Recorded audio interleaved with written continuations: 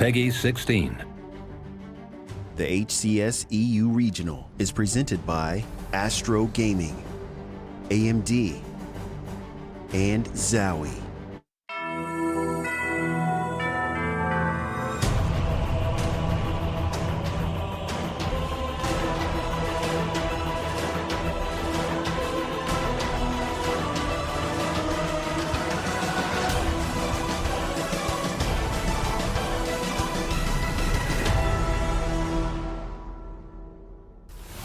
Hello, Halo fans, and welcome to Day 3 of the HCS EU Regional Finals. It's the last day here in Valencia, which means one thing and one thing only. It's Championship Sunday. And it might look absolutely stunning outside of the venue, but I'll tell you something, that trophy is exactly what all of our players in this arena have their eyes set on, because that is the stunning thing they want to take home with them by the end of today. My name is Lotta Prague. I'm going to be hosting. I've been here all weekend. I'm staying here on Sunday, but I'm also joined by 3 strapping young men who are going to be bringing all of the expert analysis and casting as well to the broadcast. I've got Clutch, Gaskin, and Lethal. Gents, I mean, what an incredible 2 days it has been so far. Really excited about day number 3 because hopefully we're going to see some upsets. That's what I'm hoping for. I want to know what's going to happen, whether the underdog can do it, who's going to be coming out on top. There's all to play for here. I'm just excited to get the day underway. Clutch, how are you feeling about day number 3? I feel good, but Wadi, you might be upset because I'm not sure how many upsets we actually will see. I am a big fan of Ascend. I love what we've seen from them so far, and they haven't dropped a game. I'm not sure if they're going to. You know what? I think you're onto something there, Clutch. You usually are, to be honest. You're right a lot of the time. Gaskin, can you keep my dream alive? Do you think we're going to see some chops and changes here? I think we could see an upset today. Whether it's going to be in the winner's bracket, I'm unsure, but I think the elimination bracket certainly is destined for upsets. Considering we saw an early drop yesterday from Online Warriors, the expectations from those guys was a grand final. Maybe even there was talk of winning the event possibly from their online performances. They were lackluster yesterday. They need to show something different today, and they're going to have to upset some teams if that's going to happen. Very, very true, actually. And Online Warriors has been on my mind for sure. And Lethal, I'm sure it's been on yours too. Do you think they can make that Cinderella run? Can they go from the elimination bracket all the way to that grand final and proceed the expectation that's on their shoulders? I'm not too sure in the moment. In all fairness, I think all the teams between 2nd and 6th, it's just going to become a hot mess at the moment. That's what I kind of feel like. It could be the gift that keeps on giving in terms of upsets. So, okay, sure, Ascend are the favourites. If anyone's going to take them down, this is where we're going to see some true indicators because no one, well, especially Ascend, haven't really been tested yet.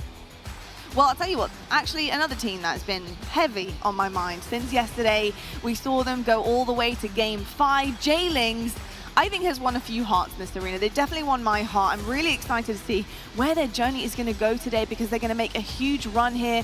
Obviously, against Blackhand, we saw what they were capable of. The reverse sweep came in. But my question is, this journey to the top, you know, is it realistic? How far can they go, do you think, Clutch? They got to send up next, so we're going to find out pretty shortly. But I like what we've seen from Jaylings. They've shocked us all with how they've played. But this is their first true test, I think. Online Warriors, they were probably about 50-50. They were the 4 and the 5 seed coming into the tournament, but now they're going up against the top dog. How are they going to compare to Europe's best is the big question. If this is even if this is a close series, I have high hopes for Jaylings, even if they're not able to take this one. But this series, I mean, Jaylings has to show consistency in, and they have to prove that they can play with the best. I think it's very clear that Jaylings are a momentum-based team. They've gone 2-1 down against Online Warriors. They've gone 2-0 down against Blackhand. But then they take that mental reset. They take the bathroom break that is provided for them. And boy, has that made a huge difference. The coach, Morga12, said, I told everyone to get off that main stage. And the difference that happened when they came back was unreal. It was night and day. So if you're going up against an Ascend roster here who are going to know that's possible to happen, Ascend need to know even if they go 2-0 up, the job's not done, right? These guys are going to be coming out fighting regardless of how many games they were to drop. Very, very true indeed. I'm excited to see exactly how that one's going to go. And I think, like you said, Clutch, you know, just telltale signs of something bigger, even if they don't manage to take that series as well later on today. Let's talk about Navi, though, because what an incredible, incredible turnaround from this roster. I think the performance yesterday going up against Online Warriors was huge. Jimbo obviously stepping up in a massive, massive way there as well. Lethal, you know, what do you make of Navi? Do you feel like they can pull that consistent performance out the bag in day 3? if they showed the same passion as they did yesterday, then absolutely, there's absolutely no reason why they couldn't. Because, okay, it's great, you know, it's a business decision at the end of the day with some of the changes to make, with the strategies as well they use. But the thing is, though, sometimes you need to show that raw passion. Why you're here, why you want to be here. And I've not seen that for probably months, let alone weeks. And it's been really lackluster and disappointing. But now, yesterday, if they play exactly the same with that raw passion once again and the emotions, the fire in their belly, which we have not seen at all for such a long time, then they could potentially go all the way. Passion is great, but it's all about the plays that they were able to make as individuals. Jimbo popping off, 2Foxy getting some overshields when he shouldn't have, keeping them alive. It's individuals making individual plays. That's what Navi has lacked over a long time now, right? Mighty's has given them a few that spark, and the rest of the team seems to be re-energized with that passion, with the energy. We'll see if Navi can keep it up. And we were talking about their performance and how good it was yesterday, Gaskin. And we're talking about the level of consistency here. But the big question is, yes, maybe they can continue that performance over, but was that good enough? Was that good enough to take down the likes of Ascend, to take down the likes of Quadrant? Well, and that's the true question, isn't it? That's the task that's next for them. They had to kind of beat teams like Online Warriors to prove that they are capable of getting to top 3, if not further. But now suddenly I think the task is a lot more difficult here with Ascend and Quadrant because they don't make as much mistakes as Online Warriors did yesterday. It's not going to be as easy for Navi to structure the play the way they like to. They're going to have to be thinking on their feet a little bit. There's going to be a lot of pressure on 2Foxy to try and re-strategize here and there because both Quadrant and Ascend, they are far better at kind of pummeling you into the ground when they do take that structure away from you. Online Warriors tried it, but Navi had an answer very early in game 1, and unfortunately Online Warriors never came back from that. Yeah, we just made it this far through the pre-show without saying the word Quadrant, which is a serious problem for everybody out there, right? This is the one team that actually has a chance, I feel like, to take down Ascend. They have looked good this weekend. We are almost doing them some disrespect by not giving them enough of a showcase here, so I want to see more out of Quadrant. I'm very excited to watch them later on in their winners bracket semifinals match, and if Quadrant can show me a strong showing there, I can't wait for that winners finals where they will meet Ascend. Yeah, I tell you what, it is kind of weird not talking about Quadrant here for a second as well, but we saw so much yesterday as well as we saw our open bracket teams, you know, coming out of the open bracket, trying to kind of find themselves in pool play and looking at what we were able to see here, you know, Vex Gaming coming out on top against Witchblaze, we've got Lucendi as well, trying their best against Quadrant. As we're looking at some of the top teams playing our open bracket teams, you know, we really didn't get a whole look at where these guys are at, and I think looking at the pools, if we're not seeing the likes of Quadrant versus Ascend, Quadrant versus Navi, Navi versus Ascend, it's really difficult to see where they are at this moment in time competitively. Now, my big question, Gaskin, is Quadrant or Ascend? Who is better right now? They've had the same results pretty much from day 1 and 2. Who do you think, in terms of the way that they've been playing, is on top?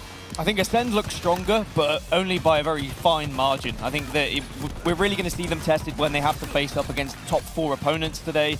We knew coming into this tournament, top 8 was more or less secured, but it's when you get into the top 6 when things start to get a little bit more questionable. Ascend naturally are going to have that title of being the team that everyone wants to beat purely because they were the last team to win an online tournament and then the last team to win kind of everything, even prior to changing Respectful. I do think, though, that Quadrant are confident here. Like, I've spoken to a couple of the guys and I've heard a few murmurs, like, they believe they can win this tournament. And it's not just Quadrant. J-Lings think the same. Navi think the same. Everyone thinks this tournament is for the taking. And that shows that Ascend are not as scary as they once were. I don't think people would be saying the same things back in the day when Ascend had that crazy 599-day win streak. That being said, you cannot underestimate what Respectful has brought to this team. Ascend look terrifying. They do indeed look terrifying. We actually saw Respectful right at the top of our KD leaderboard yesterday. Let's take a look at it right now and see the updated leaderboard. We still are yet to see Navi on this leaderboard, which I might add, and I wanted to see them coming into today, but Chick has taken that first spot with a 1.53 lethal.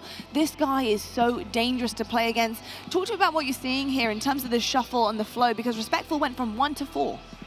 To be honest, I think we can all agree this is what we kind of expect in terms of KDs with these top 2 teams, haven't we? Chick at the top is one of the best decision makers, and Snarkdragon has the best damage dealt in Europe. So seeing those 2 at the top of the table doesn't really surprise me too much in the slightest. But the difference between Snarkdragon and Chick, though, is the fact that Chick will try and have a wide variety of strategy to try and get around his opponent. Whereas Snarkdragon, though, even though he's got good damage dealt, he kind of makes the same rotations. He doesn't really try and adapt, it just forces his own style, which is why the KD's a little bit lower. But this is what we assumed would happen in terms of those KDs. We may thought maybe someone from Navi, maybe another player will try to slide on in, but from what we've seen in terms of bracket play with the pool play as well, that's exactly what we expected. I will say though, Quadrant and Ascend, they had kind of different opponents purely off seeding. Yeah. They're playing kind of 7th versus 8th seed, 16th versus 15th seed, whereas Navi have had a lot tighter games just based on where they are seeded in this competition. They've had to face Blackhand, they've had to face Online Warriors. It's not going to be as much of a statistical improvement in some of those games, but what we can say is their performance against Online Warriors as a team, and just that overkill from Jimbo, that was an amazing team overkill. Even though Jim hit all those shots, they were pretty much all one-shots. It was a team overkill, and it was amazing to watch. Yeah, if you actually take a look at like the top 10 list, they got 2 members of Navi on it, right? Jimbo and Mighties are actually on that top 10. So although we just took a look at the top 5, keep in mind, they're right there, right behind. The big name that spoke out to me in that top 5 is Shad. Shad is a guy that we don't talk about enough. It's all about SLG and Chick when we talk about this Quadrant roster. If they want to win this whole tournament, Shad has to be on fire. Nurix, he has to be on fire as well. That is very, very true. I tell you what, they're all dangerous, aren't they, to be honest? Anyone in the top 10 is pretty scary to play against, and they're going to have to play against one another very shortly. Let's take a look at the winners bracket right now to see where we're at. As you can see, we have our semi-final set up. J-Lings versus Ascend, Quadrant versus Navi to find out who's going to head on in that winners finals. We obviously saw our quarters yesterday. Let's take a look at the elimination bracket, though, to see exactly who is fighting for their lives today in Championship Sunday. Blackhand versus Frostbite in elimination round 4, and we got Vex Gaming versus Online Warriors to look forward to as well. But I tell you what, we can actually be watching a lot of our matches happening on other streams as well. You guys can have a couple of tabs open to make sure you catch all of the action happening on and off the stage. We've got Alpha and Bravo for you on Twitch and YouTube.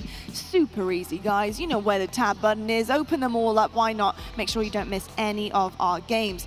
You can also get a little bit chatty on social media as well. We all know we love a bit of Twitter. And it's hashtag HCS Valencia 22 to get involved as our 5th member on the desk as well. So super easy. We want to know what you think. Who's going to be taking it today? That's what I want to know. I want your predictions at home, folks. We need to also talk about what's on the line, gentlemen. There's a lot of cash money here. We have $100,000. First place takes home $36,000. Lethal, you know, I'm not trying to press you on your age here, mate, I promise. But That's fine, that's fine. back in your Usually heyday. this is when you get pressed on your age. Exactly, yeah. You know I am going to be pressing you when I say that. Back in your heyday, you know, Lethal, I mean, $36,000 as first place. What does that do for a European roster, for players who are really trying to make a name for themselves in Halo? Well, at the end of the day, you know, with that kind of prize money, you can continue to do this full time and continue to make sure that you can be the best you can be in terms of a play and trying to establish yourself as well. Back in 2002, 2003, we would get like 200 quid and a pat on the back, and obviously for pride as well. That would be literally about it. But for that is not just life-changing money, but it can really help them to establish further as a player, as already mentioned, where before it was very, very difficult, like, you know, 15, 20 years ago. But these guys should be very happy, very lucky to get that summer change here coming into this. And let's be honest, though, it could be $1 million, 5, 10 million. It doesn't really matter about the prize pool. No, it's all about the at pride. that point it would. Maybe. Yeah, I don't know. More about the pride, mate. Well, you got to remember, that was $200 and a pat on the back for first. Wow. Imagine what I got for third. It wasn't even a pat on the back. Maybe a little bit of a tickle. That was about it. You'd be lucky if you got 10 quid in a Subway voucher. It was honestly a tough time. But we got through it, and now we're here, and we're into the glory days. These guys are very lucky for sure. They are very, very lucky. I tell you what, we're really lucky, though, because we have some incredible players to look for. And I want to talk about some of the top players that we do have in Europe right now, because they, you know, we've got a handful, but just some to kind of tickle your fancy and pick a few. Let's talk about Snipe Drone, somebody that actually yesterday we highlighted as, you know, being one of the best to watch on the screen that actually isn't talked about that often, especially with Respectful coming in. He's kind of been the guy we've been going to have a look at and to check in with. But Snipe Drone, you know, he really does push things in the boundary of wins for this team. I think he does so much. You know, Lethal, when you look at his play style, what he does for the team, what really pops out to you and potential viewers at home? For Snipe Drone, he's one of those players where he'll trial and error a lot. This guy is on 12 hours a day, probably minimum. Like, I'll match him at lunchtime, I'll match him at 12 midnight, I'll match him at 4 a.m. Like, it's kind of similar to Wall in that retrospect. But how often are you on? Yeah, that's what If I he's on was 12 hours a day and you're matching him. Literally, I'll pop on for 2 games, he's still playing. I'll pop on 2 games, Warlord's 12 hours number a day, he's still Lethal okay. 2. This could be like me making excuses here. But what I'm trying to say is the fact that the way you trial and errors and all that bits and pieces is the fact that there's a lot of players who can easily easy just fall into bad habits, go into autopilot, not improve at all. But for him, he does it every single time. He makes the same rotations, adaptation with his team. And it's really great to see as well, because normally when you get a little bit older, your killing instinct and your drive kind of dwindles a little bit. But I'm kind of like a broken record with Snipedrone. I've been saying it for the last 8 years with the fact that he's one of the biggest damage dealers in Europe, if not the biggest. And this is why he's not talked about a lot. Normally people look at his KD or, we don't really look at his point of view too much. But if you watch the way he plays and the same rotations he makes, he'll do the same thing every single time unless he adapts to one of the other top teams and the top players. Yeah, I think this guy is probably the most consistent piece on Ascend, right? When we talk about someone like Sika, it's a little bit less consistent with the stats, but I feel like Snipedrone's that known commodity you're getting every single time, that known positioning you're getting every single time, almost like a Royal 2S player. He's one of the slower players on Ascend, I would say, but he's always dealing out damage. His position is always that one of like a power position, and he's always there to try and be that last line of defense as well. I don't remember Snipedrone having a bad game, and I think that's so important to have someone like that on your team. And what's made him even more scary is now he's got Respectful alongside him. They're previous teammates, they've played so much before. Previously, I think that Snipedrone was often a single player with 3 other teammates, and they kind of do their thing, he'd do their thing, and it worked out. But now you've got Respectful, who will be looking out for Snipedrone. I know that communication can be a thing, because you've got French players, you've got English players, you've got a solid 2-2 now. So imagine that on Aquarius. You've got 2 players running around, communicating their own language if they need to. That becomes even worse when you're an opponent, and you have to go against the strongest you're going to see these guys. I'll tell you what, talking about strong guys though, we have the #1 KD on the board as well to have a look at, Chick. I mean, this guy is just absolutely ridiculous. And to be honest, we've seen him do so much on our screens in terms of the highlight reels that he can produce, but what he can also produce for his team, the openings he creates to allow the efficiency coming forward and the flow for Quadrant as well. And honestly, Gaskin, watching that overkill time and time again, leaving you pretty much rendered to loud noises, why don't you talk about how good this guy is? Chick is incredible to watch, and we get to relive this moment again. Bang, there you go. Like, the fact that you can pull that off in a tournament on an international stage, it just shows how confident a player he is and what he is capable of. But it's not just about the flashy plays, it's not about the multi-kills, but it's what he offers and what he does for this team. He does a little bit of everything. Sure, he's the main slayer, sure, he does the damage, but he is more than happy to get that ball, to get that flag. He'll do what's prepared of him, and that's what I've been saying for the last 5 months, 6 months, that everyone needs to be playing a part. You can't just be a slayer, you can't just be an objective. You've got to be an all-rounder in Halo Infinite. Yeah, the first time I watched this guy play Halo Infinite, I was like, all right, who is this? Decision making on point every single time. And when I watch somebody, I really tried to not think about their individual skill, but think about, is this something I would do? Is this a play I would make? Is this a play that turns out correctly? Chick seems to always make the right play. Chick seems to always be in the right position. Chick seems to always be making the right decisions. I started to question, like, does this guy have the individual skill to take it?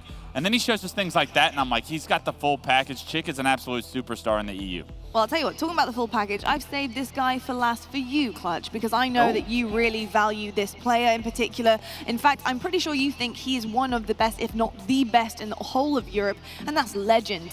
What does he bring to the table in your eye that really is pushing him out the pack of the rest? Yeah, I just got done gassing up Chick, and everything I said about Chick, this guy does, right? But he plays at a faster pace than Chick. For me, it's got to be Legend when you talk about who is the top dog over in the EU scene. What he brings this Ascend roster is so much aggression, so much pace, so much individual skill. And I mean, it's just a pleasure to watch. He reminds me of like a Frosty-esque type player at times, and it's something special to watch. It's scary, the stuff he can do. Like, he just heavily abuses the sandbox. He will get every kind of advantage possible, just make your life an absolute living hell in a duel or team shot, etc., etc. But now for Legend, I want to see him do the exact same thing against these top teams, because yeah, sure, fair enough, against the top 6, top 4 teams, he can get away with a lot of it, but he's got to be very, very careful with the coordination. It's kind of similar to Shady, but the difference with Legend, he thinks outside the box, where compared to Snipedrone, he doesn't really adapt, he just makes the same rotation, makes the same plays, makes the same positioning. But for Legend, no, he's quite similar to Chick, but not as much the decision making, it's just the abuse of the sandbox. He is one of the quickest players to watch move around the map as well. It's like he lathers himself up in grease and slides off every angle that he can find. And trying to track that when you're going up against him and trying to predict where he's going to go, it creates an impossible target that you're trying to hit. He is one of the best players for movement, so if you're trying to learn, like, how should I move around the map, keep an eye on him this tournament. For me, it's like what Dan just said, right? It's when I'm playing against this guy, how is this guy here at this time? It's the pacing that he just completely throws off. And when you are able to do that to your enemies, you create so much space, you create so much pressure that it throws them off. It allows your teammates to catch people off guard as well, because now all of a sudden the flow of the match is thrown off. And Legend can do that as an individual, and there's not many people on the scene that can. Would you compare him to anyone in terms of playstyle, his movement, his speed, to anybody in NA that would be recognizable for the same kind of thing? It's like that Frosty, Bound, Druck, Halo 5, like absolute micro mechanical skill that's at the highest ceiling kind of thing. Maybe not the individual skill of a Bound or a Frosty to that point, but he's on his way. He's still young, he's building, and he's already dominated the EU scene for almost, what, over 700 days at this point, it feels, so. He's got the days on his watch. But I tell you what, I mean, it's pretty scary to hear that as well, especially when they're young and they're that talented and they already have down every fundamental mechanic they would need, and also to build on that. It's pretty scary stuff, and make sure you're watching out for that in the gameplay. Let's talk about what is coming up though, folks, what your day is gonna look like here on Championship Sunday. We're kicking things off with Ascend versus J-Lings, our winners bracket semi-finals. We then have Quadrant versus Navi in their semis. We then have all of our elimination brackets with a little winners in between. And finally, our grand finals happening this evening, 7:30 p.m. Central Time. I mean, it's going to be absolutely incredible. I am so hyped to find out who's going to be in that grand final, because honestly, it could be anyone at this point in time. I think the winners bracket is looking pretty handsome. I think a lot of these teams do have a chance to get there, and I think it's about who really shows up on the day. I think that quite often in Europe, our winners final and our grand final are the same. Like, historically, it's always been that way, but that's not going to be the case this tournament. I think that as soon as you drop down from that winners bracket, there are going to be 2 or 3 teams in the elimination bracket who are going to be gunning for you, who are going to want a chance at that grand finals. Granted, it could be the same, but I don't think it's going to be as predictable as it once was historically through European Halo.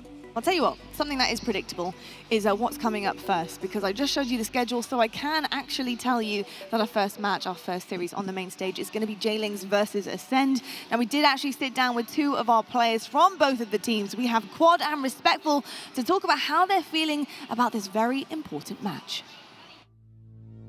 Ball as well, and with 4 seconds left, Lunny is desperately trying to get a touch on that flag. 3 players fall towards him, and Quad deals with the ball! A triple kill to end it. There he is, standing up on the stage. He wants. I feel like pressure makes us better, actually. I guess it can be the opposite for some people. I'm always confident anyway, because that's just the way I am when it comes to this. But I'm very confident coming into it in myself and my team, which is nice. And I just think we're all going to just shine. So I'm excited. The extra kills, Valkyrie's his next target. How different it could have been if Millsy was able to hit those shots with a drop rifle. That's the difference maker, and that's Respectful showing how it's done. Ascend are a really, really good team. We always have fun games with Ascend, but we've never played them online. So anything can happen on the day. We just can't make mistakes tomorrow against those guys. They really will take advantage, and they showed to the American teams when they came top 8 at the event that they will capitalize on mistakes. And yeah, we just need to sharpen up tomorrow, for sure. Inside of Elevator, otherwise you're not going to be getting that hill time. The long flank does come in, and it's effective here for Septic. They get all 4 dead. Those players coming off respawn. Glory's going to be 1, and there's the triple. Make it all 4 here, Septic, but Cristola is going to steal it away. He's saying, I've got the camo, I have the advantage. You've got to try and see me through a little bit of your looking glasses. And he's still managing to pick up kills, still managing to get away. And already we're seeing a significant lead being found for Ascend. That was 2 players shooting 1 player. And somehow not only did he get the kill, but he was able to scamper away with his life as well. That is why he's one of the best around. Are you ready? Well, I'll tell you what, there's a purple hue lighting up half of the arena. I'll tell you what, they'll be starting with a full tank Ascend. Let's talk about them first. This squad, for me, in terms of the ratio of this series, it's not what they have to do, it's what they have to keep doing, right, Clutch? You know, what do these guys bring to the table that's going to be really difficult for J-Lings to stop?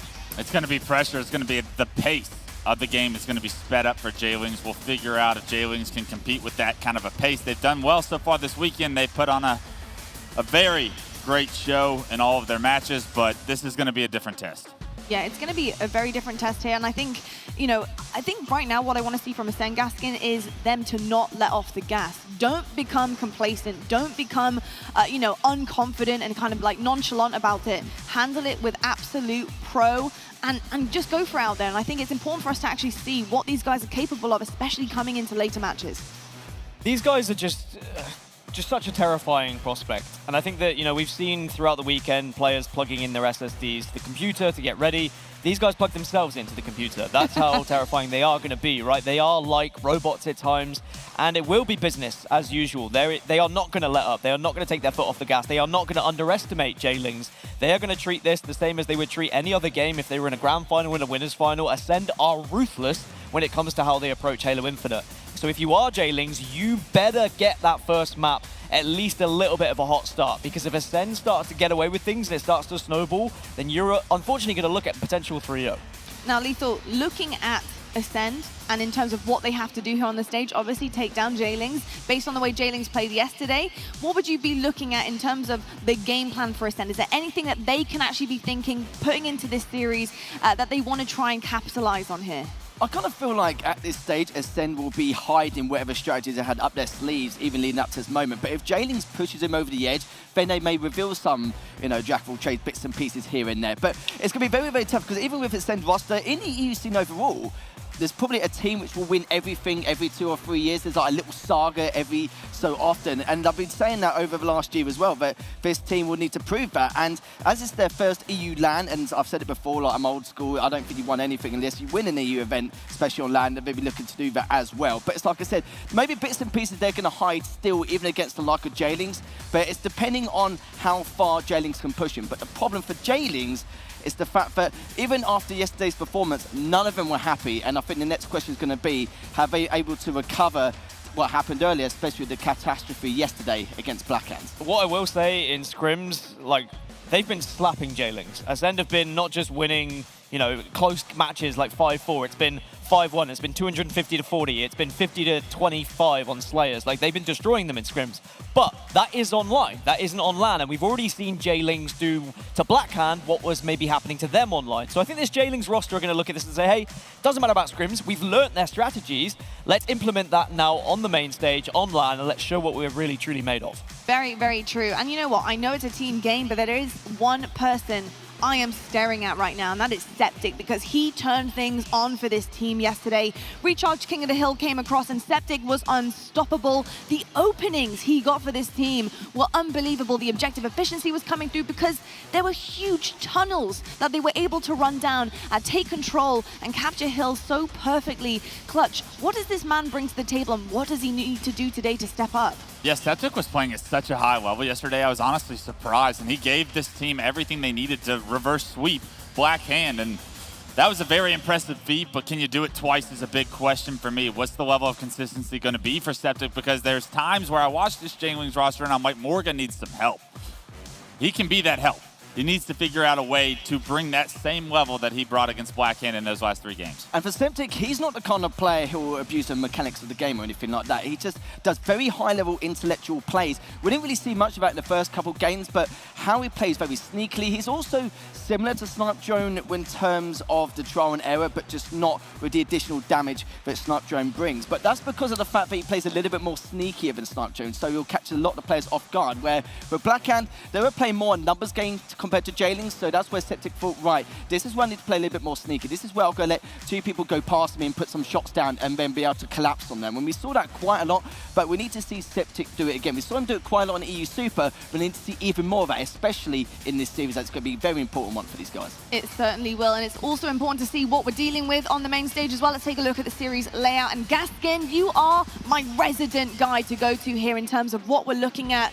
Anything that's kind of, poking out to you in terms of a potential sway? I spoke to Quad just earlier on about the opener, Stronghold Streets, and he says, all right, typically Ascend are very good at Stronghold Streets. We know how amazing they have been against other teams, but he also feels like it is a snowbally game type that could go in their favor. They're a momentum-based team. If they can get an early lead, if they can start to maybe make Ascend worry a little bit, that could carry through throughout the rest of this this series. And suddenly, Ascend, if they find themselves 1-0 down, they might be thinking, okay, this Jaylings roster are not the same roster we've been playing online.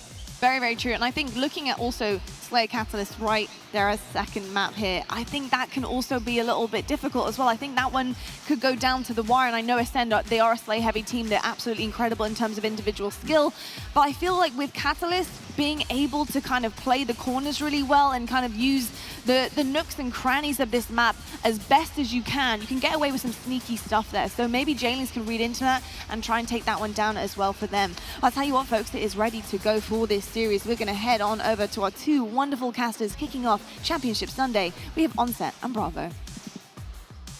Welcome along, everybody, and yes, indeed, it's Championship Sunday, and this is one of the moments we've been waiting for all weekend long. There's been a lot of action through the last few days, but now we have the big boys ready to go to battle. We're starting off with two of the biggest, Ascend and Jailings. Here we are, Championship Sunday. Ascend, as you heard, of course, in the pre-show, one of the favorites and arguably the favorite to win this event after their years of dominance in Europe. Jailings, the dark horse, the team that many wondered could threaten the top three. They've not only done that, they've started to take down the top three favorites. This is their first big test here. Championship Sunday, the winners semifinals. And you can feel the mood here in Valencia has just changed a little bit this morning. Everybody yesterday, all the teams, all the players, smiles on faces, a little bit of laughing and joking.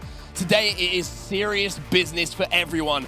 And this is the first piece of business to take care of. It's going to be Ascend versus Jailings. We're heading over the streets to start things off. Cannot wait to get into this. You heard Gaskin say Jailings feel up to the test here in this game number one. They're ready for this game type. They're ready to fly. And Mark, you and I were talking a lot about this series, what Jailings need to do. They need to be the aggressors. They need to be the ones getting the opening damage and continuing to push the advantage. They do indeed, and we're going to have to see if they can do that. And on the other side of things, you've got Ascend, a lot to prove. As crazy as it may sound, this team has been dominant in the online arena, but this is a different environment. This is the LAN environment. This is what matters most. That's right, this is the match that we really came for here. We want to welcome you along to Championship Sunday at the EU Regionals. We're live from Valencia, Spain, Professional Halo's first outing here in Spain, and it's been quite a tournament so far, but if we're honest, things are just heating up here on Championship Sunday. It's a nice use of the rockets for Septic here in Laundry. Great use of all weaponry so far from Septic. He's got one kill with the Stalker Rifle, he's picked up the rockets, he's almost got another there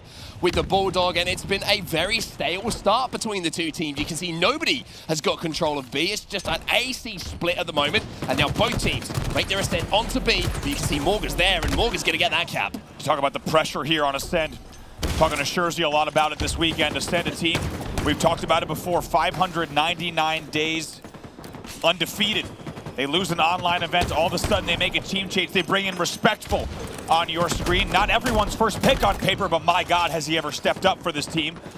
But the most pressure they've ever had. This is their first time at a LAN where they are expected to win. Anything less will be a disappointment. Oh, 100%, and I think the pressure's not only coming from those watching at home, but on themselves. They know how much this means, and from the opening here, we can see that Jailings did have momentary control of B, but Ascend have made a big push onto it, and now did manage to turn it over themselves. But a couple of kills going back into their favor of Jailings means that they might be able to reconvert B, and I've been really impressed with the trades, with the 1v1 situations that have been won in certain situations by Jailings. A lot of the time, you'll see Ascend come out on top, but it looks like Jailings are locked in. They are locked in. They will continue scoring with this BC hold and continue their lead even more. And wow, you talk about the run that Jailings has had. Just in case you didn't catch Friday and Saturday, these guys are the momentum story. They win a big game 5 as we see 3 dead for Ascend.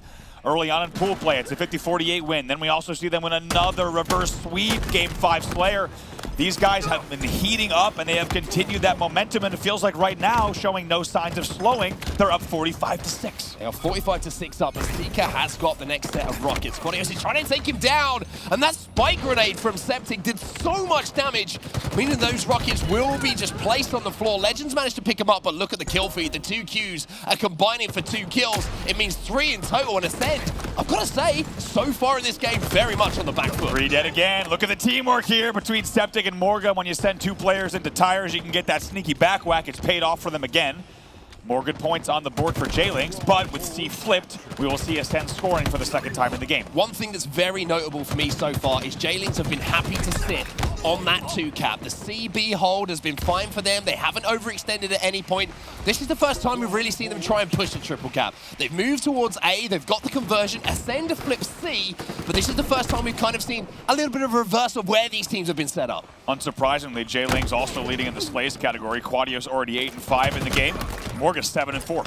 3 dead again for Ascend. This is something they are not used to. They are being outslayed, and not just outslayed, pretty heavily at this point in the game. Yes, it's early on, but look at the pressure and look how difficult everyone is being to be taken down on the side of J-Lings. Cristola survives Legend at the moment. He's just trying to do what he can to put any kind of pressure on as J-Lings are pushing the trip again. Yeah, Chris, a really difficult kill there. Eventually he'll be taken out, and Legend's very wise to it. That was pretty tricky stuff there from Cristola to be pushing up garbage and then stay alive, but in the end, Ascend will go ahead and grab B. That means they will hold BC and continue scoring, but they find themselves with quite a deficit. Rockets popping up in 5 seconds. So J-Ling's great start. Probably couldn't have asked for much more. Septic with yet another individual win, and he has been on fire so far as Cristola also finds the Rockets. But like I said, Ascend, they've been on the back foot for quite some time. J-Lings have had the numbers advantage. The scary thing, though, for the side of J-Lings is they know if they slightly misstep at any point and find themselves 3 or 4 dead, then before they know it, Ascend will be back into this. They have absolutely no room for error, but right now looking very good. They will cross the 100-point mark here, still in the lead and still scoring. Let's go into an early Astro listen-in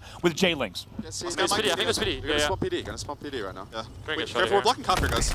Yeah, no, they're gonna be PD spawns. They're gonna be PD spawns. I'm coming B right now, heaven right now. No, I'm gonna spike A. I'm gonna spike A. A weak, they're gonna push B. I'll double spike. I'll be on B.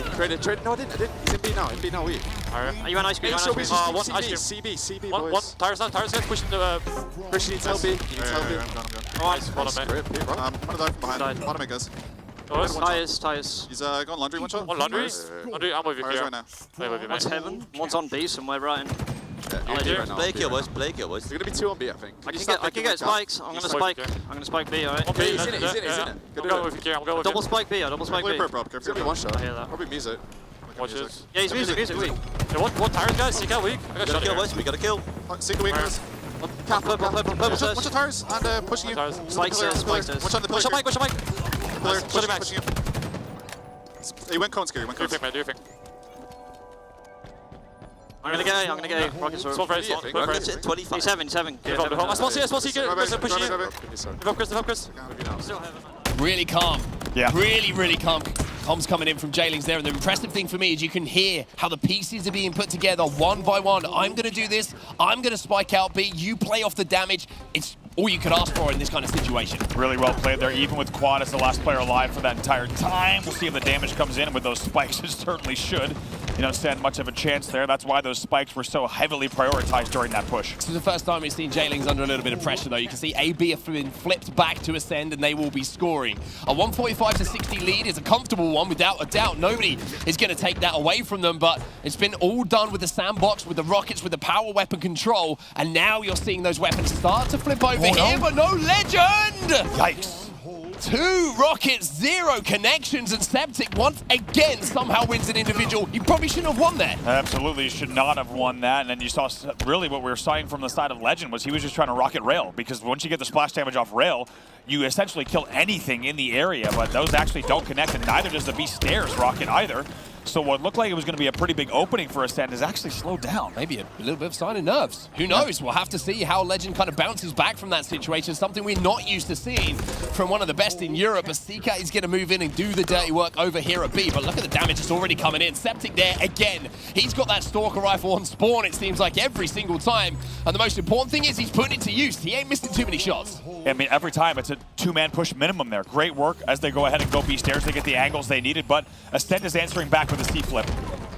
Never mind. Reset comes in, though. And how many times have we seen it? Ascend just seem a little bit split on the map at the moment. They're not quite sure where they want to allocate their resources. And J-Lings, this is playing into their hands. If they can pick off 1v1 situations or where 2 people are pushing, they know they can allocate the resources that are required. Septic gets a beat down onto Snipe Drone, who'll be traded out almost immediately. But this is a vital part of this game for both teams. J-Lings, if they can just manage to sneak out one of these strongholds, having to off the back of these kills that they're picking up, then they're going to start clawing past that 200-point mark. Then they're going to start thinking about that win. If it doesn't go their way, Ascend could roar back. Let's see here. Snipe Drone team with a large task ahead of him. As you say, down by 63 points.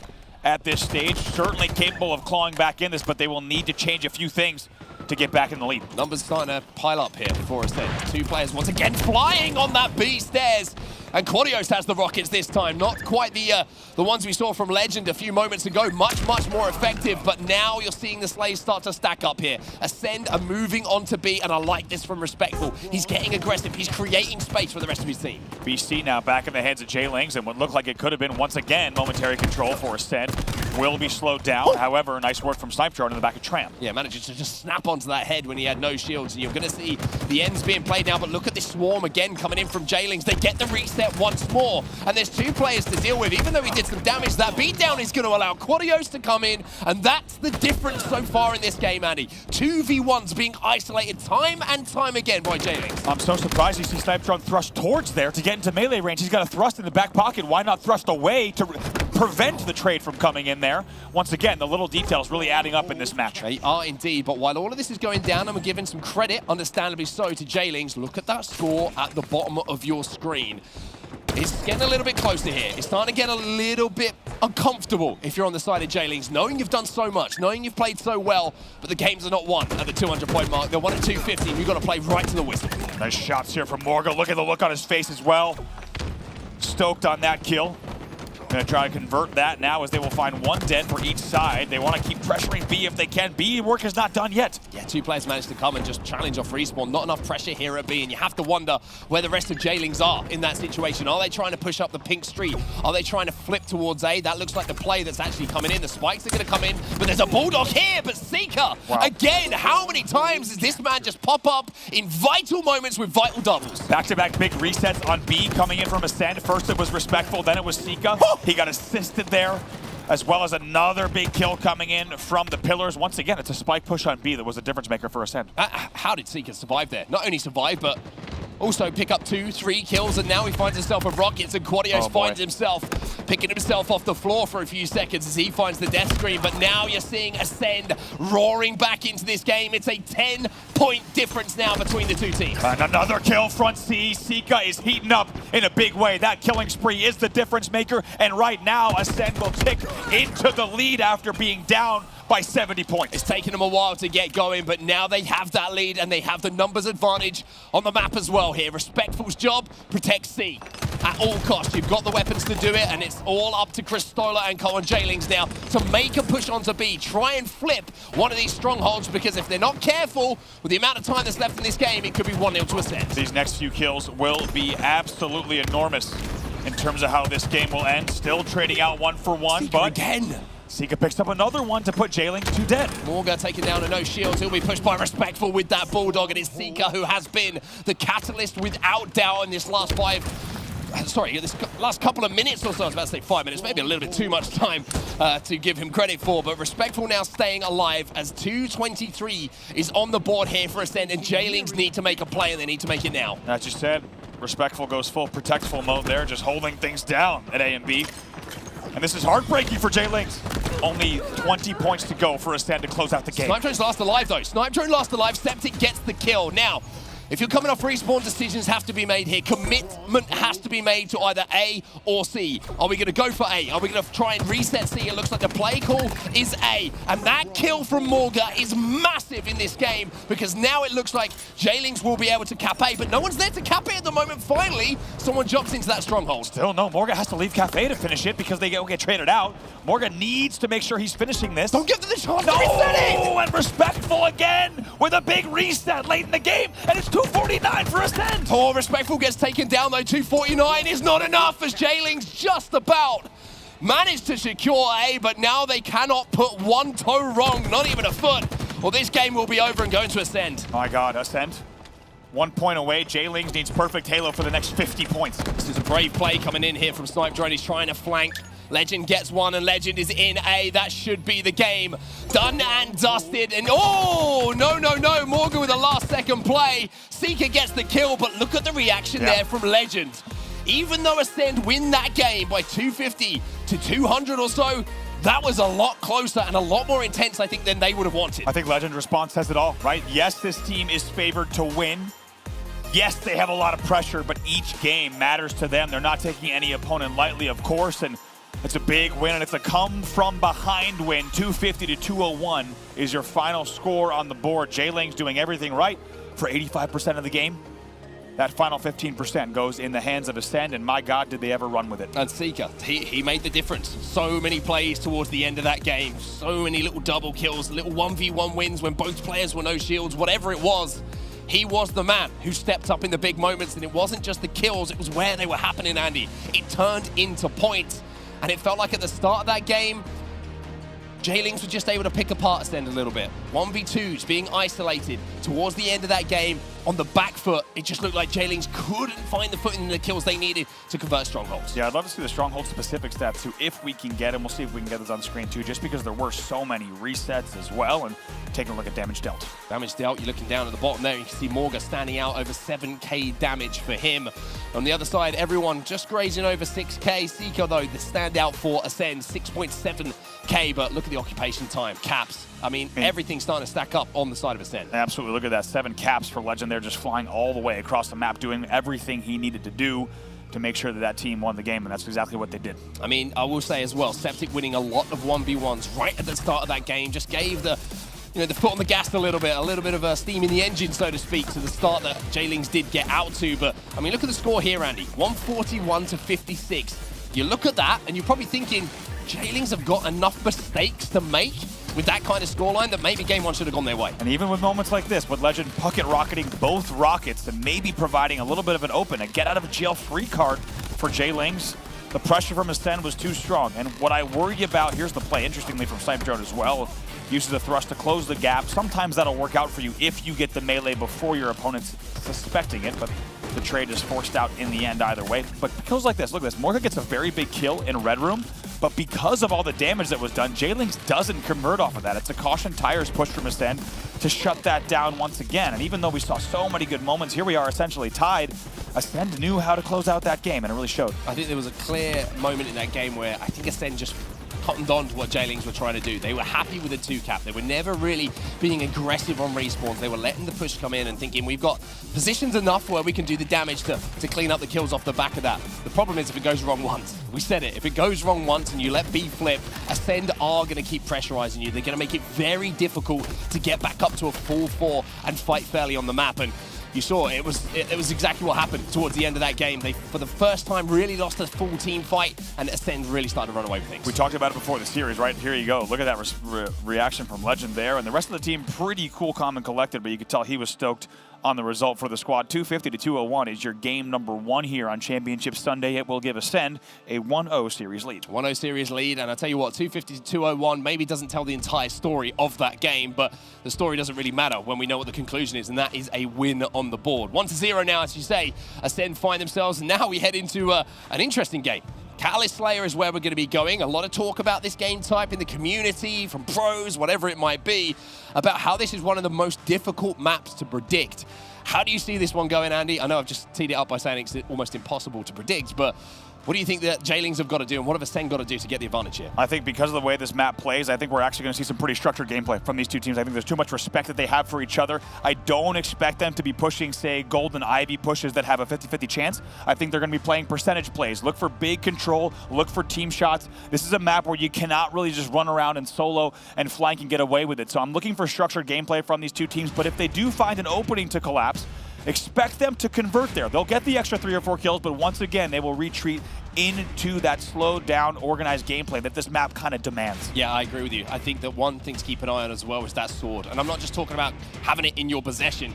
It's about how you play with it as well. Overextending with a sword, running into a couple of players, a trade comes in, you give it away. And that can be the difference maker. So sword control as well as usage is going to be really, really vital here. Let's see what Sniper Drone can do off the break, though. The overshield, of course, is going to be down, bottom, middle, and off the rip here, you can see just 1 kill going to be picked up. Septic actually grabs it on your screen. He gets that overshield pretty much for free because of good opening nades that came in from J-Lings on the bottom of the front base.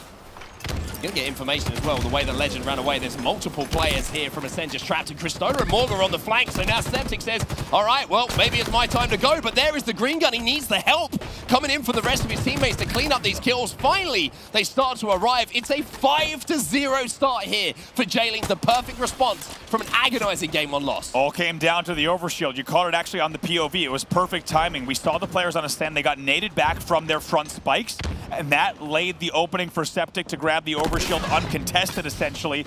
And as you say, a 5-0 lead, skewer in hand as well. But we talk about it time and time again with Ascend. You cannot give them any inches to push up. That's why they're playing so structured, so organized here. Legend's on the flank, and he's going to get caught out here. Oh, Repulsor actually helps out Cristola a little bit here, but maybe not as a flood starts to come in from Ascend. And considering the fact that the skewer and the sword have been in the hands of J-Lings, this is a hell of a push coming in from Ascend. It is, and that flank from Legend, I think you and I are both a little bit worried about it. Maybe it was mistimed. In the end, it does put a lot of kills on the board for them. Next overshield coming up in 27 seconds. This is high stakes and fast-paced Halo. Another key here for Ascend and J-Lings. You cannot let those one-shots get away. If you do damage, you have to capitalize. You have to be a little bit brave sometimes. And just a slight overextension, trying to clean up that kill to get it on the board. It's 10-5 here. Seeker once again wins an important battle on the gold side because that overshield's coming up soon, and if anyone can get hold of Grapple, look at Quad, by the way, popping off with that 1v1 win, then that overshield is going to be secured. Overshield is up. All eyes on bottom middle now. 11-7 in favor of J-Lings if they can secure this overshield. Septic is the man again. Does not hit the slide, but it doesn't cost him, and 0 eyes, 0 shots on him. They might be trying to wait and bait, but that's a surprising uncontested grab again. Yeah, a little bit surprising, like you say. Very, very surprising. Just nobody from Ascend taking the responsibility. Maybe it's because Respectful got that skewer and he thinks he can hit the shot, but Morgan's got the sword and he's got the flank, and that's 2 overshields in a row now, which is why J-Lings have this lead that they do, and Snipe Drone, he's going to fall as well. It felt like Ascend was maybe just waiting and baiting to put 2 BRs on it after the grab, and they did it a little bit, but as you could tell, J-Lings still converts. They take advantage, and just like that, off of the overshield alone, it's 16-8. Respectful's point is his reticle at Septic and gets the kill on the trade. The grapple was down as well as the sword, so maybe not the worst situation there. Respectful comes out with the sword and the grapple onto the back of it. 17-9 though, make it 18-10 as a couple of kills will be traded. J-Lings have turned up this morning. Yep. They are here to play. This is not going to be comfortable for Ascend. Not at all, and Ascend knows that this series is going to be one to watch out for. Sword out for Respectful. Will hit one, does not hit the second though, so those kills will be traded out. 20-11.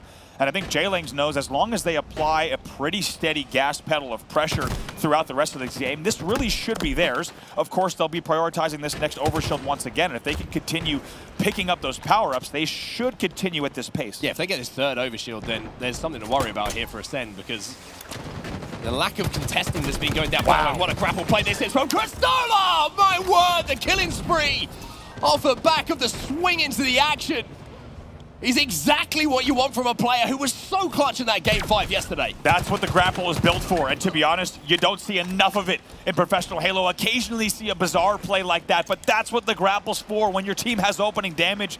It's not just for winging around the back of the map for a scenic tour of Catalyst. You want to use that fly-in, hit a drop slide along with it, and clean up the damage on the kills. That will continue their 10-kill lead. They're still up now 25-16. 7-3 for Cristola as well. He's been playing so well here in Valencia. I was kind of discussing with Gaskin a few moments ago. Let's go back to that, because you did see that overshield being picked up by Ascend for the first time, but it looks like it's been neutralized pretty quickly. It certainly was, and J-Lings, despite not grabbing the OV, as you say, they were quick to get to it. Double kill killing spree and a little bit of a 360 style flare for Legend. That will bring them within 7, and a little bit of deja vu here. Ascend is looking to climb back. J-Lings need to make sure they don't repeat game number 1. Starting to see a few individual battles being taken here that maybe you don't have to when you have that lead. The one thing to say here, if you stood behind them, if you're the coach, boys, just play together. Do not let them get away without being traded out. Let's make sure we keep this lead. And Ascend are now back in this game. It's 5 kills. The difference between the two. Respectful has to put on his sneakers and run away as quickly as possible and hides behind the ivy. Not a bad place to look at this push here from J-Lings. That's the characteristic J-Lings push as they send multiple players there, and some good team shots, though, answered by Ascend. Ascend is now within 5. Can they repeat? Let's go to an Astro listening with Ascend. Maybe one shot sneaky. One shot AD, bro. Nice. Absolutely on the sneaky still. Still here. Nice. Let's go, guys. I'm gonna go get us. I have a sword. I'm gonna play bottom here, Mike. I mean, like, Someone get to me. I've got a grapple. Yeah, I've got a grapple for next 2v. Just wait for it. Yeah, 2 guys there. Night ping. One on me. One weak, I think. That one's one shot, Chris. There was another one low. Nice, bro. One one on me, I'm pretty sure. Car on weak. V15. Weak on you, Brand? Nice. Another guy weak on you, Brand. On the hole. I think car one. This one, I died. Sword on repulsor. Sword down on repulsor. 2 guys there, effect. 2 guys there, effect. Car 2, car 2. I'm dead, I'm dead. Novice, novice. Ah, yeah. With sword on repulsor if you got it. They will play for this story. Yeah. Tu peux pas grave. I'm watching guys, I'm watching guys. One guy P2 watching it. We have to. On their spikes. I'm trying to make a move into our Weak on their spikes, Septic. Really weak on their spikes. I'm gonna Guy below me, Legend, pushing me. Yeah, I'm watching it. Me, bro. Might go PS. Oh, no, he's not. He's P2. One guy back cut, Septic. One shot, Septic. Nice, another one here. Where is he? Was cut for sure. The guy P2. Weak catwalk. It's cut, Quadrant weak. P2 weak. Vargas one shot. Bien you weak, Mike. I'm looking. Good OS. You was there, bro. K1. Good OS, it's fine. Vargas on me. I died. Both down there. What an interesting series of events here for these teams. Finally, we're seeing some grapples connect. 29-33, it's an overshield grab in the end somehow for Sika and Ascend. And while Morga's staying alive, Sika's just getting melted and burned. The game now within 5, and lots to talk about during that listening. Yeah, lots to talk about indeed, and we'll talk about it in just a second because look at the score. It's important that we highlight that right now because Ascend got back into it. Even though those grapple plays were straight up miscalculated when they did try and get that overshield initially, they secured it, but they got back into the game. But J-Lings in the last few minutes with that sword have again established this 6-kill lead. They also neutralized the overshield. Now that the game slows down for just a second, it'll give us a chance to talk about a few things. The first thing, of course, Ascend now being half French, half English. You're hearing, of course, a lot more English being spoken, of course, in the comms, which just changes things a little bit for the French players. But, I mean, you called it, they had 5 grapples across them, and they had 2, oh God, arm stuck in the doorway there. That did not look good as well, regardless of how strong that Spartan armor might be. There, finally, it will be laid to its final resting place as the doorway will open. 31-37, it's now a 6-kill lead, but let's be honest, Ascend not only botched those grapple plays on the overshield, I think they could have gotten a much more successful overshield push. You need to know exactly what those grapple distances are. It's about 24 meters or so, and you better be pre-planning at home your grapples. Where can you grapple from? You should know the exact spot on the map where you can grapple the overshield from. You cannot afford to be missing grapples on the overshield for about 15 seconds of play. And at the moment, it's costing them. Look at the score. You're just seeing kill after kill after kill as we find ourselves now back on the POV of the last Ascend player standing. It's going to be Snipe Drone. Overshield was up, and here comes Quadios. It's another overshield going over to J-Lings, and this is the most important one of the game. J-Lings has played the better Halo in this game. There's absolutely no doubt about it. They're up 42-31, and for good reason. They have just looked a lot better as a team, prioritizing these power-ups, and even when they did not have control, they somehow find a way back due to the gaps in the Ascend armor. Look at the bravery here from Quad as well, just clambers up, knew the damage was done, the trust in his teammates, and the call-outs they were making that he could make that move. And now Respectful's gonna get grenaded, he's gonna get taken down, and at the moment, J-Lings are looking so good, and Quad is 13-9. Fantastic numbers from him, and to be honest, across the board, Septic also 12-7. Everyone in the game positive at this stage, and they're looking so good. The assist column looking great as well. Look at this brave push again here from Quad. He's creating a distraction, trying to be aggressive, trying to take the game to Ascend. This is what Ascend do to people normally. And Morgan's getting that first pick once more. As Seeker tries to fly out, Quad's dancing around this pole, and there is Septic with the sword again. Kills eventually will be traded out in favor of Ascend, but it certainly looks like too little too late. 48-34 in favor of J-Lings. They only need 2 more kills to go. Here's the flank from Morgan. Unfortunately, just didn't hit the 2-shot melee.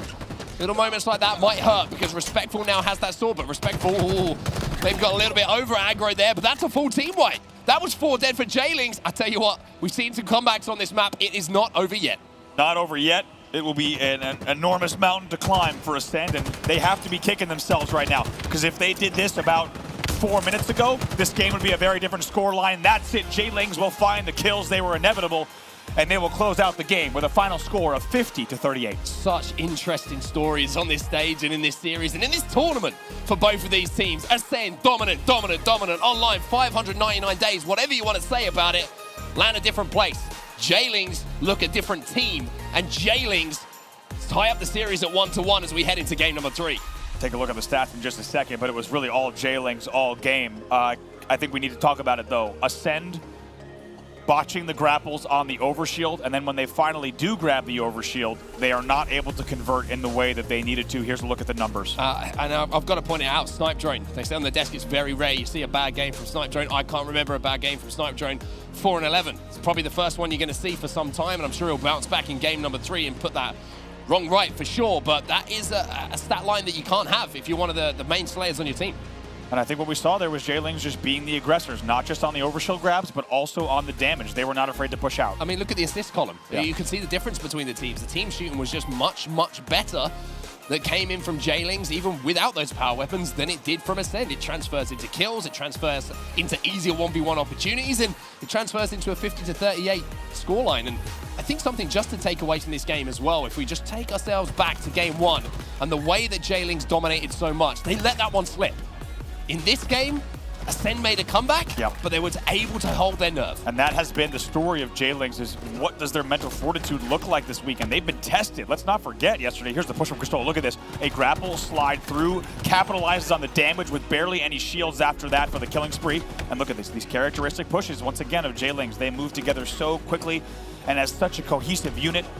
Really paid off on the scoreboard. This was the play that happened just after that overshield, and Quadios gets the next one as well for the home stretch. Yeah, it was an effective use of overshields as well. We did see Ascend get a couple, but they weren't really impactful on the game because you saw J-Lings just melt them, or maybe a little bit of a misplay from the overshielded play. Whatever it was, they were not transferred into a rally of kills like J-Lings did. And there was a few misplays for sure around that overshield that cost Ascend, but that's where we find ourselves now, heading into oddball recharge, and J-Lings probably want to get back into this one as quickly as possible. I tell you what, I'm having a great time here. This is the way we want to start off Championship Sunday. Back and forth, tug of war between two titans of European Halo here. They each have a game on the board, and the question is just how long will the series go? As you say, oddball recharge going to be our next game type, and I have to say it, you would not see the best in the world making those mistakes that we saw. When the likes of Sentinels, when the likes of C9, to use North American examples, when they show up at a LAN, they know their grapple distances to the power-ups. You cannot afford to be just shooting grapples at the overshield and hoping that you're within 24 meters and hoping that you snake them, and then you hesitate, and then you miss another one, and then you drop down and you don't convert on the overshield. If Ascend doesn't win this series, if they don't win this tournament, they're going to be going back to the VODs, and they're going to be wondering, how did we show up here at the largest Halo event in European history with a $100,000 prize pool, and we didn't know exactly the distances to grab the power-ups? How do we make such basic mistakes? Right. That's the worrying thing, right? That's not a complicated thing to know. You should be in a position where you should be able to grapple that back without any kind of problems. And even though it might seem like a minor thing, it's the butterfly effect, right? They now know you have the grapple because they can hear the audio cue. They now know that they have to make a play on it. They now know that they have to get eyes on whatever side they hear that audio. All of these things contribute towards that scoreline that happens right at the end of that game. And all smiles on the side of J-Lings, understandably so, but those smiles will be wiped off the faces now if Ascend come back in this game number 3. And let me tell you, oddball, recharge, Ascend historically extremely strong. And they should be here as well. That's what they'll expect to bring to the main stage. The question is, how do they bounce back? A tough result for them in that last game, and those mistakes might be fresh in their mind, but they need to now focus up on oddball recharge. And the best thing about this series, and I dare say the best thing about this Championship Sunday, is there are no guarantees. There's a lot of question marks and things yet to be answered here, and I have been saying it. I think this is the first time I've been in a LAN at this size with this prize pool where we do not know how the top 3 is going to shake out, and the same applies to this series. Anything can happen here in game number 3. 100%, and that's why we love the LAN environment, right? Online's great. We love online competition. It gives us an indication of what teams are playing well, who's looking strong, but who's got the bottle? Who's got the nerve? Who's got the balls to make plays when it comes to the live environment with a crowd here, with people watching at home? That's what you find out right now, and that's what we're seeing. The question posed to Ascend and both J-Lings as we head into game number 3, the swing game in the series. It absolutely is. Both teams playing this a little bit slow. Actually, as Respectful and Sika will fall. J-Lings right now getting the better of the opening. They certainly are. Snipe Drone in a 1v1 here, and he wins it, but immediately traded out. Ascend find themselves 3 dead, and Cristola's got the camo. See what Legend does here. He was the last player alive and just wants to stay alive long enough to help his team. And Cristola actually gets spotted out with the camo. Cannot afford to let that happen. That was a risky route, and it does not pay off.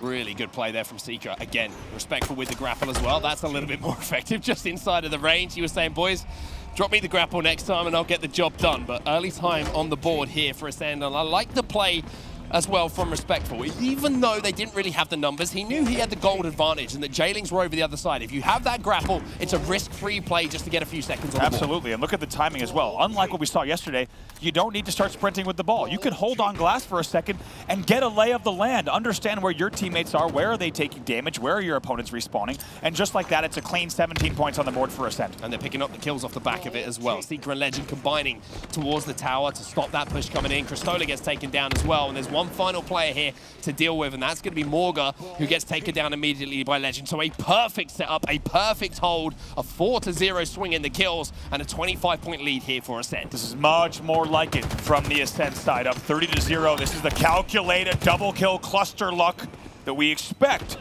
from Snipe Drone and the squad. It's 3 dead again. Morga is the last player alive again. It will be continued points for Ascend. I just want to take a second there to break something down that Snipe Drone actually did that maybe people are thinking, why didn't he just challenge that guy? You know, he's a 3rd kill in front of him. He gets that double kill and he realizes that that player is completely irrelevant to where that oddball is. He then takes himself to try and help the closest players who are challenging the oddball player, and then that player, everyone can turn their attention to him overwards. So great prioritization coming in from Snipe Drone in that situation. Even though it might seem like a minor thing, that's what separates the best in the world. It was 3 dead again. Septic was the last player alive, so he was forced to hit the play ball, but not before it's 52-0. Legend tries to go full Superman up into the sneaky, but he pays the price. Regardless, though, a lot of points on the board for Ascend, but if we're honest, even scarier is the way that they're playing. Yeah, I agree. This is like the Ascend we would expect to see, and with Respectful with a camouflage and a shock, potentially, and a sword. He leaves the shock for now, but this is looking like a tough break. And the difficulty now for Jailings, not just the fact that they're getting outslayed pretty heavily,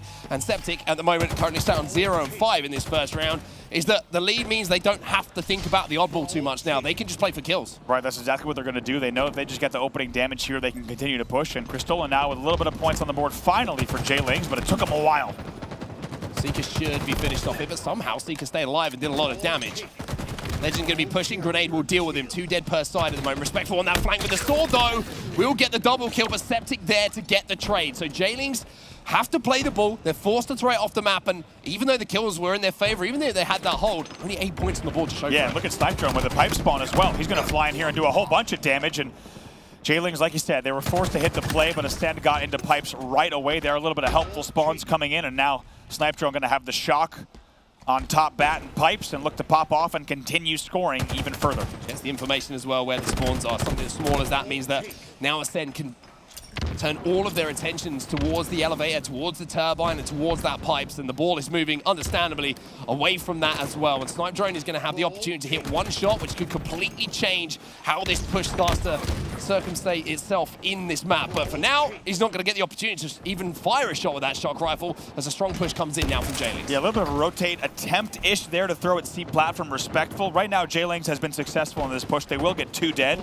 They're looking for even more if they want to get control on the board, but really interesting back and forth between these two teams. It was a nice hold in pipes. 5 grenades were thrown by Snipe Drone, but in the end, it's matched by a great push from Jailings. Seeing a little bit of a setup here from Jailings, but it's a little bit of a wobbly looking one, to be honest with you. It's not a full setup, and because of it, it's allowed one player from Ascend here, Legend, to sneak away with that power-up. Now, they need to locate him. They know that a couple of players are dead. They need to find the damage. They need to capitalize and take him out of the game as quickly as possible. Otherwise, they're going to find that oddball getting thrown off the map nice and quickly.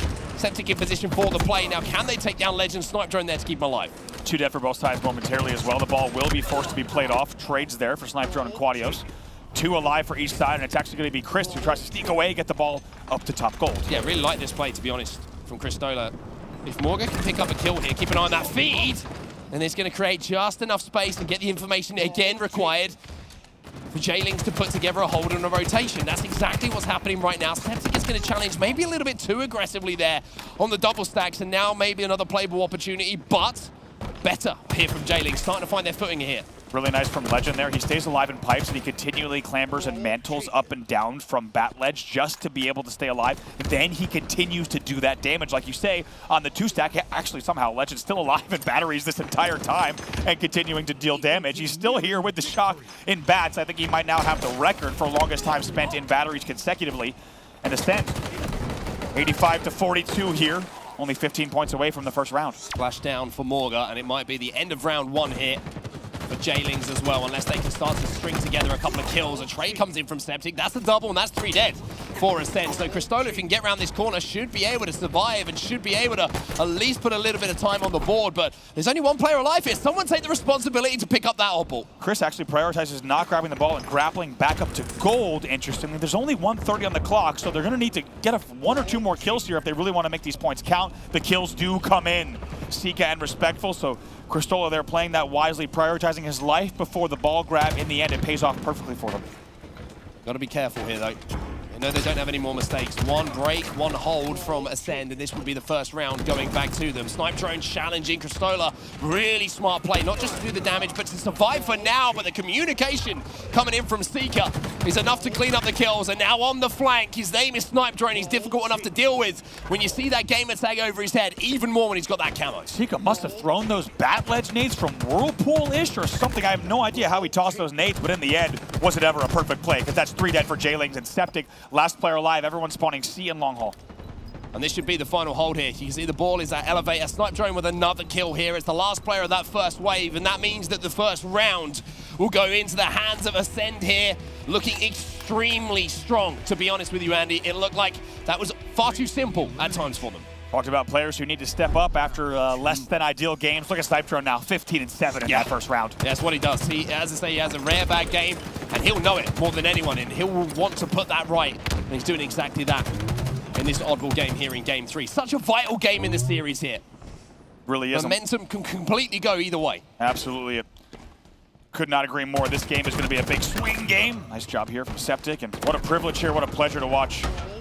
Really a lot of royalty of European Halo here. A nice little alley-oop from Morga up to the bat ledge. That will be continued time, and Morga just putting down some pings. Then perfect timing on the damage. Look at this. With the assist as well. That's 2 dead. J-Link should make sure that they get these last few kills.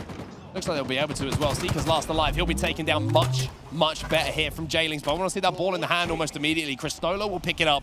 One thing that maybe has been a little bit off is just being a little bit more unselfish when it comes to holding that ball. Sometimes you've got to take a little bit of damage while you're holding that odd ball. Sometimes you've got to prioritize just getting into a position to scrap up a few extra seconds before you get engaged in the fighting. It looks like maybe J-Lings are a little bit too prepared to fight too early. Double kill for Sika. He will also assist on the third as well. Another thing that's been interesting about that first round, Mark, and curious to hear your thoughts, very low percentage of rotations. This is not a rotate-heavy game at all. It's been a lot more control-based, which is not generally the case when you're talking about recharge ball. Yeah, I mean, that's why you're only seeing 15 or 20 seconds at a time from both teams. You're not seeing 30 seconds, 45. Yes, it's difficult to do, and maybe the opportunities weren't there. The cut-offs were being made by other players, but now you're seeing Snipe Drone again with the ball in his hands this time. Not only the kills, he can do the objective as well. That's right. Generally, when you see a game that is not rotate-heavy at this level, nice work from Snipe Drone, but those kills will be traded out, potentially a team nade, unless something got eked out just at the end.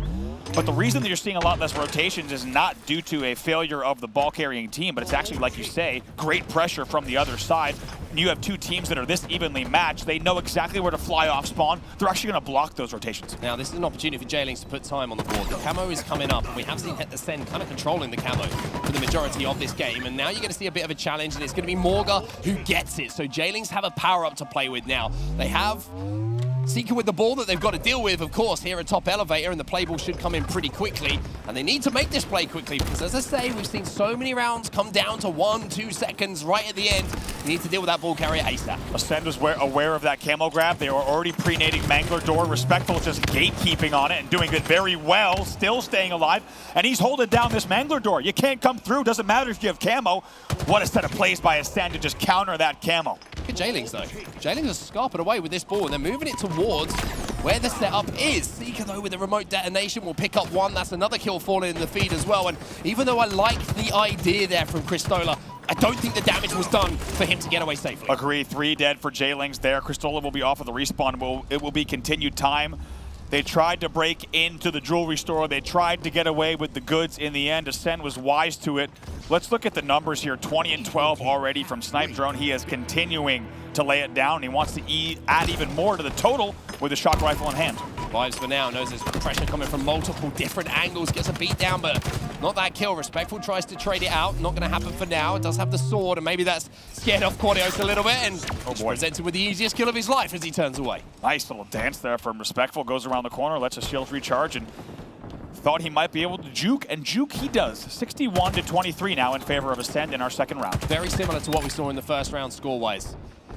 kind of a 30, 40-point lead here for Ascend, which means that they don't have to overthink the game. They can play for kills, they can play their lives, they can force mistakes here from J-Lings and allow them to overextend for that oddball. And you can see that's clear what the game plan is here for Ascend. Zeke has the ball in his hand, but Respectful, he's not worried about anyone across map right now. He's just taking care of those stairs towards gold and that glass push coming in. Once again, Respectful just going protectful. Just holding down the top. He's very happy to sit there with the sword. Sika will even just add a little more annoying points on the board from batteries, and in doing so, plays the ball as well. But 3 dead. Respectful was last player alive. He might have the sword, but he's also going to need to pray a bit here and somehow going to get away long haul. Yeah, somehow survives, but J-Lings have got away with the ball. But look at the score, 83 to 30. J-Lings have the setup, and once again, Respectful just comes back and says, I'm still here. I still have the sword. How patient was Respectful there with the 6% left he had on the energy store? Yeah. He's like, I'm going to put this to good use no matter what it takes. He runs away to long haul and he comes back around the corner. So far, he's been sneaky. Look at the points on the board. My name is Respectful, and I've never known defeat. Elden Ring fans will know exactly what I'm talking about. 98 points on the board, though, and one thing you do know for sure if you're a Halo fan is that Ascend will take the swing map here. It's 2-0 on Recharge Oddball, and that was a much, much more controlled performance from Ascend. When you talk about a swing game type, it's a heavy swing. That's an undisputed victory for Ascend after what was a less than perfect Game 2 Slayer. They are back in control of not only the scoreboard, but you have to think the momentum and the energy on the main stage as well. So now, just a little bit of time to reset for the side of J-Lings. What's going through the minds of these players right now? It's almost like, I always think in these games, right? It's like, okay, we had a really tight first game. By the way, Snipe Drone, oh my God, what a way to respond with 23 and 14. 11 KDA, very, very impressive. But just to go back to the point I was making previously, it's like you get to that game 3, it's a really important game, it's a swing game, but sometimes, as strange as it sounds, it's almost better to just be outplayed and lose by a considerable margin than to have a super tight game and then fall over at the last hurdle, right? Certainly agree. And you even just look at the side of J-Lings, right? As we said, this is a team that's been riding momentum since they got on site on Friday. And I think for them, they throw that game on the back burner, right? Don't worry about that game at all. Focus up on this next game type as we take a look at some replays here from that last game. It was all Ascend all the way, and really, once they started heating up, it was all too easy for them. It certainly was indeed, and I think if you're J-Lings, you're saying, okay, not our game type. Never mind, that one's gone. Let's see what we can do in the next one. But the highlights most of the time will be on the Ascend side of things, and the control was the thing that really kind of stood out for me. Nobody was overextending. Nobody was getting hungry for kills. Everybody knew their responsibility and what angles they had to be holding. Respectful with that sword in and around pipes was such a nuisance to try and take care of. And every time that J-Lings got 1 or 2 kills, you knew that Respectful was going to be there to trade and make that ball almost obsolete. Great plays here from Morga, but once again, it was just not enough. Off the respawn, Ascend was flying and ready to do the damage that they needed to. And look at this play. Look at this play. So glad we have this in the highlights here. Look at this. Morga has camo and he can't go anywhere. He's getting naded from top gold. Mangler Door's getting naded. Respectful will bounce around the doorway. That's the way you shut down a camo perfectly. They have no idea where he is, but they know the only routes that he has. Yeah, it's great to show how stifling the pressure can be from Ascend as well, right? Even if you see Morga in that position, he's in tower, he's chilling, but then as soon as 2 kills fall, and his 2 teammates fall, just multiple grenades, multiple pieces of pressure, and he can't move. And why he can't move for that 5-10 seconds? Ascend turn it into ball time. Right, and they neutralize the camo as well. That's the plays I expect to see. As Ascend will take that game 2-0, they will also take the series lead 2-1. That's the opposite side of the missed grapples, right? That's Ascend playing, hey, they eagle eye camo mid-bridge, they know he's stuck bottom control, and all of a sudden they're perfectly playing against a player they can't even see. That's the perfection we expect to see from Ascend. If they can keep that up through this weekend, they will win the tournament. The question is if they are up to the task. Well, now they've got to be organized once more. Aquarius capture the flag is going to be the game type. And this is the last chance here for J-Lings to come back in this series and be involved in another game 5, because they have been having some fun in game 5s when they've been coming out on the right side of it. But CTF Aquarius, a tough ask, especially with Ascend starting to look very, very organized in their objective game types. And you have to think, the longer these game types go, the longer the series goes, Ascend is going to look better and better, and J-Lings needs to make sure that if they start to get some flags on the board, they end this quickly. I think if this goes to the full time limit, Ascend wins the game. Yeah, I agree with you, and I think that it's going to be down to some of those individual battles. We've seen the teamwork is starting to click on both sides of things, right? We can see the clear plan of attack from J-Lings. It's going twos, try and flood areas of the map. Ascend trying to hold angles a little bit more than maybe we've seen previously when they had Shady on the team, and they're trying to team fight with the angles of map control. We're going to have to see what works out here as we're into our game number 4. The opportunity for J-Lings to send us to a Game 5 in the first series of the day, but also for Ascend to close things out. You also bring up a great point there about angles and holding control. In that game of Oddball, it was a lot about angles and control. For example, Respectful just staying alive top gold with the sword, being a nuisance. Let's see if they bring that into this game as well. It's certainly a map that can allow that, but if J-Lings can answer back with the pressure, they can maybe overwhelm that strategy. Will be one here, will be one by Septic. So that's 2 dead here for Ascend.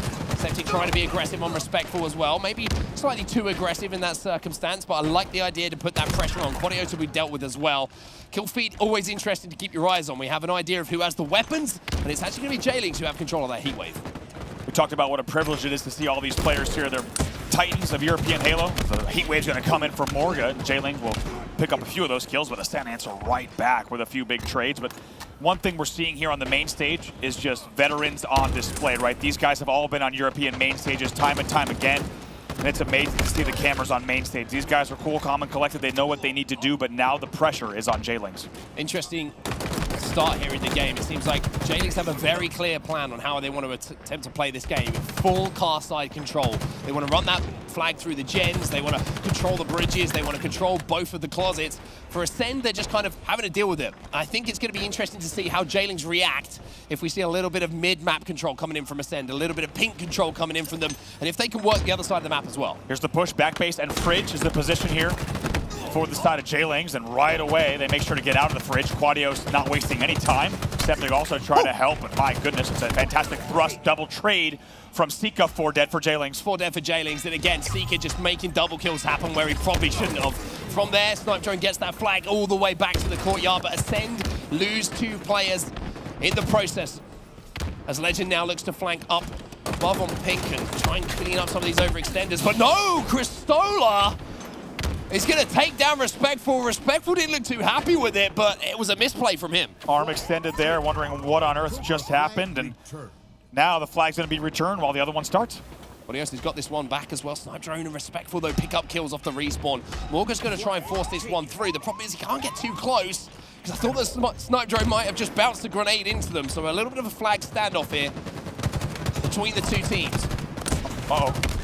Double team here. It's a good gen push coming from Ascend. They have numbers as well. They have numbers. Quado in a great position. Needs to pick up the kill from on Sika, though. He has to get this kill. He gets the kill, but again, Sika probably shouldn't have lived there long enough to trade out. Could not agree more. Cristola with top mid, but right now they have to keep an eye on these flags. Respectful challenging. He has the thrust. A touch in from Legend as well. Legend will force this one back into the gen. Sika is going to be there to help out his longtime teammate, but both players down to low shields. Push coming in from Quadios, but the return will also come in, and that will be Ascend making the most of the situation they found themselves in. They get the kills required. They get that first cap, but they've got to be careful here because the counter cap is running. What a run from Morga. What a run, just dancing in between the shots. He's all the way to the straight stairs. Staying alive is huge. They only had 2 dead during the run, but Morga knows the exact angles to play to counter cap with only a minor advantage. So important for the mentals here of J-Lings as well. Go down by 1, lose the flag standoff. Oh, boys, we could have had that. We could have had that flag. We should have had that flag. None of that from J-Lings. They answer back immediately. We're tied up at 1-1. Such an interesting set of caps there. What you saw was Ascend dropping the flag on the connector from Gen. They wait, they let their shields recharge, then they bring the flag in comfortably. However, in doing so, they gave J-Lings a lot of time to set up some damage, to set up a counter, and that's exactly what happens. And to be honest, if Morga dies during that pink 1 run, that flag probably doesn't come home. Morga somehow stays alive and plays the perfect angles as he comes across bottom mid into the court and up the straight stairs. 3v3 on the map at the moment. Respectful needs to win this. Big trade coming in from Quadios. If you get that first damage and you're going up against the Heatwave player, you better make it count. Legend, though, is going to get another touch on this one. It's a little bit scrappy, this run, as Ascend now have full numbers. J-Lings lose 2 while this run is going down. Big kills from Snipe Drone. Legend now has the way cleared. Should be home unless there's a player we're not seeing here that's overextending. This one really should go in, no problem. Thrust is also going to bring it in even quicker. Ascend looking very good. They answer back, and what you have to think was a pretty big mental cap for them as well. 100%, and it was the timing, right? The timing. Legend gets the touch on the flag as soon as he throws it into the Gen. Snipe drone, bang, bang, 2 kills, which means that the rest of the teammates can be at least held and taken care of. Great efficiency coming in there from Ascend, but Quad looking to answer back once more, but unfortunately for him, the teammates fall. Goes for the Needler there. You have to think maybe if he just tried to land a 2-shot melee, could have gotten away with it. In the end, he will fall, so things will reset for J-Lings. They find themselves 2 dead, and Ascend looking to heat up once again. As we said, we expect the longer this game goes, the better Ascend will look. Legend can have the chance to run this flag once more. A little bit of clamber activity for him. But now he finds himself as the last player alive, and by pulling that flag, J-Lings are going to know where he is. Another touch on the flag as he rotates back, maybe trying to think about dealing with a spawner on the other side of the map. This is where the action is really going down. Septic going to be running this one. Little bit of a misstep. He's got the heat wave, which means that anybody pushing behind should be dealt with. They pick up the first 2. 2 dead here. This run should continue. Both flags are out, but don't forget, Legends was just a pull into the Gen. J-Lings has taken a lot of time, wasting a lot of time here. This. Get the flag moving. Yes, you know there's 2 players still alive, but find them on the way back. You've got the numbers advantage, and then deal with that second wave. They've started picking up the kills they needed to. Snipe drone gets the camo. He'll fall down into the courtyard. But again, the return needs to come in here. They need to push this flag. A snipe drone is a snake in the grass here. If he gets this free, this would be absolutely heartbreaking for J-Lings. Where is that flag? 2-4, Seeker now trying to make a play. Seeker wisely pre-nades the flag, but oh my god, Septic, this is a huge kill! If he gets it on some extra shots in the body as well. Still needs to put the flag in though. Morga still has work to do, and that should be enough of the heavy lifting now done. They should be able to send this flag back home, but nobody's taking the risk right now. 2v2 on the map once more, respectful falling down. Someone jump on that flag return. Everyone from Ascend is down. There we go. In the end, they will put the flag in. J-Lings on the board 2-2, and a complicated flag run to say the very least as it comes back home. But in the end, you gotta give the hero play to Septic, who actually gets behind the Gen flank of Ascend to pick up that kill on what would have almost certainly been a flag return. We are now tied 2-2. Just remember as well that Seeker had the heat wave in that situation as well. So 2 big chunks and he was dead. He had to hit every single shot and certainly connect with that headshot if they wanted to convert that flag. That is what happened. And now we find ourselves at 2-2. Now the close games, they've gone the way of Ascend. J-Lings, I feel like the next flag is so important for them. Massive here, this next flag, and even with 4:30 on the clock, it could be a game-deciding one. Ascend gonna start the run here, actually pink side. Pink side smart as well, because they had a player inside of the fridge. Let's see how the comms are on this run. It's a massive moment in the game, jumping into a listening now with Ascend. P2, where's the guy from bed? Okay, kills. P1, watch out bottom mid, Chris. Watch out bottom mid, Chris. He's inside bottom mid. Nice, 2 dead. I'm ending this. Maybe I'll flag it, yeah? I'll flag. I'm going behind Camo flag 5, Camo 5. I'm gonna try to get Camo. He's on top Gen, on base. Watch out top Gen. I've got Camo in wave. Make the reef. Never gonna touch on Gen. I'm gonna play for him, Nice, nice. Car 1 somewhere. Car 2, Seeker, car 2. Make the reef, Above you. I'm gonna make the reef now. Nice. I've got it. No, one guy touch. I can't see from counter. I'm 1 shot, bro. Don't push me, Gen. They're gonna push me. Go on, Gen. Septic's 1 shot. One shot on nades. Nice, 2 dead. 2. Yes, I've got a touch. One guy at front base, Pistola. Looking. One guy on flag, I think. Yeah, flag. Yeah, flag on me. Touch it, Seeker. Touch it. Push it, Seeker. Z. Nice, bro. Trying to get you ledge. Watch that flag. They're Gen as well, Can't see him, Legend. Can't see him. Dead. Gen, there was a guy there, Gen. Watch out the Gen. Swinging free, Gen. Watch out the Gen with Frost. I need it, top Gen. 2 there, Gen. Top Gen. Margus, watch out that flag. Margus, watch out that flag. Watch out that flag. Margus, watch out as well. Watch out that flag. We got flag. Pistola to Gizdo. Watch out that flag. Where is he? Make the flag. Virgin and flag. It's spawn Gen. I'm gonna touch. I'm gonna push forward. Might go Gen, mate. It's on you, nades. I mean, it's a flag standoff that's gone on for quite some time now. Septic's back in the base here for J-Lings. He's responsible for the flag. But how much is Seeker doing while we're in that listening? I mean, Seeker's doing the work of 2, maybe 3 players there. He's running the flag, he's keeping it alive, he's doing damage across the map, and now he's the one that's also pushing in. He's saying, do you know what? I've had enough of looking at things. I'm going to go do it myself. Septic's forced to throw that flag out into the front of the base. Septic survives. Seeker still alive. Not quite sure how he's managing to do this, but you might as well put a cape on Seeker at the moment because this is super Seeker. Trying to go hero mode. Staying alive here on the bottom of the straight stairs. Took an extra nade, but still not cleaned up. Honestly, J-Links needed to find him. They needed to clean up this kill. He's still behind enemy lines. Here he is. Now he's going to pop out and deal with Morga. Morga staying alive for now. Morga just buying a little bit of time. Septic still can't finish him off. Respectful now finishes him off. And it's all Seeker again. They need to deal with him here, J-Links. But this is looking like a flag return opportunity now for Ascend. Flag certainly should go. That will be a return there. It's on the straight stairs bridge. Only a matter of time. They're going to wait out the nades. Flag will go. Legend flies in to get that. Now 3-2. And what an expensive flag cap. It took 3 minutes, and now there's only 135 left for J-Ling's winners bracket hopes. 4 dead though, 4 dead for Ascend. And again, who's behind enemy lines? Who's running that counter cap? It's gonna be Morga, and for all the good work that Seeker did to force that return, now you're gonna see Legend have to step up himself inside the base. Look at these kills here. Legend also gets a pull. 2 dead for the side of Ascend. Legend needs to be big here and stay alive in the back of the base. They have to deal with him quickly here. This is the problem that J-Lings have had. Finding that last kill, finding that second kill. They need to get him dealt with, and Septic will do it and survive. The flag is back home. There's around 60 seconds left on the clock, and it's going to be J-Lings who tie it up at 3-3. Oh my God, with less than a minute left, we're tied here. Overtime potential certainly, but it's 2 dead for J-Lings. Ascend right now is answering back, and they're going to try to counter. The player in the corner here, I'm not sure that you would have seen him. That sniper actually disappeared back to car, and I like this grab back. That's actually coming in. This is actually respectful POV, excuse me. Now he finds himself in a 2v2 situation. If he can take down Septic here, he might be able to force a run. It's a massive battle to win. He's got the thrust to get away with things because the shots were looking a little bit shaky. Now on board with Septic again in the back of the base. 26 seconds left, and we're in sudden death whether we go into OT or not. Next flag will win. Septic, big double kill from him. Survivability just as important as the shots in that situation. But we're down to the last 15 seconds. Does anybody want to make a play to get that flag moving? I'm not sure if there's anyone quite close enough apart from maybe Snipe Drone. Let's see there. Camo thought about getting popped, but it's not going to go just yet. 3 seconds on the clock, no pulls. No pulls yet, and that will be the end of the game. We're going into sudden death here. As we have a tie on Aquarius capture the flag, 3-3.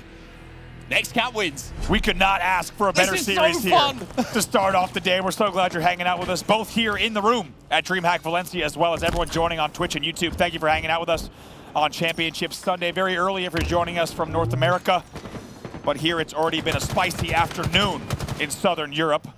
And a fantastic set of overtime here. J-Lings backs against the wall, but they score with 60 seconds left to force overtime. And the thing you hate about overtime, right, is you know if you lose that first team fight, if you lose that camo, that could be the game. You've worked 15 minutes previously to try and get any kind of opportunity, any kind of advantage, and then it slips through your fingers.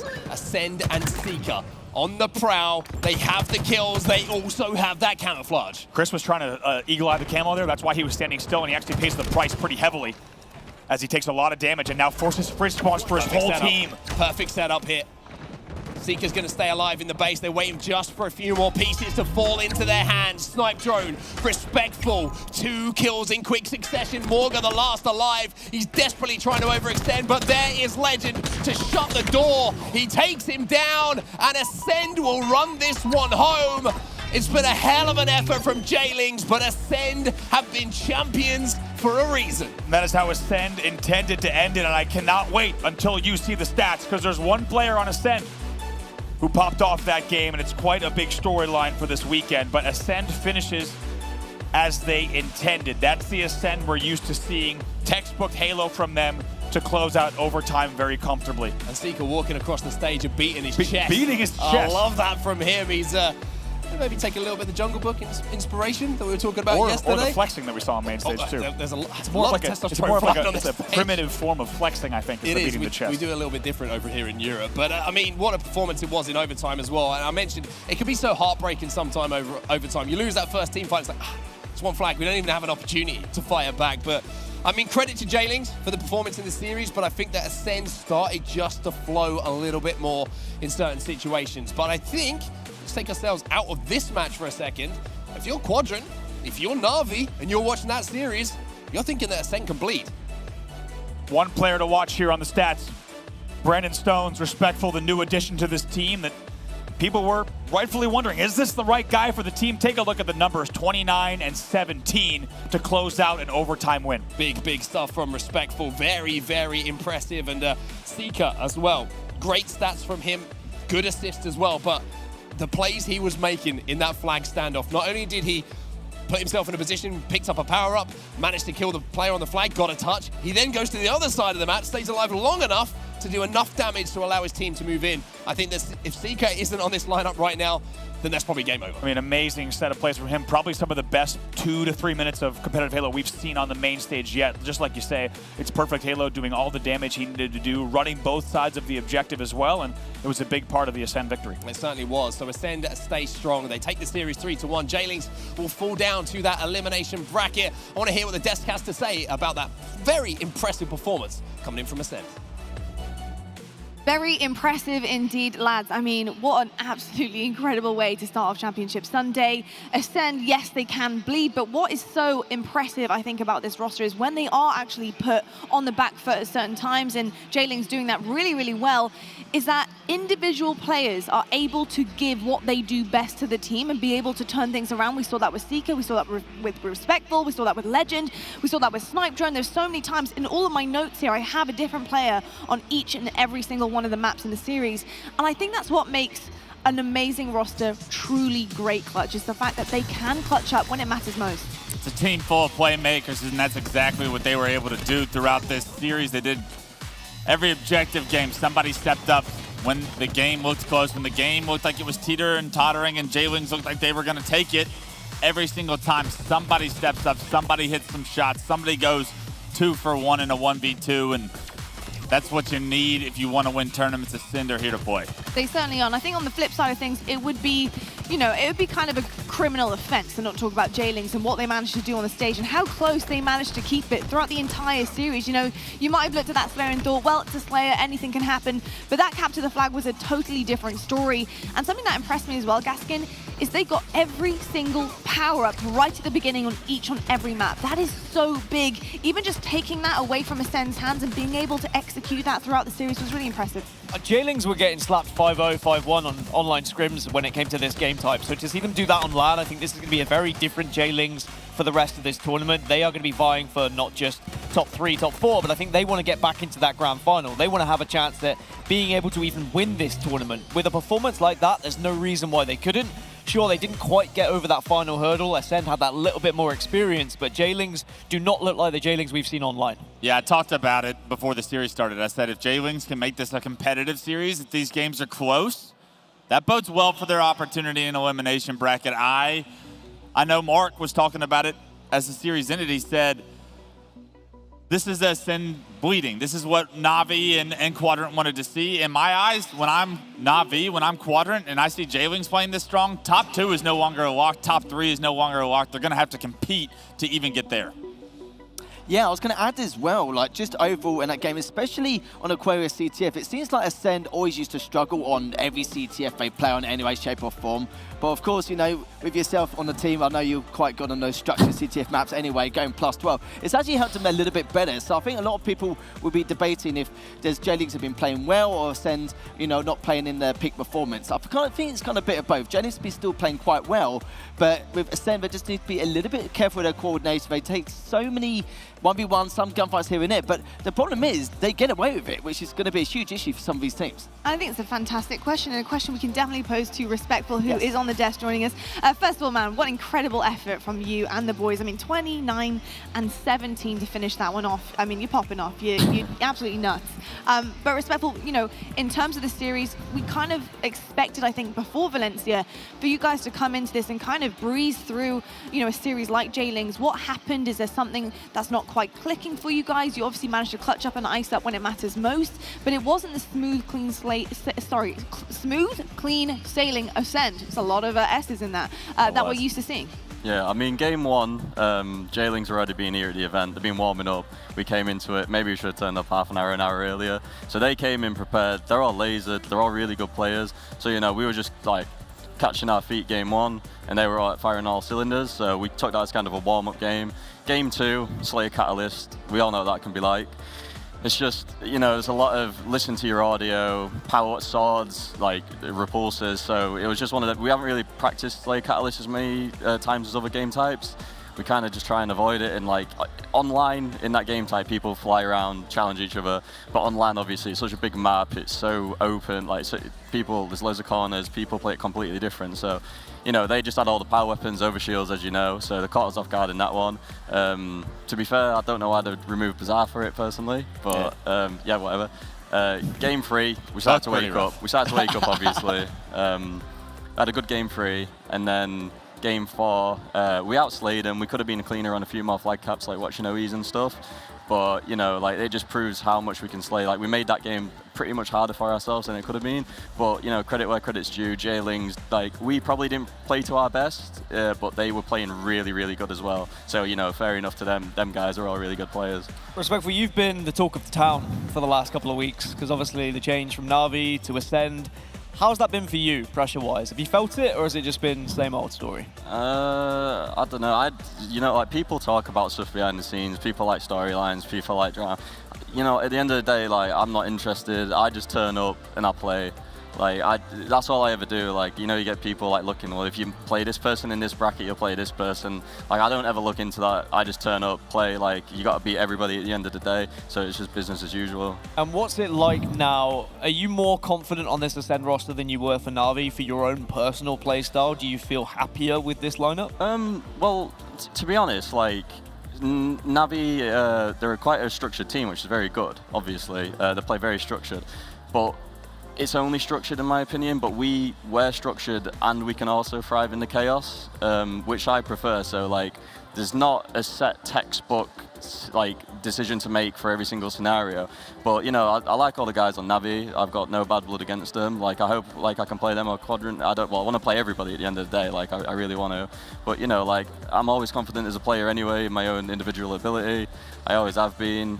Maybe I had tiny little less belief in myself, but playing in these last online cups and scrimming something like, it's like my little comeback story. Like I feel more in myself. I just feel like I've been like I'm just floating around doing my thing, and that's what I've always done. That's what I do best. You love a bit of chaos anyway. Yeah. Just as long as you get the flow in your aggression, you're perfectly fine, aren't you? I want your team's opinion on just overall what you think of Catalyst like, because there's so many different ways you can play it. Yes, it can be a little bit of a shambles. Some people can play it defensively with that defensive posture with the sword and the overshield waiting for you to make the first mistake.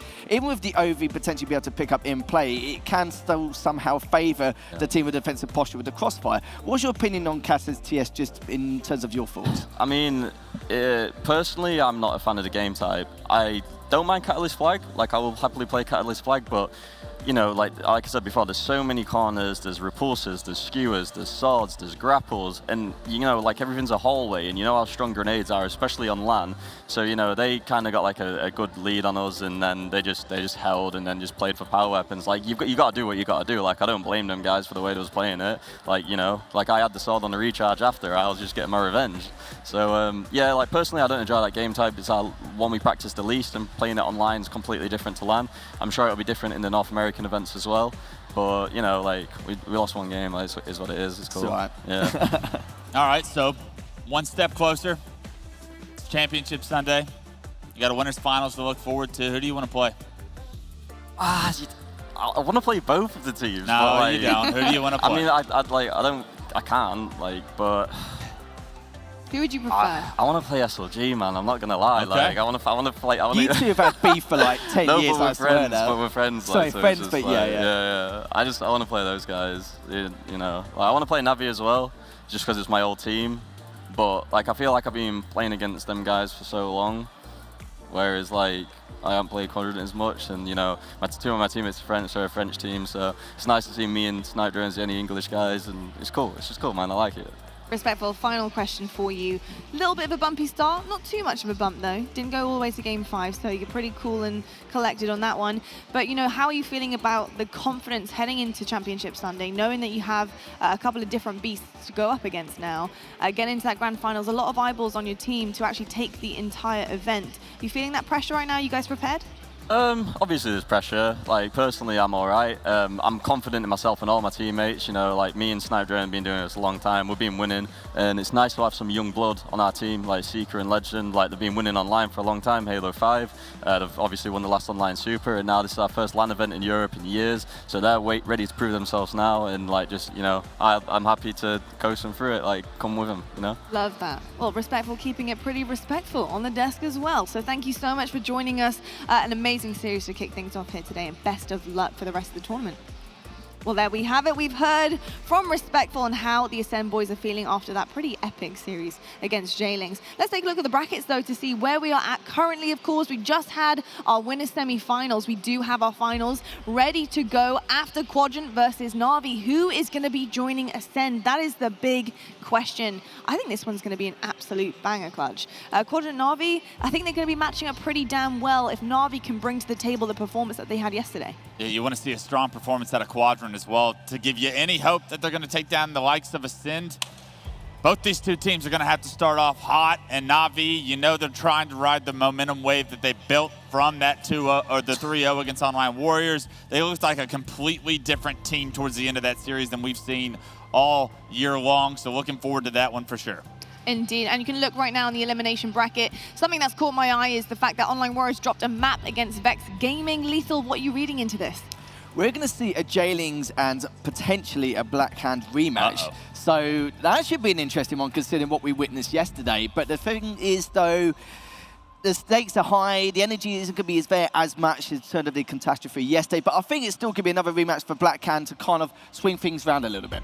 Yeah, that's gonna be a really tough one if we do see that. Yeah, it's one thing to start running your mouth in winners bracket. It's a completely different situation when elimination bracket's on the line. So often do you see someone pop off. I remember doing the whole choke thing to Ogre 2. Well, Ogre 2 came back and didn't want to see him again, and unfortunately we all know how that story went. So this is Black Hand's chance at redemption. It is indeed, and I think what was interesting to note as well, Black Hand yesterday, even losing in a map, were also shooting bodies, showing a bit of disrespect, and it was like, wow, they are that riled up that this is going to be an absolutely epic rematch if we do get there in the elimination bracket as well. Well, folks, we're going to head to a break right now, but when we come back, we do have another winners semi-finals on the way. We have Navi versus Quadrant. This is going to be a huge series you don't want to miss. We'll see you guys right after the break.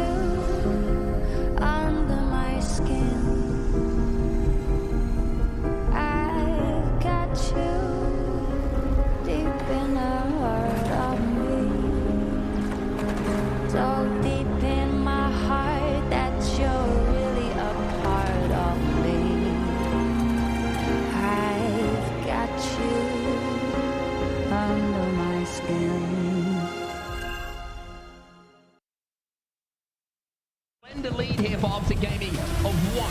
Then can we win this thing? Yes! Renadine applying pressure right to the spawners. This is a pivotal moment in this game, and the Rockets could just incredible. He misses the beat down, he snaps it. Oh my God! Wobbling them wigs is an overkill. Normal gets the sword now as a reward.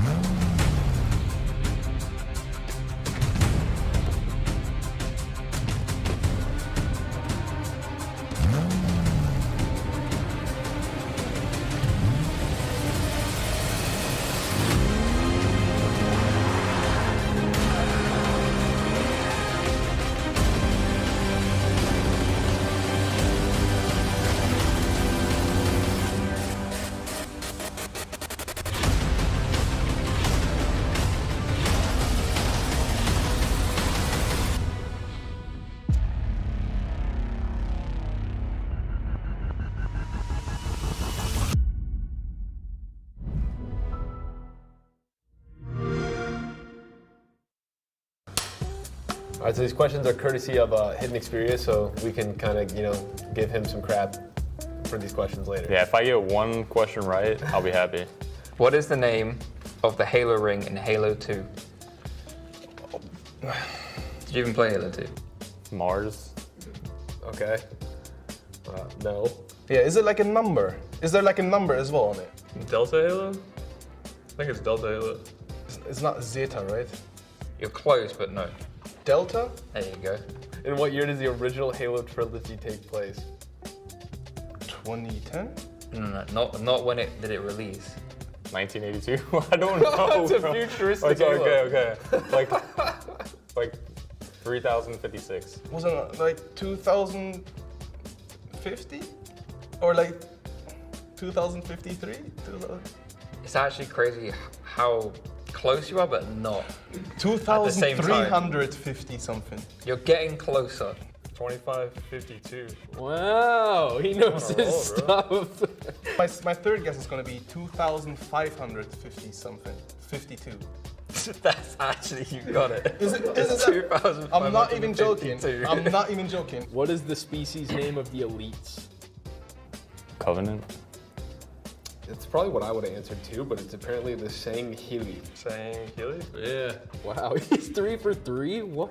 Question number 4 is, who created Cortana? UNSC? No. I don't know. I don't know her name. What do you mean? You know it's a her? Yeah, but I don't know. Describe her. She has white hair. Okay. She's old. Yep. She lost the arm. Yep. Like Agent Keys or something? No. Okay. Dr. Halsey. Oh, I'm gonna roast it for that 100%. That one I was should have known that definitely one. I should have known that one. Okay. What is the Arbiter's real name? I would have no idea. I'm out. There's no way.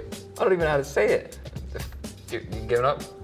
I'm out. You're out? Okay, it's Thelvadam. Thelvadam? How do you say it? It's TH? Thelvadam? I did not know that either. I thought his name was just... What is the Master Chief's actual rank? Just guess. 5-star general. They called him by his rank once in the campaign, I'm pretty sure. Master Chief? Yeah. Is that like a trick question? No? This is Master Chief, that's his rank. It's Master Chief Petty Officer. Yeah. My bad. Alright, how many Halo rings are there? How many Halo rings? Come on, even I know this. Aren't there like 12? I know it's not more than 10. 7. Yeah. 9? 7. Oh, I wanted to say that. What are the hunters made of? Oh, I knew that. Oh my god, wait. You would know this? They're made by like loads of individual cells, but like, so, how are they called again, man? Like these orange things, man. How do you know this stuff? Like their armor? Not like what's inside the armor? I'm just gonna say they're made like by millions of cells. I don't know. I thought they were just made of armor. Worms? No, there's no way I would have ever knew that. No. I want to know what pro players get any of these questions right. Just barcode, take 1, Mark. What is the name of the Halo ring in Halo 2? Delta Halo. In what year does the original Halo trilogy take place? 2552. What is the species name of the elites? Sangheili. Who created Cortana? Dr. Halsey. What are the hunters made of? Legolo Worms, Master Chief, Petty Officer, Spartan Falls, Truth, Regret, and Mercy, Thelvadoom, Sergeant Johnson, Pillar of Autumn, Gravemind, The Vanished, New Mombasa, The Librarian, Dr. Halsey and Captain Keys, Carter, George, Emil, Kat, June, Noble 6.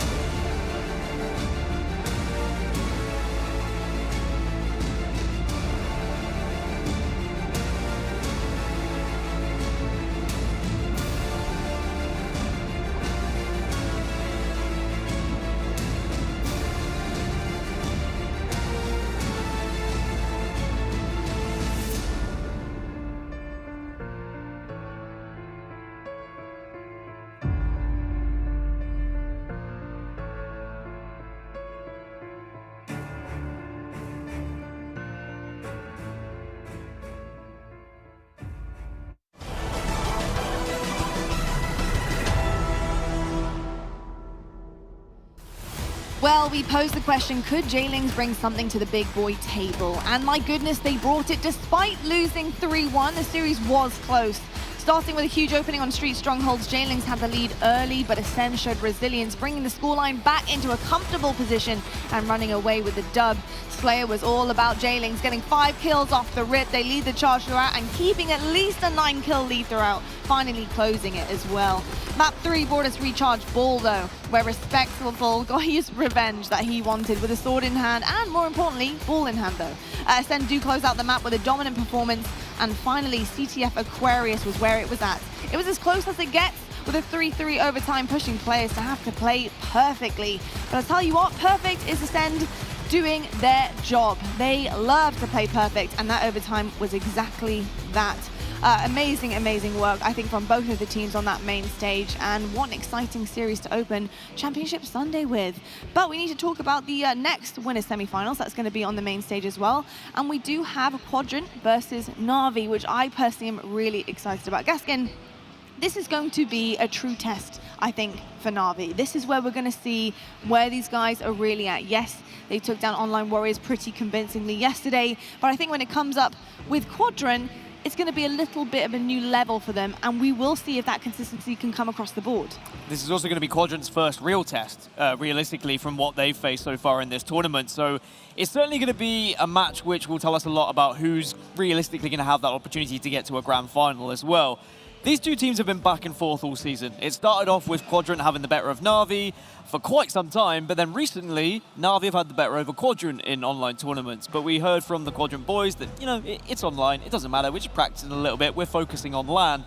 I think all of those results, all of the online performances we've seen recently, we can start to kind of just throw them out the window a little bit, because now everyone's arrived at LAN. It's the first European LAN we've had in far too long.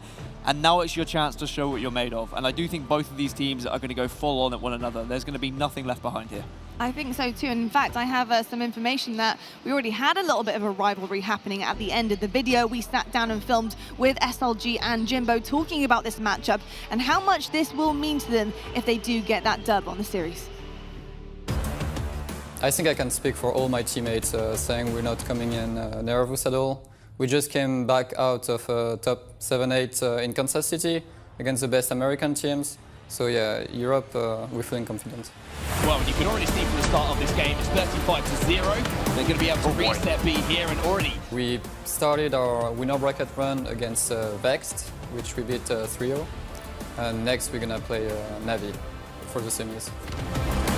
He's not going to make the respawners very happy. He's not going to make them comfortable. He's going to apply pressure. Finds 2. He's behind enemy lines. I've seen this movie. It's an overkill. So on our last match, we just played against Online Warriors, which obviously on the name is, you know, they're quite hard to play against online. So, you know, we're expecting a tough match versus those, and especially going Game 5 versus Blackhand yesterday, we weren't expecting it to be easy today. So the fact we 3-0'd them, and I feel like in a comfortable fashion, which, you know, it's great to feel. We're not really overthinking our next matchup against Navi. I think if we play our game, we should be fine. Going up against Quadrant in the semis, I think all of us are very, very confident versus them. We always lose them online, but it seems like every single time we play them in the tournament, we beat them, so we have that riding with us. They have quite a few players that kind of shake a bit on LAN, so it's, you know, all in our favor. But I'm looking forward to it. I love playing against them. And Tram, and now Jimbo kind of looks like out of place. Well, Mikey decided to drop the ball! We don't have any message for Navi. We're just looking forward to play a good matchup. Hopefully we win. Winning the event is what really matters, and obviously we're at the point where we're potentially 2 series away from doing it. For now, we're obviously going to focus on winning this one. Quadrant, doesn't matter how much you change your roster, you're still going to lose to us when it matters. I love this, Jimbo. I love this, Jim. God! The confidence is oozing, and that's scary in itself. Just seeing that interview and how he's feeling about this, the way that he played yesterday, the animation that we saw on the main stage, you know, it really does add to kind of what we're building here. But I do want to ask a quick question on set. A couple of Quadrant players that he thinks might get a bit shaky on LAN. Who do you reckon he's talking about? I asked Jim. It's nothing to do with me. Like, what kind of a question is that? Your friend? You know everything, how do I get out of that without throwing someone under a bus? Who do you think it will be? Well, go on. The thing is, we'll have to wait and see, won't we, Lottie? We'll have to see who performs in this series. I'll remember that. You've flustered me now. Maybe me. Maybe you're It's a good point, though, that Jim makes, right? Because online, there has been, consistent scrims, there's been tournaments, and it always seems like scrims, whatever practice, historically Quadrant got the better of Navi. But when it got to the big games and when it mattered, even in online competition, Navi would somehow pull a performance out. So I think not only Navi have that in mind, but Quadrant also have that in mind. And I just wonder if that's going to be quite a big factor in this, because if you're sat on the Navi side, you're probably feeling pretty confident because of the fact that you're sat there and you're like, we've beaten these guys in tournament before. We take the first game, maybe we can run away with this. But Quadrant are going to be locked in because they're more aware of this than anyone, right? They're like, we can't let this happen again. This is LAN. This is the second time, actually, these two teams would have met up on LAN, even though there was a few team changes. And the first time, again, when they matched up, and it was back in Raleigh, it was Navi who came out on top. It was a game 5, it was a close series, but Navi won it. So I think Quadrant want to put the history right. They want to set the record straight, and especially in this kind of environment when I think they're playing some of their best Halo, is a great opportunity to do so. It certainly is a big opportunity, and is an opportunity for the Quadrant LANs right now to kind of knock the wind out of Navi's sails. How are they going to do that, Lethal? It's going to be a big question. Now, I wasn't really too excited for this matchup on the Friday, but after seeing Navi on a Saturday, they are literally just straight fire right now. They've seen the raw passion. We've not seen it in weeks, maybe even months, and Quadrant are going to be making notes of that. I think one thing we need to see is player like Nuix doing more damage, having more flair on the server. He's kind of very similar to Fragger, which is why I was kind of debating why they made that change. I think it's more of a passion thing and more giving the team the drive to maybe push a little bit more forward. But as long as they continue what they're doing, they're known for their coordination, their comms, and being able to collapse together as a squad at a very fast pace. That's what they're known for. And the more they play throughout a tournament, the more they actually be able to strive and actually speed up the pace even further. But for Navi, they need to worry about the numbers. Numbers.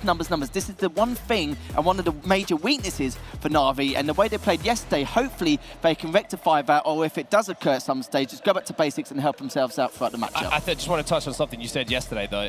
Something you said, which is how Navi played yesterday. That was yesterday. Today can be completely different. This is a point I've been making about this Navi roster the whole time, right? They can be world-class. They can look unbeatable. They can look brilliant. And then the next series, they just seem to look like they want to play on their own and they don't play together. So that's the thing for Navi here. You've got to sit behind. I think Wonderboy's got a big job here, just to keep them locked in, keep them focused for whatever the result is in that first game. Funny thing is, you can say the same about Quadrant. Is it going to be the online scrim Quadrant? Is it going to be the online performance Quadrant? Is it going to be the LAN Quadrant that turns up? Both of these teams are so sporadic when it comes to their performances, which is what's going to make such an exciting series here. And remember, this guarantees top 3, so that guarantees Orlando. So that's one less bit of pressure off your shoulders going into that winners final. So this is a really important game for both of these teams. This certainly is a very important game, and that also kind of bodes well with the series layout to see exactly what is going to be coming their way. So let's have a look right now, folks, and see what maps and modes we have and the combo for the semi-finals. Well, it's going to be very similar to the one we saw before. We've got Streets, Strongholds, Catalyst Slayer, Obble, Recharge, CTF Aquarius, and if it goes the distance, we do have Slayer on Streets as well. What can you kind of tell, through this series layout on set? One thing that is good for Quadrant is game 2, because they like Slayer Catalyst, and they think that they've worked out how to play it. They think they're having success. Navi don't. Navi do not like it whatsoever. So that could be a big swing game, because you think about that and you keep that in your mind. And if you're Quadrant, you win that one, all good, right? Navi move on to the next, they're not too bothered. But if Navi win that game, where they're probably thinking, this isn't a game type we really excel at, and Quadrant think they do, then that might be a very interesting kind of proposition that Quadrant will have to deal with. Navi did win Oddball Recharge very convincingly in Pro Series just a couple of weeks ago against Quadrant as well. So I think that Game 3 goes back in Navi's favor. So we've got a kind of a tippy-toppy series, as it were. It's going to be going back and forth. A seesaw is what I meant. Seesaw, tippy-toppy, very similar things. Well, we love to see it, but I tell you what, we're going to seesaw right now out of this desk into the caster booth. We do have Clutch and Shurzy on the mics to take us through our next winners semi-final. Thanks so much, Lottie. Cannot wait to jump into this winners semi-finals. We're going to see a winners finals very, very soon between these two teams. Quadrant up against Navi. They've been back and forth online, but last time these two met in LAN, it was in Raleigh, and it was actually Navi who got the better of them. Yeah, that's a long time ago, though. This is a different Quadrant roster. It's a different Navi roster as well.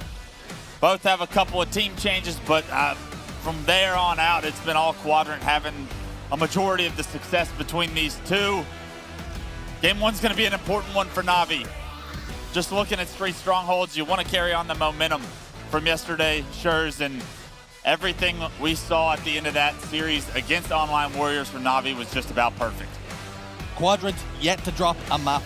We've already seen Navi go to a Game 5. If this is Friday Navi, they don't stand a chance here. No, I don't think this is going to be Friday Navi. I don't know if it's going to be Saturday Navi. We'll find out what Sunday Navi look like. But Quadrant, like you said, haven't dropped a map. Is this going to be where they start? This is their first real challenge at the tournament as well. So very excited to see what they bring when they're challenged. Gaskin described this as a tippy-toppy series. I'm not sure what that means in the grand scheme of things, but let's talk about it. I don't really understand half the things Dan says, to be honest. It's gibberish most of the times, and I speak fluent gibberish, and I still don't always be picking up what he's trying to say. But let's talk about how Navi have gotten to this point. Went to a game 5. It was a very nervy moment on Friday for them. They come through, though. Online Warriors, a team that we expected big things from, and they have flattered to deceive, it must be said. But they won 3-0. But this is a much bigger test than what they've had before. Yeah, very disappointed in Online Warriors so far. So now I'm sitting here scratching my head. How good is Navi?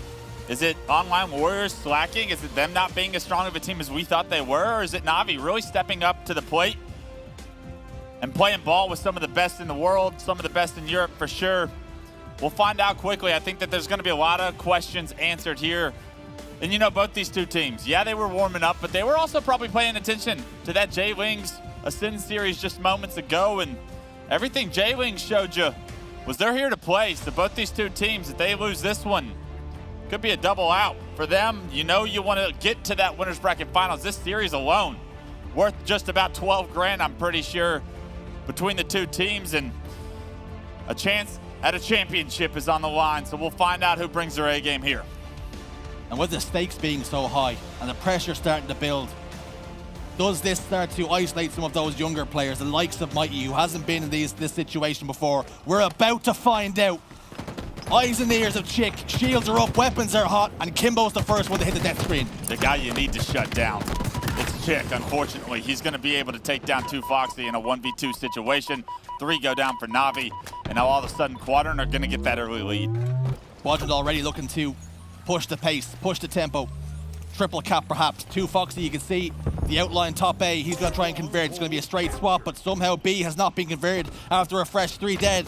They're starting to make inroads now, but Shad's at the respawn screen. That will make this push more difficult. 2 dead now. Navi's opportunity to break the setup immediately. Yeah, Navi don't go to B. They try to overextend towards the shotgun up the purple stairs. And because of it, they're going to be able to actually get a couple kills, get C control, and now they've created chaos. In the midst of the chaos, Kimbo with the double does everything Navi need to get a trip cap. Kimbo is slicing and dicing already. Navi answer back from that initial start from Quadrant. A and B in their control. What have Quadrant got in the tank to break this setup? Kimbo's planted his feet. Eyes firmly set on Cafe. SLG will be taking down the half shields. Kimbo looks up for the fight today. Navi winning the battle of the Slays so far. That's big. If Kimbo's playing well, usually good things happen for Navi. Last guy alive needs to play his life, and that's exactly what he's trying to do here on the stairs, and we'll see how successful it is. And yes, sir, he gets 2 by himself. Kimbo with a big. Microwaving those shields. We've seen Quadios using that weapon to great effect yesterday, and perhaps on land it hits a little bit different. And Chick, when attentions turn to B, will lock it in for his team, and perhaps a triple cap if they can defend C, which they cannot do so. But now we're seeing Quadrant back in the steering wheel. Not a lot of information from Chick. Wants to get involved. Good damage to the Bulldog, but stays alive knowing that, hey, Navi, they're somewhere on this map. Hadn't seen him yet. Good job. I mean, that was a massive rotation from him right there. He's still yet to be converted, but Jimbo's picked up the rockets. That's punched a hole in this Quadrant defense. 4 dead now for the French.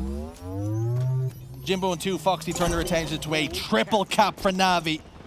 This is a strong start. Both these teams still jostling for position, trying to push the pace. And both getting the better of one another at times.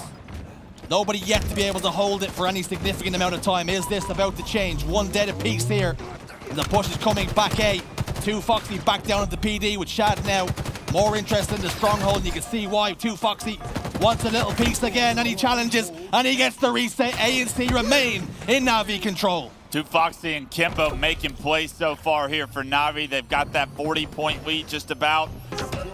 Quadrant are going to get out of the trip cap. They are going to be able to get control of their own strongholds, you would think, but no. B actually going in the favor of Navi as well, so A lot of pressure on Quadrant right now, a slow start for them. 95 points to 40. Bulldog in the hands of Shad. Chicks got the opening pick. 3 dead for Navi now. The Quadrant move quick. Last member has been a bit of a thorn in the side of Shad here as he desperately tries to get the conversion on C, excuse me, but 2 Foxy's making it really difficult and somehow has kept a hold of it, clinging on. But they've managed to turn their attentions to B, but Navi keeping this really scrappy. Yeah, a phenomenal job there by 2 Foxy. From the last guy live to be able to get that kill, not only that, but gives Jimbo the spawn as well. His presence alone allows Navi to keep control of C there, and because of it, they don't fall into a trip cap. They don't allow Quadrant to capitalize as much as they probably should have.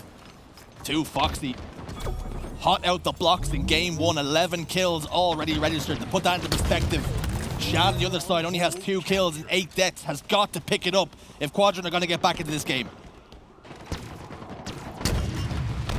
The play from 2 Foxy, that kill gave them numbers coming off respawn to get those rockets, and look what they've turned those rockets into, Jersey. It's a 60-point lead. It's control of A and B. They've been able to flip the map ever since, and it's all off that one play, and that's what I'm talking about from Navi. They were making plays yesterday. They're doing the same here. Quadrant probably not expecting this pressure this early. Navi are up for the fight on Championship Sunday. They've turned the corner. Those few extra reps over the weekend have done their confidence the world of good here.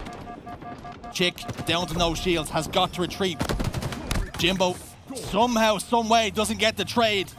And Chick gets a massive kill, but does not get the conversion on the C. SLG tries to step inside, contests it, but doesn't do enough. And 2 Foxy makes another play. 14 kills to his name. He's making plays all across the board. And someone that really needs to start stepping it up on the side of Quadrant has got to be Shad. He was in the top 5 for KDs coming into the day. 3 and 11's not going to cut it from Shad when you need to play on Championship Sunday.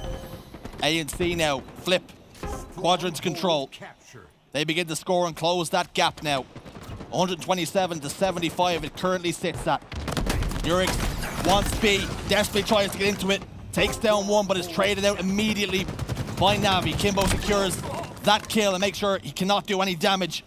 A and B now for Navi once more. You spoke about how this game is super important for Navi at the start of this series, and they're looking hot. Yeah, they need to close the door on this one. There's still plenty of game to go, just 140 points. And this one goes to 250, so still a lot of room for Quadrant to play around, and really all it takes is 1 trip cap situation. 4 dead for Quadrant though, and it's at the perfect time. Jersey Rockets are up. They're in the hands of Jimbo, and let's see what Jimbo can do. Game's a hell of a lot easier when you can put people in the death screen. 4 dead, Rocket secure, but he's ran away from them, has Nurix. He didn't recognize the rocket down, and 2 Foxy's picked that up and put it to use immediately. A 1v1, it must be a 1v2 as he's getting shot in the back as well. And 2 Foxy gets taken down, but 3 dead once more for Quadrant for a moment. You thought those rockets were going to be a power curve for Navi. They may not have transitioned to that immediately, but pressure from Navi was able to succeed. They got the kills they needed, and now look at the pressure just continuing on to C. Quadrant are able to transfer it over, but I mean, it's not easy. Nothing being given to Quadrant. They have to take everything and fight for just about every bit of space they've had on the map so far. Every single time Quadrant have tried to step into a hill, they've gotten it 3/4 of the way, 4/5 of the way, and 2 Foxy has stepped in to get that reset. And that is why we continue to see them scoring. They're almost at 200 points to 75. And this is something we saw from Navi yesterday, right? This is a much faster pace Navi. They are pressing their advantage. Is something you have to do in Halo Infinite if you want to be the best, if you want to win championships. Navi have started to pick up their pace now, and it's starting to benefit them immensely. Quadrant, they're on the ropes. Are they wilting? Is the pressure too much? Can they get a grip of game 1 here? They have A and C. It's the per-man setup. Navi set up towards B. Looks as though the call is going to be, we're heading A. It's a hard hit for A. SLG in the L. He's going to scope that out. Information pass through. Cafe engagement goes down. 2 go down for Navi. Jimbo and Kimbo hit the respawn screen. Mighty's back tower. And he has Shad to deal with. 1 dispatch. Can he make it 2? Chick's in big trouble. 2 kills for the Dutchman as he waltzes on into A and secures it. Hadn't had the greatest game yet statistically maybe, but those 2 kills, they were massive because Rockets, they just came up. Unfortunately, they did go for him. Kimbo went down, but he was able to throw them, I believe, over towards Jimbo. So in the kill feed. Jimbo does have those rockets. Once again, Navi focusing on power weapon control to a T. Quadrant have a moment to catch their breath. Won't last long. B is being contested. Chick recognizes that and he's turned his attentions to A. He has lost a teammate in the process though. Distraction over towards B. He needs to lock in A for his team, but Navi are wise to it. They're starting to come back at him. Lovely shot will do enough for one, but not two. And the A reset will come. Navi stands strong. 2-13 and climbing. Now all of a sudden the pressure is going to start to be felt on the side of Quadrant. The risk of going down 1-0 and what you think is your trip to the winners bracket finals. What can you do to get out of this one? 230 to 124. Quadrant can ill afford to make any more mistakes. Not only that, they have to get into strongholds. SLG is the first man to do it, but it's a 2v2 on the map. Kimbo hits the respawn screen. A double kill for SLG. Can he make it 3? The reset comes through once more. The reset comes through, the points keep ticking, and now all of a sudden just 8 needed for the side of Navi. Ticking down. 3, 2, 1. There's nobody there for Quadrant, and Navi take game 1. Not even too much of a celebration, just fist bumps all around. It's a steep mountain to try and climb to win this championship. But one game out of their way. One box ticked in the direction of a potential winners bracket finals match. You got to get three of them if you're Navi. You got a Catalyst Slayer, which we talked about, the Desk talked about. Maybe not the strongest game type for Navi, but if you can take game 2, you put yourself in such a prime position to get there. Well, well, well. What a performance from Navi. 250 to 124. Taking a look at the stats, we mentioned Shad needed to pick it up. He didn't. 9 and 18. Didn't pick up a whole lot of kills there, and that's a tough game for Shad, but best of 5 for a reason. It's a long series. You got to get involved somehow. You got to have more of an impact if you're Shad. But all Quadrant just looked a little bit slow. Didn't capitalize on key moments. Right before rockets are coming up, everybody's alive on the map. Who's going to get the kills? It was always Navi, and because of it, Navi were getting those rockets. They were putting the rockets to use. And taking a look at the damage, somebody I called out at the start of the tournament that really has not impressed me in Halo Infinite that I want to see more of. I know he's capable of more. It was Kimbo. What a performance from Kimbo. Quadrant though in game 1, slow, lethargic, and they handed the keys to Navi. With players like 2Foxy, you cannot do that. What a performance from him. Every single time there was a moment in the game where someone needed to go big, it was him. 2Foxy, time after time, last guy alive, finds a way to get the kill, finds a way to get the reset. Creates an opening for his team, gets a double kill and gets the reset at one point in this game. And it was just 2Foxy making too many plays. And that's exactly what you need from the veteran, right? The guy, the leader, you lead by example. Especially in an important series like this, you got to figure out a way to impact gameplays, because what that does is we saw what Jimbo's play yesterday did for the rest of Navi. It carried them through the entire series. Everybody started getting fired up, making plays. 2Foxy making some plays in that game. I guarantee you his teammates that were dead, they're watching that play happen. He's giving them life. He's giving them, hey, I'm coming off respawn fired up because my teammate just created space for me. We spoke about Quadrant. They hadn't dropped the map all tournament long. Well, all of a sudden, their first big test, it has to be said, is against Navi. They go down 0-1 in the series. And it wasn't pretty either, right? That's the thing. It wasn't a Slayer. It was an objective. And it wasn't close. 250 to 124. That's a blowout for Navi. They're continuing to ride that momentum wave from yesterday. And we had a lot of questions as to who was going to show up on that right side of the stage. And one of those questions got answered just in game 1. And with Slayer Catalyst now on the horizon, this is a game type that Quadrant typically do well in. With Navi, they like structure. Catalyst does not always offer and provide that for you. Is this an opportunity? Is this a road back for Quadrant in this series? Such a tough game type as a game 2 as well, in such an important series, right? Such a new map mode combo here. Not a lot of meta has been involved, and not a lot of thought process going behind the decisions of these players throughout the game, right? You want to run with teammates, you want to be aggressive, but sometimes you're overextending. You don't even know you're overextending at the time, unlike the map modes that everybody's been playing throughout all of Infinite. So I expect mistakes to be made. We'll see who's able to capitalize on those mistakes here and now. Championship Sunday then. Navi draw first blood. Quadrant have been nicked, but will it be fatal? Will they start to bleed out all over that main stage? It's down to Navi now to try and double their series lead, or Quadrant to roar back into life.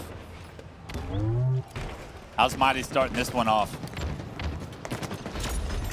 Unfortunately, nobody on Navi really focused on the overshield, and somehow Quadrant just able to get that one. You gotta realign your starting strats. It's a big misstep from Navi. 4 go down, and Quadrant with complete control. We'll see what they do with it from here.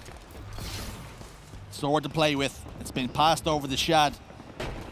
No more repulsors to play with, it would seem. It's gonna be hand-to-hand combat, no doubt. Be bringing a gun to a sword fight if you get close. This man Shad. SLG's at the respawn screen. Navi do get their opening kill. It's come from 2 Foxy. Will that open the map though? Nurix has answered back. 5 kills to 1. The game has already slowed down. The pressure, no doubt, getting to these 2 teams. They know what's at stake. Navi want to try and slow this down. Are Quadrant going to let them though?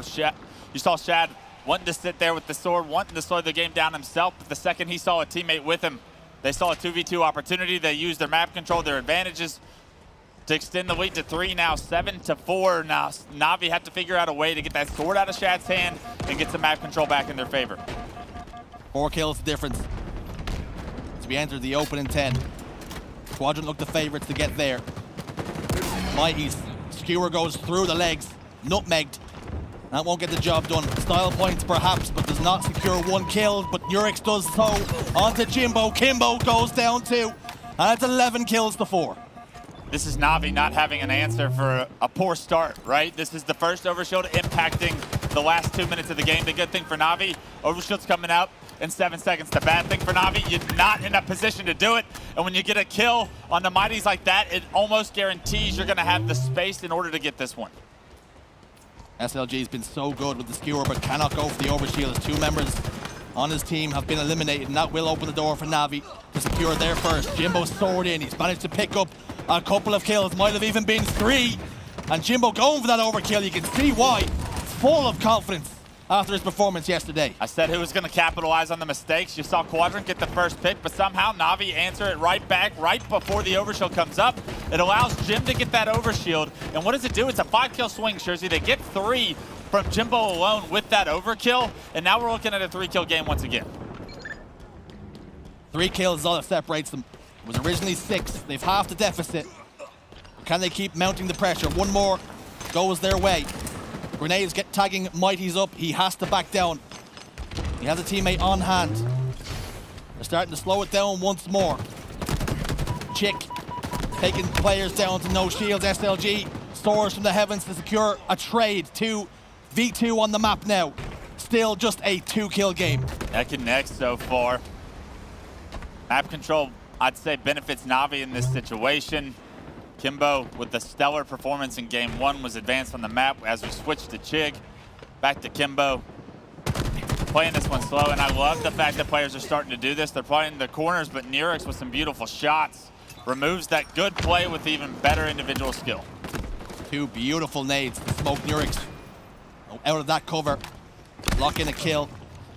Remains 2 kills advantage, though, to Quadrant for everything good Navi do. Quadrant cling on, they have an answer. 15 seconds till this next overshield. It's going to be massive. These kills are massive. These moments right here, they are massive. 2 go down for Navi. Last time around, Quadrant weren't able to capitalize here, and we'll see if they can get the overshield. SLG slips away at the vital time. Game sense turned to the notch. Boom! 4 fresh shots from Mighties. That's the sort of thing you need to see on Championship Sunday. On to Chick as well. You think Chick, the superstar for Quadrant, is going to be able to help his team? No, Mighty's the young gun, the newcomer in the scene. Wins the 1v1, and it looks like Navi's been able to capitalize on top of it. Overshield down. Looks as though nobody's able to put their hands on it. Mighty's desperately trying to stay alive, does so successfully too. Sword in the back pocket.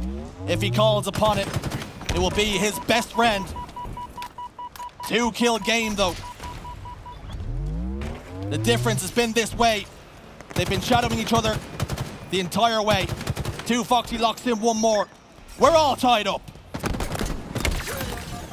Mighty gives his team the lead for the first time. It is traded back, but sword in hand, you want to stay alive. Unfortunately, he goes down. We got to talk about that overshield getting stuck in the ground just a second, Schurz.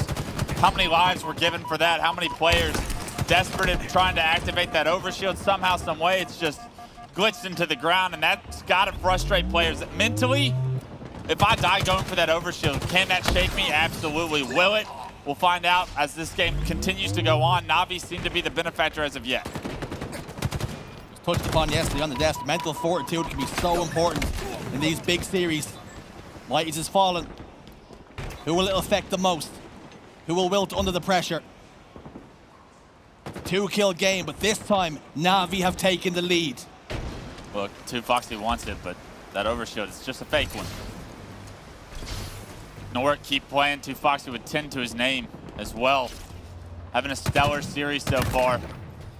Gonna get Navi across the finish line here in the Slayer. That would be a big advantage to go up 2-0 against this Quadrant roster. And just as I say that, a couple of kills going in Navi's favor are gonna make that even more of a reality, a chance to happen. 4 kills are the leads, make it 5 with perfect shots once again from the Gymbeister.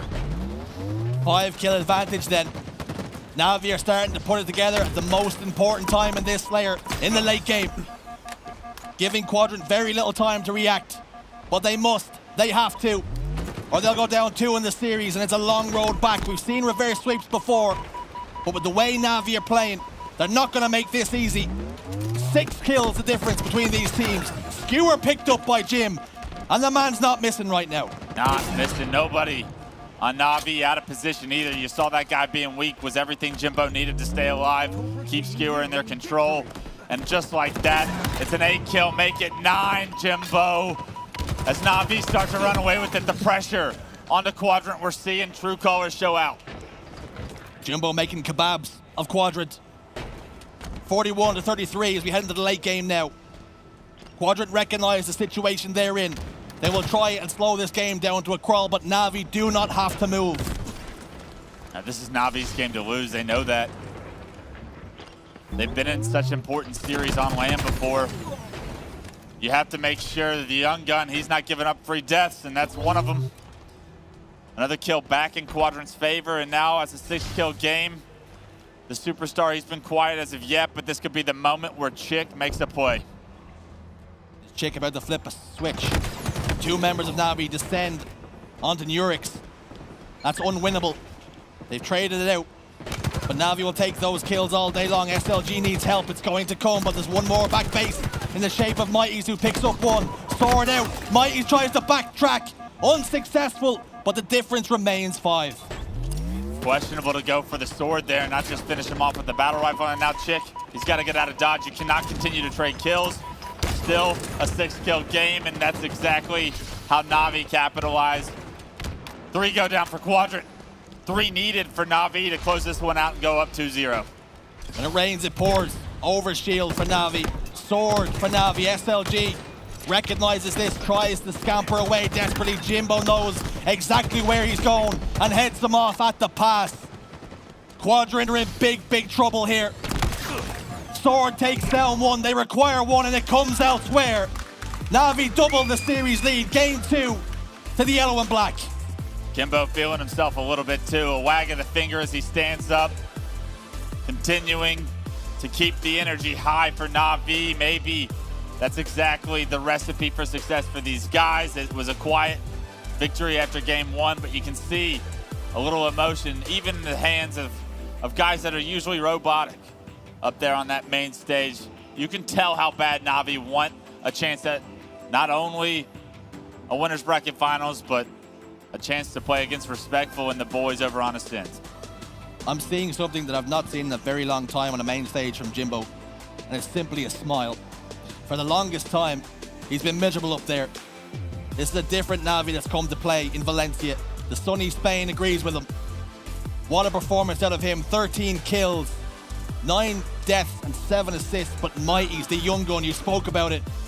Massive from him. Massive game 2. That's what you picked him up for right there. Maybe not the strongest game 1, but it's all about, hey, if 2 Foxy's gonna lead by example, guess what? If you taught the young gun anything, it's that, hey, game 2 is an important one. Can you make a couple plays? Can you go off for us?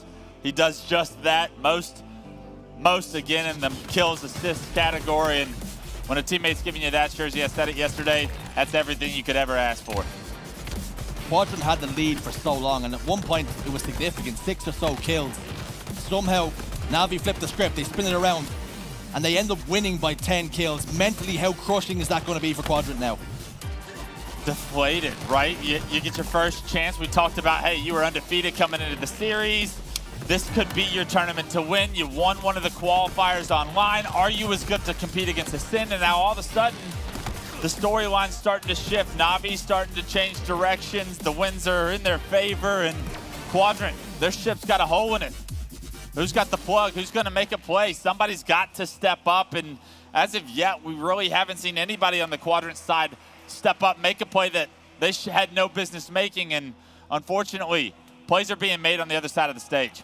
And if you're just joining us, confirmation of how it's gone. 250 to 124, it was not close. And the Slayer we just seen, 50 to 40. It was not close. It was not close either, particularly in the latter stages. Navi, we talked about it, those wheels are starting to turn, those gears are starting to spin. They're looking at different beasts on Championship Sunday. They played Online Warriors. Game 1 against Online Warriors was pretty close. Game 2 and 3 were not. These first 2 against Quadrant, they have not been as well. So Navi, questions at the start of the series, were they going to be able to ride momentum? Answers yes and yes. Let's finish this one off now, boys. If you're on the side of Navi, if you're Quadrant, it's now or never. Recharge oddball. The stage is set for Navi to perform the clean sweep, and with how their week started on the Friday, who could have foreseen this coming? I sure didn't, I'll be honest with you. I mean, I thought it would be a for sure Ascend Quadrant matchup in the winners bracket finals, but Navi proving me wrong, proving a lot of people out there wrong. And maybe doubt was all they needed to give them a little bit of motivation to kick off their best performance yet. Navi on match point then. Quadrant have got to come to life. They're on life support. They need resuscitation. Nurex picks up one, but again, the opening engagements have gone in favor of Navi. Will they make them pay? Chick desperately trying to stay alive, but we've been waiting for him to spark to life here. Good job staying alive, though. These spawns over towards pipes, they're important, especially as the ball is over here at the start of the game. He's got grapple in hand. You know he wants to grapple that ball to him, but you need to get some kills first. And I like how Chick is playing this one. More focused on positioning rather than overextending for the ball. This is the power position he's in now. Round 1 of this oddball might be more important than game 1 was for Quadrant. If they go down, it'll be detrimental to the confidence that they've brought into today. Navi have ball. The call has come to rotate it through glass and indeed long haul. They're looking for the possibility, the opportunity to play ball if required. Kimbo has gone down. Numbers for now favor Quadrant. The setup will not stand strong here. Ball down. Not yet been able to play, and maybe perhaps open the door here for Quadrant to have a setup of their own.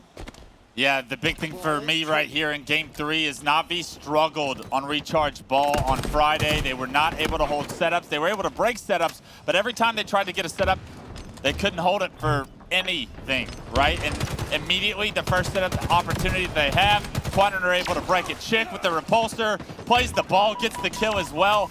You wish that ball was still with them if you're on the side of Quadrant, but no harm, no foul. We'll reset it. We've got the lead at least. And Navi not being able to take advantages of their opportunities still worries me for this map mode.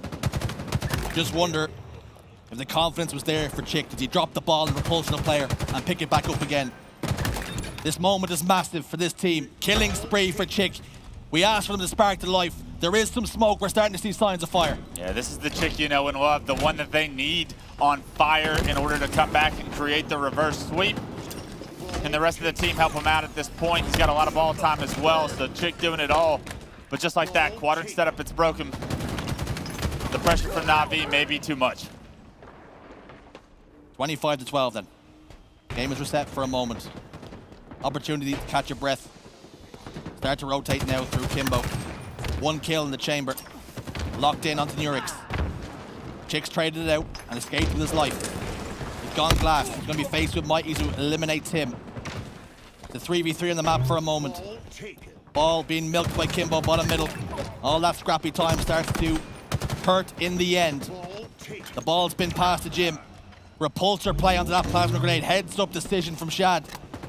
But can he get close to the ball before this setup truly starts to pay dividends for Navi? Yes, he can.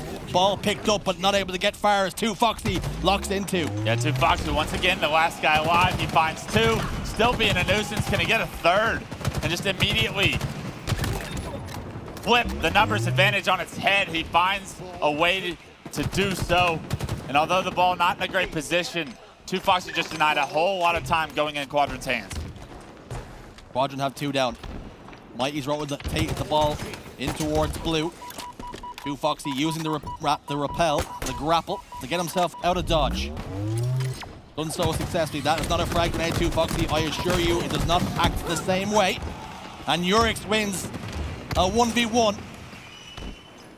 Not going to hurt too much though, as ball's in no man's land. Both these teams still jostling for position, but finally Quadrant do pick up the ball and they rotated pipes. Even the one against 2Foxy should just build confidence for Nurix, a guy that really needs it right now at 3 and 6. That's a big kill that's allowed this pipe setup to even take fruition at this point. Quadrant's got a full setup. They got a player flanking below them, and if they can take him out, as Shad does, they should be able to get a significant lead here in round 1. Chick, patience. Nade doesn't do the damage that he would so desperately wanted, but Jimbo's coming back for more, chasing him down, and to his detriment as the Frenchman handles him there. 2 down, make it 3 for Navi. This should mean more scoring, but the ball is down on the Needler spawn. Finally picked up, scooped up, and they can score more points. 60-25. Quadrant starting to put it together. Yeah, Quadrant with this setup, they've blown this round wide open, up 40 right now. Navi need to act quickly off the pick on Shad. Can they do it is the big question. It's going to be tough to get through SLG, especially with these nades. The repulsion from Jim's good. The shots are better, and Jim gets the opening into pipes. Gets into pipes, doesn't get to stay there for very long. Kimbo will trade out that death. Tries to live in the meantime. Nurix wanted that shock rifle. But 2Foxy, the captain, ensures that will not be an eventuality and scoops up a sword to boot. 2 kills go in their favor. 3 dead for Quadrant as Kimbo locks in 2. And now they can start to eat away at that lead. Okay, this is where we need to see Navi hold a setup, right? They weren't able to do it at all on Friday. I'm telling you, not one single time. If you want to get back into this round, how are you going to be able to get the first pick? Who's going to make a play? Who's going to win the one? Mighty's got Nurix on screen, and we'll see if he's able to subside the pressure here. Hold the ball. Hold the setup. It's not quite Hodor, but it's close enough. Nurix down to no shields, eliminated. Jimbo has been lighting up Quadrant all day long. Do not challenge the man right now in the form he's in. And they're starting to close the gap now. Quadrant, how can they respond? Camouflage for 2Foxy. It's Jimbo that does it. He gets that double crucial. Swings numbers to his advantage. It allows Navi to successfully pick up some more ball time. Not only that, but it allows 2Foxy to get this camo, and you're seeing here and now what camo can do on a map like Recharge, especially when it's paired with sword. Quadrant getting desperate. Information, the sword player camo was bottom middle. Shad runs right past them. Tunnel visions the ball. And with mistakes like that, with 2Foxy locking in a killing spree, Navi have taken the lead in round 1. It was a 40-point lead as Navi got this set up, and I wondered if they were going to hold it. They held it perfectly, 87 and climbing. What can Quadrant do? They have to get close. They don't seem to be anywhere near. They have to clear the corners. Chick desperately dives in. He's the first pick. Players down bottom middle, not going to get close enough. Close but no cigar. Round 1 to the yellow and black. One more round, Navi. Can you give it to us? All it took was one setup, too. Navi not having any success in Recharge oddball so far, I feel like, on the main stage. They got that one setup in blue. Jim makes a play. 2Foxy starts making plays, and that's what I'm talking about. It's momentum for Navi. They show you everything you need to see. As we wait to get back underway, 2Foxy, a monumental series he's having. We spoke about it all the way through the online shows. We were waiting for this beast to awaken. Much like Sentinels, is this their moment?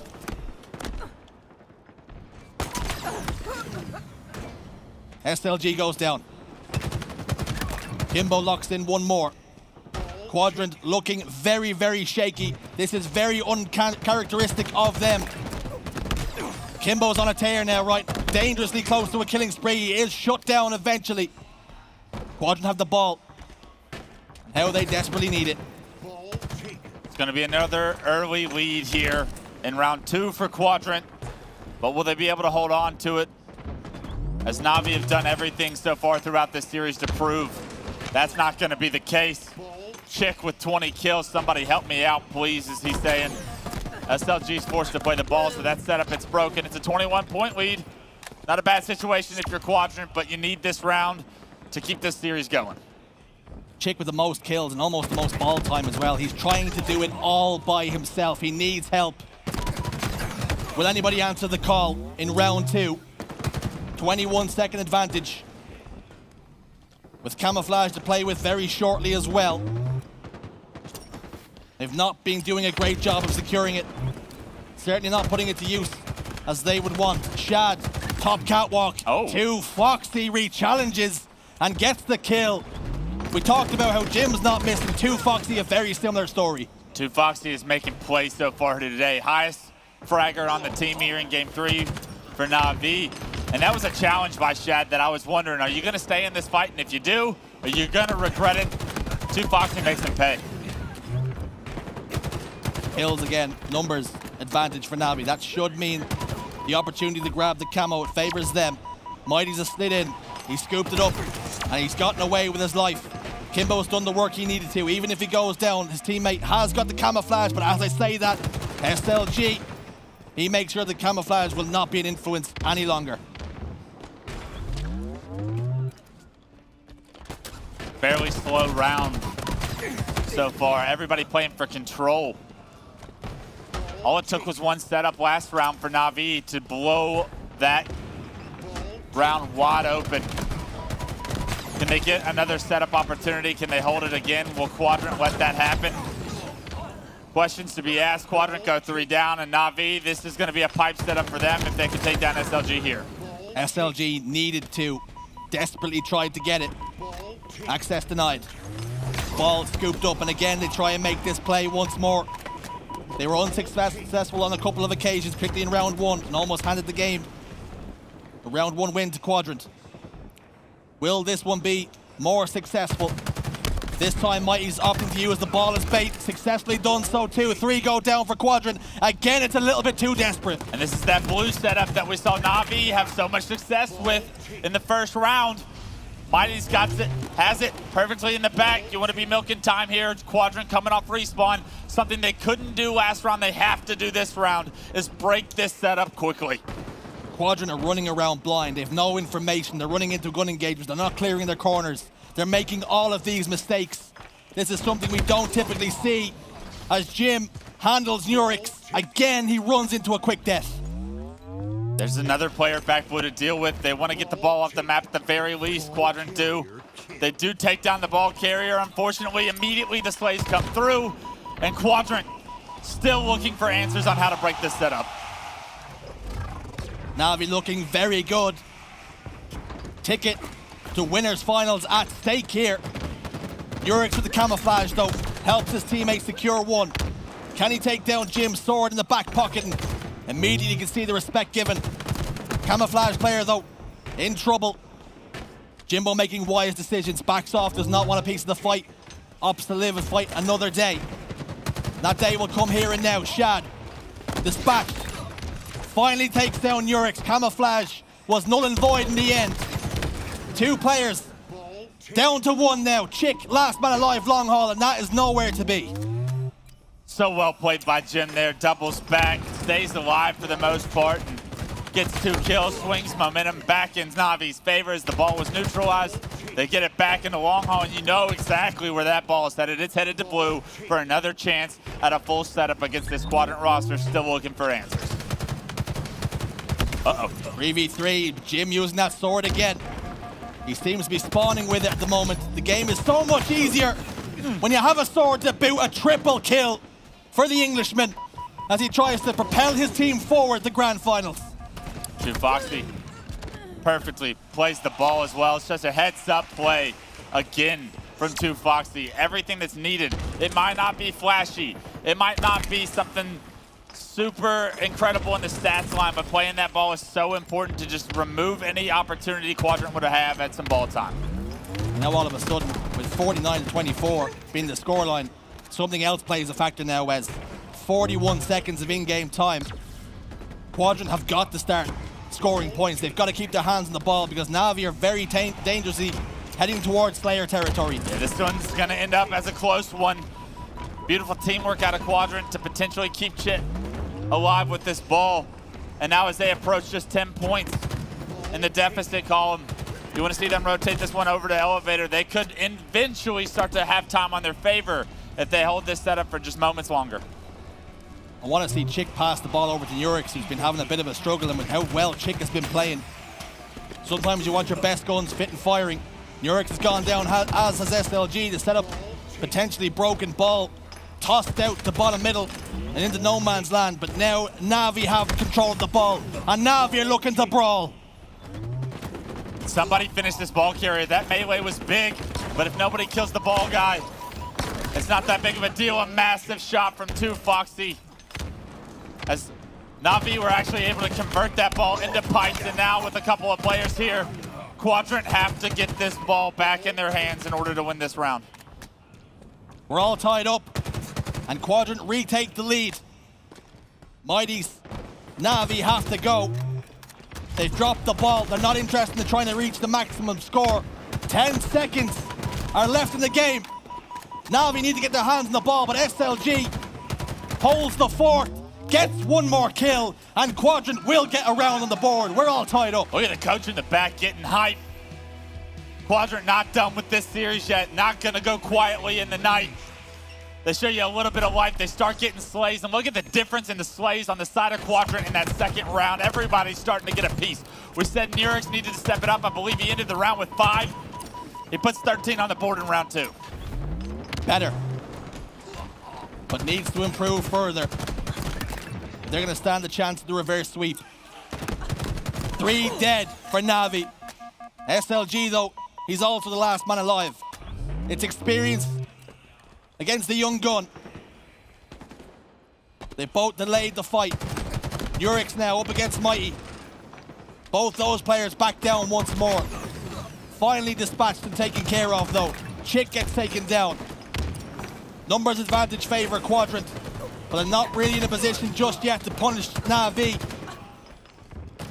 2Foxy heads to pipes, but that'll be the last movement of that life. Yeah, let's see how Quadrant are able to capitalize now with the first time it feels like in this series they have a little bit of momentum. SLG getting caught off there is not something you want to see, but a good trade from Nurix. The man of round 2, I'd say. Maybe not statistically the best performer on his team, but the fact that he was able to make up so much of the difference from round 1. Gave his team life, gave his team hope to stay in this one, and now Quadrant looked to be a little bit more dominant on the map than they ever have. 2 kills though. Go for Navi, and Chick just misses that second and final melee, and that'll be enough to keep Navi at a full strength 4. Shad gets back down, tries to throw a couple of exit grenades. They will not land it and find a home. And again, you can see Navi favor this blue setup. It's because you get to play the ball, right? You get to reset the map. You deny any chance of like a counter setup from happening in oddball. It's so crucial to be able to throw that ball off the map, and that's why Navi prefer to be back here.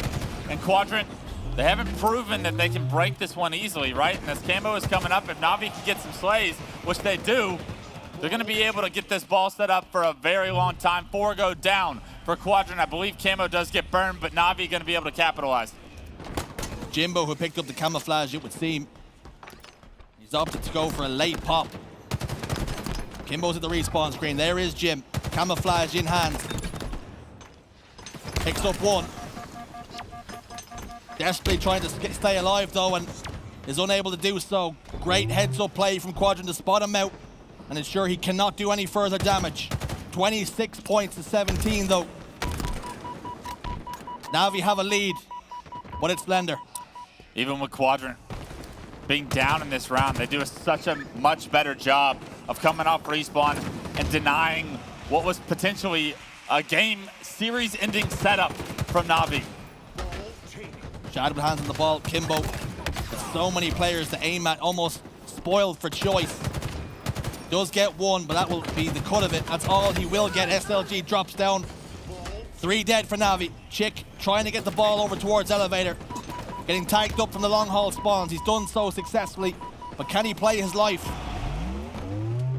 Throws the ball mid-bridge. They are also looking to bring the ball blue, it would seem. Mighties gets handled. He needs his team to clear out blue before he can bring the ball, and it will not come. So he opts for pipes instead. What a beautiful rotation from Chick, doing everything for this Quadrant roster right now.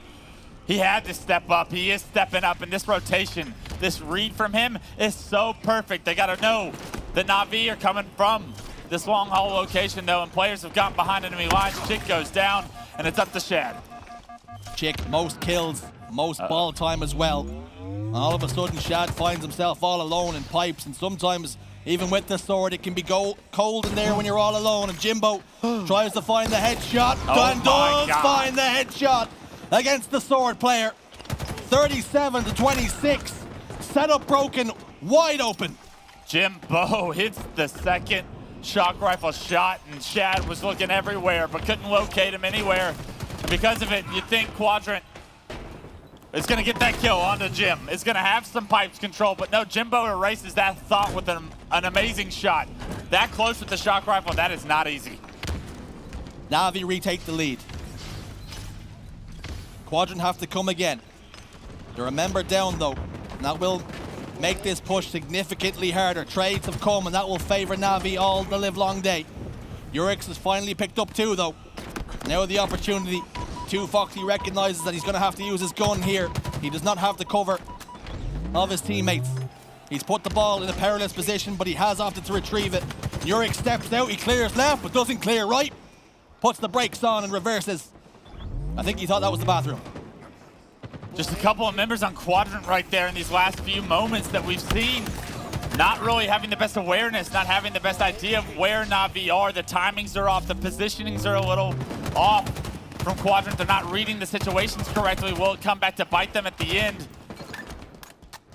Big questions, big mistakes on the side of Quadrant, but they have been able to recoup. They've recovered, and now Nurix with ball in hand is exactly what Quadrant fans need to see. Nurix has played that ball, but he hasn't gotten the lead. Perhaps the misplay, killing spree for him. Like to have seen him maybe get an extra second or so. The information must have come from a teammate. And speaking of communication, let's have a Quadrant listen in. Y'a un mec sur la boule, maintenant tu Foxy, one shot. En stack, y'a un mec sur moi, stack, il monte. One shot Benny, c'est jump, il vous flanque. Camo spawn maintenant. One shot en C. La bonne est morte. Nice, y'a un mec en A. Y'a un mec en bleu. One shot en L. Normalement. Camo spawn, deux morts. En bleu, bleu qui la bridge. Free kill. One shot en stack. Il est one shot. Sniper en A. Dans la boule. Ça va être chaud là, faut faire un break, faut prendre son temps. Ouais, le sniper stacks. En bridge bleu. I would say cool, calm and collected, but I'll tell you, my French understanding is little to none. All I know is it was frantic. 69 points now to 49. During that listening, they went 4 dead. Mighty's rattled the dome of Shad, and he apologized immediately. He recognized it was a misplay. And now, Navi threatening to put Quadrant down to the elimination bracket. Quadrant have to come, but the numbers advantages will not come their way, and you can see Jimbo leaning back, arms over his head. That's how comfortable he's starting to feel. Surely he's not doing that in the middle of a game, I don't think. We're gonna have to find out if there is something going on. I guess so. Maybe just stretch it out, Jimbo. Feeling very comfortable as Navi take the win 2-1. And I guess it was as easy. Maybe Jim knew he didn't need to play the rest of the game. The pressure from Quadrant, not enough. The pressure from Navi all series long gets the job done, and it's in a 3-0 form. They continue this run. That is scary. He leans back in his chair, arms over his head. Job done. He's already ready to clock out. 3-0 clean sweep. A dominant performance from Navi. And coming into today, I thought this had the potential to go to a game 5, but Quadrant were most definitely the favorites. I think everybody thought this was going to be a good series. I think everybody thought the Online Warriors series was going to be a good series as well yesterday, but Navi continuing to be underestimated, continuing to be doubted. They proved the doubters wrong once again. And in dominant format, it's 2 Foxy and Jimbo dropping 40. Unbelievable performance from the veterans on the team. Everybody's starting to step up and make plays. In Quadrant, they could not keep up with the black and yellow. Tail of the tape then, looking at who done the damage, and it's no surprise with how the series was going. 2 Foxy and Jimbo. They've been on that roster for a very long time, and they've come to life on Championship Sunday. I'd say their spots are pretty comfortable on that roster at this point. Making some statements here on LAN at the Super, and rightfully so. You needed every bit of what they gave them, and on the other side, Chick started making plays towards the end, but it was too little too late, not enough from the rest of the boys, and didn't get to comment on it in the middle of the game, but we went into the listen-in with Quadrant. I don't speak French either. Shocker, I know. But it sounded hectic. And even at the end of the listen-in, you saw Shad or Nurix jumping out, and just like in a straight line jumps out, he gets shock rifle shot. And the second I see that, I've seen that 100 times. That is the pace of the game being too much, the pressure of the moment being too much for these players. And when that happens, the game's already over. Quadrant have buckled under the pressure to Navi. Navi punched their ticket to winners finals. It's over to Lottie and the desk to break it down. What a series.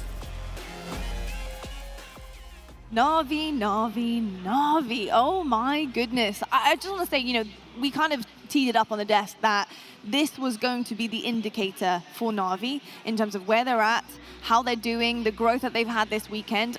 I'm going to say it right now, if they can keep that level of performance up, I see them taking the entire weekend. Just in considering what Ascend did on the main stage, J-Ling's obviously shaking things up for them, a little bit of a confidence knock in certain moments and times. If Navi can piece things together and Jimbo can have that level of confidence that we're seeing on the main stage, I think it's in their hands. What do you reckon, Gaskin? I think you might be onto something. This Navi roster looks different gravy, this event. Some of the passion I'm seeing, some of the roars across the stage. Harry's saying we've not seen it for weeks, months. I've not seen it for years from some of these players, right? They haven't had that drive necessarily, but it just seems like they've been injected with a new life, with new fuel, and they look like a roster that are determined to make a statement, not just in this tournament, but throughout every series. They don't just want to win 3-0, they want to be stuffing their opponents 3-0. They want to be making a point every single game, and quite frankly, it's amazing to watch. I think if there was one team who was looking forward to this event most out of everyone, it was Navi. They are fed up of playing online, they do not enjoy it, they want to get to the live environment where they know it's a different game, and you are seeing a different team off of the back of this. I also want to take a second to kind of highlight how much of an anomaly the result back in KC was. Like, that was just, I just completely disregard that now, because that was just something that shouldn't have happened. I don't know how it happened, and now you're seeing what this roster is capable of. Every single player is performing their role superbly well, and the biggest thing for me that's impressive is that it looks like they've got this kind of aura about them, which nobody wants to play. Yeah, I couldn't agree more, especially with the role playing here as well. You know, everybody is doing their job. We're seeing that come through with Jimbo, Kimbo, 2 Foxy made so many heads-up plays, and I think Clutch actually put it perfectly, that it's not always about the stats. You do want a player who is going to be headstrong, go forward, pick up the ball, play the ball when needed, and kind of make these big decisions here as well. And I've got to say, a big decision needs to be made very shortly about whether Navi are your favorites, folks at home, because they're looking pretty amazing, and Jimbo, the smile on your face is looking amazing as well, sir. Exceptional series, 3-0 against Quadrant. My God, and also, you look completely different out there, dude. And I don't think it's just the gameplay, it's the way you're carrying yourself. Jimbo, I mean, we're seeing you get triple after triple after triple in every single map. You look so comfortable and confident with your team. Talk to me about the vibes this morning, heading into Championship Sunday. Just to continue off of yesterday. That's all we were saying. It was just like, keep the momentum, keep what we're doing. What we're doing is great. You know, it doesn't matter if there's any, you know, anything goes bad. You like keep positive, keep on going how we're going, because I feel like we're unstoppable right now. Yeah, you guys certainly are unstoppable. And, you know, talking about what players are doing for you at the moment, you know, I think everybody's really stepping up to the mark. Is there anything that's missing right now that you guys need to kind of pick apart heading into bigger series? You know, you mentioned in your interview you have a couple of series, so you're managing to take away the whole weekend. You're going to come up against another top team who are looking to take you guys and knock you right off the stage. So what do you want to clean up on? I don't know. I feel like So far from what we've played, I haven't felt like there's a lot we've done wrong. So I don't really have anything to say about cleaning up on. As long as we keep on going how we're going and keep the momentum going, then, you know, like I say, I just feel like we're unstoppable anyway. So I don't know. I feel like we're just playing the way we want to play the game right now and keep it up, you know. I was going to say the same thing as well, and you've been looking so damn good. Like, you really have been. I know you've had your confidence issues over the last 4 years, but you had none of that. At some points, after some doubles, after some debatable plays from Quadrant, you was even sitting there sniggering, thinking, like, what on earth's going on here? Like, it's absolutely crazy. But my question is going to be for you is, you've seen the likes of Ascend earlier on, you've seen what they were like against J-Lings. How do you feel like you will perform against them after watching that series? I think Ascend is scared right now. Like, maybe it's me from watching. We were backstage warming up, but obviously looking at series scores and seeing they're not playing the way that Ascend usually would play. So I feel like there's a lot of fear in that team right now, which obviously is perfect for us, right? Coming through the harder bracket, and obviously fair play to J-Lings. You know, they've been stepping up all tournaments. So yeah, I just think the main thing we've sat there and watched. We watched Online Warriors warm up yesterday, and they just looked scared. We looked at Quadrant warming up today, they looked scared, and we're just all sat there like, this is, you know, we've got nothing to lose, right? So keep it up, you know.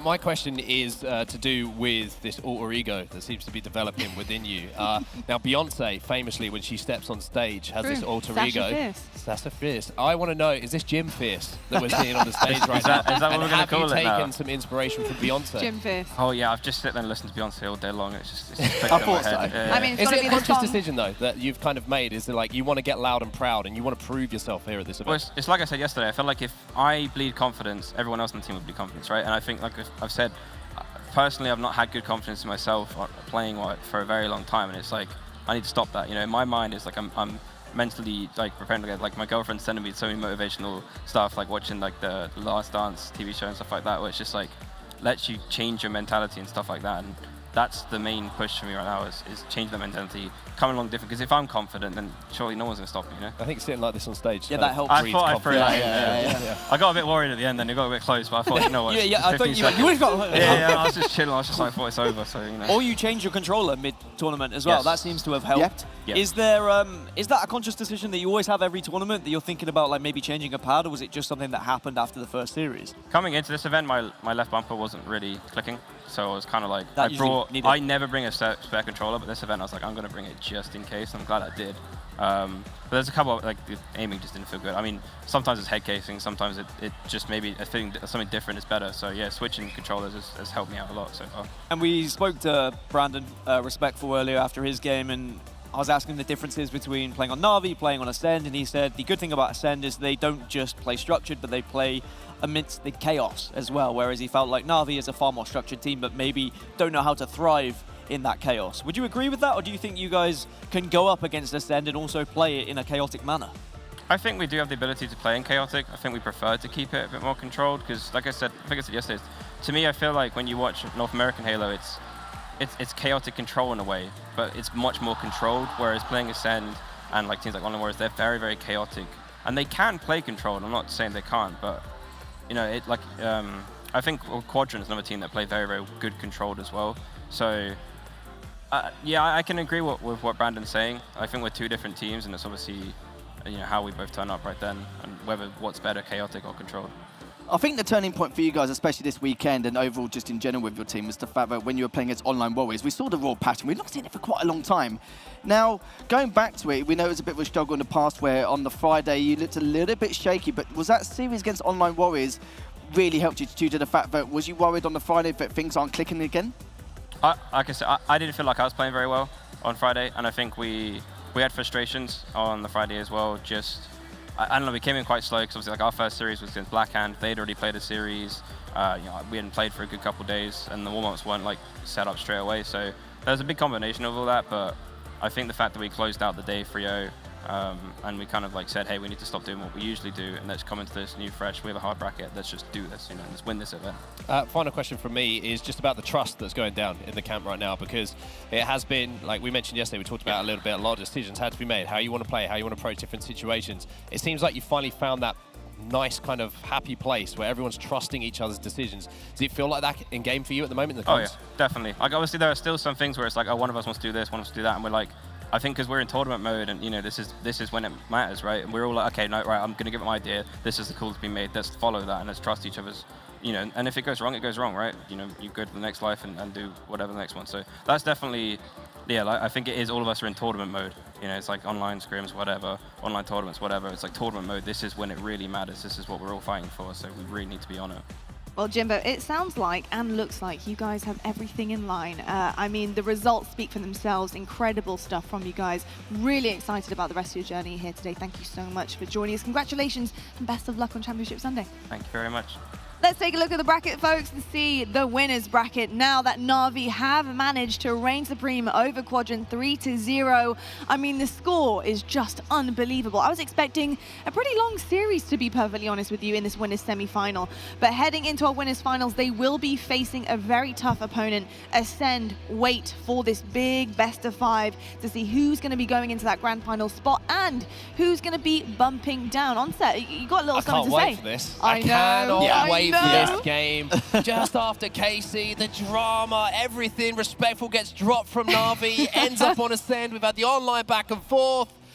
Finally, we get to put it to bed. I I can't wait. It's going to be an amazing series. You know, Respectful said there's no bad blood there. That's I bad blood. I beg care what to he says. differ when they get on the stage, when they're, you know. Ever been dropped from a team and thought, I deserve to be dropped here? You know what I mean? Like, of course he wants to be. This is very, very true. Well, I'll tell you what, talking about drops, let's drop down to the elimination bracket. See who's there. We got Scorched Hand versus Quadrant. We actually did mention Black Hand potentially coming in to meet J-Lings, but things were a little bit backwards there. So J-Lings actually are going to be taking on Online Warriors. But yes, go on. Scorched Hand beat Black Hand. Yeah, pretty insane. That is the 3rd time we've seen Black Hand lose a best of 5 in game 5, 3-2. Wow. They are never coming back to Valencia, Black Hand. Like, that is the worst way to have a tournament finish for you.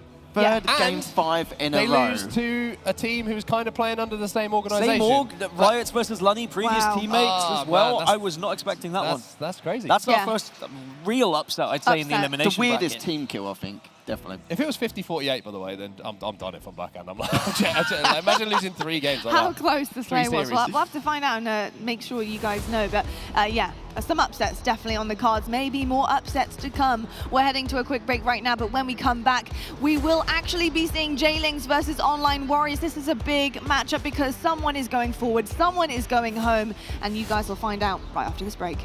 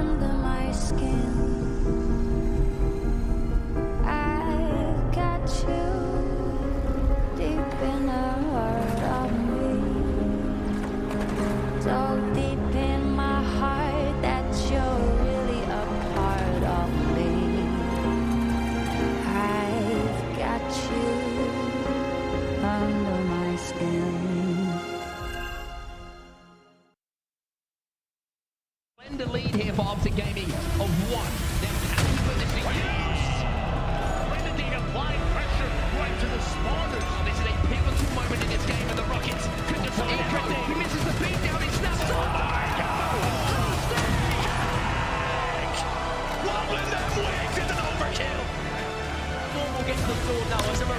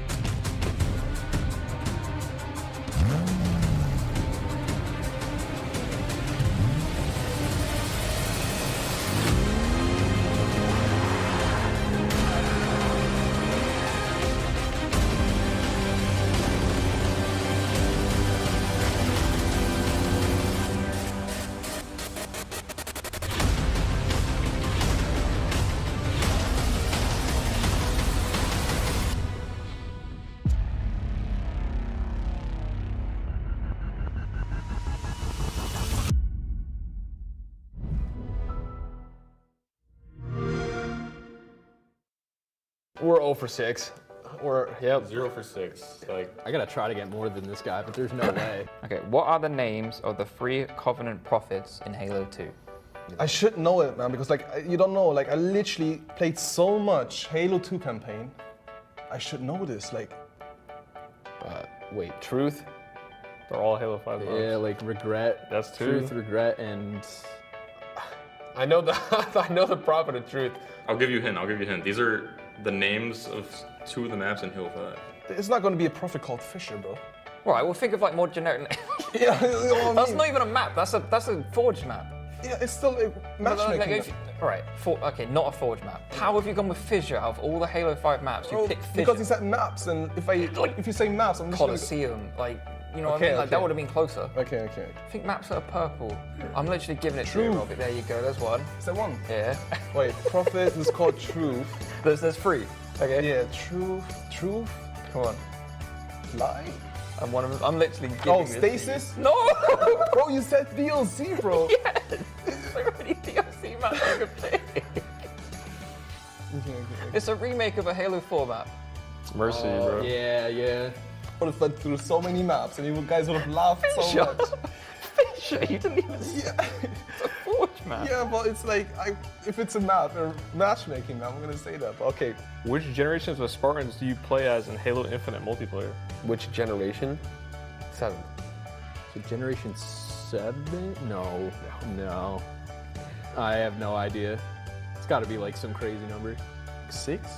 Spartan 4s. Spartan Halo 4s. 4. Oh. Which city is the Earth portion of Halo 3 set in? Which metropolis? I can't even pronounce this. Voy? Did I say that right? Voy? Yeah, Voy. That's a city? Yeah. Where?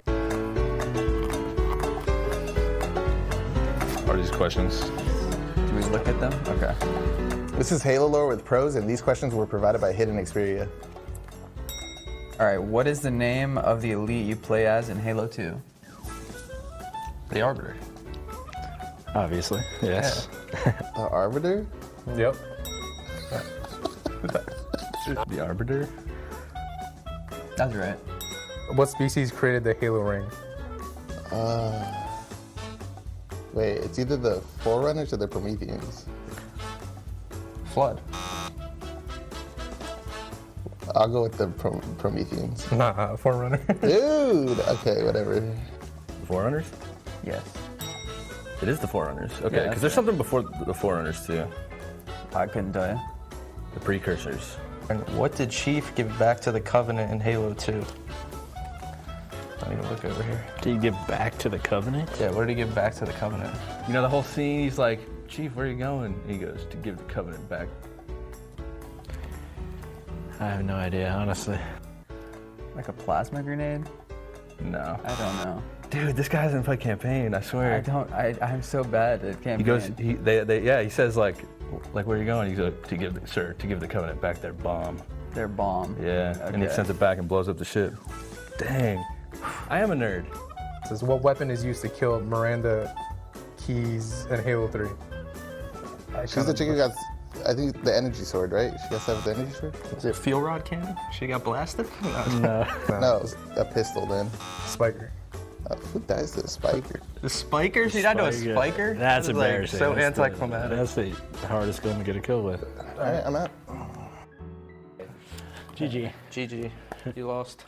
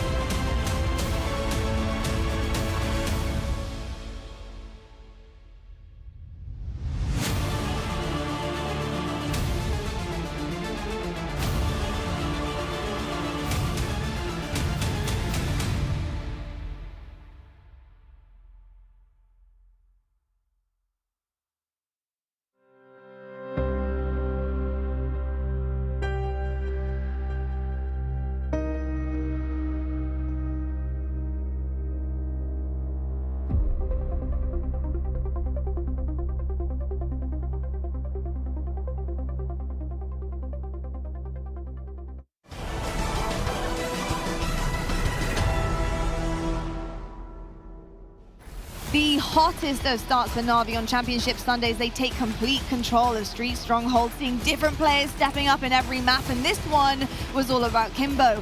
Catalyst player kept the ball rolling after Quadrant started off with a significant lead, but an overshield grab and a triple kill later, Jimbo had turned things around and they found themselves neck and neck. 2Foxy was on fire towards the end, and play after play led to another dub on the board. And finally, the nail in the coffin where it truly came down to the wire, and every single round was recharge ball, an extremely competitive 3-round game. And 2Foxy making heads-up plays left Quadrant scratching their heads, heading down to the elimination bracket. I mean, what a series. I really was not expecting that. And Shozy, bringing you onto the desk, lovely to see you, looking absolutely fantastic, by the way. But Navi, do I dare say they're looking better than you today? Maybe. 3-0 against Quadrant. It's a bold statement, I know. I mean, what did you make of the gameplay you saw? You were casting it, so you had front row seats. That is not what I expected to see. Navi looking so good, but Quadrant all of a sudden on the back foot and not really coming out the way we expected. They hadn't dropped the map up until this point, and all of a sudden they go down 3-0. They have a lot of work to do if they're going to go on a run in the elimination bracket. But for Navi, I think when they put all the pieces together, what a beautiful puzzle it is. Yeah, certainly is a beautiful puzzle. That is for damn sure, and a lovely way to put it as well. Really excited to see Navi's journey later, but even more excited to see Quadrant potentially bounce back. However, moving on to our next series of the day, we do have J-Lings versus Online Warriors. Two teams that really do have what it takes to make a decent run, and I think they have all the pieces. They just need to put them together. We actually did manage to catch up with two of the players earlier on. We have Flux and Quad talking about this matchup and how important a run is going to be for Championship Sunday. Fire so far as Cristola. I wouldn't be here, and we all wouldn't be here if we didn't think we could win this event. I wouldn't waste my time. Massive trouble. Two players went for rockets, it didn't really matter. At the moment, they ran away from the rockets and he got the freest of his life. Now he should secure a kill, which he will manage to do so. 200 to 120. Well, our goal is first, and we're going to go for first. definitely.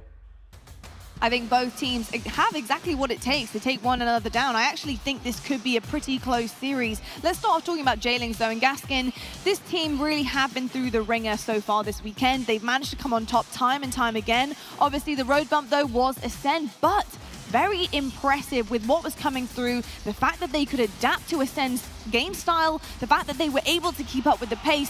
What does that tell you about this series in particular, going up against Online Warriors? I think J-Links go into this as favourites. They've beaten Online Warriors once. They've got close games against Ascend. Before the tournament, maybe we would have been saying they are the underdogs in this, but I think they've proved that LAN is a different story to Online. They are a completely different side that we're seeing on our main stage, and they will be looking to try and make a statement here so that they can move on into that top 4, guarantee a placement at Orlando, and start to build on to bigger and better things, start to compete for those grand final spots. I think looking at the J-Links roster as well, so far this tournament, I don't see a weak link anymore. I don't see any player struggling.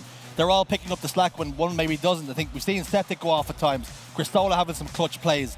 They've all been picking up the pieces when it needs to, and I really feel like Online Warriors are in big trouble, particularly if we see the sort of performance we've seen from them all weekend. I think it's one of those occasions that when every single player is firing on all cylinders on a team, they become unstoppable, and I'm actually starting to see that develop here for J-Links. I think as well, another player to mention is Morga. Not always getting the best stats. We do see him pop off occasionally in different maps, but my goodness, he's so sneaky. CTF, just getting behind base, pulling flags. You know, I mean, just unbelievable stuff coming through. The heads-up gameplay. He's going to need a lot more of that lethal if he wants to take down Online Warriors. Yeah, he's been sneaky, he's been a high flyer, he's been both different styles, and it's nice to see some different plays from him coming out of the woodwork here so far. And I think one of the main things we need to take with this J-Links roster is how they played against Ascend. The scores were close, some of them could have gone either way. Even if they only won that Catalyst TS game, the first game was really a true indicator, not to see how Ascend were going to play going into winners finals, but how J-Links was going to perform throughout the rest of the tournament if they did go into the elimination bracket. But with Online Warriors, they need to be offline Warriors at this point. The pedigree of skill and the individual talent they have, especially with players like Shady, who is one of the fastest in terms of the EU scene with the plays he makes, and just needs to try and abuse that, because he's kind of like not just an edgy slayer, but causes a massive distraction for any opponent he plays against, and that's where those three need to really try and abuse it. They certainly do, and talking about Online Warriors, let's chat about them. I mean, you know, Jimbo kind of put it correctly. Online Warriors, they have been Warriors Online, right? But when it comes to LAN, it's a completely different beast, and they need to start stepping up. And like I said earlier about all players firing on all cylinders and looking really well, is that what we're missing here with this squad? Is somebody not picking up the slack, maybe multiple, or is it just something completely different, Gaskin? Just as a team, they have been off. They've been awful. And I think they would admit it themselves ever since that loss against J-Links in pool play, the 3-2 loss. They've never really bounced back from that, and we haven't seen the Online Warriors that we were expecting to see. I had so much expectations of this squad. Online, they were the new guys on the block, the guys that dethroned Ascend, the guys that were going to change the top of European Halo, and then they have flopped when it comes to this event. But now this is the chance to make up for it. The series they had in pool play against J-Links was awfully close. I'm talking 50-47, 2-1 in ball, 3-2 in king, 4-3 in capture the flag. It was one flag, 1 point that really made the difference. So this is a series where they could finally bring themselves back up, finally put themselves in that name to be a top 4 team, if not more.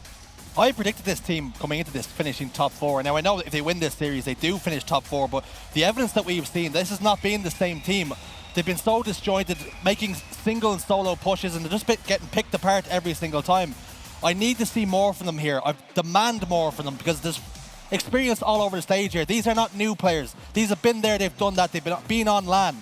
I want to see, and I need to see more. And one thing you've got to add as well to all that is the fact that they've got 2 entry slayers. They've got Mose and Shady. They're the ones who create these opportunities, but no one's taken advantage of it. How many times have you seen Shady go here, then absolutely everywhere at high speed just to try and make something happen, get the magic going to break some of these setups or make some of these pushes? Mose pretty much doing the same thing as well, and that's why it's going to be very tough and very difficult. And we know that Flux is going to be 100% making those IQ plays and be the IGL, and needs to really progress further with that leadership role, trying to take charge, make these calls, stop taking these duels, tell your teammates that it's cringe and just go for the numbers game. And we've seen it enough times again and again. So there's a lot of little things here and there which are adding up, but this is a time for them to step things up as well. They've already lost to J-Links back in pool play. They've already lost to Navi as well. So even though those losses aren't really clear signs of what we can expect, at least they can talk and rectify it overnight and see if they can make a bigger difference and a bigger picture going into this next matchup. What we've seen from this team when they burst onto the scene is they were pushing the pace, they were playing the game perfectly, and they looked like a team. Heading into LAN here, they haven't been a team. They've looked like 4 mercenaries, just come together at the last second just to try and do as best as they possibly can. I need to see more. I keep harping on about it. I've been bitterly disappointed by what these boys have put on show, and they're so much better than what they've shown here this weekend. They certainly are, and what's on show right now on the screen is our series layout. We're starting things off with Oddball on Streets. Now, Gaskin, I do always come to you if you are on the desk to tell me what is going to be going on, do you think, in this series based on what we have provided? I think the good news for both teams is there is no rematch from the previous series they played in pool play, so we're going to have brand new game types. I think Oddball Streets is going to be a perfect way for J-Lings to start. One thing we've learned is that online warriors struggle against teams who have structure. That's why they got slapped around by Navi. I do think that if online warriors are sending Shady into the fray once more, who will get caught out, then J-Lings may take full advantage of that. So I'm looking forward to this series. I certainly am too, and in fact, so much so that I'm going to throw straight to our casters who are waiting in the booth, ready to go. We got Onset and Bravo on the mics. Fellas, it's over to you. Thank you, Lottie, and it is time for us to get into another series, and another series that has some wonderful stories to be concluded. J-Lings have been exceptional during this tournament, maybe surpassed some expectations that some players and some teams, some fans, and us included, maybe put down for them before the tournament got underway. But now they have the opportunity to go one step further, to keep this story going. On the other side of things, Online Warriors have made it to Sunday. They have looked lax, they have looked slow, they've looked off the pace up until now, but Sunday is the perfect time to step it back up. An opportunity for Championship Sunday to be very different for Online Warriors here, and the J-Lings winners bracket run was halted earlier today, and you have to think they were only one flag away from going to another dreamy Game 5 for them, where they found a lot of success. Question is, how does the J-Lings fairy tale end? Do they secure top 4 here and a guaranteed trip to Orlando? That's what's on the line this series. Absolutely massive for both of these teams. Obviously, the pinnacle of Halo will always be in North America until one of these teams from Europe can step up and challenge that mantle. The first thing you got to do, you got to get to the event. You got to give yourself the chance to compete against the best, and all 8 players on this stage will want that opportunity to do so. So much on the line in this series. Winner will go to Orlando, secure top 4, continue on in the bracket, more prize money. Loser goes home here and now and receives none of that. This is everything to play for on Championship Sunday. This is the series you don't want to lose. It's as simple as that. For J-Lings and Online Warriors, step 1 is going to be performed here on Streets. It's going to be Oddball to kick us off. Starting things off here with Morga already a drop shield, and now that becomes really a prerequisite, it feels like, for the rocket grab as the meta continues to evolve in this game. And as we said, so much to play for, so much pressure. You heard it on the desk. These are no strangers to main stage European Halo, and neither of these squads wants to go home at this stage. Well, it's going to be a little bit of thrust battle here. Flux versus Septic, and Flux will get the better of him. But off the break here was actually J-Lings who got that first set of rockets. You saw in the kill feed, it lit up. Septic got 2 kills with them after getting taken down just there. And we're going to see our first hold of the game. Now, let's just take ourselves back a little bit. Online Warriors did play this game type yesterday against Navi. A couple of very close rounds, but after that, they kind of fell apart a little bit. They've got the opportunity to put that right here.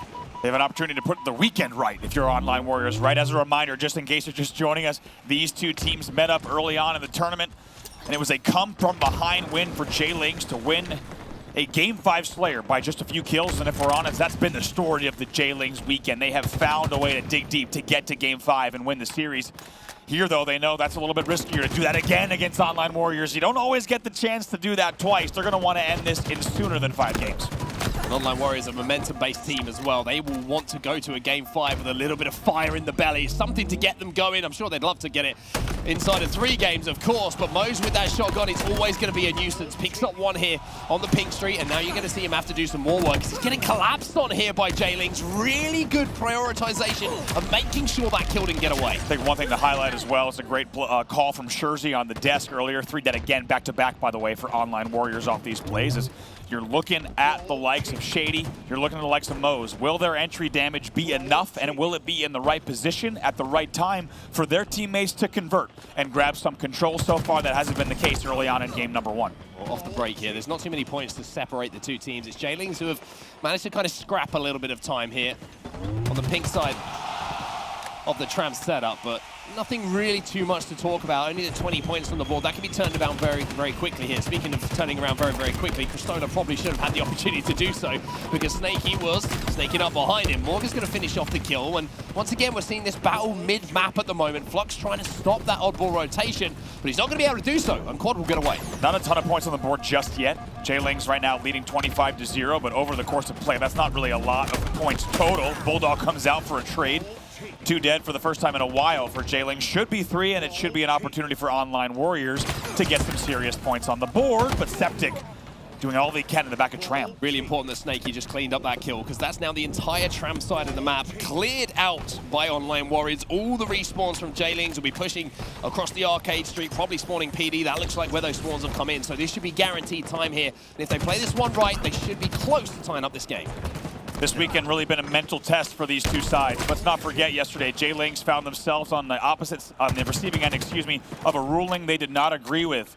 An opportunity where they could have gotten swept 3-0. They bounced back, they rally back, they find the mental strength to win that series in game number 5.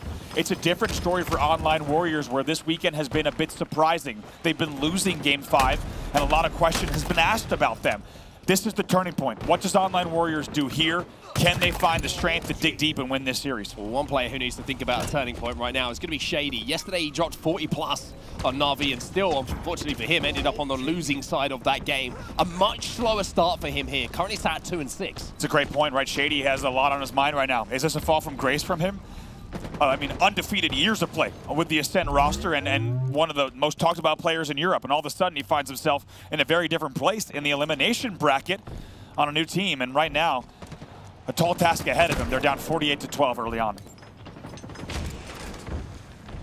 Cristola just looking to lock down this balcony area so that he can get some eyes on those rockets. Managed to do a good job to do the damage, and the teammate cleans that one up, and now it's just being a nuisance. Flux gets taken down with 3, and Shady, I mean, Chris probably should have finished that one off, having the advantage with that Stalker rifle, but Shady makes the play. Morgan will clean things up, so luckily for J-Lings there, they kind of get away with that one a little bit. They do. Shady doing as much as he could there with the resistance in the back of the base.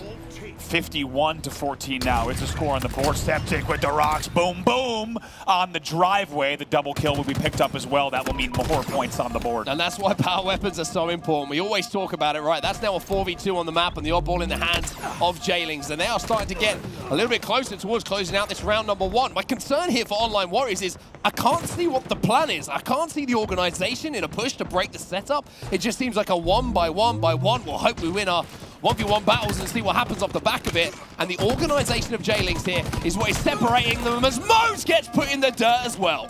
Septic with another double kill, and it feels like the driveway double kills are the theme of the day for J-Lings. Great emo band, by the way. Great emo band from the early 2000s, one of our favorites. 73-14 now, 1 dead for each side, and it just feels like the momentum and the composure is on the side of J-Lings. You and I were talking about it when we were looking at the stage cams. It felt like you're looking at the J-Lings player cams as well. There's a smile on their faces. They're leaning into it. Online Warriors. We don't know if they have what it takes in this one. So far, they're being outscored heavily. Septic also laying in some extra shots in the death cams for Online Warriors to think about. I think he was actually just trying to get his change out of the Tram machine. That's what it was. That's what it was. We all know sometimes it doesn't give that back, and unfortunately, he's going to maybe not get the money back, but he certainly might pick up the round win here for his team. Cristola gets that final point on the board, and it's going to be 1-0 to J-Lings here, and I think that they are looking and feeling and playing so confidently here. 3 out of 4 players on J-Lings already on double digits. Nobody else on Online Warriors in the kills category on double digits. That tells the story right there. It's a clean win for J-Lings, and they seem to still be firing. Online Warriors needs to respond now. They do not want to go down 1-0 in the series. Needs to see more from Flux as well. He's currently sat at 5-12 in this game as his POV once again is exploding into the skies. This time the Rockets are going to be the cause of that, but he's struggled so far in this tournament. He's been very strong online. He's been the player who claimed he had the best Stalker rifle in Europe. At the moment, he used to put it to use. Let's look at the numbers here. Cristola on your screen, 12-7. How about Quadios, 13-4? Good morning, Quadios. This man's ready for Championship Sunday. Again, Quadios just in a position to help out a teammate who's in a 1v1 situation, creating a 2v1, and now The pressure already on the respawns. Flux back in the death screen again. 5 and 14 now for Flux. This is great pressure coming from Online Warriors, and unfortunately for Flux, he's been on the receiving end. But the quad avoids the grenades. He's going to stay in the L with the Bulldog. They're playing very aggressive. They're playing mid-map here. This is not the easiest hold to do, especially against Online Warriors, but they're on the same page, and they will keep 2 dead. It's consistent pressure as well. It's 2 players pushing the same kills. You saw, before he even got the second Bulldog shot off there, it was cleaned up by a teammate, so the communication is crisp.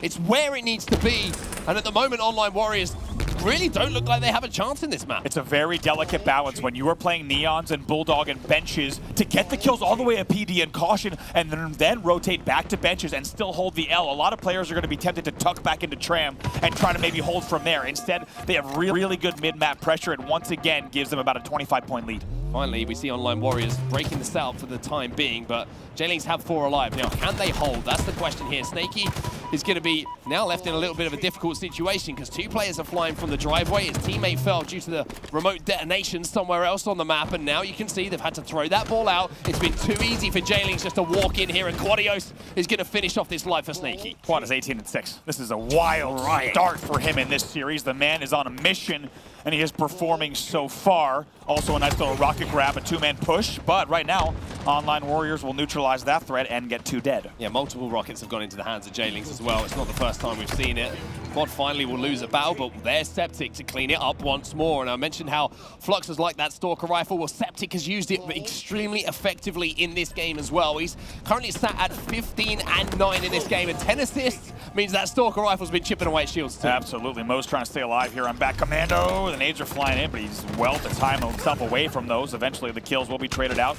4 dead, though, for Online Warriors, and I think we want to remember that Online Warriors, the second they catch fire, they can perform, but they have not done that yet in game number 1.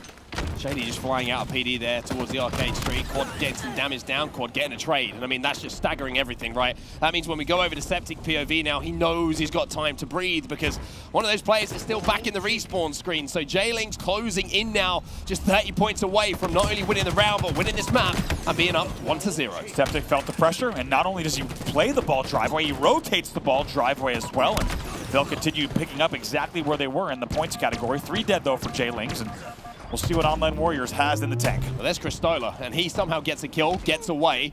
Flux will finally manage to shut it down, and the ball shall be collected by Flux. Now, what can you do with this Online Warriors? Where are you trying to push? What are you trying to clean out? You've got the kills, but they're already being beaten to mid-map. They're already under pressure, and they're just not doing a good enough job for me of really creating opportunities for that ball carrier to feel safe. Nor are they shutting down the slaying powerhouse of J-Lings. 23 and 9 for Quadios. Not gonna lie, these are numbers that you don't always see on the main stage, and certainly not late on a championship Sunday. 23 and 9 with 36 seconds of ball time as well. It's not like he's just been running around and ignoring the objective. He's been doing it all, and I tell you what, we were having a discussion. This Sentinel beam hits so hard on land. It just seems to be cranked up a couple more degrees than it does at home. It really does. It feels like at least 25% faster that kill time. Watch this thing. It's just gonna shred. It's just gonna melt. It's a killing spree for Quadios. He's 26 and 9. He is frying with that thing, and he is frying in-game. It doesn't matter what weapon he's got in his hands, or if it's an oddball, because J-Lings close things out. Here on map number 1 on Streets Oddball, they got 1-0 in the series. Oh my God, he's gonna end the game on 26 and 9 as well. Those are stats that if you're on the other side for Online Warriors, you're looking at those numbers and you're thinking we should never be letting a player do that to us in a game. J-Lings looking good. They'll take the first game. They're at 1-0. Looking good, I think, is an understatement, to be honest with you. Looking dominant. I looking like, apologize. Yeah, looking like they shouldn't be in this kind of position, because that was destructive, to be honest with you. And again, it's that organization, right? It's that cohesion that the players seem to have. The way they're working together in those twos is very, very impressive. Yes, they lost a little bit earlier to Ascend to find themselves in this position in the elimination bracket, but those games were pretty close. They were close, and I think that series score in the end maybe didn't do justice overall. I think Clutch was saying that he thought that Ascend looked like the clear top team. I think the score lines were close enough. We went down to overtime flag. I think J-Lings has a lot of story yet to write this weekend. Of course, Online Warriors thinking the same thing, but they find themselves on the receiving end of a 26 and 9 from Quadios and an overall 200-40 loss in 11 minutes of play. Look at those assists that Septic and Morga put on the board as well. I think it was 30 between them. That is just ridiculous. If you've got 2 players assisting as well as picking up kills for 30 different occasions. It's no surprise to see Quadrant spend up those numbers. Single-handedly out-assisted Online Warriors just as a duo. That's absolutely ridiculous, and a lot of these kills you're going to be seeing going down here are going to be in and around that tramp, and I think it was very difficult for Online Warriors to coordinate in a way where they could not only fight in places where they could pick up kills and kind of chip away at that setup, but especially when you're going against players who've got the Stalker Rifle and the Bulldog, which seem to be controlled so many times by J-Lings. J-Lings played that game type, honestly, in a way that was more aggressive than we typically see, regardless, and there's some extra shots that you saw there from Septic, but regardless of skill level, you rarely see top teams playing that high up on Cafe, that high up on Neons consistently and performing, right? It's one thing to start to try to spawn trap, but to stay alive, to get the kills, and here's Quadios at the end just absolutely schmelting. Yeah, I mean, the one reason that you'll see Quadios, for example, like we saw him pushing up onto that Cafe spawn to hit those PD players who are coming off respawn, is that you're then narrowing, you're forcing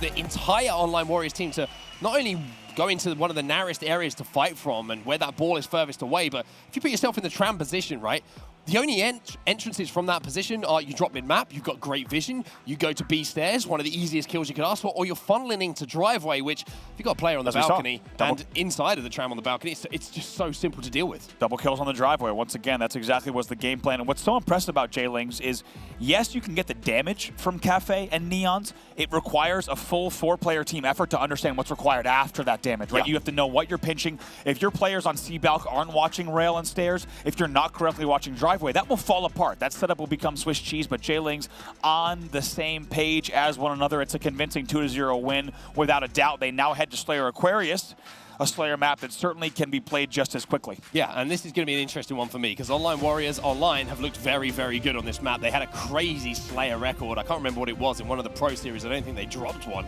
although that might be slightly untrue. There might be one or two that slipped through the fingers, but it seemed like every time they were in a Slayer match, they would come out on top, and they need to right now. They need to show me something. Quoting Wes Price, show me something right now, Online Warriors, because at the moment I'm struggling to believe. I think they need to believe in themselves as well, right? I think players like Shady, the new addition to this roster, he knows what he's capable of individually. He needs to believe that his teammates are going to be there. Get the damage, bank on your teammates to get the finished kills, and that'll be the task ahead of them here. Here we are into game number 2. Online Warriors looking to tie the series. I'll go as far as to say as well, if Online Warriors do not win this game, I think the series might be over pretty quickly because the mental's really going to start falling apart for them. When you've had so many difficult losses throughout a weekend, it all starts to stack up and it all starts to play on the mind. It's 4-2 now at the start of this game for J-Lings. Camo in the hands of the man who was just decimating in our previous map, and that is Quad.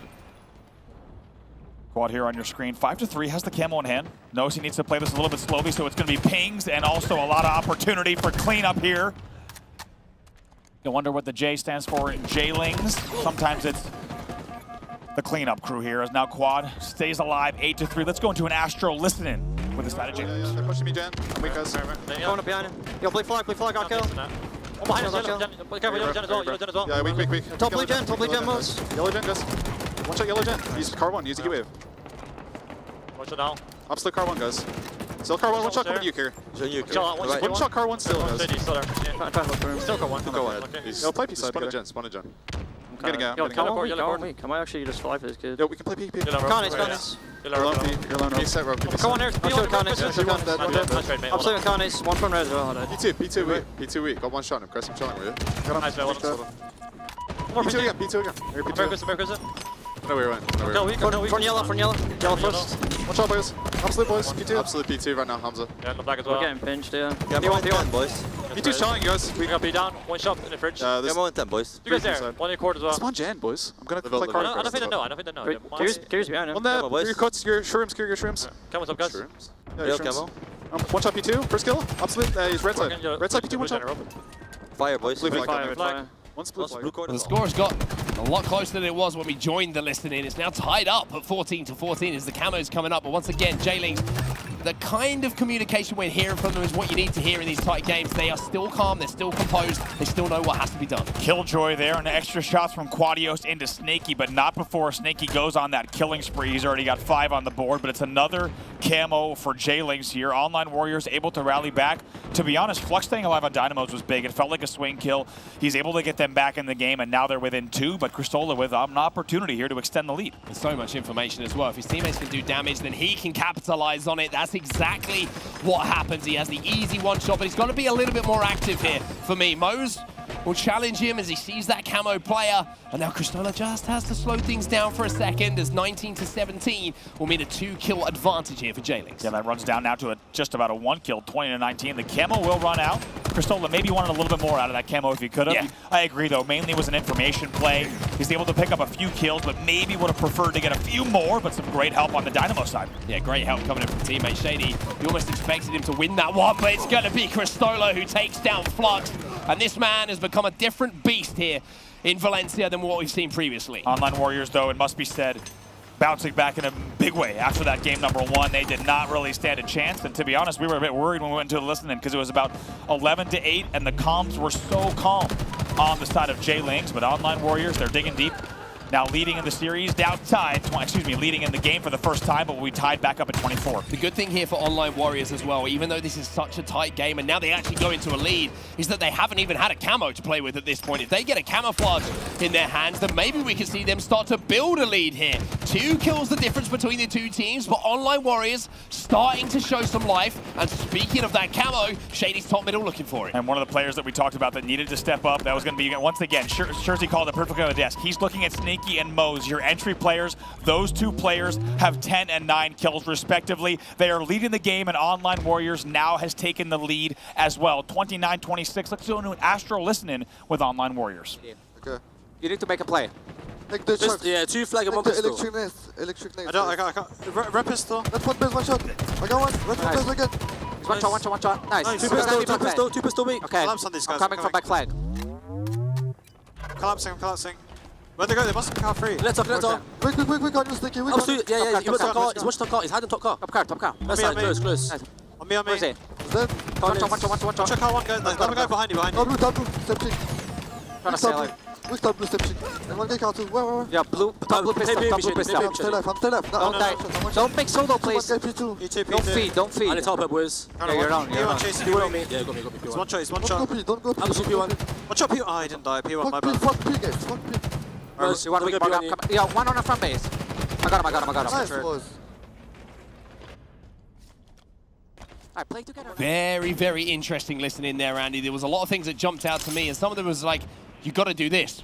Don't do this. Yeah. And I kind of talking to each other, just kind of reflection on what's happened and what could happen. I think that's maybe just the summary of the state of affairs for Online Warriors. Shady has the camo, and the first thing we hear in a listen-in is you need to make a play.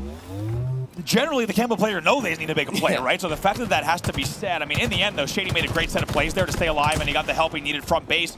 But in the end, we're tied 35-35. They do not take advantage of those plays, and they've let J-Links back in the game. They have, and now you're going to see them try and collapse on these last 2 players alive. Shady gets taken down by Septic. Flux will at least trade it out, but you're seeing that swing once again, 36-36. This could not be any tighter, and these are the kills and these are the moments that really matter. Shady might have just given one away, though. He's trying to stay alive, but Cristola will hunt him down, and now he has the heat wave too. Look at that, with barely taking any damage as well. Even taps a little shot into the base to fake that one out, and now they lead 39-38. And Septic got away with the camo, I'm pretty sure as well. Oh no, Cristola, do not make this mistake. He gets away with it. And it turns into a killing spree. Picking up the camo at this point in the game, though, this could be the difference. It's 40-38. It is the slimmest of margins that they have on their side, but that could change very quickly. How can you not love watching Cristola there? He misses the first heatwave shot, hits the second, little smile on his face. He's cool, calm, and collected. Now they have a 1-kill lead. Maybe has the thrust. Septic's run out of camo. Quadios picks up some kills, though, and now you're going to see Cristola trying to stay alive. The support is there from his teammate Septic, but Flux is on the move as well. He's on the prowl, and he picks up a big double to bring this back within 1. Huge double for Flux. We talked about how his game number 1 was less than ideal. Big kills coming in from Online Warriors. They take the lead now on the home stretch, 44-43. Mose is going to have a heat wave down in front of him as well. He does manage to pick that one up, so Mose can now play nice and slow. He can play some corners, and he can pick off some players. Quadios might be one of those. He takes a little dig in the back, but it's not going to be enough for that knockout blow. It's tied up now with 6 kills to go. This is nervy here. We talked about how much is on the line in this series. Neither team wanting to be the one to make the mistake right here. This is either 2-0 J-Links or the series is tied 1-1. Time not a factor here either. So much time to play with. 45-45. There are the Dynamo grenades. They are going to tick. They are going to burn. They are going to singe. but they're not going to put Mose into the death screen, but Shady will fall, and Morga is now pushing on the gen. Oh boy, one dead. We'll have to see if the push comes in. They have a minor man advantage, but more importantly, look at the camo. 5 seconds, the battle for this camo will likely decide it. Who's going to make the play on it, though? You have to wonder if anyone's going to try and get it, or maybe it's just Cristola who's going to create an opening here. Quadios picks up another. It's 2 more to go, but Quadios gets taken down. 1 more kill here for Jaylings, but Moses making plays for Morga, and Quadios will combine to close things out, and Jaylings again show ice in the Slayer. Now they're 1 game away from not only staying alive here in Valencia, but qualifying for Orlando. Wow. Tied at 44. All the pressure on them, and Jaylings makes the push happen. They get the opening damage, they get the picks they needed, and like you said, big double kills coming in. And it seems like the Jaylings fairy tale, especially in the Slayer department, will continue. It's another Slayer win, 50-47. It seems they prefer to win their Slayers by only 2 or 3. It doesn't matter how you win them though, does it? As long as it says dub at the end of it, you're all good with it. Now the thing for Jaylings to keep in mind here, we've been talking about game 5s, how they've won those game 5s. The worst thing that can happen for Jaylings right now is to find themselves in a game 5. You have to close this out here and now. You have such an opportunity against a team who mentally must be going through the ringer right now. Absolutely. Snakey and Mo's able to put a lot of kills on the board there, but in the end, it was no match for the teamwork of Jaylings at the very end. Great pushes there, and it felt like they were able to slip through the cracks, right? They had fridge pressure, top mid pressure, even a little bit of pressure on Dynamo, and that forces a little bit of chaos. And when you're in a scenario when it's 44-44 and you get that much damage, Jaylings made sure they struck. They struck when the iron was hot and very quickly, and they did not waste any time on that final push. Always love it when a team is proactive in those tight moments at the end of a game as well, and that's exactly what Jaylings was. I mean, Snakebite says it a lot. He's like, I'd rather die in a 49-49 trying to get the 50th kill than be sat in a corner and find myself getting pushed. You know, you've got to go out with the mentality you are going to win the game, not allow someone else on your team to do so. And it seems like everyone on Jaylings was on the same page. They all wanted to close that out in some fashion. And even though Online Warriors had a huge comeback in the middle of that game, it just wasn't enough. Second to last camo was a big play as well. Also, just look at the composure here from Chris. Like we said, he misses the first, but he taps the second 2 for that killing spree. And what looked like it could have been an Online Warriors come from behind win. Look at this from Mose. I don't know if he has to go from base here. Gonna get pinched from the bottom of the car side and from the fridge. That will cost him, and reactions there from the side of Jaylings. We'll take a look at the series. A big convincing win from Jaylings in game number 1, but they squeak out the game number 2 win after almost forfeiting quite a sizable lead. As you say though, regardless, it's 2 wins on the board. They now find themselves 1 win away from a clean sweep, a continuation in the bracket, 1 step closer to that trophy on your screen, and a guaranteed trip to the Orlando Major. It's a long shopping list. It's a long shopping list of things to tick off, and it's going to be one that they have the opportunity to do, like you say. But now we go over to live fire. Strongholds is going to be our game type. If there's one player who loves this map and loves this game type, his name is Shady. He moves so quickly around the map and has the ability to put up huge numbers.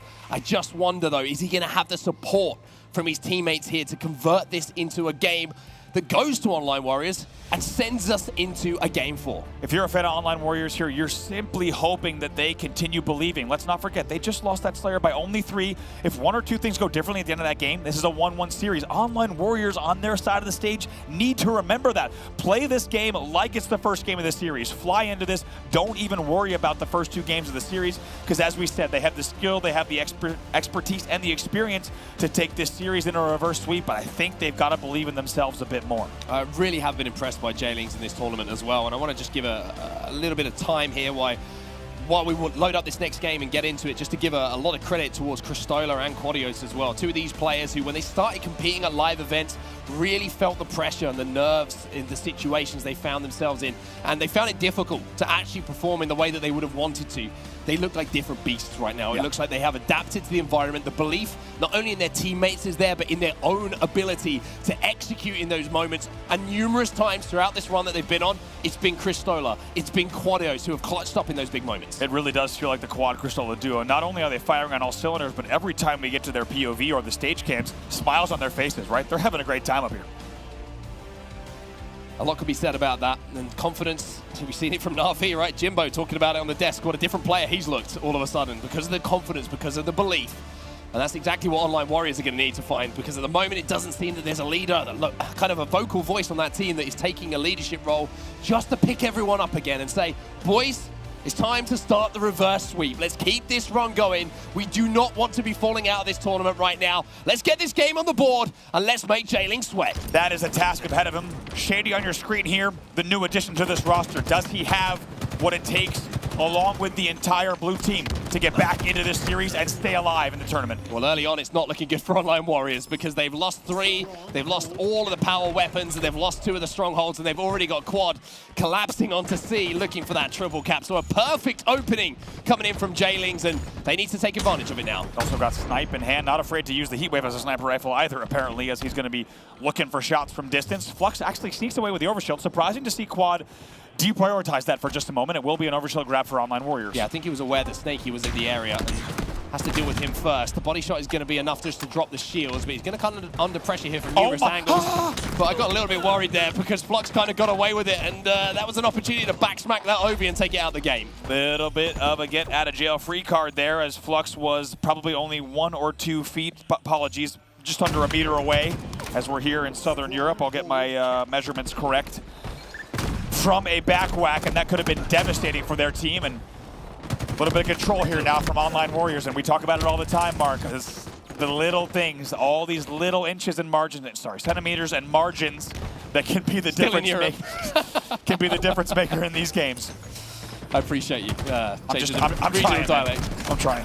Well, Mose is going to be pushing in with a repulsor who's going to get the finish onto Morgan. Now, if there's one game type that can get momentum on your side, it's Strongholds. You can start to roll. You can start to really punish teams if you can get a triple cap. But for Online Warriors, there's been signs of life, but J-Lings again have held strong in this situation. They didn't let it get out of hand, and now they're picking up those slays. They are keeping Online Warriors on those split spawns. It's a worrying trade there for Online Warriors, because when they thought they had a little bit of control, at the same time, J-Lings is able to control BC, and Quadios comes from behind. There's not even any comms to know about it. And look at this now.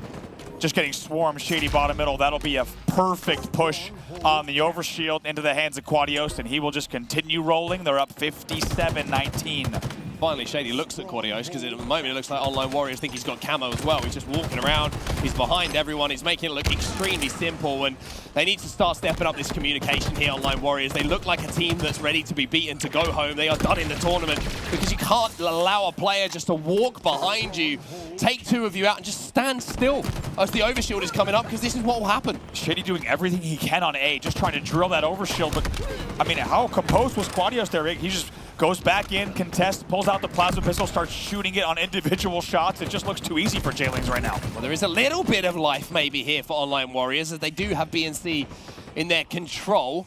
You see the Shady's already trying to pressurize A, and all of the spawners now trapped inside of A for J-Lings. So this is a chance to collapse. This is a chance to get damage and start putting all of J-Lings on a horrible spawn cycle. If they can do that, they might not be too far away from thinking about triple cap here. Yeah, Online Warriors fans would love to see some resilience here and a bounce back to get back in this series. Right now, they're certainly back in the game. 2 dead for Online Warriors, though, make it 3 dead, and even though they brought the game within 13 points, that will be more points on the board off the back of that for J-Lings, and also a sniper in the hands of Septic. Too easy. It's just far too easy. Septic goes for the no-scope, misses 1, bodies Mose with the 2nd, but you just think about the situation that Online Warriors had in front of them there, right? They have all 4 players trapped inside A, and they go 3 dead. Unacceptable. You cannot let that happen in that situation. You have to apply pressure. You have to get shots down if you want to put J-Lings back on the back foot. At the moment, it's too easy for them to break out of this. It's BC in their hold once more. It's 82-54, and Morgan has the snipe top tower. Let's see what Morgan can do here, with the sniper rifle. Quite a sizable lead in a game that was just about a 13-point difference. Triple cap for J-Lings, top tower control as well. And now Morgan's going to be in a position to get so much information as well. He doesn't know there's a player just below him bottom tower, but his teammate is going to find that information out for him. Flux stays alive for now. That'll be nice. That'll be good. And now he's bodying the overshield as well. Snaky, I'll tell you what, if I'm Morgan right now, I'm thinking about a challenge, but he's a smarter man than I. You definitely will be challenging there. I have absolutely no doubt. Snaky, and eventually he late pops that Ovi. That's how he gets away with that. And eventually he shuts down what probably was going to be a Morgan triple kill with Quadios flies into the back of the tower, and they waste no time. It'll be 2 dead for J-Lings. We'll see what Online Warriors do. Triple kill for Shady. We catch the last second of it, so we've not maybe heard the last of Online Warriors. They're trying to show signs of life. Yeah, they are trying desperately to show signs of life. You're completely and utterly right, and they need to, because at the moment, it's starting to get like a little bit of pressurized situation here for J-Lings. They have 3 dead here, Online Warriors, but Flux has just been such a nuisance here for Septic. It's an awful battle, but it ends up getting resolved. But look at the score. Even though we've been saying a lot of good stuff about how J-Lings have been playing, how Online Warriors have been struggling a little bit, this hasn't got out of hand at any point. It's 131 to 81, 1 triple cap, and this changes. Certainly still within this here, and Shady coming back from the heavens for just a moment. Back down to B. They do get the first pick here, but that'll be traded out pretty quickly. And I think what we need to see here, as it's 3 dead, and actually Shady going to be the last player alive, and he does well to trade and get a double kill, but really it's become a numbers game in this Strongholds match. And the reason you're seeing a 133 to 88 and what's about to be an A-B flip as well is largely because J-Lings is getting the opening damage and converting, and I think Online Warriors needs to focus on the slays and the damage here if they want to come back in the game. Overshield coming up as well in a few seconds' time, so Septic, nice little shot there. I think he just clipped the kneecaps of Mose to take him down to no shield, but there is Shady on the flank, causing problems as Septic falls. Lots of pressure coming in for Shady. They will get A and C, but you have to wonder at what cost they will find themselves 2 dead. Now Shady should have an opportunity, Flux should have an opportunity for this overshield grab. Top shield goes down as well. Cristola going to have the heat wave, but the only problem for Flux is here. Yes, he's got the overshield, but he doesn't have numbers. He's got players flying at him, but he picks up 2. He turns it into 3 and manages to give space for teammates to now get back into the map. Because of that triple kill, B has now flipped as well. Flux makes a play to create some opportunity here for Online Warriors. Is that the turning point? Is that the play that Online Warriors needed? As we said, they've been silenced a lot more than fans of European Halo would have expected, as Flux will continue dealing damage, and they will keep 2 dead. Maybe an opportunity, but during all that control, my shot there onto Quadios. They'll finally get B, but you have to think it's taken them a lot of time. So much slaying control, but not always the control they need in terms of strongholds. Now, 1 body shot here from Flux, and I want to see Online Warriors get aggressive. I want to see them push, but timing is such a problem sometimes. Looks away at the last second after not seeing anyone poking, and now he's just getting flooded by players from J-Lings, and he gets eliminated. So unfortunate, that situation, but you need to have the patience, and maybe, again, just the communication slightly off from teammates and what is happening on the map. And that's the blessing of Observer Mode, right? We see exactly how tight those moments were as he just looked away about 3 separate times away from the doorways that he could have been watching. And the damage could have gone a lot differently, but instead it will continue to be J-Lings in the lead in what could be the series closing game number 3. They're up 170 to 120. 2v2 on the map at the moment. Big battle going down here at B. Mose is inside of the hill. Mose will get the trade, and you can see it's half captured here. Cristola last alive. Shady inside of B, and Cristola is going to be forced in the contest here. So all of the resources from both teams at the moment dedicated to B, but the nades just rain down from the heavens from J-Lings, and Online Warriors feel the brunt of it. It also was very costly for Online Warriors because Flux came in as well to help and support, but he was about 1 second late in doing so. They lose another death, and they get on a really bad spawn cycle. However, during all of that, it still should be an Online Warriors overshield in the hands of Mose. Can he keep the team alive and in this tournament? 2 overshields in a row here, but look at it. It's 3 players just dealing damage to him. Septic's going to be challenging him as well, and the overshield is as good as toasted now. But what's happening elsewhere? You can see why Mose is engaging with 3 other players.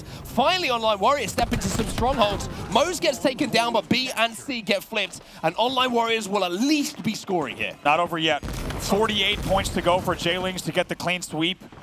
And one of the most convincing victories we've seen this late in a Sunday bracket in quite some time. But not over yet. Online Warriors with a chance to bounce back, maybe stay alive, but we're watching B getting flipped on your screen as we speak. Great damage from Quadios as well. 2 different players, removes 2 different shields, and now he'll pick up a kill as well on a 3rd separate entity. Now he's turning his attention to Shady. Sees the spawn for Mose as well, so that information once again so vital. He can rotate back, pick up this sniper, now they'll flip C. J-Lings not worried about it at all. They get the C flip now, they need to pressure on B, and body shots like that are going to be a big difference maker. Chaos in the back of B. Also chaos here at C. Quad trying to stay alive. 2 dead for J-Lings. Online Warriors answering back. Now 3 dead. They are indeed. And all of a sudden, it seems like Online Warriors have realized that this could be the end of their tournament if they don't win this game. They're starting to play. They're starting to communicate. They're starting to play with each other as well, which is the most important thing. A and B in their hold, and they are closing in slowly but surely on that 208-point lead that currently is in the hands of J-Links. Maybe they're finding what they needed deep here, realizing that their tournament life is on the line. You have to wonder where this was earlier in this series, but we do have an opportunity while they're trying to claw back for an Astro listen-in with Online Warriors. One shot in pillars, Chris. One shot in pillars as well. OV. Coming up to right now, boys. Nice, Akal. Shot this, one shot this. OV. Yeah, hey, not mine. One shot this. Alright, we need to get OV, guys. We need to get OV. I'm alone. I'm here, man. Don't go for it. Alright, get it, Shady. You're good. Nice. Let's go. I'm good. Okay, Bobby, go. Okay. Let's one shot. I can help you. Two guys back top. They're playing C. 3 guys playing C. C boxes, we Chris. Let's fight this. Yeah. Go on, let's fucking go, guys. Back tower, one shot. One shot. Boxes. And one tower as well. One tower, wait. Go on. Crypto. One middle. Pillars. Yeah. In C still, in C. Bottom tower. Help me see, guys. Help me see it. One shot. Yeah, we're coming. Coming. One shot. A as well. One shot. Got him. I'm getting B. AC even. 2A, boys. 2A. On you. 1v1. Don't die to him, Bob. Nice. Alright, let's play B now. Okay. I'm gonna go on, let's fucking go. Let's go B. Play B. Yeah. Victor. It's gonna be let's go, I got two. It's gonna be maybe back B. Careful. Yeah, back B. One shot back B. I'm watching this. Yeah, Victor, we play. Well, as we jump back into this game, what a turnaround it's been, and it seems like Shady has decided it's my time to breathe some energy into the team. I'm not sure if he's saying it, you know, we call it speaking in French sometimes when we're here in English, or is he trying to, you know, hype up Flux a bit, but he's saying, let's Flux and go, whatever it might be. Every time he's getting a kill, Shady's starting to get a bit loud. Wow, what a run from Online Warriors here. They've crossed the 200-point mark. Now, just like that, it's a 14-point game. They will continue scoring as well. And a brilliant call here from our DreamHack production team to get that listening as the Online Warriors have done it. They are back in the game. They are back in the game, but being back in it does not turn into a win. They now need to keep this pressure on. They need to close it out. And on the other side of things, J-Links need to show the ice we've seen all tournament long from them.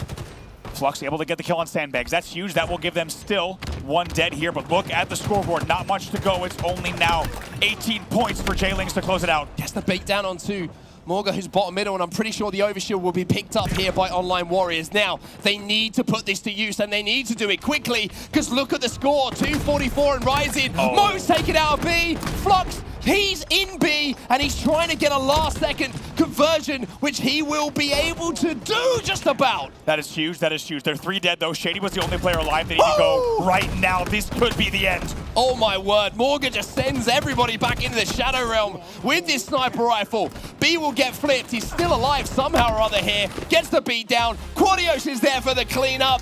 And the cleanup of the series is complete. It is a sweep here on the main stage as J-Links take down Online Warriors 3-0.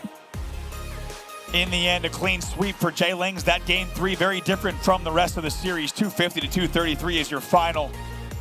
And you can just tell by the reactions on the side of Online Warriors, they're going to be left asking themselves, where were those team comms? Where was that focus earlier in the series? Yeah, where was that fire, right? It just seemed like they were just turning up and kind of playing the video game instead of realizing this is the end of our tournament if we don't win here. But congratulations to J-Links. Not only do they stay alive here in the elimination bracket, they also qualify for the Orlando Major. So J-Links, they're going over the sea.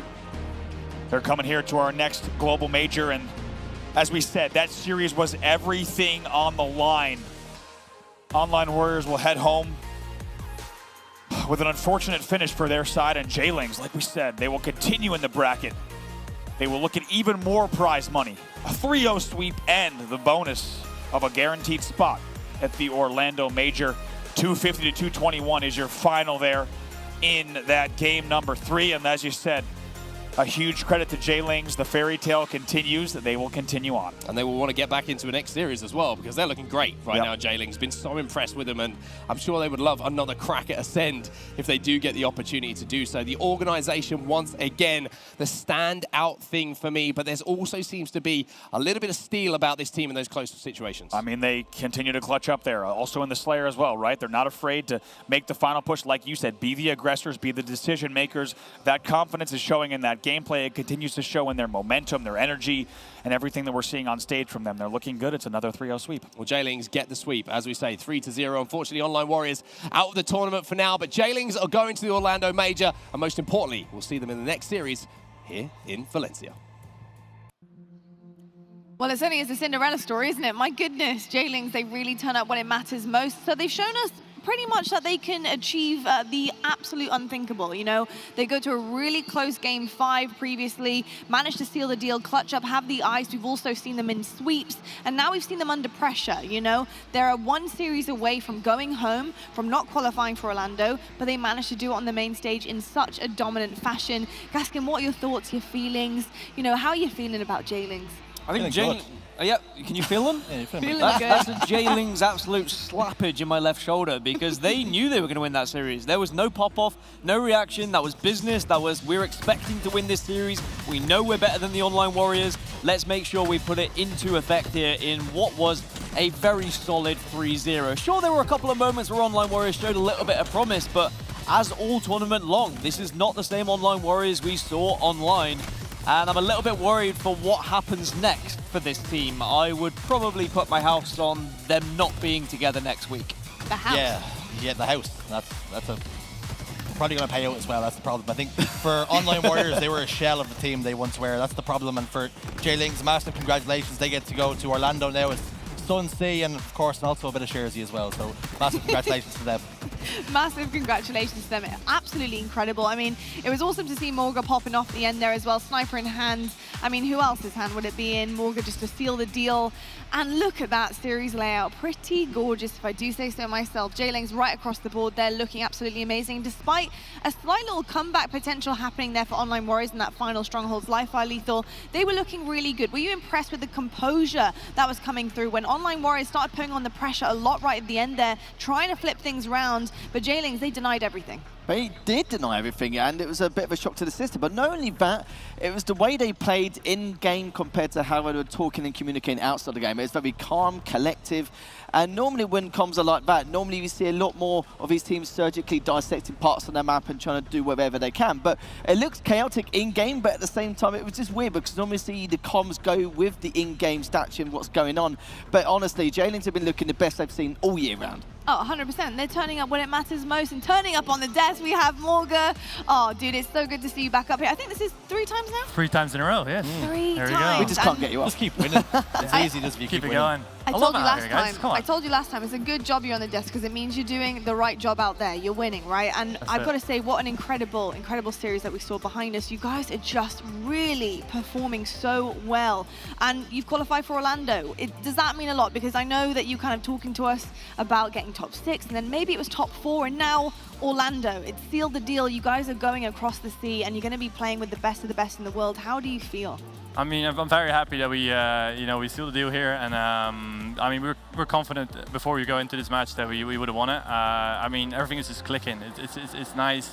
The comms are nice, as you said. It's really, yeah, we know what to do, and yeah, it just clicks. You know, we know they're individually very, very good, but you know, if you have 2 versus 1, then you should beat them. You know, body up and get out there.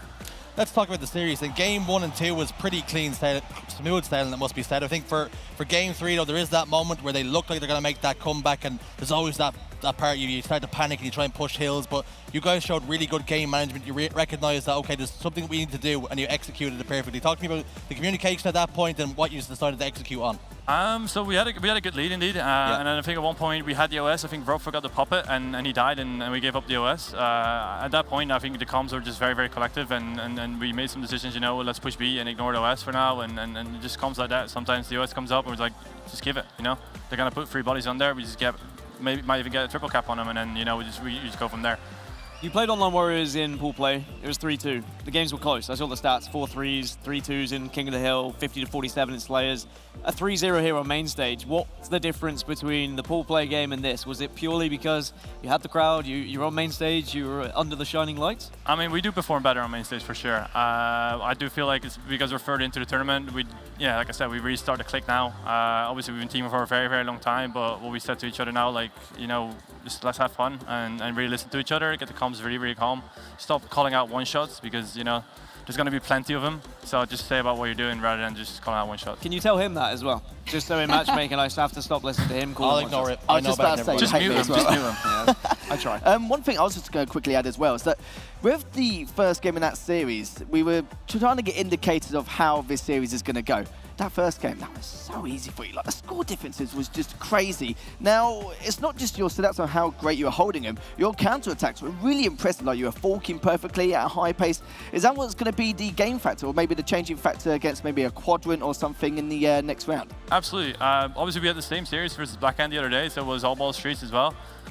We literally almost lost that, and we looked back on the games and we realized that 14 rocket kills and we only had 2.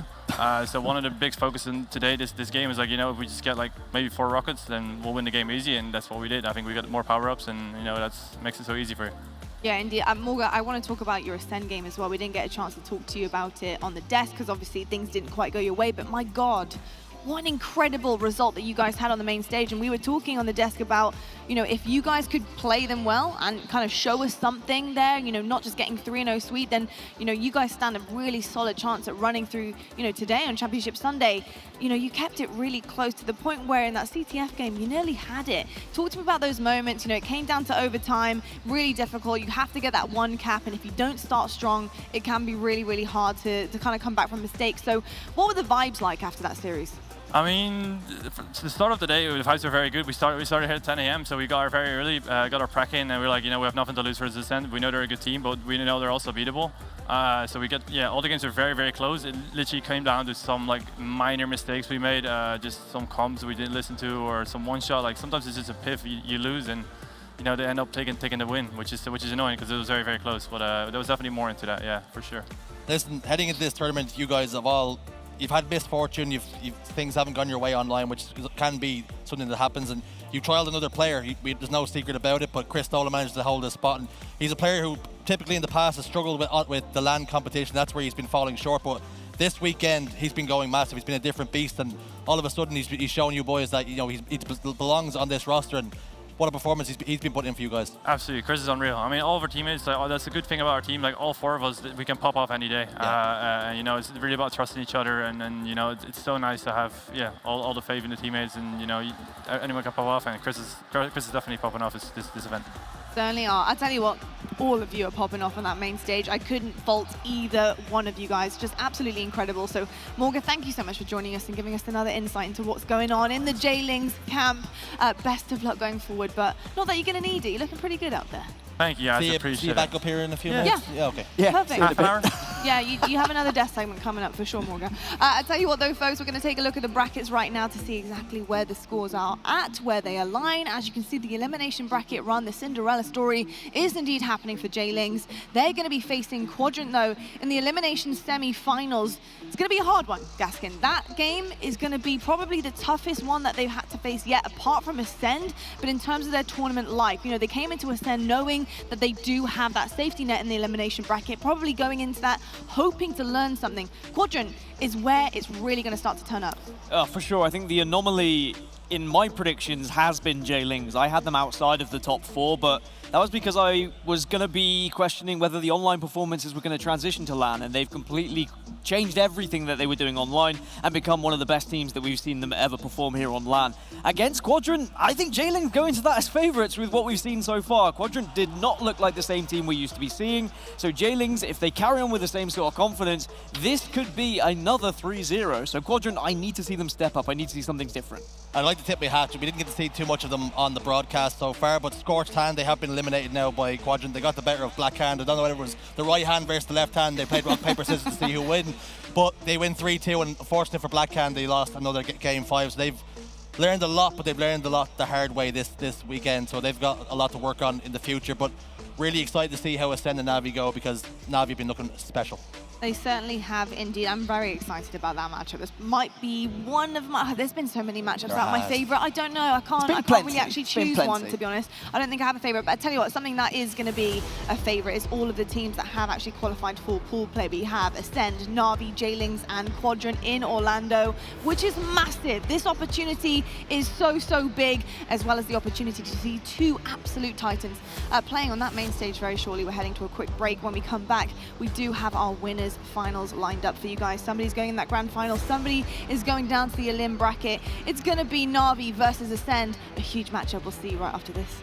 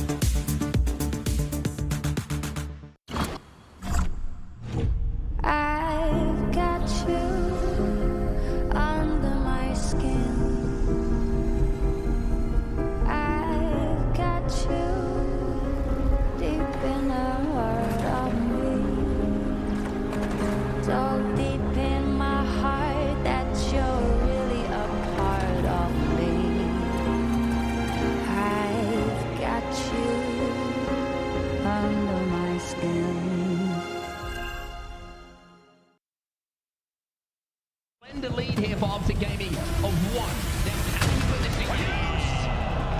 Indeed, applying pressure right to the spawners. Oh, this is a pivotal moment in this game, and the Rockets could decide everything. He misses the beat down, he snaps up. Oh my God! Wobbling them wings is an overkill. Normal gets the sword now as a reward.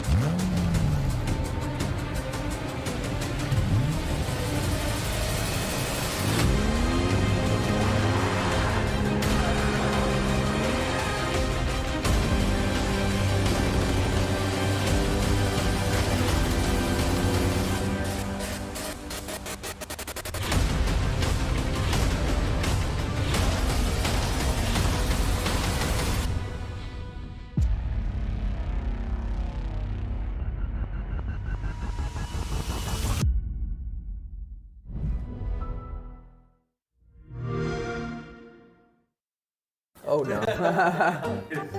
There's no shot I get any of this right. Which character says the famous line, "Were it so easy"? What's the line? Were it so easy. What? Were it so easy. Were it so easy, ... Bro, who has like a deep voice in Halo? Master Chief. Oh. Who said it? Master Chief? Oh my goodness. I don't know. The prophet of truth. No. Dang it. Arbiter. Yeah. Oh my Arbiter. God. Finish this quote. Wake me when you need me. Like, that one's easy. Everybody knows that. Like, yeah, that's correct. Iconic. That is very correct. Yeah, yeah. Wake me when it's over. Who was the captain of the ship, the UNSC Pillar of Autumn in Halo CE Combat Evolved? I was like 1 year old when that game came out. That doesn't matter, what? Yeah, I should get this too. What's the first ship? I'm gonna get made fun of for this one. I don't know. There's only like one captain, bro. Master Chief. Bro, are you Oh, Sergeant Johnson. Dude, it's a sergeant. Like, what? Dude, I didn't play Halo 1. You ever play the campaign? Yeah, like a long time ago. Captain Keys. Captain Jacob Keys. Captain Keys, bro. Dude, I was 1 year old when that game came out. Bro, right? So, I know you played it before. That's it. Okay. That's all we got. Did pretty good. Wow. I did okay. I feel bad for you. You all could get good. roasted I by mean, the chat. it's all good, okay. but- Yeah. I hope my questions are like these. You should get this, bro. Oh my god. This is the easiest question. Which is taller, a brute or an elite? I feel like it's low-key elite. Elite. It's a brute. Oh Wait, my what? God. It's a brute. Has to be a brute. You seen the Infinite Brute? I would not have They known like that. charge you like supersonic speed. All right, what weapon is used to kill Guilty Spark in Halo 3? Spartan laser. Okay, that's right. That one's easy, yeah. The Spartan laser. To see, like, you're in these questions? Yes, sir. Guilty Spark. What's that? Guilty Spark, like that orb. Oh, Spartan laser. Yeah. Wow. I know these. Why do You don't know them. Yes, You I have- literally know that. You know why one. you know them? Because it's in front of you. You have the answers right in front of you. That's why you know them. What gas do the grunts breathe? Bro, you're not going to get this. Shoot, no clue. That's No like idea? no idea. That's- Really? Well, because they have to have the tanks to go to like Earth and stuff because they don't breathe like I don't remember. Nitrogen. No, it's methane. Yeah, you're not going to. That's hard as hell. You breathe methane gas. That's kind of crazy. All right, who activated the Halo array in Halo 3? Dude, I don't remember. I'm just gonna guess 343 Guilty Spark. Master Chief? Master Chief. I don't know. Sergeant Johnson. Who won? Me. Whatever, man. These are the hardest questions. That was very hard.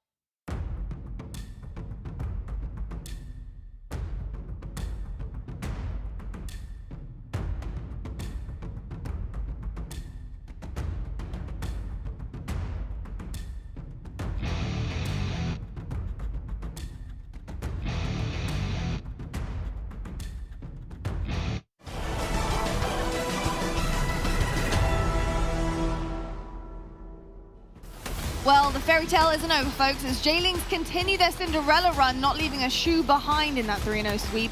Online Warriors had a shock as J-Lings lit up the streets in Streets Ball with more than just bullets. Their objective work was absolutely insane. The Slayer got a lot closer though. Aquarius saw a back and forth Slayer between the two teams, fighting for control of spawns and pushes at just the right time. But J-Lings managed to get their hands on the final kill and close out the map. And finally, Live Fire Stronghold's a solid start for J-Lings, looking to take it pretty comfortably, but the alarm went off for Online Warriors and they started to chip away at the lead, with big swing moments coming in by overextending and applying pressure. The pressure though made a diamond out of J-Lings, and my goodness, they take away a 3-0 series win. That was exceptional work from the J-Lings boys, and I'm really excited to see them actually peak at the perfect timing. You know, coming to Valencia, an all-European LAN, the first we've had this season, what a time to do it and what time to shine. Talking about shining though, I see a lot of shiny lights behind me on the main stage because we have our winners finals coming up very soon. We've got Navi versus Ascend. So excited about this matchup. You know, both of these teams have been really kind of main contenders for this top spot. Navi, a lot of question marks about this roster, a lot of questions about what they're going to do and achieve this season so far. Looking pretty good this weekend though. We actually did sit down with Navi and Ascend to find out how they're feeling about this very intense winners finals. So pick up 2-3 kills, and now he finds himself a Rockets, and Quadios finds himself picking himself off the floor for a few seconds as he finds the death screen. But now you see... We just played J-Lings in winners semi-final. I'm not gonna lie, we were expecting to win 3-0 because I was trying to win the tournament without dropping a map, but you know, it happens, like we lost a map, it's not that big of a deal. I know that everyone is a bit scared of playing us because of who we are, so we have to stay confident and knowing that people have pressure whenever they have to play against us. We have to remember who we are and not be afraid, because at the end we are the best and we're here to prove it. And Ascend will run this one home. It's been a hell of an effort from J-Lings, but Ascend have been champions for a reason. Going on to the finals is definitely going to be tough. I think obviously you look at the track record of Ascend being very, very dominant. They've held this dominance and it's all been online. It's the last 2 years of online, whereas they're coming up against a bunch of European players who we've all, I think on our team alone we've probably got about 25, 30 event wins combined. So LAN is where we're at. 3v3, Jim using that sword again. He seems to be spawning with it at the moment. The game is so much easier. They haven't really had tough matchups yet, whereas we're going to have to go through the gauntlet to try and get them. So I think that rides with us as well. We are going to get to the grand finals in Willy for sure. It will only mean something if I can bring the trophy with me. Good luck, have fun. I think actually Jimbo does actually come up with a valid point there about, the level of competition they've had to face so far this weekend. And he is right in saying that I think Ascend so far haven't really had a huge amount of obstacles in their way, whereas Navi on occasion have had teams that they've had to kind of pull back with. They've had Quadrant on the main stage as well, which we've seen what they've done to them. So I think right now is where I think Ascend are going to be meeting their match. I kind of said it before, depending on how Navi perform is honestly a big indicator of how this weekend is going to go. But Ascend, they have their work cut out right now. I think they needed to go back to the drawing board after their kind of series with J-Lings, expecting to kind of 3-0 this team, not happening. Onset, what do Ascend right now need to work on, need to improve in order to really take this one to Navi? It's going to be about stopping Navi's momentum. I think that game one is very, very important in this series, arguably more important than any other series we've seen so far in this tournament, because if Navi win, then all of a sudden Ascend, the first thought comes into your head of like, these guys are looking good, we could lose this series, we could have to go through that elimination bracket to even have the opportunity to go into a grand final. I know it's only one game, but those sort of thoughts start to manifest themselves in your head. And on the other side of things, Ascend have been dominant online, right? They have beaten Navi hundreds of times, it feels like, so far in Halo Infinite. And there's always been this talk of, it's online, it doesn't matter, it's online. If you've beaten once on LAN, then all of a sudden Navi get reminded of all the losses. And they're like, oh, it's actually just Ascend are really, really, really good, regardless of whether it's online and LAN. So I think for Ascend, they need to come out of the gates hot. They need to win that game one. They need to put the doubt back onto Navi. Couldn't agree more, and I think Schurz has really been talking about it perfectly the whole weekend, right? When you look at Ascend, expected to win the tournament. When you look at Navi, a little bit of a darker horse, and I think Navi's thriving off of that so far. Yeah, I think it's one of those things where for Navi, particularly on Friday, shaking Magic 8 Ball, and whatever that answer's going to be, that's the Navi we're going to see. I think what we have seen today from them, though, that dominant display against Quadrant, all of a sudden I think Ascend to be a little bit more nervous than they were, particularly on the Friday. But I think for Navi, we need to see them start hot. Game one's going to be so important, because if they lose it, then they find themselves drifting back into themselves once more. And I think for Ascend, they've been dominating Europe. They've been running this whole region. It's been thriving off the fear. Everyone's afraid to play them. They know exactly what to expect. So I really want Navi to come out here firing. And how do Ascend deal with pressure? They haven't had to deal with pressure. This is the thing. Like, we've seen it on the other teams. They've been put in pressure situations, in brackets, in tournament play, wherever it might be. Ascend have just won everything. So now you get to this position where Ascend, if they go down in the series, we learn something more about them. Will they be able to cope with that? Because we know that Mighties is going to be heard from over the stage. We've seen it from Jimbo, and we've seen it from Kimbo as well. Kimbo and Jimbo, usually very quiet guys, keep themselves to themselves, but the energy and that they're feeding off of from Mighties as well, I think that Navi look like a scary proposition. And another great thing about Mighties too, right? Every time, even when it's these wins where the rest of the team isn't jumping out of their seat, right? Mighties is always so fired up, and I think that's added a lot to this roster as we think about the energy and the momentum. Yeah, indeed. I think what I could say for Ascend here is complacency could be something that creeps in on them. You hear Seek in the interview, he speaks very, very well, but something he says is players are afraid to play us. I don't think that's the case. I think a lot of teams expect to lose against them all the time, but I think if game one, if Navi can just plant that seed of doubt, all of a sudden the pressure's definitely on. I think also something that really stood out, I think, in the Ascend series against J-Lings was kind of them slacking a little bit on prioritizing certain things. And I think if Navi can capitalize on those, this could be really detrimental to Ascend. You know, looking at the power-ups, I mentioned it before, I was a little bit shocked that Ascend let it slip time and time again, where they were letting J-Lings pick up the power-ups for free pretty much every single map, and they continue to do it. They didn't improve on it. Yes, could have been a little bit of a bait and it kind of went wrong, miscommunication, but to allow that to happen more often than not in a series, you know, how much can Navi kind of push that to the limit? Oh, Navi will be on top of all the weapons. You know, Wonderboy is always calling out to them, you know, 10 seconds to rockets, 5 seconds, they're your rockets. He does the work for them when it comes to knowing what player is going to be in position to pick them up. But going back to that game that you're talking about, Ascend took the loss. They took the L. You said, Seeker said he wanted to go the whole game without losing a map or whatever it was, win the whole tournament without losing a map. But the way they bounced back in the next game was most impressive because they just absolutely decimated them. And it was not even close. So they took the loss and they bounced back immediately and put everything right. Yeah, indeed they did. You mentioned, though, on set that the series layout, that first map was going to be so important. Let's take a look at the series layout right now. We have Livefire, King of the Hill. What are you noticing there? You told me it was really important. You know, how important is this King of the Hill game going to be? I think at this point, I look at the game types and I'm not really looking too much into it just because of the fact that everyone's played the game types now. Everyone's had the preparation time. Everyone has put the work in they need to have to succeed. I think a lot of this series is based off momentum now. King of the Hill, we said yesterday Navi didn't look great in it in scrims and warm-ups. Online, it doesn't really matter because they came in against Online Warriors and they absolutely smashed them out of the park. So I look at that and I'm not too worried for either team. I think it's going to be all about just who's on fire.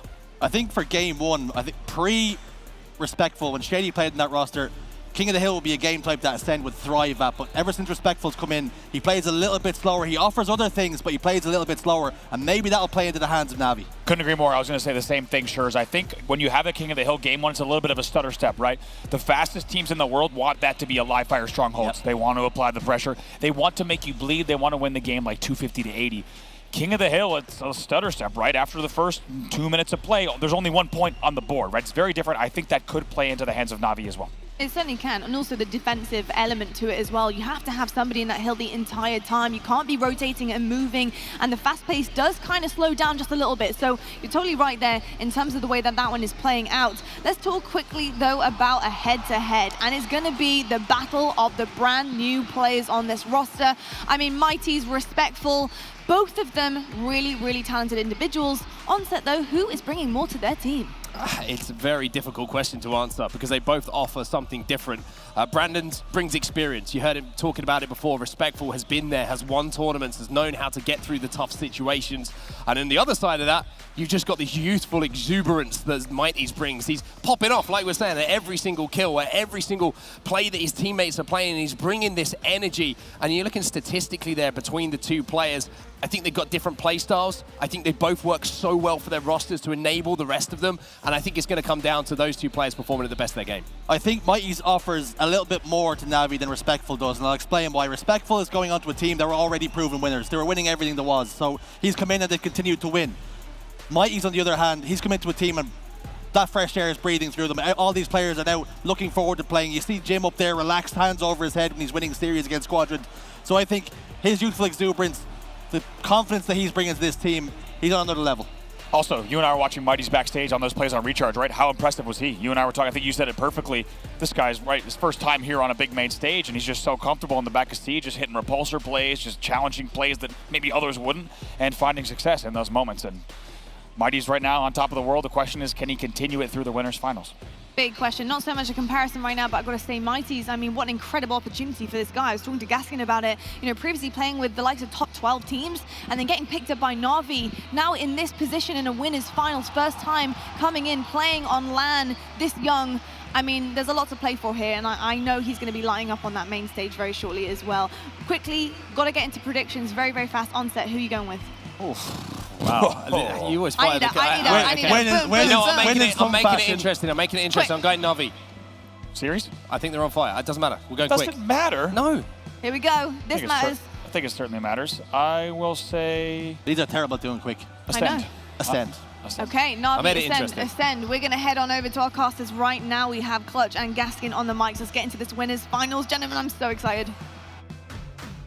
This is what we've all been waiting for, right? Winners bracket finals, Navi versus Ascend, Respectful versus Mighty, Structure versus Organized Chaos. Wes, what are you thinking? Gosh, I mean, there's just so many storylines to talk about here. Everybody on that stage has a chip on their shoulder for a different reason, whether it's Respectful for being dropped, whether it's Ascend for the risk of their dynasty coming to an end, whether it's Navi's comeback story or it's Mighty's first time on a LAN environment, and boy, has he been something to watch this weekend. So everybody's coming in here with a little bit of extra motivation, and there's no love lost between these two because these are the top dogs in the European history of Halo, right? When I think of European Halo, I think of Jimbo and the boys over on Navi, but over the past couple years, that title, that legacy has kind of been stripped away, has been replaced from the dominance that Ascend has created, and with the addition of Respectful, Ascend look to continue that dominance. And boy, are these guys ready, and they better be ready because Navi are coming in hot. Fist bumps all round. The players are locked and loaded. King of the Hill live fire is where we kick things off for this winners bracket finals. And I think I just have to go back to what Respectful was saying. This is a different team to what I played on the Navi. They didn't know how to play chaotic. They didn't know how to play amongst the chaos. Prove that now on this Ascend roster. Prove that you can deconstruct this Navi roster, who are so good once they set up. And the big thing for me when he said that was this team is versatile. Something we criticized Navi at is maybe not being as versatile, but Navi hasn't needed to be versatile here in the last few series or over the weekend because they have been dominant so far here in the winners bracket. Speaking of dominance, though, Snipe Drone with a beautiful double kill to kick this one off. And if you wonder how dominant Ascend's careers have been, it's because of the individual performances like that one just there. It was a dominant double, but it was a fantastic reply from Navi to shut down 3 members. The overshield suddenly gets the focus here, but look at the amount of time that Ascend are racking up. They've gone for the play of, we want the hill here, you can have that overshield. I love that play from Ascend. We're not gonna spend all of our resources over towards the overshield. We're gonna rack up about half the time already in that hill. So this overshield, it has to count if you're Navi, and already overshield dwindled away, not too much production from it. Ascend are gonna get the better of the trades. Jim has to back off, but Navi have been able to at least dip their toes into the hill here. And Ascend might get backstabbed by Jim. We've already seen this once throughout the tournament. He knows when to flank, and when he does execute it, it's deadly. Jim's flanks have been influential to the Navi success so far. Unfortunately, this one, it's not gonna find any success. Multiple members of Navi going down. This hill, it's still controlled by Ascend, and Snipe Drone, the guy you don't wanna see with Snipe. He's positioned top tower, and maybe he gets a free kill at the same time.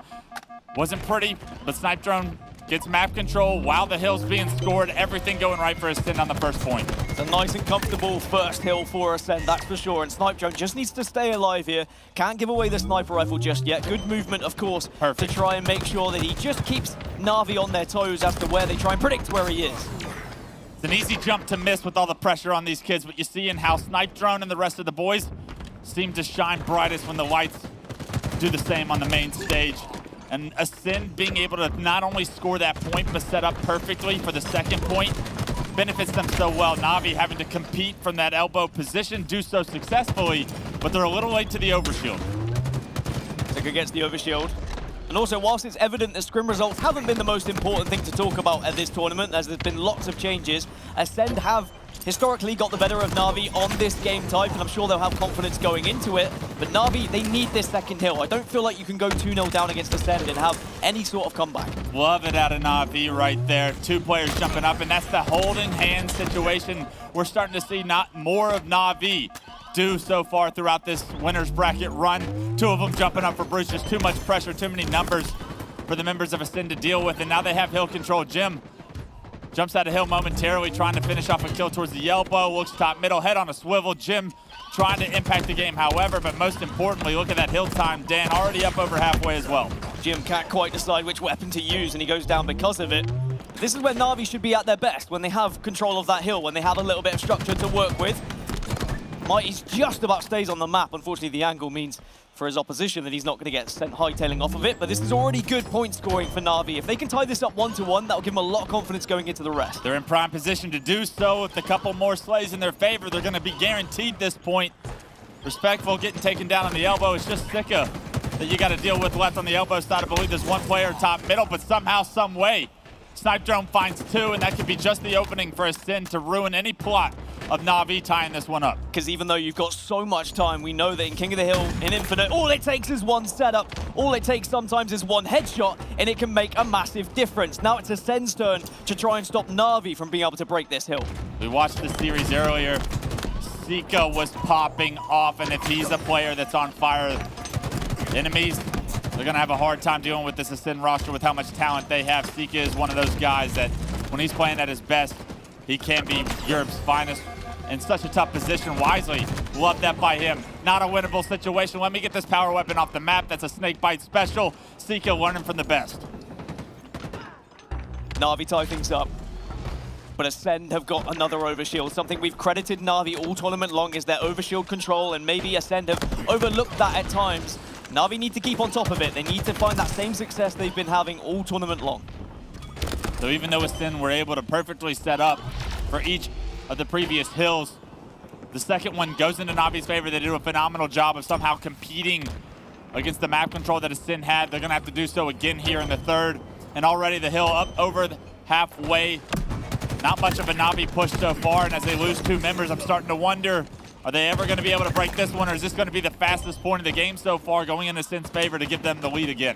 Kimbo, the last remaining player, and they know where he is, and that means the hunting party are going to come out with their forks and their torches to try and eliminate Kimbo off of this map, but he's still somehow surviving and being a nuisance, and now the rest of Navi can perhaps use this as a distraction. Kimbo doesn't go down, Kimbo stays alive, but unfortunately, the point goes in favor of Ascend. The micro from Kimbo there was beautiful, but unfortunately, none of it matters because you're only as good as the score at the very bottom of the screen. That's a 2-1 favor for Ascend now, and as this hill moves towards the overshield. Overshield not coming up in the next few moments, but you can guarantee there will be an overshield that comes up during this hill, and if Ascend already have control of this area and they're able to get that overshield, you're almost going to guarantee they take that 3-1 lead. So a break from Navi is crucial to keep this within striking distance. If Navi time this correctly, you're right. They could break the hill, they could get the overshield, and they could quite possibly win this hill as well. So you really need to be thinking about when you go for your slays, when you go for your pushes, but you also don't want to give too much time away here, because Ascend are just chewing through this hill. Tick-tock, tick-tock. These hills will go by fast if they're not competed for, and Legend, he's able to get that overshield. Hasn't seen a single enemy to even shoot at throughout this entire time, and that's a quick point for Ascend. They've started to take over this game on the back of everyone stepping it up. Look at those kills, Dan. 11, 10, 13, 14, and you got to stay respectful with 14 because he's a newcomer on this squad. Mighty's is doing his part, but he needs Jim to step it up as well. Well, not only is that overshield going to have an influence in the last hill, but it also has an influence on this hill. Eventually, the overshield falls. Tower control temporarily in the hands of Navi, but Navi find themselves 3 dead. Mighty's got a lot to do here, should be traded out, but somehow still scarpers away. Navi, they seem to be struggling. I want to hop into an Astro listening and see what the comms are like. Are they able to stay calm during these pressured moments? Come inside, Victor. A plant 2 shot. Legend's over there as well. A, there's 2 weak A plant side. AR as well. I have to go in the hill after push still. Legend. The hill 2 shot, boys. Respect for 1 shot. One shot A plant. Chop down. There's 2. Down him, Easy. Could not get kills again. No, that's all good. Okay, good. Means I'm still taking these ones. All 4 dead for Navi, and although it was a brief listen in, you could almost hear a little bit of panic, a little bit of stress there as game 1 of our winners bracket finals comes to an end. It's a 4-1 victory from Ascend, and that 1 point from Navi, you might as well have forgotten it because it was all Ascend for about the last 3/4 of the game. It was 4-1 last time they scrimmed, and it's 4-1 here on LAN. No differences just yet. But it is only game 1 of 5, of course, and I think Navi will look at that and say, okay, maybe not our best game type, but let's make sure we start to focus up here going into Slayer as a game 2. But as we look back at the King of the Hill, overshield control has been something we've been constantly praising Navi for, but it just seemed like Ascend shut them out time and time again throughout Livefire. Storyline goes, every overshield Ascend wanted, they got. The one they gave up, they gladly took the hill time over to green. That ended up working out in their favor as well.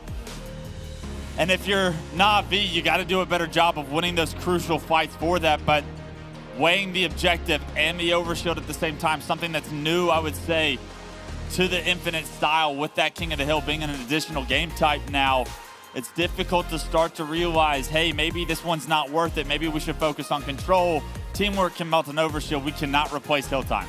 4.7k damage for Snipe Drone. He had that one blip during the winners bracket semis where he had an off game, but then ever since then he's been backfiring. He's been back to the robot that we know and love. And if he does continue to output that much damage, it's going to get more and more troublesome for this Navi roster. Yeah, and if you want to talk about a blip, this is the first blip to show up on the winners bracket side for Navi. Onstead talked about it on the desk before the match, right? Navi hasn't lost a game. Is this going to be a 3-0? I don't think so. Game 1 is the most important game, he said. Navi not showing up here in game 1, and you wonder how long was that momentum wave going to be able to carry this Navi roster? Are they going to be able to get back up on the saddle, get back to the winning ways here in game 2? Because this series leaning heavily towards Ascend's favor now that that game 1 looks so dominant. And I know we get listen-ins mid-game. I'd love a listen-in post-game because I want to know what Navi are kind of thinking at the moment. Because it's very easy to look at what they were able to achieve in the winners bracket semis and then think, hey, we can go on, we can beat Ascend. But after a loss like that, it is so easy to be deflated as a team and think, same old, maybe Ascend are just that one level too high. It's like going to the locker room after a half of a performance you're not too proud of, but on the other side, watching the fist pumps, a little bit of a stank face from Legend in the fact he's like, hey, these guys are kind of easy, he says, after that first game. I like where we're headed, so Ascend, they're going to be riding on Cloud 9 right now. They play a lot like Cloud 9, so this is going to be Navi's job to stop them.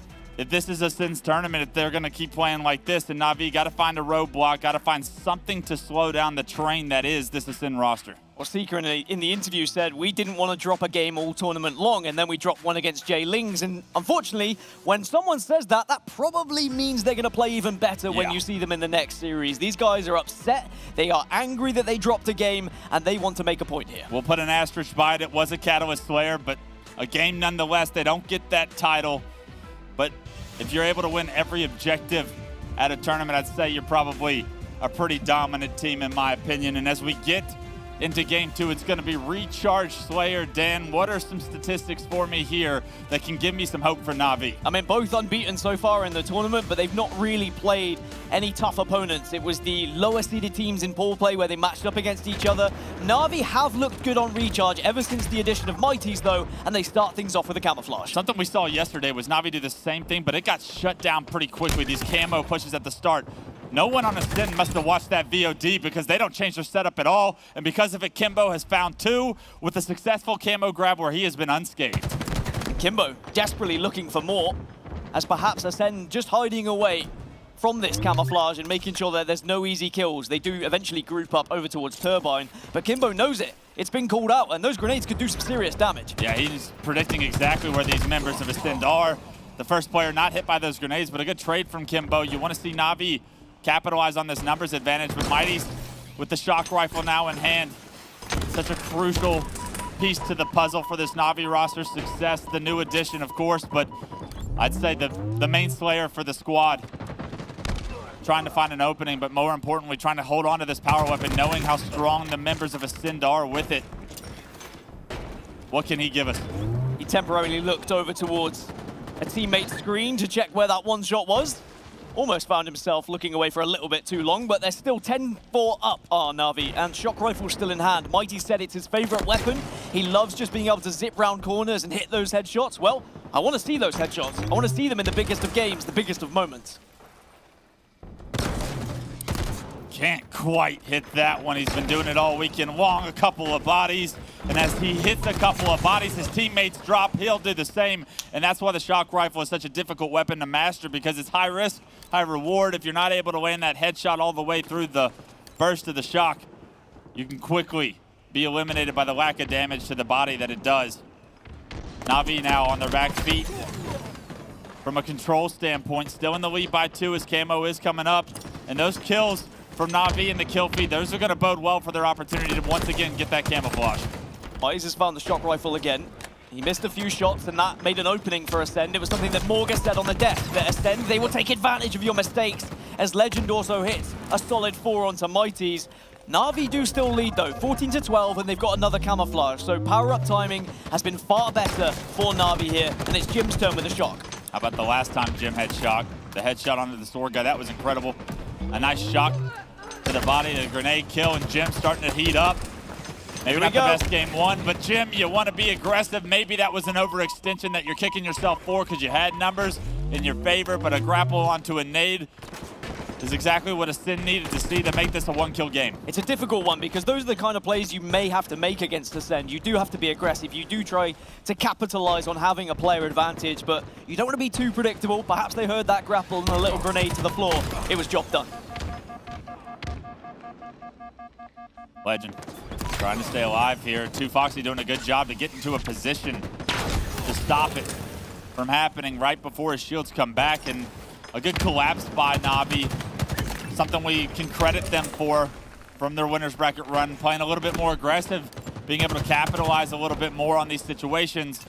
Now with map control in hand, what can Z Mighty show us? And even though these two have been scrimming a lot in the last couple of weeks, they haven't been playing Slayers against each other. They've just been focusing on the objectives, maybe recognizing that the Slayers are just who's playing better on the day. Well, at the moment, 22-22, nothing to separate two of the biggest and best teams in Europe right now. Two teams we will be seeing in Orlando as well. They are guaranteed those tickets to that major. But now the focus is on trying to become champions as Sika gets a double. Easy kills for Sika there. Taking top control. Knowing that they're spawning in pipes as well, what do you decide to do here? It's a little bit slower of a pace we're seeing out of Ascend. That may be why this game is so close. 26-25. A lot of respect being shown from the purple team. Well, it was something the desk talked about. They said respectful. He likes a slower game. He does slow things down a little bit. And he did that on Navi back in the day. He slowed them down on recharge. Is that going to play into their favor, though? Does that end up being quite a tactical, methodical game here against Navi? Third camo of a row. Third camo in a row going into Navi's hands. It's Kimbo this time around. And you have to think these camos, they're going to start to add up. Ascend's going to be looking back at some point if they lose this one and say, where was our power-up control? Because it's been all Navi so far. A much different story than game one, and we'll see if the score is going to result at the end of the day in their favor. Shots from Kimbo. And I cannot stress enough just how important, how much of a fifth man Wonderboy has been on this Navi roster as coach. One of the biggest reasons as to why they're getting these camos. And also he was bringing the energy, he was bringing the hype. Unfortunately though, Snipe Drone shuts down Kimbo. You never want to give Snipe Drone this weapon because good things usually happen when this guy finds it.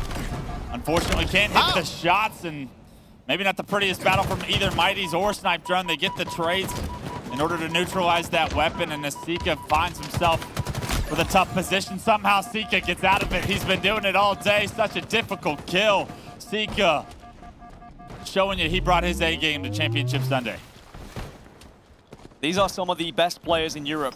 Some of the best players in the world as well, within the top 8 of international competition, but they are neutralizing each other at the moment. We're not seeing these flashy plays. We're not seeing the big headshots. This is a nervous one. I think Navi know how important it is. I think Ascend know how important this Slayer is. This is really going to define the series. There's a little bit of extra mustard on this one for sure, as these two teams are very familiar with each other. They want this win as well. They know how big this tournament is for their histories. Good damage by Jimbo as well here, but Didn't expect the player to be there, but the rest of Navi show up. They get 3 dead, and now as we approach the end of the game, Dan, the late game situations in this Slayer, 42-38 Navi with that round of slays have now set the tone for the rest of this match. The game's starting to speed up a little bit, but it's a 5-kill advantage now for Navi. Ascend starting to drop off, and Navi maybe smelling blood. Got to be careful you don't get sucked into a trap, though, from Ascend. 6 more kills required for Navi. How are they going to play this one? Are they going to try and be aggressive? Are they going to slow it down, play for shock? Are they going to allow another camo to spawn up? Questions to ask yourself, Jimbo. We've seen some successful flanks from him, and he's behind enemy lines. Where is Ascend hiding?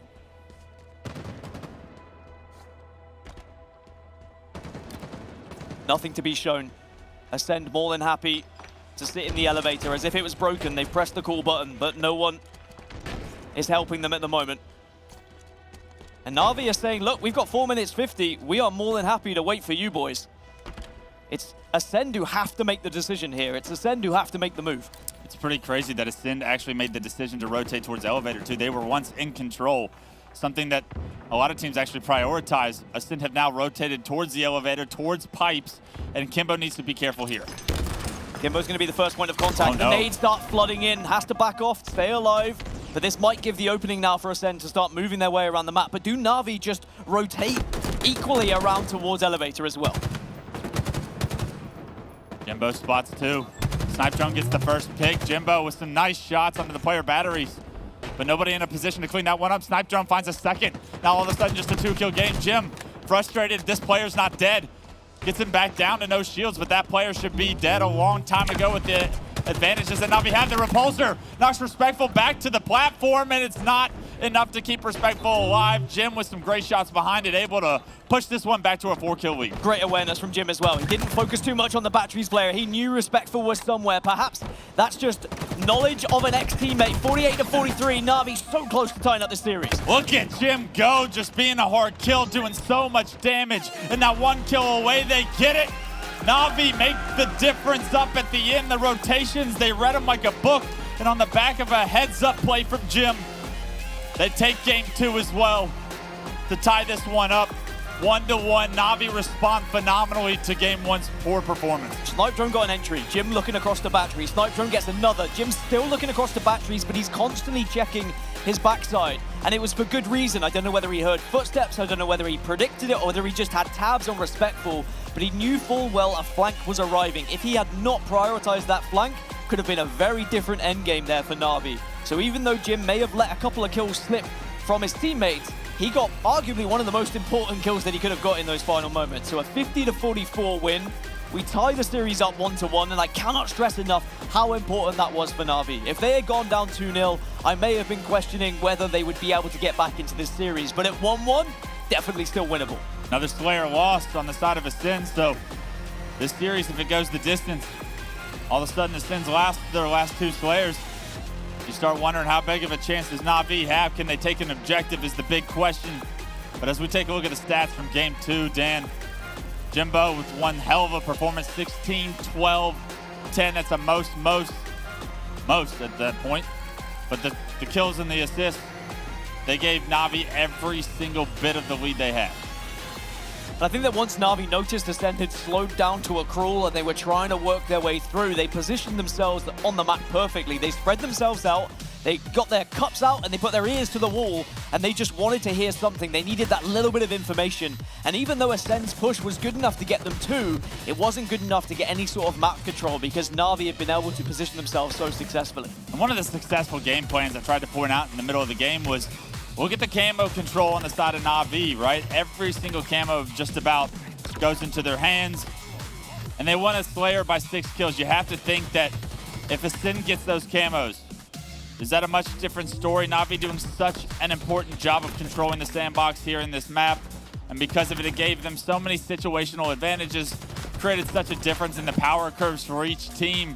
A much different storyline than in game 1. Perhaps it's a case of Ascend not thinking the camouflage is that important as an overshield. Perhaps they can keep tabs on it and they can get that kill before the camo actually gets away. But what Navi did successfully was escape with that camouflage. Game number 3, though, we talk about organized chaos.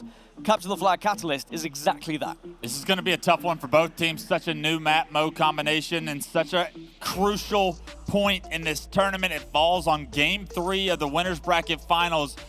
And as this meta develops for this map, how you play your life, what you do off each spawn, we're going to see a lot of decisions that will make the difference in a good decision, a bad decision, a win or a loss. We're not quite sure how it's all going to play out as these two teams continue to evolve that meta, but one thing I can guarantee is Ascend are going to look to be aggressive. Wouldn't be surprised if they play this very similar to a Fathom-esque style where you're seeing a lot of overextensions, you're seeing a lot of flag stalemates, and potentially the plays that will decide those flag stalemates typically result in the winner of the match. It's another game type that these guys have not been scrimming against each other. Even after the 18 games they've played, they just choose not to go for Capture the Flag Catalyst. So it's about who's been doing their homework, which coach has been looking at those starting strategies, who can get that overshield first and make sure they secure the sword so they can get a big old pull. This is going to be a banger. Well, if you want to know who's been doing their homework, I can tell you already it's not Ascend based off the start of Recharge Slayer, just allowing Kimbo to get that overshield. So maybe Navi will have some kind of an advantage here at the start, but that advantage may just be stripped away. The first 2 kills, they go in the hands of Ascend. So does the overshield, and now Snipe Drone has his eyes on Jimbo. Not just has the eyes on Jimbo, but the eyes on the sword as well. Overshield plus sword, plus pushing into the base. This is where Navi need to be a little bit careful, because this can very quickly turn into a flag run if you're not careful. But Snipe Drone knows he can't just run aimlessly into the base here, otherwise he could be drilled by several BRs. I'll be honest, I slept during math most of the time. I don't know what that equation usually turns into, but overshield plus sword plus control usually ends up sounding like a pretty good thing. That's a positive result, I'd have to assume, and that flag being on the move is going to be a positive thing for Ascend fans to see. Snipe Drone tries to lay down a little bit of covering fire, and that's a good toss. This is good recognizing that you cannot afford to go down with the flag here, otherwise you will be numbers down once you get into your base. The pressure, it's on. The overextenders, they're here. Ascend's got to deal with them. The flag being pulled, and it's one of those Fathom-esque styles where you overextend, you get a touch, you cut the flag off. Can you get the slays, though? The answer is no. Ascend, they get their kills. Is the flag returned, however? It is going to stay 0-0 as that flag is returned. Navi do just enough to keep this game tied. How on earth did Ascend not get that? They tried to repulse her up to get the touch, but Navi have done just enough so that they get sent back purely off a little bit of a retime, and then eventually just too much time for them to work with to try and actually get a touch of their own. Respectful now has the skewer, but he goes down. Flag is moving. 2 members have fallen for Ascend. How are Ascend going to play this one? Kimbo, he's got sword in hand, able to find one, but losing teammates all over the place. He wants to get the return out of the flag that's been thrown out, and Kimbo, he's able to get a touch, actually, so even though Ascend look like they have an advantage in that opportunity, Jimbo, Kimbo, they're about to make some plays, but Respectful trying to get that overshield impacted. Jimbo able to hit some crucial shots to take that one down. Not only that, he gets the touch. His flag, it's going to be returned, and if Jimbo can continue to advance this flag, they're only going to have to worry about 1, maybe 2 overextenders from Ascend, and they will find themselves up 1-0. I mean, that overshield play might have worked online, does not work on land. Jimbo connects with those shots, but unfortunately now as the last remaining player, does have a sword to work with, though. Flag will get returned. No cap for Navi, but what can Jimbo do to try and stop this run? Overshield in the hands of Snipe Drone, so they still acquire that, and those overextenders, Snipe Drone can smell them. There's one high, one low. Low, it's down. Mid-bridge. 2 for the overshield. Overshield control being so crucial to these flags run, and that's going to do it. Snipe Drone with that overshield able to subside any of the overextension from Navi. Ascend take the lead 1-0. They both got one close, but it is Ascend who finally put one in. And Navi, unfortunately, after getting so close themselves, this is what Catalyst flag is like. It's counter-cap after counter-cap. It's overextend after overextend. And sometimes it can come down to something as simple as an overshield control to really make that difference. Snipe Drone, he's going to pull this one. His flag's being ran towards him. Needs to make a play. Unfortunately, he can't do so. He gets hit by a nade, and 2 go in the favor of Navi. Jimbo's got the flag the entire way. All they need to do is get this return. They need to do it quickly, though. You see members of Ascend starting to approach this side. Jimbo hops that return immediately, punches it in, and they tie this one up. Navi not going to go quietly in the night here on Catalyst CTF. This one could go the distance. What a response from Navi. Not only was it a flawless run from Jim, apart from a little bit of a trip on that final hurdle, but it was how they controlled the spawns of Ascend, how they managed to keep tabs on those overextenders as Jim tries to toss the overshield off the map. I think he does toss that one off, and Respectful just moments away from denying that. But Respectful, he's going to see an opening, take a player with him. Good defense from Navi to shut down Respectful, but there's still numbers to deal with. So tough when you spawn back base and you know that grenades are being hurtled your way, but Legend is doing what he can to stay alive. Mighty's also gets one onto Snipe Drone, and it's a 3 versus 3 now. Legend still being a nuisance at the back of this base. Is he going to be able to stay on the map? No, he won't. He goes dipping, he goes diving, and now Navi can have a 4 versus 3. Good job by Navi. Defense stands strong. Keep this at a 1-to-1 game for now.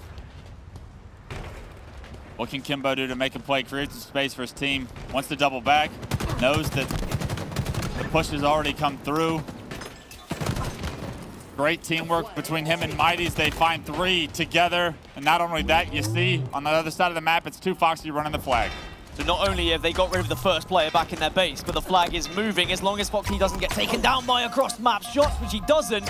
This is a really good position for Navi. They just need to make sure Foxy gets his shield back, which he does, and now he can get on in. He can capture this one. Navi go 2-1 up here. Style points with the grapple, but even more of a heads-up play from 2 Foxy. He says, if my teammates can get these kills, I can run this flag. They get the kills, I run the flag. Everybody making plays for Navi to take the lead here.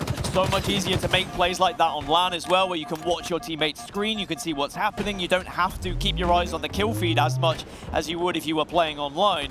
6 minutes still remaining though. And even though Navi have the lead, Ascend won't be too worried.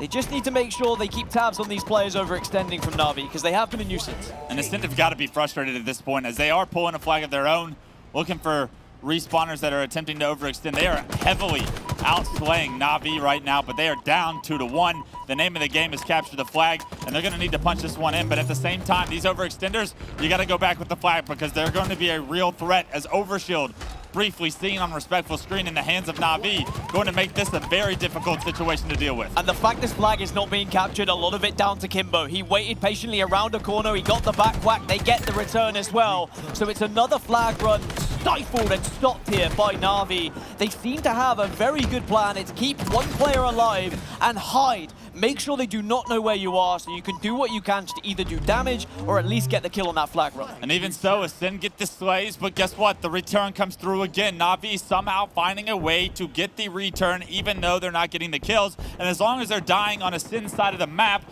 they will not risk losing a cap. So difficult to navigate these fights in base because of the pillars. So many nooks and crannies that you can hide behind, and we are seeing these players learn how to navigate these fights a little bit more successfully when you're on the more offensive side, and Mighty's just about stays alive here. But of course, those spike grenades, they hit hard. Pretty lethal. Snipe Drone can't get a trade. 3 go down. That flag, it's pretty advanced, and Jim, he has his eyes set on the prize, but here's his teammate say, I'm going to go for that one. So Jim, it's your job just to subside some of the pressure and find out where Ascend are spawning, because you know that they're going to try to keep this at a 1-cap game. And Legend, he gets the first. That's a big one from Legend. 3 go down for Navi, so they may be overextended a little too much to try and get that flag. Let's see if Ascend can punish them. Anything you can do, I can do better. 3 go down on one side. Flag gets pulled on one side. Snipe Drone can keep that one running as well, but 2 of his teammates have fallen. So Navi, they're going to do exactly the same. They're going to be overextending, but as Ascend run this flag, let's jump into an Astro listening and see what the comms are like. You guys go. I'll watch out, bro. You might have to cut this edge. I might have to cut that. Yeah, I can watch it or cut it. I'm going. I'm going weak. Nice, free dead. Last guy on OS. Last guy has OS. Okay, on my X now. He's going to come my Ivy side, alright? Ivy side with OS. So now I'm going to get sneaky on this side. Ivy side with OS, 2 Foxy. I'm on the side, yeah. Secret, I think he's your side. Mike, I'm watching. Hey, he's on me, he's above me. Okay, P1. Watch out, P1, Kimbo. Very, very calm in a hectic situation, a sporadic game that has had a lot of chaos. Respectful, keeping the boys very calm, cool, collected, giving directions on how to punch that one in and exactly where that overshield player is located, but no time to talk about what's happened because consistent action is the name of the game here on Catalyst. It's going to be a flag stalemate here as both are being pulled, and these slays are crucial. We've seen this so many times where both flags are out, and that one kill can really make the difference. Skewer coming up in 8 seconds, but no one's going to worry about that at the moment. It's about flag runs. You worry about the sword coming out of nowhere. It seems to always be in Mighty's hand at the moment. Mighty's coming out of nowhere. Stops that flight dead in its tracks. Wants to hop the return, but the grenades are so easily funneled onto that location. Eventually does get that return, and how many times have we seen it? Navi with these returns have been so crucial to staying in this game. They get killed, but once again, on a Ascend side of the map, the flag's not being run. It's all about playing the objective while slaying. And as I say that, a couple more kills for Ascend while the flag is being pulled could give them the lead with 2.5 minutes left. So important when you can survive there on one shot. And it was big kills coming out of Legend to give them this opening, but Foxy gets one of his own. It's a 4 versus 3, and here comes the base battle once more. Legend's going to be the first point of contact, and Legend again wins that 1v1, and now he's got the sword. Ascend are looking to take the lead. Respectful does go down. Another player's no shield. He is going to slide in, and as he is the last player alive, Sika able to get it in, but the counter cap is a realistic opportunity now. You're seeing Jimbo here run this through the hallway. There is going to be a spawner to try and deal with, though. Snipe drone gets the fortunate spawn below him, but Jimbo, he has help. 2 Foxies there. They get the kill, and now they should have a numbers advantage to deal with overextenders that are going to be here for Jim to deal with. What a fantastic run it's been from Navi. Kimbo does go down, though. Got to be careful. Should be an easy cap. Will be. It's 3-3 with 1 minute 30. The winners final starting to get a little bit spicy now. My adrenaline is going because I know these players are dealing with these chaotic situations so well right now. What a response from Navi with 1.5 minutes left in this game to tie it up. Neither team wants to lose this one. It is such an important game here in the winners bracket finals. Legend has done so much to help his team keep this at a 3-3 scoreline, but right now Kimbo behind enemy lines. He used the grapple to get there, catches a player off guard. Not only that, but he's got the flag on the move. 2 down for Ascend. Navi have it in their hands. Sika's just pulled one, though. He's behind enemy lines. He wants to get that flag as far away as possible, but he gets caught out. Navi in a 3 versus 3. Flag still moving. Snipe drones just spawned, so it's going to be down to players like Respectful, like Legend, to try and get some kills here. Are they going to be here in time is the question. An overextension, that flag is still out, but it's going to return. Legend hops in it momentarily, but not enough. The kills come through. The cap is in. Navi take the lead.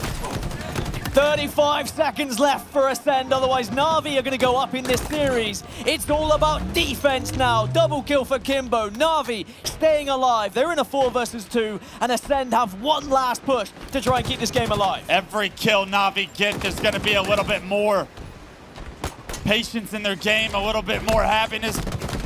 They know they've got this one in the bag as long as they slay out. 3 go down for Ascend, and Kimbo standing at the midline. Halfway, making sure no one on Ascend can get there. 2 Foxy somehow, he's in Ascend's base. And at that point, he knows he's got the win. Some dead bodies are being shot, but more importantly, some fist bumps are being thrown. Mighties can feel Navi take the lead here 2-1 in our finals.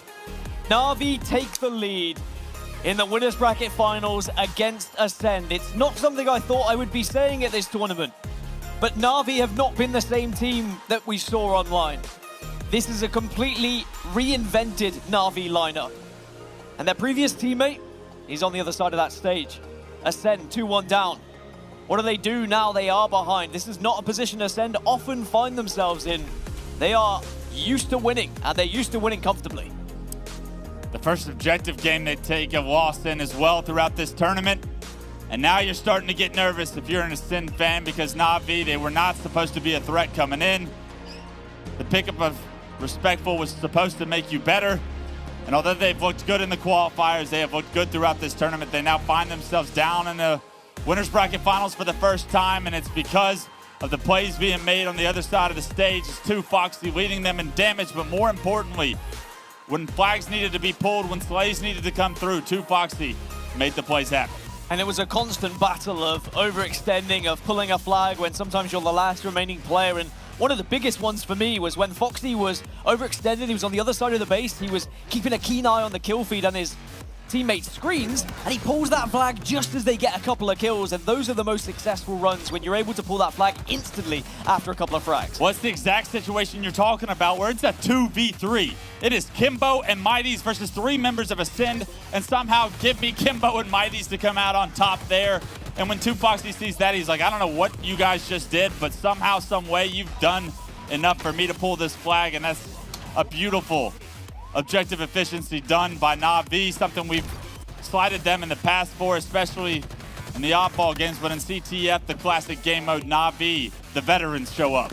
And in that final run, even though Ascend gave it their darn hardest, they just couldn't quite break into that base quick enough to stop Navi from being able to take a 4-3 lead. And with only 30 seconds left, as soon as that kill happened, I think Ascend knew. I even think Legend was stood still at one point and just accepting defeat, accepting they were going to go 2-1 down in this series and have to make a comeback here in game number 4. And that's when we saw the pop-off. Look what it means to Mighties. Now, Wes, you know I like my fun facts. Let's hear it. These guys, they scrimmed just a couple of weeks, maybe a week before Valencia. It was a 17-1 lead to Ascend. You know the one game type that Navi won? Strongholds Recharge. I was going to guess it. You got to give me a second to answer, Dan, but typically when you're bringing up a stat, it is the following game that we're talking about, so I had a little bit of a cheat there. Strongholds Recharge is the name of the game, and honestly, I've actually loved what I've seen from Ascend all year long, but the fact that you tell me they've most recently lost it gives Navi some hope to be able to close this one out, especially if it was online, because this LAN Navi roster, they look a little bit different than they have on their scrims and the online qualifiers. They are starting to hit a groove, and we're going to see if Ascend can knock them out of that groove now, as they have now found themselves on the back seat of this series. It's 2-1 Navi. Ascend want to push this one to a game 5, and I can guarantee you Navi want nothing to do with that story. So it is going to be Strongholds Recharge that we launch into here to decide that from taking place. And once again, someone's got to stop Kimbo getting away like a thief in the night with camo. It's the easiest camo of his life. Legend comes soaring on in. Can't quite see it though. Kimbo tries to stay alive in hope that the bullets don't connect. But Navi, if they can take that momentum from the previous game, if they can play the same way they played Slayer Recharge, the way they were controlling spawns, the way they were positioning themselves with angles, this is going to be a very tough game for Ascend. How are Ascend going to respond to losing the objective? It's an early lead for them, but as they lose a numbers advantage, this could momentarily be control. No one in a position to really compete for A here, and multiple members of Navi usually mean good things are going to happen for the black and yellow. And look at that. Mighties, he's not satisfied with just 2. You can tell already they want B. Not only can get B, but can also provide a little bit of covering fire. Unfortunately, Legend pulls out a massive double kill, which is why Mighty's having to just retreat here to give a little bit of assistance over towards A. That's good experience play, though, from Mighty's. Maybe not nading your teammate, but previously just staying alive and making sure you help your team. That's bad experience for Mighty's, but unfortunately, on a little bit different pages here as Navi go 3 down. Ascend take control back, and Kimbo, he's going to get shot in the back here. He actually doesn't transfer B over at all, so now this is a Ascend trip cap, and if you know anything about this Ascend roster since the Halo 5 days, it's in Strongholds. When they get trip caps, sometimes the game just ends. Have you prodded the beast a little bit too hard now? Are Ascend going to come back roaring, or can Navi tame them once more? B and A once again being contested. Kimbo can't quite get it though, but C's also having a little scrap. Navi doing very well to try and keep Ascend guessing at the moment, but Ascend have kept these balls in their court. Blaze coming through. 2Foxy trying to play his life, just being a nuisance. Does just more than that. Takes down Snipe Drone with the repulsor. A beautiful setup. You can see the play happening in his head the entire time, and with that, they may be able to get an advantage, but elsewhere on the map, 3 go down for Navi, and 2Foxy still alive over at C. Gonna try to make plays, but just so difficult when Ascend have so much pressure, so much presence on the map. 113-1. Navi can't even get off spawn at the moment. Look at them scarping to try and get away here in long haul, but they'd be surrounded. They've got eyes on them at all moments, and Seeker, having the shock rifle in his back pocket, could just erupt at any point, but Navi do finally shut him down. They get a couple of kills, and these 2 players, they're no shield. They need to stay alive. More importantly, they need to get into a stronghold. A nice shot from Mighty's continues numbers in their advantage. As C and B, they're going to be taken over. So Navi finally break the setup, but damage has been done. Dan, it is 150-4. We're going to have to see something special from this Navi roster, and are we asking a little bit too much of them? They have an amazing tournament so far, as Mighty's can't quite connect with that one, eventually does clean it up. It is a killing spree though, and that's what you want to see from a player, just to try and give everyone else in the team a little bit of belief.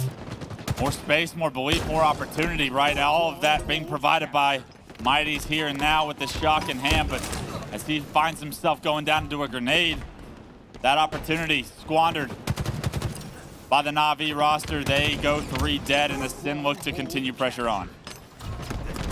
Navi stuck in elevator, having to try and fight their way out of it, but Legend waltzes on in, picks up a double, and he knows exactly where Foxy is towards pipes as well. They're doing so well, Ascend, at the moment at relaying that information so that Navi can't escape around any route they try and take. Tick-tock goes to stronghold points. Already up to 167. Foxy knows he needs to sway. Catches Sika off guard, but it doesn't matter. Sika gets the better of him, and when kills like that happen, you become disgruntled. You start to lose focus. You start to lose hope that this game could be yours, especially when the camo player gets snipped out as well. So Ascend on top of everything here in game 4. Sika must have spotted him from across the map and given Legend that info. That was such quick reactions to spot that camo player walking around the corner, and this is what's dangerous about Ascend, is even though they're very capable of going for a trip cap here, they've got so much control and they've got so much tabs on these Navi spawns, they can win this game purely with A and B. Yeah, they don't need a trip cap anymore. 205-20. This is an absolute slaughter, a showcase, a masterclass from the Ascend roster. The reset from A, a beautiful grapple. Positioning from Respectful has been perfect throughout this game. Trying to now stop Mighty's from capturing B. Can't quite do any damage, but maybe buys enough time for the rest of the boys. And Snipe Drone, he's there with Snipe in hand now. Able to get the reset, and this one's almost over, Dan. Navi are on respawn once again. It's taking me back to, I think it was Pro Series number 6 when Ascend beat Navi 250-26. They might even better that record here as they tick over to 130. And Snipe Drone with the killing spree and the shock rifle doing some damage. Ascend want to send this to a game 5. Yeah, if you're Navi, do you just stop playing? Do you just take a moment to take a deep breath? They're going to try and compete for B, but 244 and counting. Everybody on Navi stuck towards the long haul side of the map. One last push, and it's already shut down. Legend stands up, lets them hear about it. Sika with some kind of foreign dance we don't do over in America, but it looks good to me. We're going to a game 5. And we don't do it in Europe either, I'm going to be honest. It's the new invented dance move. We'll call it the Sika. And I tell you what, if Ascend go on to win this entire tournament, maybe we'll all be doing the Sika tonight at the after party. But 2-2, tied up. This is what we wanted from this winners bracket finals. Maybe not what Navi wanted, of course, a game 5 Slayer, but that was an absolute steamroll. I think that Ascend, they were a little bit pissed off that they lost that game 3, and they showed it in game number 4. Absolutely, a masterclass of Stronghold's performance, and Ascend do what they do best. They play the Halo 5 game types perfect, as they have for the last 600 days over in the European scene. And look at the stats, everybody popping off. Sika with 11 assists. And on the other side, Kimbo, maybe not as involved as he wanted to be in some of the combat loops, especially not on the right outcome of some of them at a 2-13 performance. And Dan, you got to think about mentality, these emotions these players are going through this series. It's so important, it's for so much money, it's for so much pride. And we're going to a game 5, and Navi maybe not going there the way they wanted to, especially after, I would say, a pretty non-competitive game 4. And whilst, of course, the elimination bracket does await whoever loses this series, the advantage you get going into that grand finals, if you are to win, is huge. As we look back at some of these highlights, it was such a one-sided game that I'm surprised we even have a replay package. I'm sure that Snipe Drone's shot towards the very end will very much feature, but it really was a commanding game where Navi were never able to get off spawn, and that shows the structure that Ascend can play with when they're on top. And I hinted at it, but I said when Ascend get a trip cap, sometimes the game just ends. This was one of those moments where Ascend, you get the trip cap, you pressure spawns, you force split spawns, you continuously are rotating between strongholds perfectly. And not only that, but the power weapons make the job so much easier. And now all of our eyes are set on a Game 5. It's going to be Aquarius Team Slayer, one of the fastest Game 5s we're going to have in Halo Infinite. And both these two teams, they started to pick up the pace here this weekend, but Ascend, they're known for going fast, and who can we favor going into this one? I think when you look at what Legend has been able to do in every single game with the engagements he's won, the 1v1s he's taken, sometimes the 1v2s he's been winning, he's going to be one of the keys to success here for Ascend. So if you're Navi, you've got to shut him down. You can't allow him to just parole around bottom middle, finishing off those kills, doing whatever the hell he wants. You need to make sure you keep tabs on him here. And on the side of Navi, I'm looking at Mighties to step up, have a big game. This is one to remember. Your first Game 5 of a winner's bracket finals is here and now.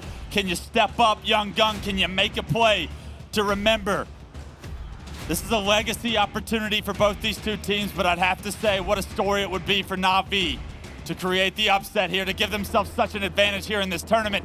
And let's start on board with Mighties. In the last 2-3 years, Ascend have been in pretty much every grand finals apart from one in Europe. But now we're on LAN. This is where Navi want to showcase that they can get it done, as another camouflage and another game type goes in favor of the black and yellow. Still tied 2-2. It's ironic that Mighties and Legend, they meet up top pink, they end up trading out. So both the superstars for these squads negated at the start. But Jimbo, he knows what he's capable of, finds himself a double with this camo, finds the third as well. Information to a teammate that this player is by himself, no shield. Let's get this kill. And Navi starting to take control of the map early. If Navi can take a 5-6 kill lead, they can really start to pummel them into the ground. As Jimmy gets a double, and he wants some more, but perhaps gets a little bit over aggressive, but he's done damage for the rest of the team. Navi swoop on in. It's 7-4, and it could be more. 7-4, how are Ascend going to deal with this situation? Multiple members in the closet. A tough fight is going to benefit Ascend as they flood into the closet to retake a little bit of control on the map. And now Jimbo somehow has been behind them on the flank. Can he make a play to impact some of the respawners that Navi are going to be having across the map? Jim has a perfect opportunity to upset everything Ascend has planned. In the games which Jim stepped up, Navi have had so much success, but it's 8-8 now, make it 9-8. Ascend flip the script and they take the lead. And Navi for the first time find themselves behind, but it's still a heat wave in the hands of Jimbo. He does manage to get one more, but this game is going to be very difficult to keep tabs on if players are running at each other like that. If they are just sending it into these engine rooms, you've got to be careful that you don't get caught out by grenades. Predictability. So difficult to stay on your feet, to keep your head in the game locked in like you should. 3 go down for Navi as camo was coming up, and Ascend doing everything they need to take control of the mid game. Up 2 kills now, and Legend, he's top middle with the heat wave. You do not want Legend to secure that camo if you're a Navi fan, and Legend, he's actually going to press the advantages of the map. Finds the first pick with a nice thrust in the heat wave, a teammate to help, and now all of a sudden Navi need to figure out a way to come off spawn and create some space, and Kimbo staying alive with camo would have done just that. Cannot escape the sights of Legend. And I'm a broken record at this point, but all of these players, they are prioritizing that thrust off spawn.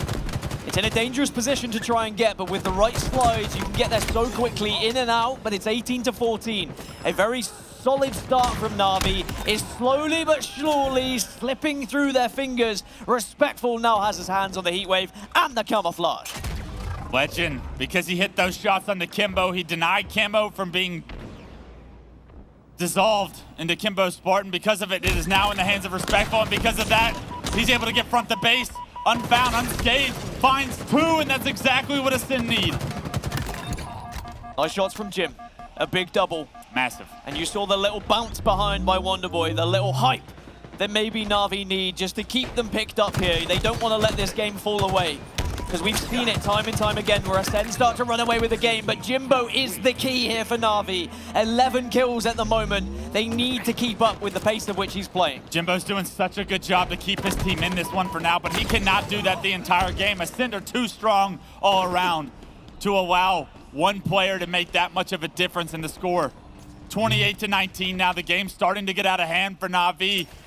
When was the last time they had any control?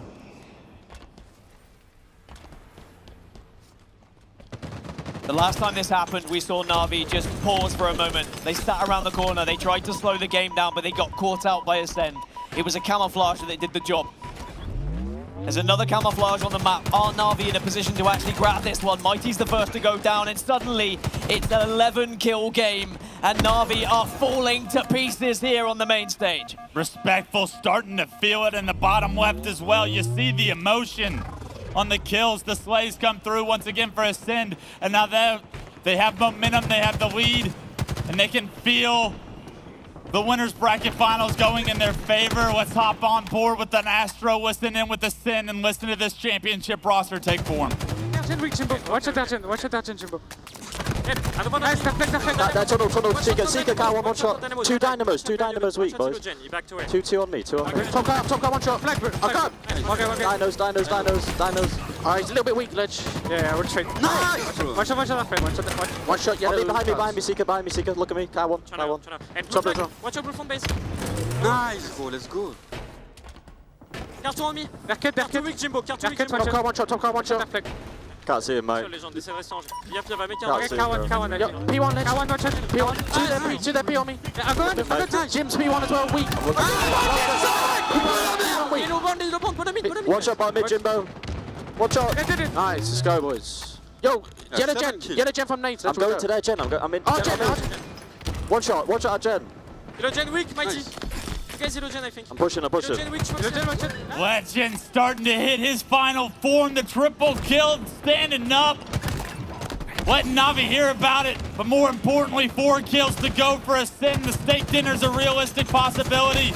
But more importantly, the finals are what Ascend have their eyesights on, and with 2 more kills to go, they will end up there. This is a victory parade at this point. You just need one more, and you're going to the grand final. They stand up, they shout, and it's Ascend in a grand final once more. Ascend still remain on top in the European Halo scene, and they're going to find themselves sitting very comfortable as that elimination bracket finals goes on later on, because Navi, they're headed directly there. A date with Destiny potentially on the cards, but Ascend with a title to win this weekend put Game 5 in their hands, and it was a dominant win from Game 4 on. You felt Ascend take flight. And what's amazing about this Ascend roster is even though they've dominated European Halo for the past few years, this is the first time we're seeing them on LAN. And whilst Respectful and Snipe Drone, sure, they've won championships, not the same for Seeker and Legend. This is their first time with their chance to actually win a title on LAN, and they've done job 1. That's get to the grand final. That's beat one of their biggest competitors in Navi. On the other side for Navi, boy did they come close here, Wes, and they gave it their all, but now they're going to have to go into that elimination bracket and try and make a comeback. Jimbo doing everything he can with 16 to his name, but just not enough help from the rest of the squad. And as we remember the quote from Respectful in the interview, Dan, Ascend, they thrive in chaos. And Aquarius Slayer, it can be a very chaotic game, and we saw them thrive at their very best. Everyone on Ascend doing their part, going positive. But Snipe Drone, he had one bad game today. He said, no more, I'm consistently good. You remember that. Maybe not the most damage, but 16 kills to his name as well. So Snipe Drone popping off when Ascend need him most. So Ascend get to sit pretty in that grand final and wait to see who will eventually arrive to try and take them down. As for Navi, they need to wait and find out of J-Lings and Quadrant who they're going to be playing. And I think the desk might know who they will be going up against if that series has finished. Lottie and the guys break that one down. Well, it would be my pleasure. I mean, what an incredible series that was. So hard fought from both sides there. Ascend obviously coming out on top, but going to that Game 5, I think was so special to see both of these two Titans in the element. And I think, you know, I was a little bit disappointed with Navi right at the end there in that Slayer. They obviously did have the leg up right at the beginning from the get-go, and Ascend just managed to catch up. And I think that does come down to, I think, unfortunate kind of disorganization. I was seeing Mighty's a lot of the time kind of just running into things and not really kind of working as a team and going out on his own limb. Same a little bit with 2Foxy as well, but Jimbo was playing so well. It just felt a little bit not on the same page on set. Yeah, I mean, let's not talk about too much about what Navi did wrong. Let's talk about what Ascend did right, because they dominated that last game, and they dominated the last 2 games of that series. The strongholds was decimation. Navi didn't look like they were on the map most of the time. And this final game, I mean, when you ride that wave of momentum, when you've beaten someone so badly in a game 4, you want to get into a Slayer, especially a quick one like Aquarius, where we know this Ascend roster can really thrive. I think looking at Navi, the pressure of the moment perhaps got to Mighties. He's found himself in a Game 5 winners finals on the main stage, and we're seeing him make decisions like walking up a stairs on Aquarius backwards, not to play clear corners, backwards. He slides back down the stairs. It's an easy and free kill. And then the more deaths he gives away, the worse he starts to feel about it. Yeah, indeed. I got to say also, Legend really pushing forward as well. I mean, just incredible stuff. It shows you what momentum can do for you, because getting that triple kill right at the end, the fact that he was going on a killing spree as well. I mean, that guy is just unstoppable. He was playing amazing. I will say it wasn't 50-2, the final score. As good as Ascend played in that, it was 50-30, just to kind of put that right. But Legend, I mean, the thing I love about Legend and Seeker as a duo as well is there's clearly the passion there as well. And I think that they enjoyed that series more than anyone, because we've heard it from them saying we want to test. We want to be pushed to a Game 5. We want to be really earning our wins there. And when they earned it, they popped off. I mean, it's because they were like, yeah, that was a fun series to be a part of, and we came out on top. Talking about pop-offs, though, this is the classic one, or is it this side? I'm not sure. But I got Seeker on the desk, who we saw actually giving us the pop-off indeed. Seeker, man, what an incredible series. How are you feeling, first of all, after that win? Because it was a pretty hard one, huh? Yeah, I'm feeling very tired, to be fair, because it was a long series. I was not expecting this to be that close, but you know, it is what it is. I wanted to give you guys a good series to cast. I hope that it was close now. I'm not sure that the grand final will be that close, but yeah, it was really enjoyable. I think that the biggest moment for us was when they were starting to teabag us and everything. Like when they were feeling too confident, we're like, no, this cannot happen. We have to humble them, and that's what we did. Yep. A long series, he says. Too tired. This man's not used to going past 3 games. That's the issue is. He only wins things in 3-0s and he moves on with his day. But talk to me about that last game. Yeah. You boys came out fit and firing, and you let them know almost every single kill. You were shouting across and let them know that body disrespect, it obviously pisses off. Oh yeah, it did, for sure. Like at the end of the Catalyst game, I was getting body disrespect every single time. I was like, no, this cannot happen. Am I going to lose? And I thought, no, it's impossible, guys. We got this. And after the Stronghold recharge, when we had a huge performances, to be fair, like they couldn't break our setups or anything. And like we're overconfident, we knew that they lost their momentum, and we knew that going into a Game 5, we're like the best at it. You know, like we handled the pressure better than them, and we just proved it, I think, in the best possible way. I mean, I sort of spoke on the desk about how you guys haven't really been tested, haven't been put on the back foot too much. The most impressive thing for me about that series was that Strongholds game. Do you think going into that Strongholds game without the disrespect, you would have been able to fire yourself up quite as much? Or was it just a case of we know what we have to do? I think it's just that we know what we have to do. We always do the same things, to be fair, even in scrims. Like, we're very methodical, like more than before. I know that we're known to be like really aggressive, but nowadays, as you could see on the game, like we played the 2 caps for the most of the game, which is not what we used to do before with Shady. So like we always do the same stuff, basically. It's just that it went well. I was expecting this to be closer, but yeah, they didn't find any solution. Things like that, they were under pressure so much, and yeah, it went very, very easily for us. Now you're saying you know what to do. If you wouldn't mind doing me a favor, write it down here. I can sell the secrets on eBay afterwards. I can do a few bit of extra money in the pocket. Just write it down. I'll sell. Yeah, you work away with that. But a really impressive performance, it must be said, Seeker. Remember, yeah, cross the eyes. In English, please. In English, please. Do not sign. You want the secret formula? Yeah, secret formula. I was going to say, also never sign anything that Shurzy gives to you. Absolutely. Because Make sure you read the fine print. Watch out. Make sure you read the fine print. It will be in an Irish accent, so if you need any help with that, I am a pro. I'm terrible when it comes to writing. I hope that you can see it. Get Legend in your dreams? Is in your team. On your team. Okay. It's more in my dreams. Legend. Yeah, Legend is in a few of our casters' dreams, actually, and Clutch as well. Yeah, Rob, please. Seeker, amazing series from you, amazing series from Legend as well, the whole squad. The whole squad, basically. Yeah, absolutely. The whole squad looks on fire. I mean, to stake dinner your Game 5, it's a pretty big statement. You mentioned you don't expect the Grand Finals to be as close. Is there anything that you guys think you'll focus on as a squad to ensure the Grand Final isn't as close? Nothing special. I think that we just have to play our game, and if we play as good as we can, there's nothing to be scared of. I think that everyone is feeling the pressure whenever they have to play against us, and the fact that they have to win 2 best-of-7 against us is quite hard. You know, like, beating us is already hard, but beating us twice would be a statement. So I'm confident. I said in an interview that for me, the hardest series would be the winner final. which is true actually. Most It seems important. like, it was the most important, and I said, basically if you can win the winner final, I'm confident that we'll win the grand final as well and bring the trophy. Final question for me is, who do you think you're going to be matching up against in the final? Because we've seen what's going on the other side of the bracket. Navi have been playing pretty well. Quadrant now is kind of still in the... Who do you think is going to be in that final? Okay, so first, J-Lings are going to play Quadrant on main stage, right? Okay. I think it's already happening. I think it's in a... Oh, sorry. It's already happening. It's currently happening. Okay, so I don't really know the winner of that, but I feel like J-Lings played very well against us. I feel like they have what it takes to beat Quadrant if they can play that good. And then it's really hard to guess who can win. It's going to be insanely close. I might guess something crazy and say J-Lings can go to grand final. Okay. All right. We'd love to see That's it, yeah. big show we're of hearing in respect. our ears there, J-Lings are eliminated. That's not the truth, but it could have been. Well, I do have some confirmation that our next game is going to be Quadrant versus Navi. So I believe... Okay, never mind. Wait, I believe it. I now trust nothing this man says. Cut it off. I was going to say, Quadrant are going to win, Okay.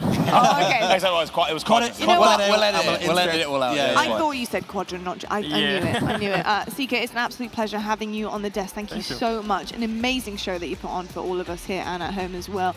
Best of luck going forward. Not that you're going to need it. You guys are absolutely insane. But you're in the grand finals now. You're also going to Orlando. So best of luck, sir. Thank you very much. Thank you for having me. You're more than welcome. Let's take a look at the brackets, though, to see the updates as they've come through here.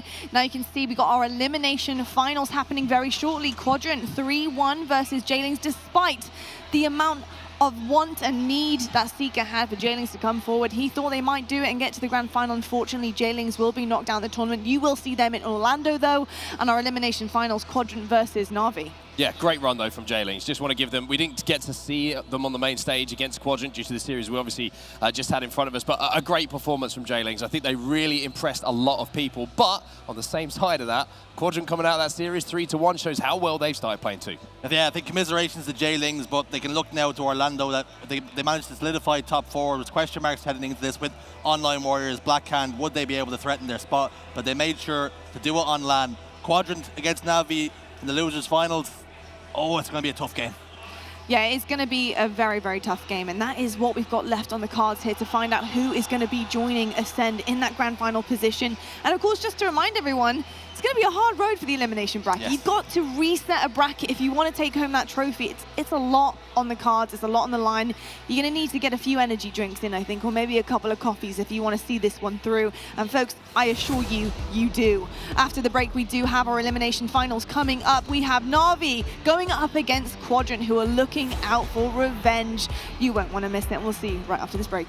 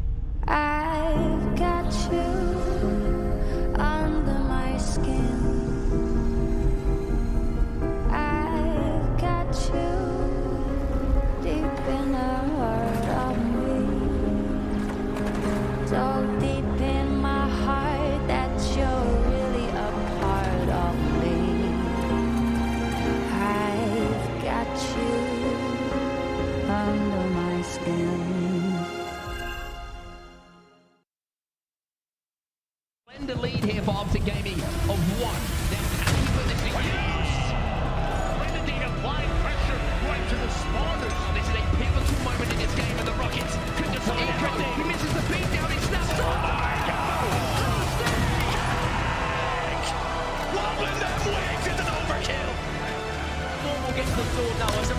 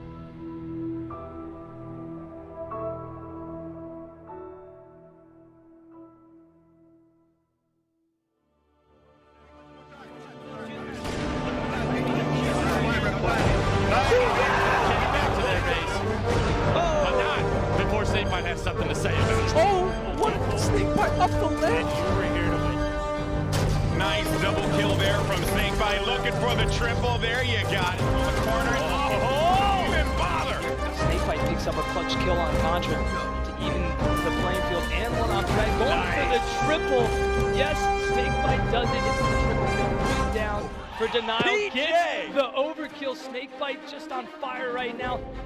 I don't think anybody wants to win more than Snakebite. The way he goes about every situation, it's almost like it's picture perfect. As everything's unfolding, I know that he is like thinking 50 steps ahead. And it doesn't matter the game, H5, H3, the dude is unreal. He's not afraid, like at any point in the game. He's that guy to just walk at you. Onto these Mentality Esports guys. Fantastic shots coming in from Snakebite as well. Should get another easy double here. Last player's on the pyramid, sorry. Smartly backs down though, doesn't give that away, but now PJ! Put him on his back. 20 seconds on the clock here. Counting on a headshot there. Oh, hey. Nicely. Whoa! That's going to be the killing spree. Double kill. Looking for another nastiness from the captain. Not only is he one of the most disgusting players in the game, but you know your team is going to be prepared. The leadership, that was always the thing that stood out for Snakebite for me. It was about how he managed to always rally the troops. He always had a plan.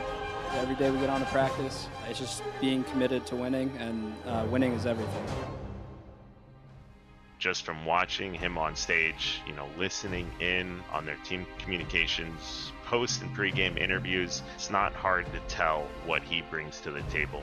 He's always getting the guys ready for practice. He's always going over strategies, reviewing film with them, going over what could have been improved on. He's a great leader. When you're able to do that as a captain, it adds so much more pressure on your back, and he somehow shoulders it brilliantly every single time. No one's been an in-game leader like Snakebite. He's really good at making the best of a worse situation. He really has that mindset where the game is never over.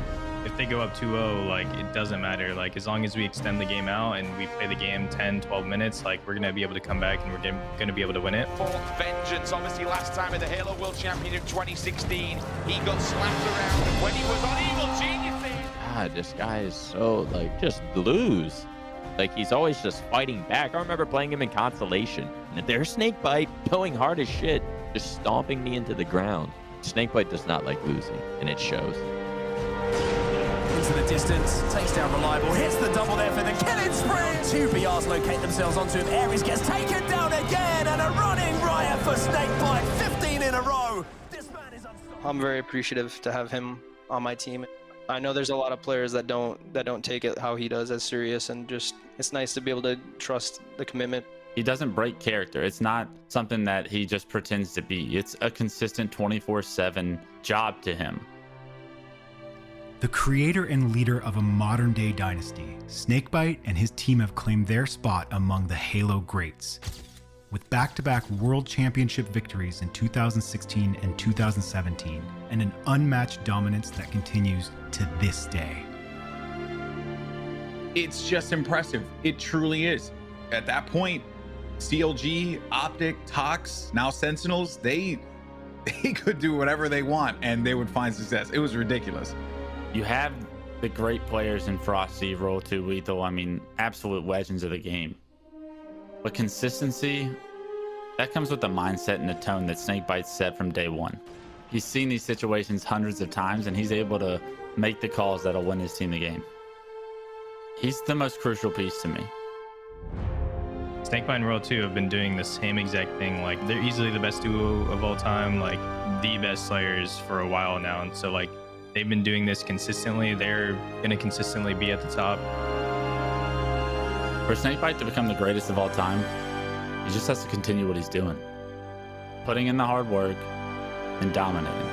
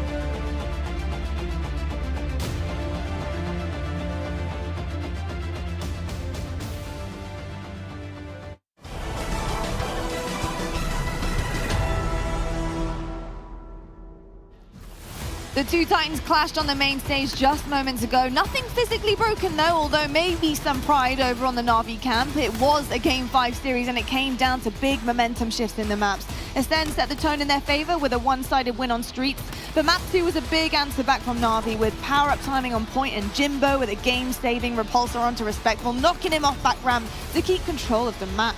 Catalyst CTF was one of the most exciting versions we have seen so far, back and forth, but counter caps coming through for Navi left Ascend on the back foot. The tables turned for Ascend with Recharged Strongholds, the most dominant performance, and Navi couldn't breathe, which left us with Game 5 this Slayer. Despite Jimbo being 16-7, he hadn't much help, and Ascend had everything they needed to complete the run over and take the grand final spot. Exceptional work from both of the teams there, but again, Ascend just seemed to be unstoppable, and when it matters most, they can come out on top and clutch up, so incredible stuff. But we do have an elimination finals now. It is set. We have Quadrant versus Navi. I've got Shurzy, Clutch, and Lethal on the desk, and gentlemen, this should be a really good rematch. I'm excited because Quadrant, they need to step up once again. It's really important that we see something coming out from these guys. It's important that we see Navi also be able to keep their heads up after a really, really heartbreaking loss against Ascend in the winners finals. Well, we actually sat down with Mighty's himself to see how he's feeling about this position that they're in and how he's feeling about his position on the team. 4 kills in 16, then make it 25. We're even seeing 2 Foxy getting a trade in a 1v2 scenario. 3 dead, make it 4, triple kill from Mighty. So my name is Liam, also known as Mighty, and I play for Navi. Still 2 minutes on the clock, so there's still plenty of time to come back, but From what we've seen, it's going to be difficult, but that's what you need from Mighty, right? You need to be getting energy, confidence into your new player, your new boy. Yeah, I feel like there's a little bit of pressure, of course, but I feel like a lot of people are going to respect it anyway, because they know as well, like getting into a new game completely and then making my name, being recognized, and then going to KC, doing good, and then Navi reaching out to me was just unbelievable, really. Yeah, I'm really happy about it. I'd be really happy. Thank you. And just on time, lands the double. It's almost like I know what I'm talking about some of the time, Jersey. I've always loved sniper rifles, and this shock rifle is just ideal for me. I'll be zooming around the map or grappling, and you just do a quick 180 turn, and you just snipe, and you can go on forwards, you know? Being able to move around the map that fast and being just chaos everywhere. Only me and Shader really have this playstyle, and I think it's really hard to keep track of us, especially in hectic situations, because we thrive off hectic. So yeah, for sure. And now Jimbo kind of looks like out of place. Well, and Mighty's decided to drop the ball and gets the killing spree, double kill. We have a massive chance to win, of course. It's perfect with the players that I'm playing with. They have so much experience as well, which helps. The motivation and the hype is there, and it's great. It's really great. And I think when all of us are performing, we can take this home easily. Yeah. Well, there you have it. You've heard from Mighty's, and he's a very confident young man. Obviously, the newest addition to this Navi roster and making the difference that they need here. The question is whether or not he's going to crumble under the pressure. We kind of saw that moments ago on the main stage versus Ascend. Although, that being said, he has actually been showing some serious signs of potential and promise and good gameplay throughout the weekend. You know, it does come down to these pressurizing situations, Jersey, and under the lights, under the cameras, but also under the fever of that trophy being there in the back of your mind. What do you expect out of Mighty's at this point in time? Well, I think Mighty's is going to bounce back here in this series, and I think Navi will bounce back. They're going to take a lot of confidence after that last series. This wasn't a 3-0 trouncing from Ascend. This was a 3-2 game 5. Of course, it was a 50-30 Slayer, so that can only go one way. That was dominant. But the way the series shook out, Navi were in it for large portions of it, and that was far closer than I anticipated it was going to be. I think Navi and Quadrant, this is going to be a tough matchup for Quadrant, particularly after they lost 3-0. I expect Navi to bounce back. Yeah, Clutch, looking at, you know, the composition of the team, the stress that they might be under at this point in time, their tournament life on the line, what do you want to see out of the boys? You know, what should they be saying to one another to try and pick this back up and start rebuilding here? Some of these guys, they've been there, they've done that. They've gone on elimination bracket runs. Not much of a run to go on, just a series to get through, and you got to have a nice word with Mighty's to recorrect the ship here, because those last games 4 and 5 of that series worry me about Navi's momentum, about their energy, about how much fuel do you have in the tank. Quadrant's coming off of a win, so you know that they're feeling a little bit better. They didn't look great this morning when they matched up. I guess that's the like shining glimpse for Navi is, hey, we played this guys already today. We already dominated them already today in 3-0 shape, so they should go in here confident, making sure just a word or two is said, hey, Mighty's, brush that off. You're going to lose game 5s in your career. Yeah. It's how you respond that's important, especially when you're still in the same exact tournament, right? So we're going to get an opportunity to see Mighty's in that elimination bracket for the first time in his young career, and we'll see how he responds himself. You're saying he's still in that exact same tournament. He's still in that exact same seat. They didn't have to move off the stage.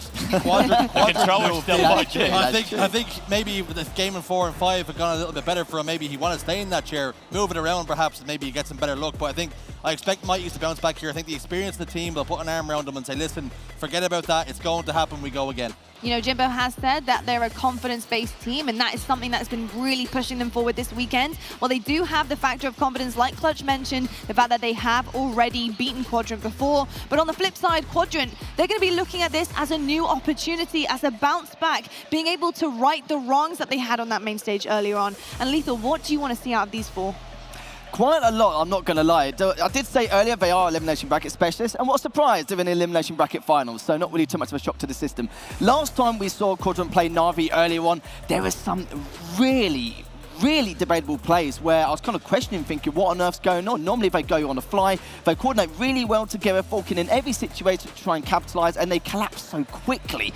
And I think back then when they're playing against Navi, they're a little bit shook about some of the plays that Navi are making, something that they're not really used to. And then going back to what you were saying about Mighty, for example, he's the biggest damage dealer on Navi. We need to see a little bit more of that as he's in pushing him with the rest of the team. But my eyes are going to be in particular with Newix. He's the guy where we've been questioning whether it was actually worth him replacing Overfragger, even though he's been coaching him the entire time throughout the entire process. But he needs to make a lot more intellectual plays. We need to see a lot more of that. But Chick, on the other hand, though, he's been making sure to keep up that slaying power, his decision making, but also the fact that this leadership role he has, he can slay that well. He's just a jack of all trades. He can do so much in such quick scenarios.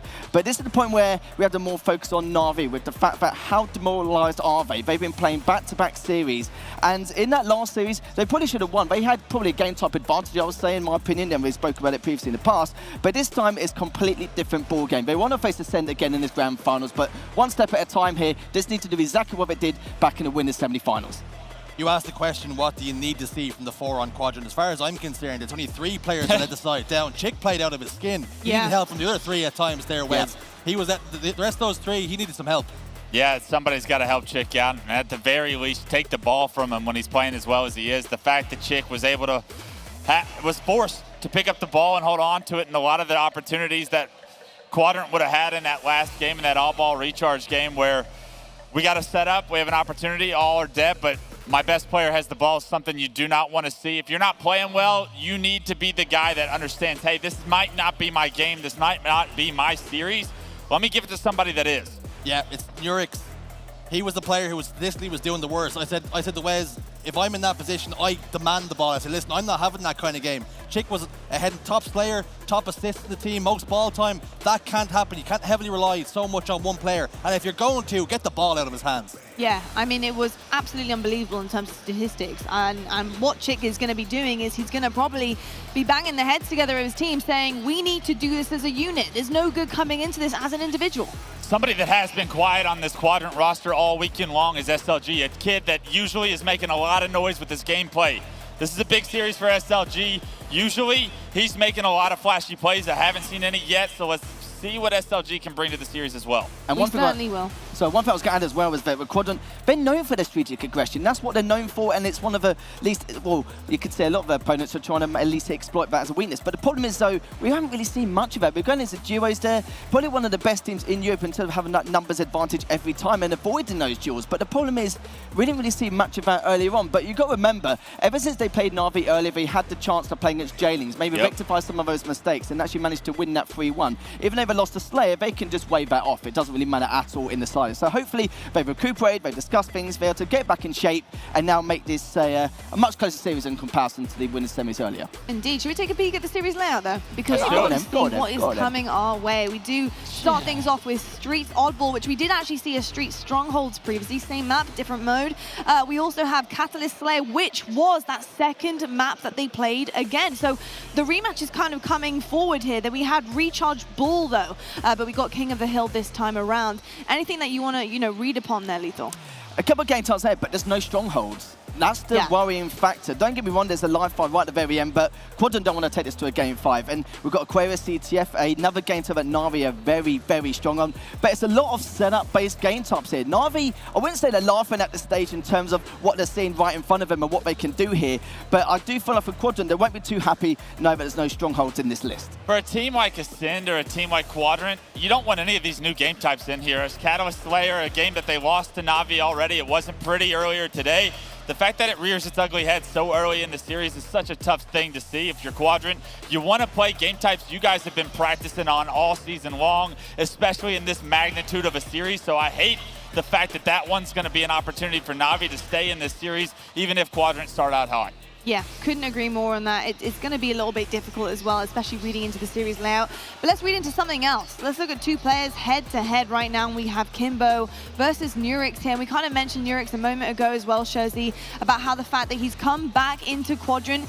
And I think that, there's a circulation of chat going around that really he is the guy that is still kind of replaceable. He's not really pulling his weight on the team, and it can be a little bit difficult at times. Would you agree with that, or do you see something in Nurix that really can be built on? I think definitely his position is the most untenable of the 4, I would say. He's the one that's most droppable simply because they've done it before. He's come back in, of course, for Fragger this time, and they were hoping for improved results, but we've come here today and they're in the lower side of things, and they've been 3-0'd by Navi, so he has to pick it up because in that last series against against Navi, he was the problem for large portions of it. His KD wasn't there. He wasn't doing the objective. We need a big series out of Nurix. And for Kimbo, he has so much experience on the main stage. He knows what it takes to win tournaments. I expect to see something big from him too. Yeah, I do too. He really did step it up in that first one in the match earlier against Quadrant, 19 and 11. He started things off in on map 1, so I'm expecting big things out of him. And I think if all of these guys are starting to play the best that they possibly can, then we're in for a very delightful series. Let's talk about predictions really quickly before we get into games. So Shurzy, who are you putting all your chips on? I don't want to do this anymore. Yeah, I want to. This is a very small game. Don't put all your chips, Xavier. I'm gonna go Navi 3-2. Navi, all right, Clutch. I'll do it. I'll take Quadrant. I'm the original chick fan. You gave Shurzy a jersey, and you see how he just... Why is he saying it like he's taking a bullet? He turns on him in a moment's notice. In a dire need for all of their fans, he'll turn on you. I've seen it. I'll take Quadrant. From what I've seen from all the game types, I'm going to play it safe. I'm going to say 3-1 Navi. Oh, you're going to play it safe, huh? So playing it safe is Navi. Well. What a bit of a mixed bag. They did 3-0 him earlier today. I'd say it's fairly safe. Coming into this, I predicted Quadrant were going to finish second, but we just haven't seen anything. You just from want the them. Navi. I haven't seen enough from them. I'll tell you what, we're going to take this off the desk. We're going to go into the caster booth, though, because we want to get right into this series. We have our elimination finals happening right now. We have Quadrant versus Navi and Onset and Bravo. Thank you, Lottie, and as we know, Wes and that shirt, it looks like the man's ready to go to Vegas very soon. He's gambling on the series. Yes. You know, he's ready to go, and so are we, because this is going to be a series that is so instrumental, obviously, in who gets to the grand final, but there's so much here. There's a revenge story. Obviously, we saw Quadrant losing 3-0 to Navi in quite some fashion a little bit earlier on, but also, how are Navi going to bounce back from a devastating Game 5 loss to Ascend, being so close to being in that grand final? I mean, absolutely. Navi, so close, like you say, from being in the grand finals already. How do they bounce back? It's been such a tournament for them, and it's been a year-changing tournament for them. It's changed the entire trajectory of their season. However, on the other side of the stage, Quadrant knows with the year so far, they are expected to be in the finals with Ascend. Navi with a chance to change the story in Europe. Take ourselves just out of this for a second as well. Think about what's going through the minds of these players. Quadrant just come off the back of a couple of wins, confidence restored. Navi on the other side just come off the back of their first loss in this tournament, and a loss that went to a Game 5. The mental reset that's needed for Navi is absolutely huge right now. Quadrant will want to get into this series and avenge what happened to show that that was the one-off, and they want to be in that final. Absolutely right. One of the reasons the Quadrant needs a huge Game 1 is, as you heard in the desk, the first 3 maps are the same exact maps that they lost to Navi on in a 3-0 sweep. They needed to come out here and prove immediately that this is a different series for them. Well, the game types are different, but as you say, the maps are the same. Good memories for Navi. Hopefully Quadrant are going to create some more. Let's see what happens in this series. We're starting off here, as we said, on Streets once again. The game type is looking a little bit different. We've got an oddball to play with. We are now into the final rounds. Welcome to the final half of Championship Sunday. This is your elimination bracket final. The winner will advance to our grand finals, and the loser will go home with third. Well, what a start this is already for Quadrant. They got the ball in hand and 3 players from Navi are having a few seconds to think about that opening strategy. 3 dead off the rip, and the ball already being taken towards that pink street, and SLG looking to cause some mischief. You heard them on the desk there. SLG, a man who needs to step up. He's been quieter than usual this weekend, and this is his chance to change that. Chad, another player. Played very well this tournament until the series with Navi, where it seemed like they were able to catch him off guard a few times. A couple of 1v1 scenarios being lost that previously maybe we wouldn't have seen him lost, and a lot of pressure on this man as well, Nurix. Quite rightly on the desk, they said he had a slow one. Not the best of series against Navi earlier. He'll like to put that right. Let's not also forget about the Mighty's story. Mighty's has had an unbelievable weekend here with this debut with Navi on LAN. Double kill here for Kimbo, one of your players to watch for this series as well, but Mighty's ended that last series in the winners finals with quite a negative Slayer and a game type that they got blown out on. He had found success and late game victories here so far. That was his big test. How does he mentally bounce back as the young gun? Well, a little bit of a stale game ever since those early points. Navi starting to pick up some kills, though, just to give them a little opportunity to close that gap. Wait, Kimbo, whoa, what the? Okay, the kill got killed, and The player fell, and as he should have, probably 2 or 3 seconds beforehand. A little bit messy there. But what it does mean is the first time on the board here for Navi. If they can get a solid setup here and they can hold off some of the pressure that is coming in from Quadrant, I think that's just going to settle those nerves again. Somehow Kimbo finds himself on a killing spree. Killing spree from Kimbo, and he does it from a courtyard during a C stairs hold, which opens up a room for the rotate. But you're seeing how these top teams in Europe, they're not afraid to play all the way out at Cafe and A court. Such a smart play as well. Look at where the respawners are coming in here for Navi as well. They were all PD. The Rockets are coming up. Mighty's maybe just a little bit of an overextension here. Kimbo's going to have some work to do on the flank. He manages to pick up one. SLG will be one shot, and that'll be the Rockets going into the hand now of Navi. It's a big double kill there from Kimbo. As we said, one of the players to watch in this series. He wins that 1v1 to also secure the Rockets. Big damage done onto the 2 respawners as well. I want to see Navi take advantage of this, but 2 Foxy will fall to SLG. So Kimbo just made out a couple of players, but Nurik's still alive, and Nurik's making a play to not only slow down the push, but also turn the Rockets over to Jig. Oh, gets a free pair of Rockets, but Jimbo somehow, and jumps off of heaven and gets a little bit of help from the Halo gods to stay alive. Yeah, very, very true. The gods certainly shining for now.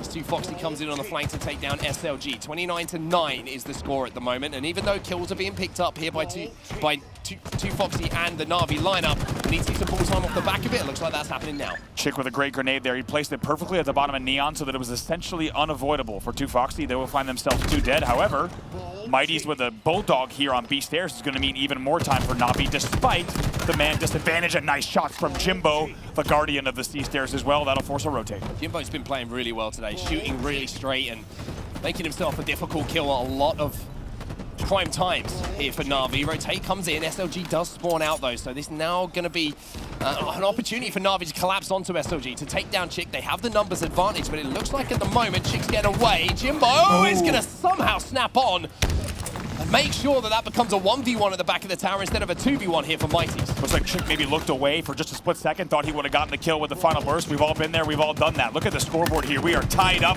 at 29. Oh, and Mighty's with a double, and he's back in the game. The head is in the game, the shots are looking crispy, and Navi now go into a lead. It's a slender lead, but they look like they're finding that chemistry that was missing at the end of that last It's a good start for Mighty's here, also a good start for Kimbo. I think these boys needed this, especially Mighty's after that game 5. Coming back here, that's going to be a big confidence boost for them. 2 Foxy makes the second time with the Rockets count. 1 more Rocket left in the chamber. Mighty's has that ball as well, so more time on the board here for the Navi lineup. 1 Rocket still to play with, but Jimbo shatters dreams with that spike grenade. Moves in for the double kill as well. Nurix, oh, Jimmy, wow. Jimmy, the perfect 3. I'll tell you what, if Jim keeps that up, Navi's going to be looking very good in this series. But look how close this score is. We've seen a lot of big plays. We've seen double kills. We've seen a triple kill from Jimbo. But the score is still just 5 points between the 2. And not a ton of points on the board total if we look at the total time elapsed so far. Still no team crossing the 40-point mark, but now that's actually going to happen for Navi. They find themselves 2 dead, so Mighty's needs to be careful how he plays this. Has to just stay alive as long as he can here. Deal damage and let your spawners get across the map. SLG takes a little bit of damage, and Shad makes sure that he cannot have an impact as he would have wanted. Now Shad is going to actually fall because Jimbo's flying down the middle of the map now, cleaning up the damage that's being done. Nurix versus 2 Foxy. Nurix will win that one, but Kimbo has the ball in hand, but Nurix is still alive here. My God, Kimbo versus Nurix there. It's an incredible win. We knew as you saw that was going to come down to that 1v1. That will now be a 20-point lead for Navi with 67 seconds left.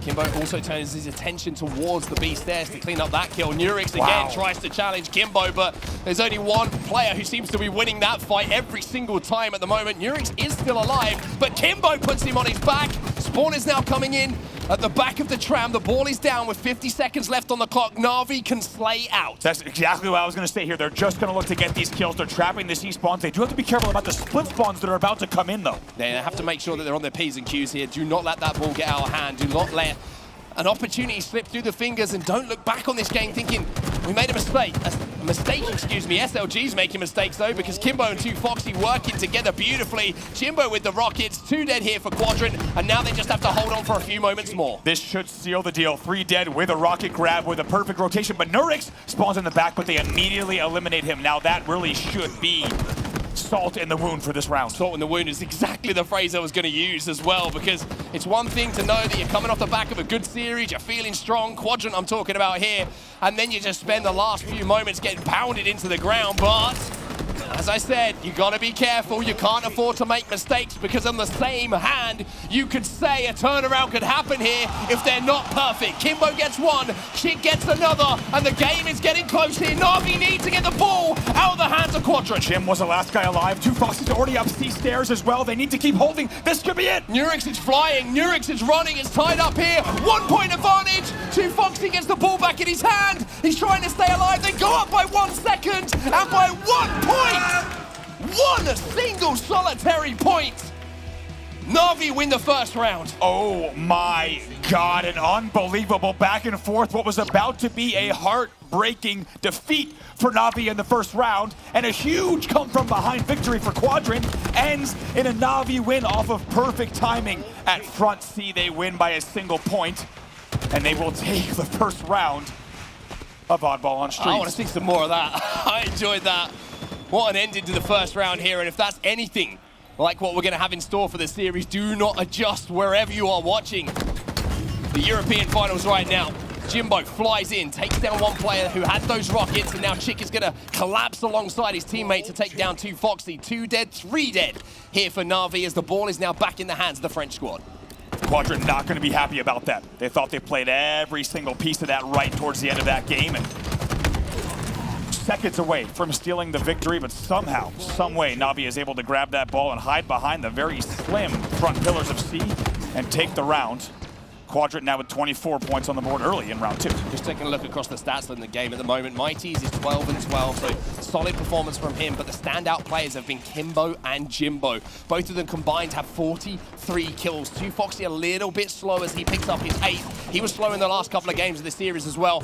Maybe just need to see something more in the kills column coming from 2Foxy. Certainly, yeah. 14 assists for 2Foxy, so he's certainly dealing a good amount of damage in this one. He will finally be taken down, but as you say, the brothers Imbo, Jimbo and Kimbo, leading the kill category, not just on the team, but also in the game. 10-point lead here for Quadrant, as Jimbo will even up the numbers on the map. SLG's trying to stay alive. He managed to just to escape to the safety of the driveway for a second, but unfortunately, he gets run over by Jimbo.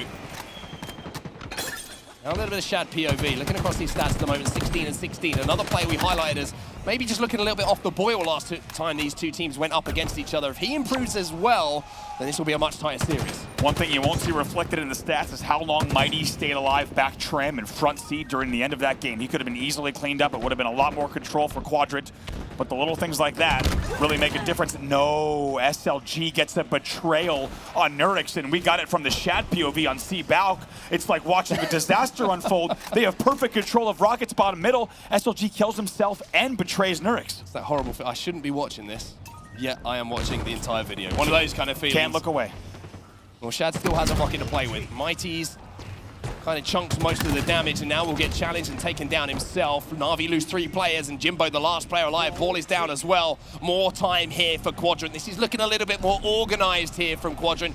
Navi maybe just feeling a hangover of how that last round ended. It was far closer than it needed to be. Makes you wonder just how much control Quadrant had if they had the ability to rocket themselves and get a betrayal, and then they still get 4 dead after that. Yeah, that's a good point.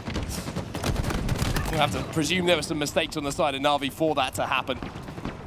At the moment, SLG is putting pressure onto 2 players. Gets the trade from 1. Shad trying to just locate where that odd ball is, and it's going to be Nurix, actually, who moves in to grab it. So 46-14, the score in this game, and Navi really struggling to get going in this second round. Jimbo here, taking advantage of that Sentinel beam, and will find themselves getting the first 2 kills. Ball will be played. Jim will try to grab that, but they're going to need to make sure they get the kills in the back of A as well. Yeah, this is the important thing. You're completely and utterly right. Need to collapse on these last 2 players, because otherwise they're just going to get shot in the back. Kimbo deals with Nurix, but SLG now, with that little bit of a delay, has a chance to re-engage with these Navi players. That means they can't pick up the oddball because they don't have the numbers to face. This whole time, no ball time. They prioritized getting the ball back towards A, but they didn't get the kills fast enough, so the score will still be 56-17. You have to think for the side of Quadrant, yes, the kills that you're seeing there are aggregate score. Nice job from Mighty's and A-Core to pick up that one, but look at the Slays category. It feels criminal that Quadrant is leading in this second round. It certainly does, but I think they picked up the Slays there in the second round.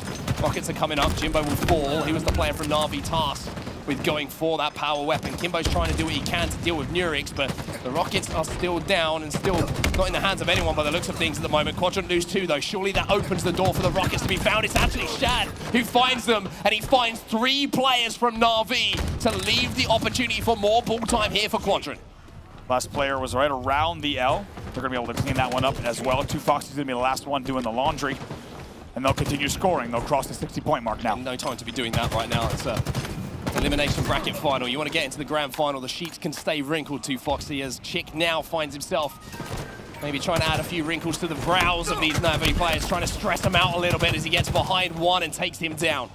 SLG with a triple ping there, certainly prioritizing the kills over at C, and for good reason. It's 3 dead for Navi. It's a very different round number 2 for Quadrant. It really is, and 2 Foxy struggling right now, really is struggling. He's 8 and 23. That is a stat line which your teammates are looking at, just saying, I need a little bit more from you. And Chick is just sitting on the L at the moment, just slowing everything down. 2 Foxy is on the flank, but look at the collapse now coming in from the rest of the players. I think that 2 Foxy might have been taken down. Yes, he was. In fact, everybody on Navi has been taken down, and that will be the round going to Quadrant. They tie this up at 1-1. And what other way could we ask for this grand finals, the elimination finals here? To begin 1-1 between these 2 sides. To be honest, it could be a grand final with the amount of talent here. These 2 teams certainly favored to win, which makes it a fantastic elimination final. We have no idea which team might take the series, and I think game 1 has already been an indication of that. Jimbo with the commando. He's commanding his presence up on this balcony. That'll be 3 dead off the rip here for Quadrant. So a little bit of a change of fortunes as Jim flies out with all the confidence in the world to clean up the final kill. Navi get control of the rocket, and they also get control of the oddball. Little splash there for Jimbo as well on the top of C stairs. I'm going to make sure to do as much damage as he can. This will be time for Navi in the back of A. They need to bounce back. It was a fantastic first round for them, but they got manhandled in the second one. I mean, I don't know how Mighty stayed alive in this situation. They had 2 players trying to kill him. He slid down the stairs. He comes back and he says, Shad, I'll have a piece of you as well. Does some damage. And all while this is happening and this fight is being elongated, Navi are continuing to build this lead. Shad wins the 1v1 though, so Mighty's little run there will be ended. Good presence here then. Kills and assists coming in here from Chick. Let's see if Quadrant as a squad can bounce back and get the mini reverse sweep here in game number 1. They're putting time on the board. Let's go to an Astro listen-in with Quadrant. Nice, c'est bien. Un pilier, un pilier. Deux weak. Oui, dans l'arcade, il va fond arcade. Il y en a un trash, peut-être à mid. À droite, ça arrive à droite, sur ça. Let's go, Shad! Nice, bien joué ça. C'est super. One shot, one shot. Et pique encore. Aidez-moi, pique. J'ai le cross, J'ai dans le Pas ma ball. J'ai le L, je suis jump first. Shayna, 2 banides. Il push banide, dans le One shot dans le L, Encore dans le L. 25. Flower, j'ai edge. One shot en flowers et un court. Devant le 1. J'ai spout derrière eux, mid game. One shot ping, absolument. Mort. Et weak en soda. 2 sodas, ils vont sur la boule maintenant. Et il y a même pas 4 balles. J'ai one shot. Je fais perdre du temps. C'est bien. Prenez pour les armes à gauche, en vrai. Well, if you wanted to know how much the Quadrant wanted, listen to the intensity in that, completely different from what we heard earlier on. It really is. Oftentimes when you hear this Quadrant squad, cool, calm, collected, they know exactly what they need to be doing, but there is intensity in the comms on the side of Quadrant, and they'll actually lose the lead here. They were 3 dead right towards the end of that listening, and 3 dead again. 2 Foxy with the ball in his hand. Mighty will pick it off his body after he manages to get the trade and immediately leaves it to know that the pressure is coming in already from Quadrant. The timing not there for that ball time, so assault rifle, that's going to do some damage. Shad is trying to sneak up onto the top tower, but these shots from Kimbo are pretty good. However, Shad's was equally as good as 2 Foxy now moves in to clean things up. 4 dead for Quadrant here, and certainly an opportunity now for Navi to extend this, and they want to end this as quickly as possible. They know what happened in that round number 2. They do not want it to repeat itself. 42-19. Well, it's going to be the tires on lockdown here.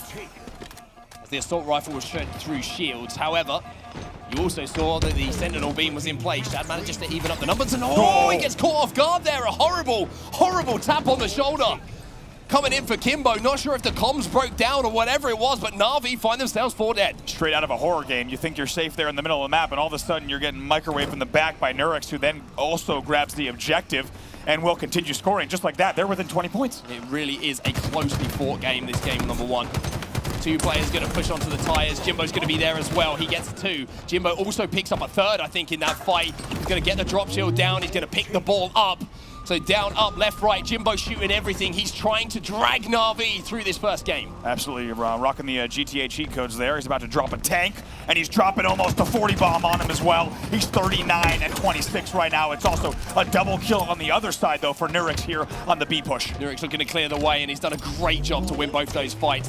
The ball going to be rotated in towards PD where Kimbo was. One player still alive, and it's going to be Jimbo eliminated. Navi now all coming off of respawn. The rockets are popping up as well, and this is such a tight game. The rocket launcher could be the game. Lock this down, it's 2 kills for your team. Nurix doesn't grab it, he pushes past it. What a brilliant play here to make sure he gets the kill on Garbage before pushing in.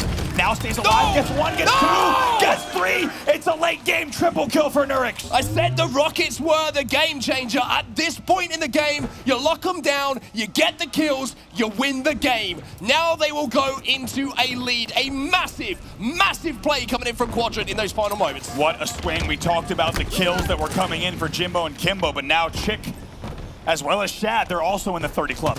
Kimbo gets taken down as well, and Navi are 3 dead. There's 2 minutes and 50 on the clock. But at the moment, Quadrant are closing in on a map 1 victory. They are about 15 points away. It's the last throw of the dice here for Navi, and 2 Foxy will fall first. This really is the last push. They need to make a count, and they somehow, from a man disadvantage, need to get the kills. It looks like it's going to be too late. Chick decides oddball second, kills first. He picks the ball up now as he's got that time. Last push here for Navi, but it's not going to be enough. It's going to be game 1 turning on its head as Quadrant will go up by 1-0. French crowd here likes what they hear. They like what they see.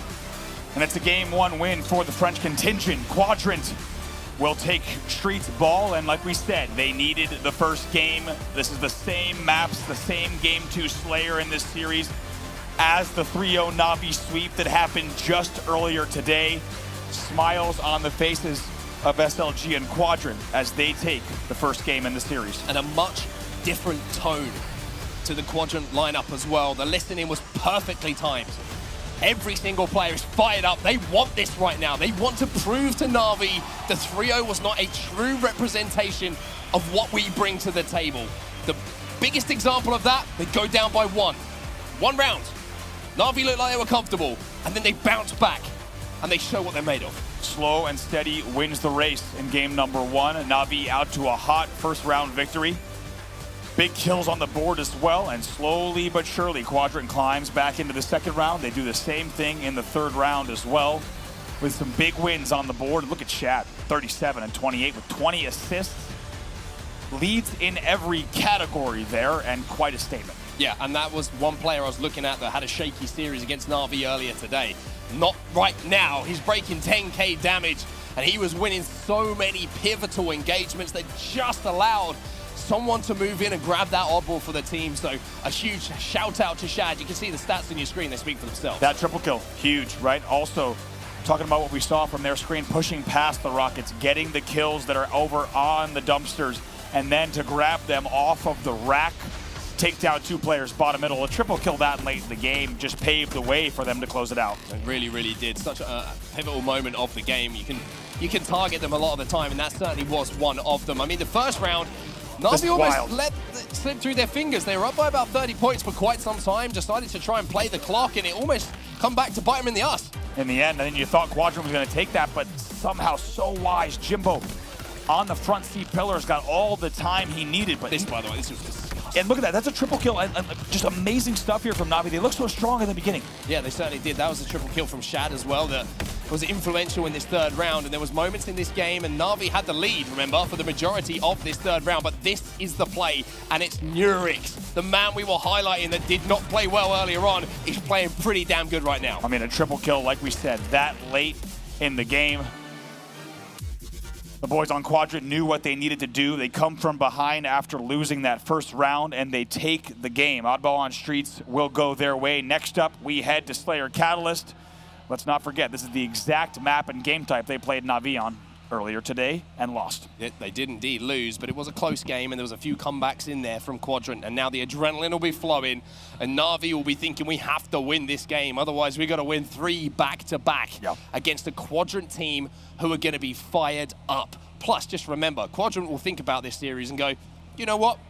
You 3-0'd us earlier. That's absolutely fine. No problem whatsoever. But if we beat you right now when it matters, that's all we really care about. Look at Mighty's there. Smiles on his face. You see him even nodding there, maybe psyching himself up a bit. That's what you need to see on Navi. They need to keep their spirits high. They won this game. To give you an exact score line, what we saw earlier today, Navi beat Quadrant 50-40 in this game type. Quadrant keeping it close, however, a 10-kill deficit or margin there certainly going the way of Navi. They know that they just need to repeat here and they'll tie the series 1-1. Well, let's choose a couple of players to keep the eyes on. 2Foxy's got to be one. A very slow game number one and a slow end to the series as well. Against Ascend a little bit earlier. He's going to be a man who maybe can just lead the troops forward. The trust needs to be there for Navi if they want to get back into this. And 2Foxy, not the greatest of starts. He does fly for that overshield. Now it's going to be up to Kimbo to try and keep the Quadrant swarm off of it. Kimbo did not have the info. Info is king there. He had to actually check the overshield when no one was down there yet. So those first few kills will go. SLG does not get the zoom on the grapple overshield grab. So he has 3 left. He should be able to snag this. Let's see how he plays this. I've been told a lot of the time it's not about the size, it's about how you use it. And unfortunately at the moment, with the grapple, that doesn't seem to be true. You need to make sure that you've got the length to get that power up into your hands. And it's going to be SLG who has the power up as well as the skewer. A great start here for Quadrant is 6-2, the scoreline. Great start indeed. And this is exactly how they wanted to play this. We talked about how SLG just comes through with the skewer no scope, and that will now bring them to 7-2, and he still has half an overshield left. I mean, this man just ran through you like a cheat. 2Foxy is having a bit of a rough time right now. Every single player he runs into has got a weapon, an overshield, whatever it might be, and SLG is trying to do damage. Kimbo gets 1, but SLG will trade out with Mighty. Is SLG playing that perfectly or what? In the end, he'll finally be taken down, but adding a lot of kills on the board. SLG already 2-1 here. 2Foxy somehow stayed alive through all of that. That's impressive. The amount of pressure that was being... Oh my goodness me, Nurix! Unfortunately, on the receiving end of the power weapon this time after dishing it out at the end of the last. I don't know how, but I swear 2Foxy like generated a jackpot sound out of that skewer too. Yeah. As that kill came in, maybe metal on metal there with that skewer blast going into the armor. 12-7 now in favor of Quadrant. Very, very close. Mighty's picks up 1, tries to survive, but going to be hunted down here by Chick. A little bit of a messy game so far. Everyone kind of running at each other. Trying to maybe just step up the aggression. Quadrant's reasoning, maybe we want to put the pressure back onto Navi. We want to really put them under the pump. Navi probably thinking, we played that first game a little bit too slowly. Let's speed this thing up as the overshield battle will go down. SLG will win the battle, but the overshield falls. Mighty takes his eyes off it for just a second. This should be a Jimbo grab. Let's see, he's going to go away. Does not pop. He's going to late pop this overshield very comfortably, and now they're just down by 2. Finally, the overshield will be popped right before the engagement. I was getting nervous, though, with those late pops. We've seen it go so wrong for so many players, but Jimbo is making it work for him at the moment. 2 kills, rips the shields off of SLG, and picks up a 3rd as well. Jimbo, again, he has been the superstar for Navi during this tournament, and he wants to win this game. What a huge grab, what huge timing there on the overshield pop. Keeps the team within 1, not only getting the triple, but as you said, also stripping SLG, essentially a one-man show on that play. That will bring the game within 1. Within 1, but again, huge credit, to how Quadrant are playing here. They're keeping that lead, even though they lost that overshield. It's a 1-kill game at the moment. Nurix trying to survive for now, will be taken down, and here comes Jimbo again on the flank, but 2Foxy does the job that is required to keep that slender, paper-thin lead in the hands of Navi.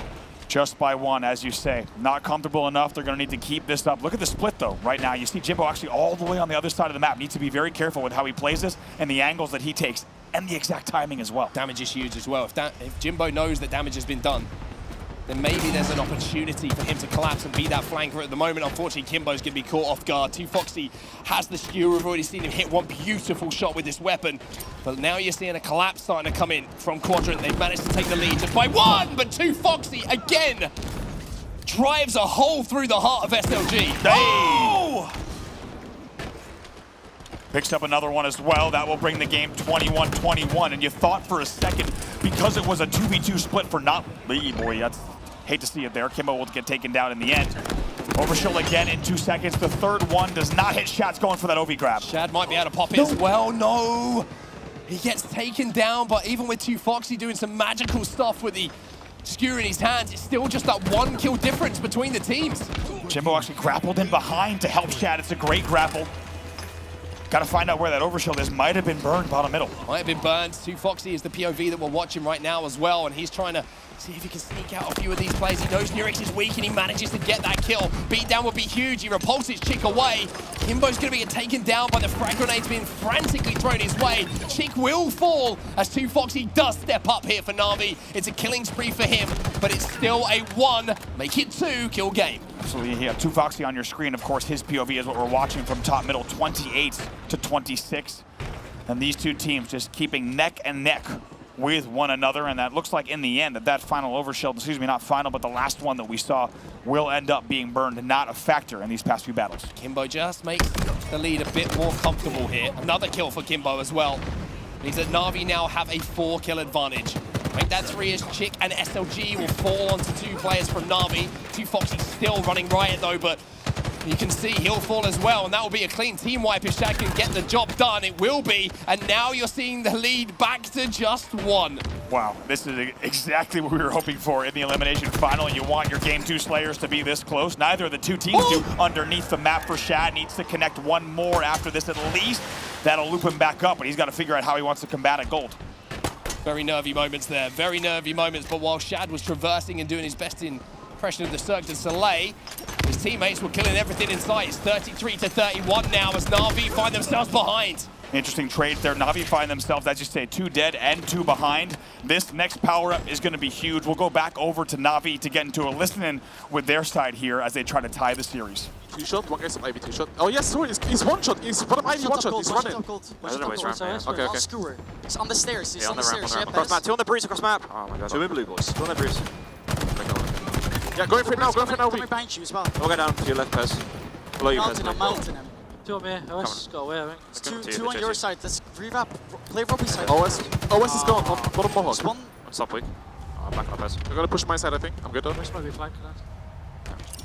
Revamp it. I'm gonna One blue, yeah, red bruise. One guy on me, I think was sorry. Breeze, you see me, you see me. Need to slow it down, dude. Slow it down. West was here, bro.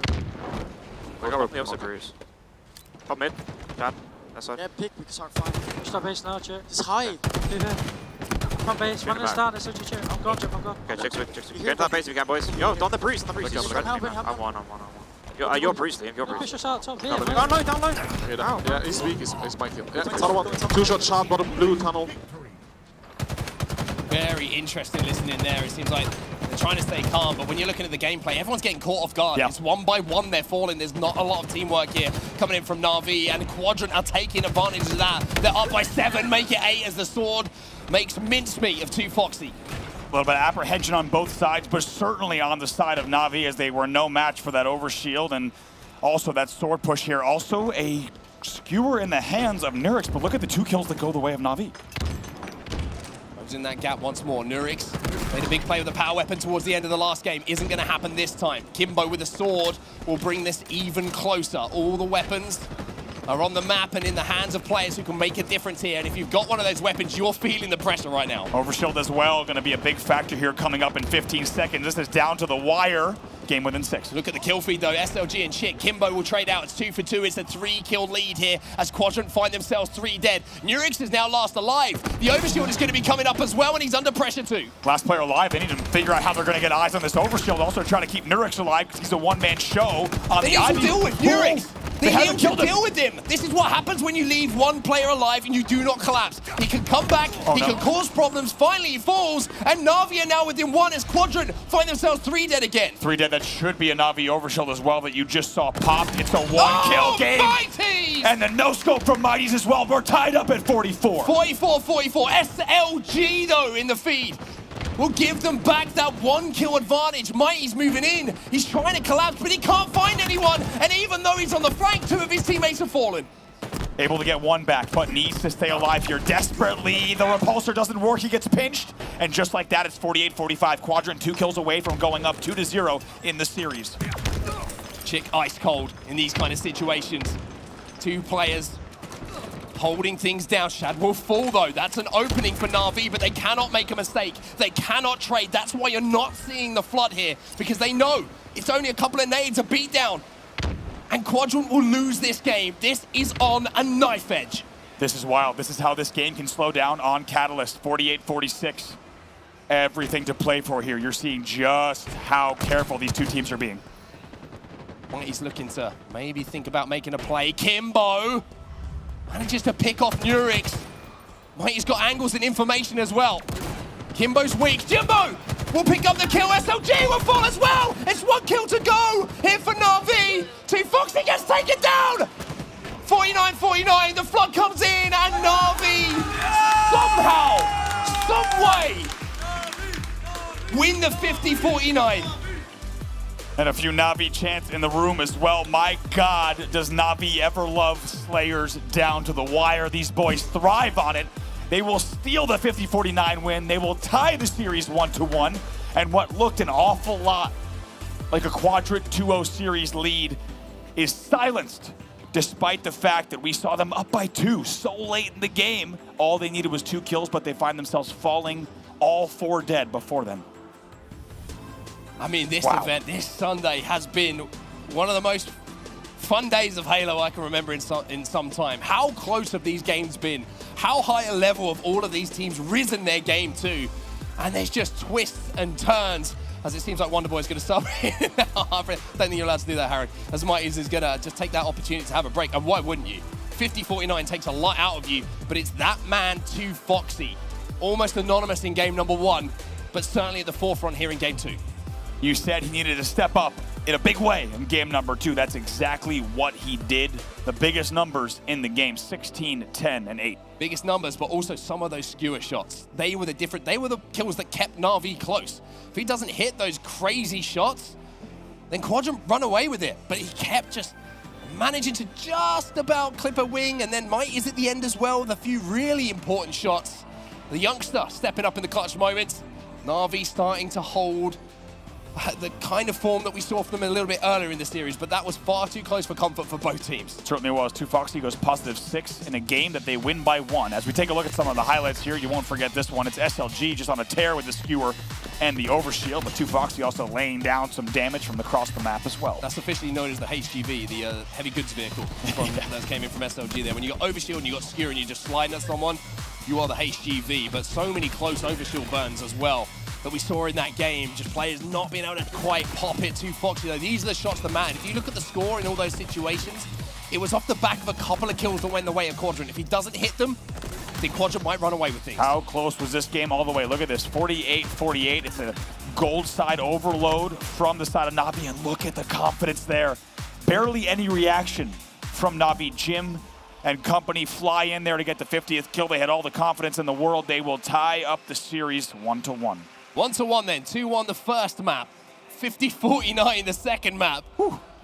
I'll tell you what, if that's a pattern that's going to evolve through this series, we are going to be here for quite some time. Recharge King of the Hill is the next map though, and this one, you got to favor Quadrant. I feel like Quadrant have a really good understanding of Recharge, and after Navi took an absolute slapping on Recharge Strongholds a little bit earlier on from Ascend, I'm pretty sure they would have wished it was any other map right now. Absolutely, Mighty's back on the stage here, and the man is locked in and ready to go. And how big is that win for Navi? You have to think if they go down 2-0, it is a long road back as they have to climb back in the reverse sweep. Instead, they have leveled the score 1-1 and everything to play for here.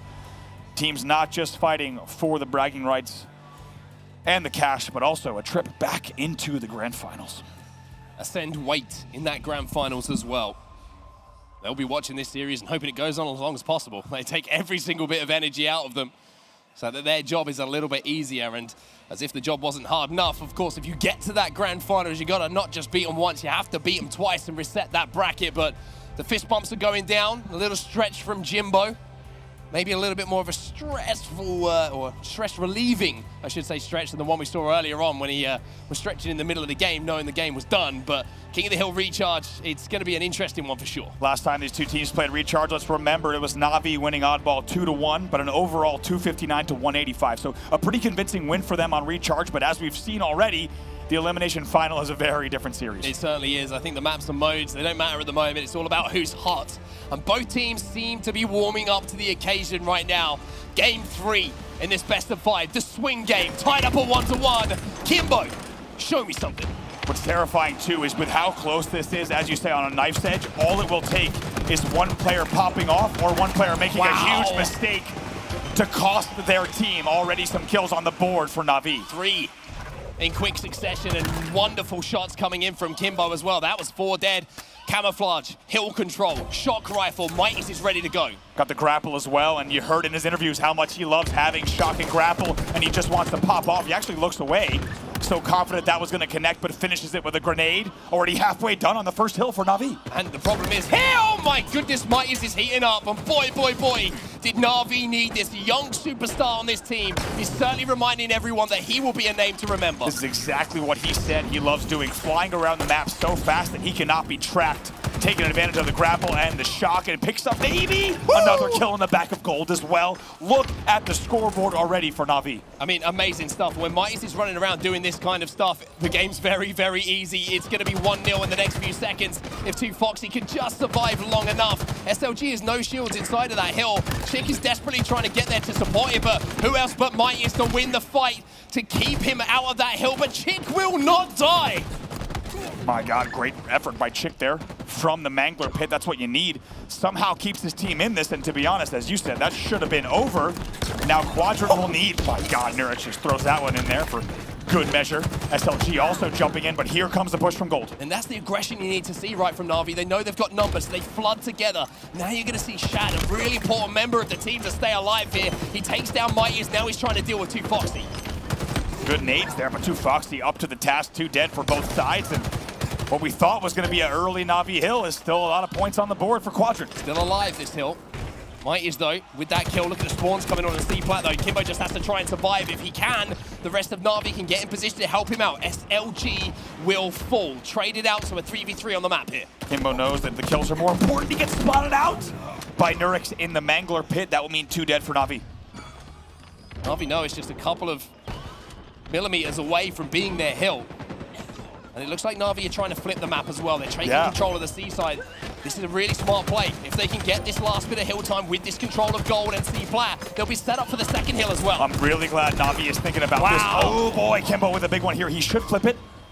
Doesn't finish it just yet, though. They know they also need to prioritize C. That's why they're playing this a little bit slower. They should be able to get it here. Multiple players start stacking the hill here. Quadrant are going to fly. They know they have to contest this. Kimbo deals with one. Chick is still going to be there and have to be handled. But handling Chick, he's too hot to handle at the moment. My God, so back and forth. We haven't seen this much time on the last few seconds of a bottom mid hill this whole weekend. Chad's trying to control blue as well. Jimbo will fall. And I tell you what, Quadrant, even though this looked like that were going to be nowhere near being able to contest this hill, all of a sudden it's looking like this could be a Quadrant hill. Oh my Navi God. lose 1 player. Quadrant also down to 3 members. And look at that bar at the bottom. It's a desperate dive into the hill now. A 1v1. Jimbo and Mighty's jump in. But can they stay alive long enough to get the cap?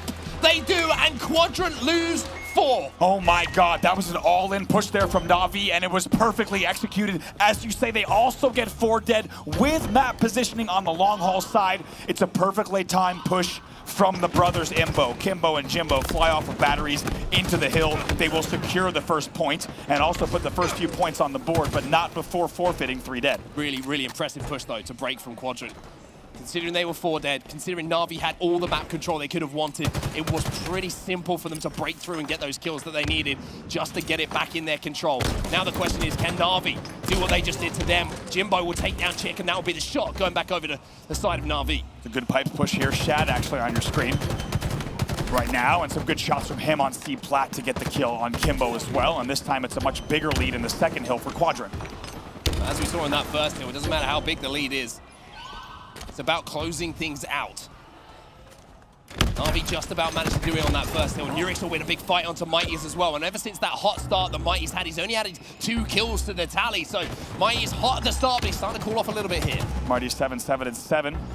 Might be a jackpot in the stats, but looking for more points on the board. This one should be a Quadrant hill. You can just tell that Navi's already giving this up. They're resetting for the second hill. Yeah, this is a big, big hill as well, because this is the elevator hill. In my opinion, this is the easiest hill to lock down if your teamwork and your shots are all coming together as you would want as a team. So Navi smartly decided holding the spawns is more important here. You can have the point as long as we can get us set up here at elevator. They get the first kill as well, but they will need to keep this area clear. So far, they've lost 2 players. Mighty's might be the third to fall. Yeah, this is a weak hold from Navi, and having given up the hill, having given up that point, you expect more from them. And now they've got to flood and they've got to break. Oh, no, no, no. Chick with a double kill off the remote detonation by shooting the grenades in pipes. It's close quarters in the pipes, and it will cost you. That will be even more time for Quadrant here on the third hill. And this is where Navi have been struggling, right? When we saw them on strongholds, it's how do we break setups? How do we get first damage? How do we get first kills? You just have to slow things down for a second, look to damage a player and then make a push off the back of it. But you can just see from the point of view here from Chick, everyone's desperate in things at the moment for Navi.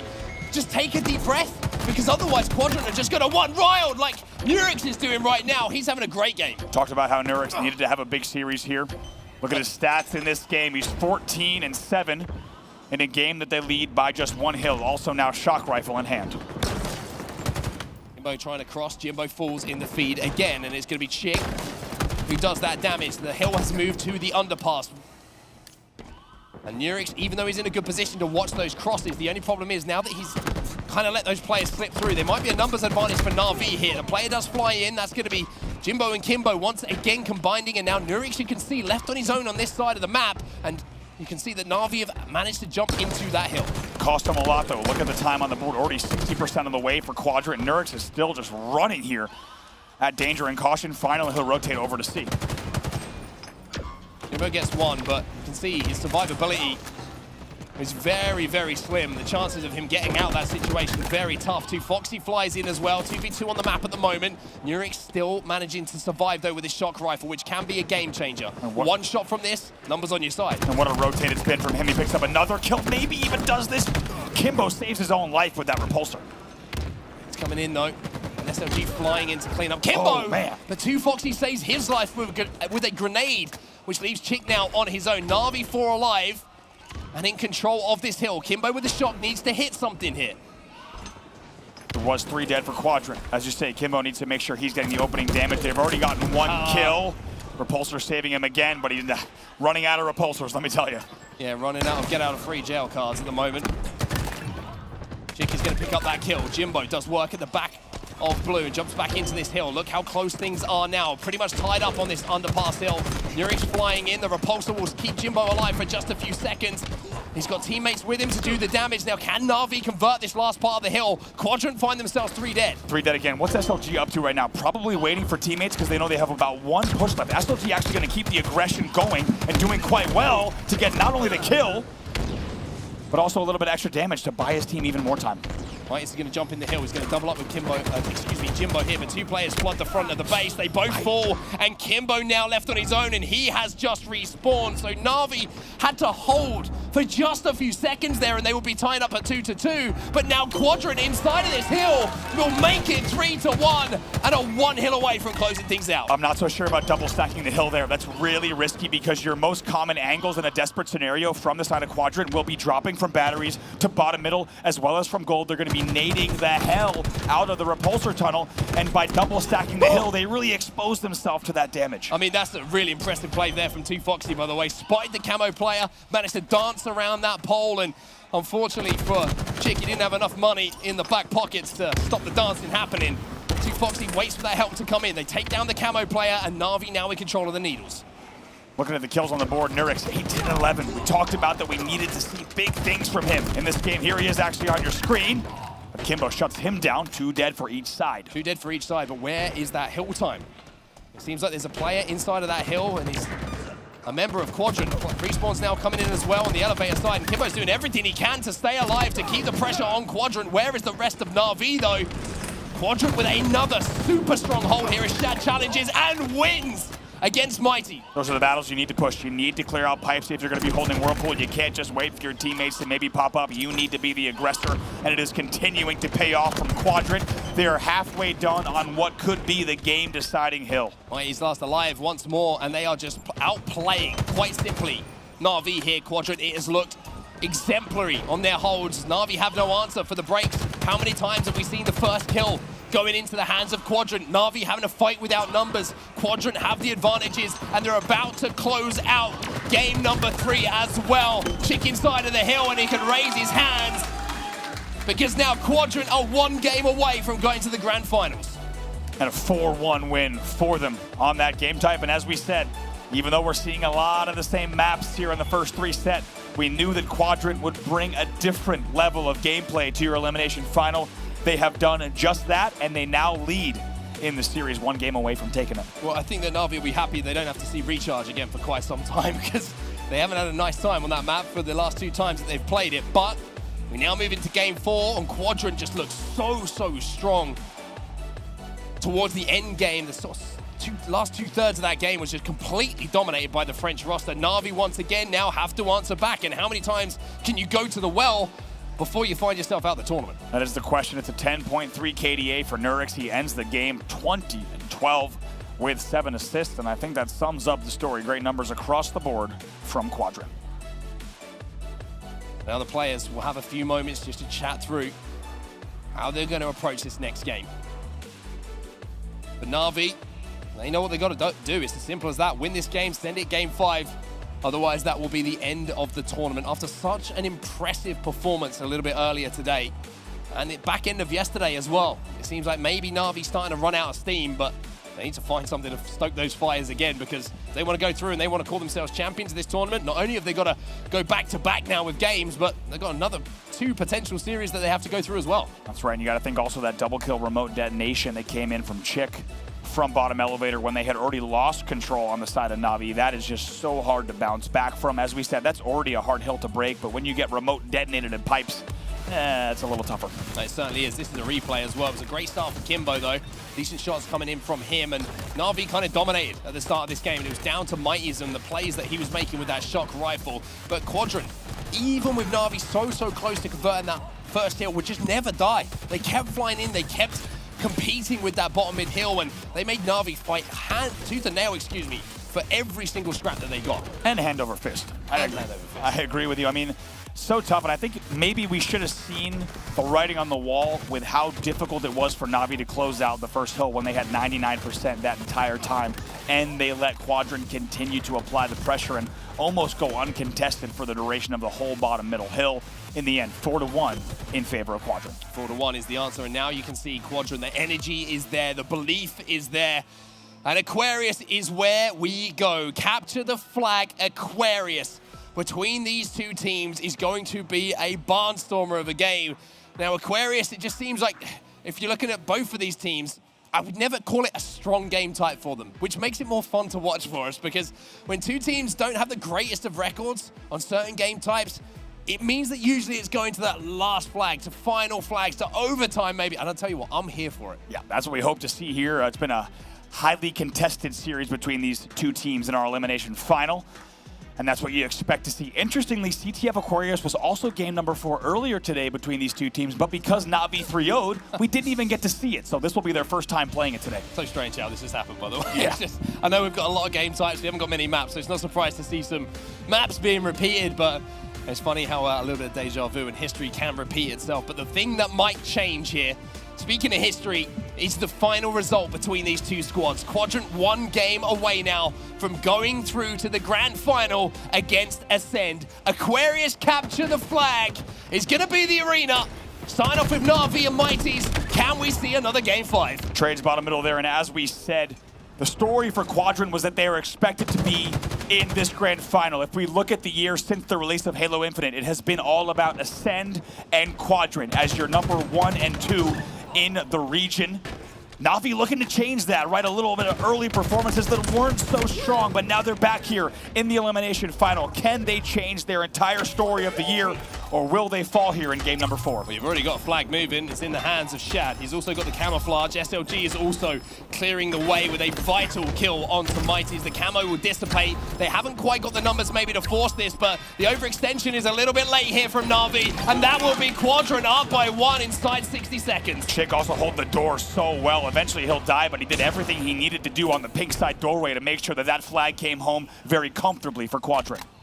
This is where you need a leader on your team. You go down within 60 seconds after the last performance, and you need someone to say, boys, it's time to go. It's time to step up. Otherwise, the tournament is over. Quadrant want to take advantage of that. They want to really put the boot in on Navi now with SLG challenging aggressively.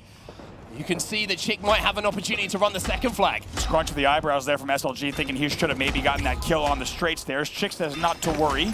I'll keep running this flag. Actually just dodges all of those grenades. He gets it all the way back to Gen. Has to be careful though, because he saw the spawn from SLG in front of him. That means that he knows Navi have probably got the control of his base or have overextended into the fridge side. So he slows things down for just a second. 3 players now fall. The flag is going to be thrown out by a Navi member, but SLG just will not die in this situation and delays that flag being run. Tries to stay alive as long as he can. He should be taken down, but because he is SLG, he stays alive on top. Car finally taken down, but my God, did it take him a while. Yeah, the time bought means that that flag is going to be more difficult to capture here for Navi.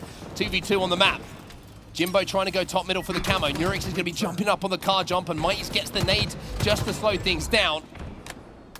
And that flag is now sent home. So a missed opportunity there for Navi, and it was just because they couldn't kill SLG quick enough. Once again, SLG staying alive just bought so much time for the squad. Somehow the return comes in. Jim's camo is going to also be taken down, but he will now get the flag through the Gen. Thankfully, this will give them still an opportunity to run here. There's still 2 dead. Looks like Kimbo knows there's a couple of players pushing top middle. Jimbo has so much responsibility here for Navi. He finds 1, he turns 2, and the flag is being moved. He's got the thrust to deal with Nurix as well, but Nurix not in position really to cause too many problems. Somehow Chick is still alive. He is causing problems, but not enough. It looks like Navi should be in a position to maybe run this flag home. Taking a look at who's back at the base. Not just yet.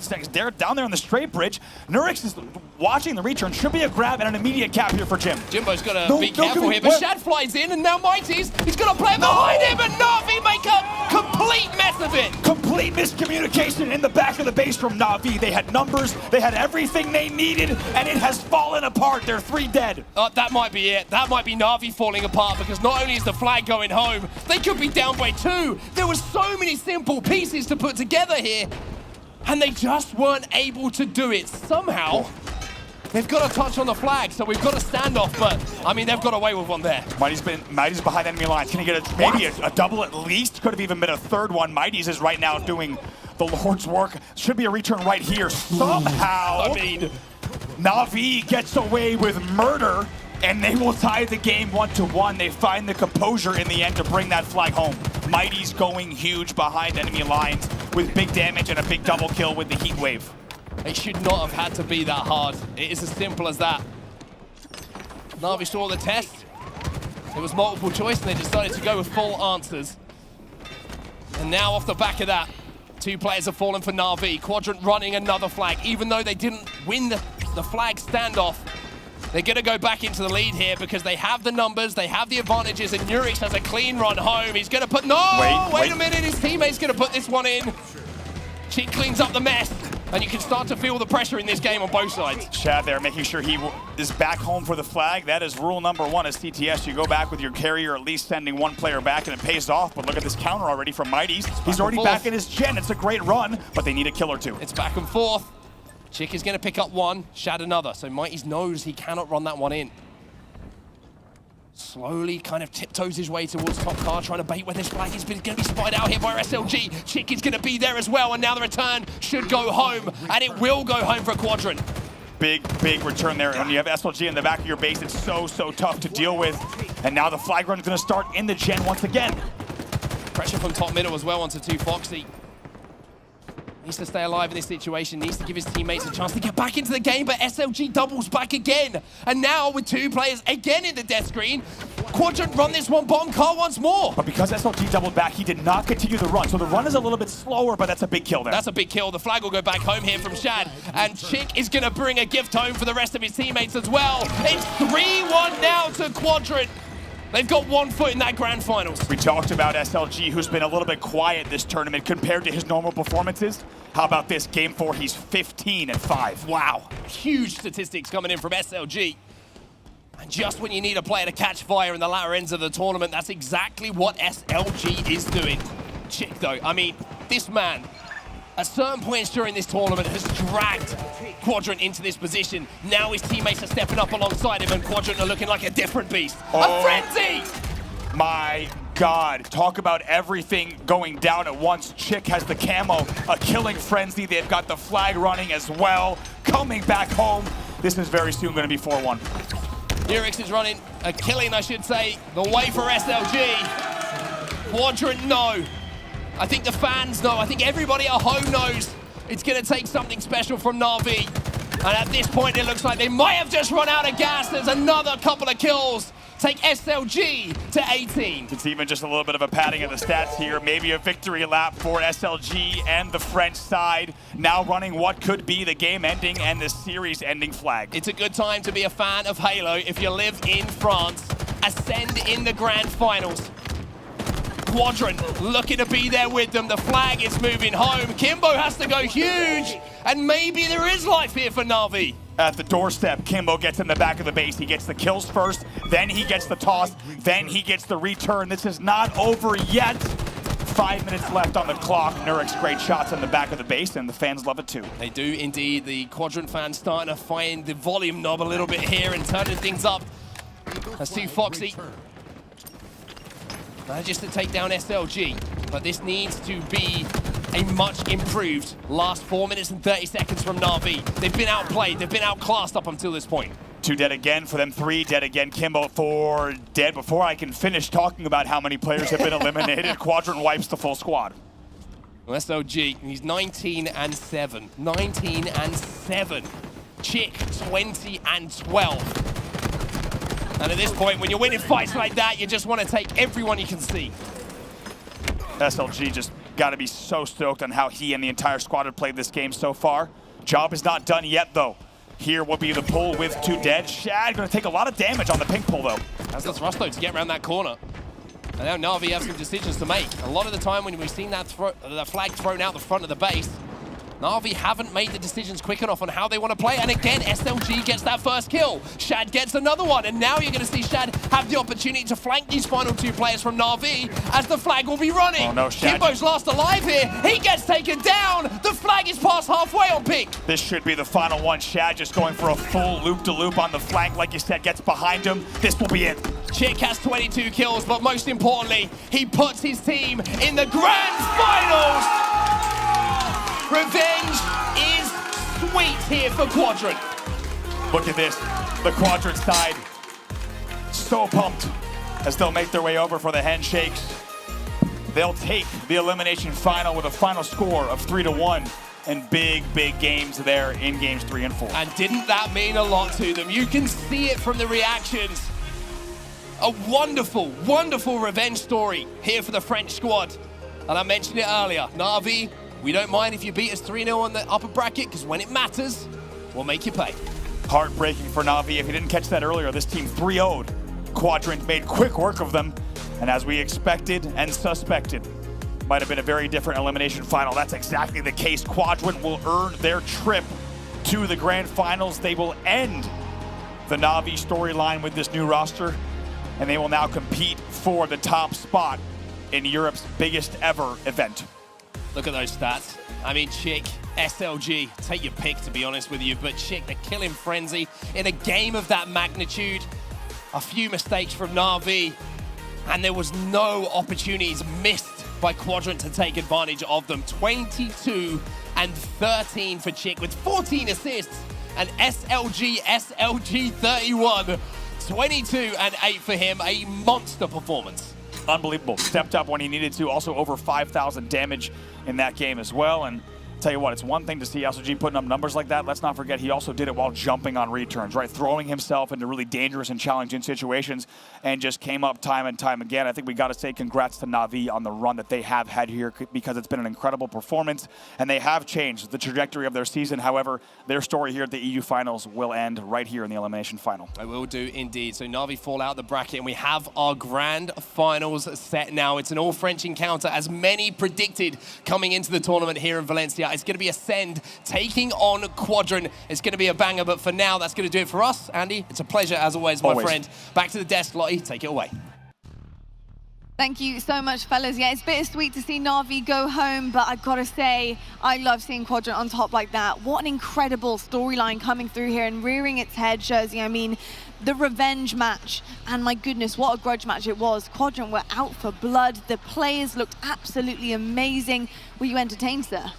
Were you not entertained? I think Quadrant played, that was a different Quadrant we've seen. Let's talk about it, because we said Chick played really well in the first game, but look, the boys started to show up. His teammates, they came back to help him. SLG added up and played when he needed them to most. Nurix put up some big stats, particularly in that King of the Hill game, when they needed a game just to push the series and give them that cushion, that breathing space, that breathing room. Really impressed by the Quadrant boys, how they bounce back. Indeed, and I got to say, Nurix really did step up in a big way in that recharge. 20 and 12. He was a big difference maker and obviously captured the flag. SLG also stepping up. And we talk about this a lot on the Death Clutch. It's different players at different times doing what they need to do, opening the doors for the team and really getting that series win across the board. Impressive stuff all around from Quadrant, but something that I loved about them was their patience to be able to break hills, to control a map, to be able to completely take charge and change the dynamic here of the gameplay. Started slow for the day, but Quadrant, they're back in action. This is a Quadrant that can rival the likes of Ascend when they're playing at this level. Everybody's starting to click. I know Nurix's stats, maybe they're not the most impressive in Game 4, but guess what? Every time it was a member of Navi's point of view and Nurix was in a fight, he was getting the better of him. That last one against Kimbo, it was like that was a defining moment. Is Navi going to stay alive in this game or not? Nurix out BRs Kimbo, and I'm like, even the guy that has the worst stats, he's winning gunfights. When things like that are happening, good things are going to be the result for one side. And the recharge game, he literally played out of his skull. But it's not just about Quadrant, how they were playing. Don't get me wrong, they're, tough as nails here coming into the grand finals. But you got to think about Navi. There was a lot of times they were stuck in their old ways, trying to play the objective too smart. We saw it on the bottom here on recharge. We saw it with the second flag cap where you saw Z Mighty and Utility trying to push it forward. But there was no one really around. Yeah, sure, it was taking chances. But sometimes you just got to take them. And you saw from there, Quadrant were way too far away, didn't have the angles. So just went back to old ways, which really cost them heavily, not just in that game type, but in probably the whole series alone. You spoke about Quadrant, different players playing at different times, picking it up. I think the same player kept playing well, but other people were starting to do it with him. Chick played like a monster in that series, and SLG finally picked up the pieces. We've seen Nurix pick up the pieces. The boys finally put it all together. They're now in grand finals. They certainly did. I'll tell you what, Chick played like a monster the entire weekend. We have him on the desk, Chick. I mean, what an electric performance from you and the guys up there on the series. And I want to ask you about this one in particular because, of course, you did lose 3-0 to them previously. You've come on the stage and done pretty much the same, -1. It was a really tight and close Slayer. How are you feeling right now for getting that revenge back? Yeah, I think really great, like revenge from the winner bracket finals, like the semifinals, and as well as Riley, because we lost 3-2 against them. So happy, ready to play Ascend now. He's ready. He's ready to play Ascend. Yeah. What is the game plan there? Because obviously Ascend, they have been on top for such a long time. You guys did manage to take a pro series back online. This is on LAN. Ascend, they're feeling themselves right now. They're very happy with their win against Navi. What is the game plan going forward? How are you going to take down these Titans? No, to be honest, just play like we played right now. Because on the semis finals, on the winner semis finals against Navi, we didn't play at all our game. He was terrible. It was so bad, and we managed to play good against them now, so just play like this. When I spoke to you on a Friday, I said to you top 2 question mark, and you said top 1. Yeah, top 1. You were confident, but you've seen Navi go to game 5 with Ascend. They're not the big beast that they used to be all of a sudden, so they're there for the taking. They've left some weaknesses that maybe you can exploit. After beating Navi in a dominant fashion, do you now fancy your chances against Ascend? Yeah, I mean, they can beat Navy 3-2. It's not a problem. We have to focus on our game, only our game. If we play like this, I think it will be fine. Yeah. Yeah, indeed. I got to say, you all stepped up when it mattered most, and I think for everybody, you have been such a shining star, really, on this roster. What does your individual skill come down to, Chick? You really do, have that main slaying role in the team, but what does that allow for the rest of the team in terms of openings and what you guys bring? I don't understand really your question. What do you mean? How good are you? Just how good are you? You just do work. I mean, I was picked by Quadrant and work, play hard, just work on our weakness and everything. Just the job. That sounds like a Kanye West song, doesn't it? It does. Just a little bit. Work it. I think that's Rihanna. Rihanna, maybe. Oh, maybe I'll go the wrong song. But one thing I'm going to say is the fact that you guys come from the elimination bracket every single time. It doesn't matter what pro series or whatever event it is on LAN, etc. Now, the only time you guys fall short in this kind of scenario is the stamina, the amount of energy you have left. You haven't had many series today, but how does you and the rest of the team feel now? Do you feel like you're ready for a reset and ready to take the whole thing? Yeah, of course. I can be here at midnight. I don't care. Bro, come on. It's the only European LAN we have, so yeah, just give everything. I got one question for you, and you're gonna have a lot of fuel in the tanks to conserve your energy as best you can, but Mom and Dad, they're in the stands, they're watching you play, watching them pop off. Obviously, you guys are closing the door on that last game, and instead of watching you guys celebrate, I was kind of in awe just being able to watch them have that moment for their son. What's it mean to you to have your parents here in full support, and how proud of them they are of you? Yeah, it was a long story because like I secured my studies first, and after that I would like to be a pro. So yeah, they're really happy, to be honest, right now of my situation. So yeah. I hope that somebody got their celebration on camera, because they were fist bumping. They were very proud of you, and I'm sure they're looking forward to watching more of you play. Definitely, yeah. Sika gave me the secrets to how to win. I'm just gonna pass that over to you. Interception. Such a sellout, that's for you. I don't know how possible it is, but try and make it work. That's how you win series, apparently. So somehow make that. Yeah, make that. I will keep that in my pocket. I just want to let you know, Chick, this man here, the guy with the jersey, the guy that put the wig on yesterday, he actually thought you guys were going to lose. I'm happy to be wrong. You got 3-0'd, a different team showed up. I was on the Chick bandwagon the first time I watched you play Infinite. I'm surprised. You're not getting a jersey with. I'm literally driving the Chick bandwagon. I've been driving it since the first time I watched you play. Every time it is, you're consistently not only just like individually skilled, but it's your decision making, it's your positioning, it's your level of micro mechanics in situations where you maximize damage output and damage taken at all times. Chick, you're one of the best to ever do it, especially from the European scene. And I'm looking forward to your whole entire Infinite career here. Thank you so much. Absolutely incredible. You were top of the leaderboard today going into KD, and I can see why. Congratulations, amazing series from you and the boys, and best of luck in the grand finals. Thank you. Well, there we go. We've heard from Chick, we've heard from Quadrant. They've made some noise on that main stage, but coming up next, we have our grand finals. It is set in stone. Quadrant, they have quite the journey. They're going to have to reset that bracket if they want a chance at picking up that trophy. They're going to have to win 2 series. That is a lot to take down, especially when it comes to Ascend. Ascend versus Quadrant happening right after the break.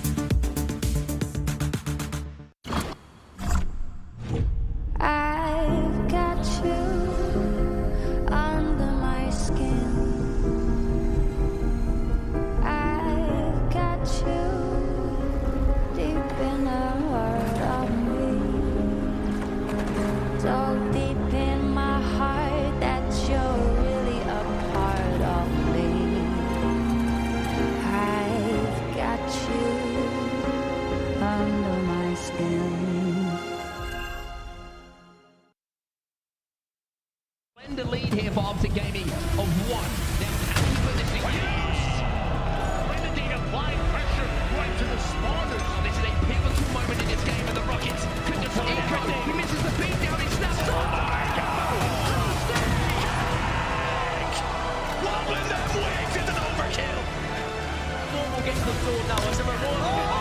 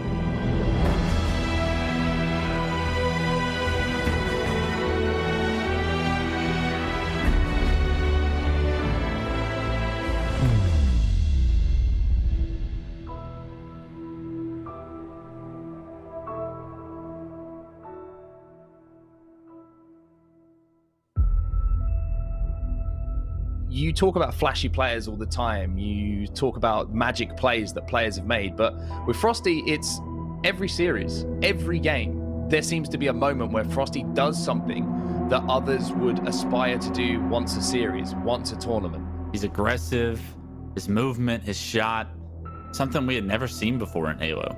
He's just a human highlight reel. That's his name. Next time I get to cast Frosty in Halo, I'm gonna call him the human highlight reel. Serious angle as we see Rockets, and he'll connect the shot as well. Oh my God! And he gets the double! What an angle Rocket launcher from Frosty! has used both of the weapons. Frosty ends the game with a disgusting no-scope. Goodness, Frosty, the young man coming out huge with a double. Can he find the over? There it is! Overkill, the first one of the weekend! Right now, especially when Frosty's able to pick his kill on the cannon guy. He hits the nose. Frosty picking up a double kill. Now he's going to toss this play. Oh, score!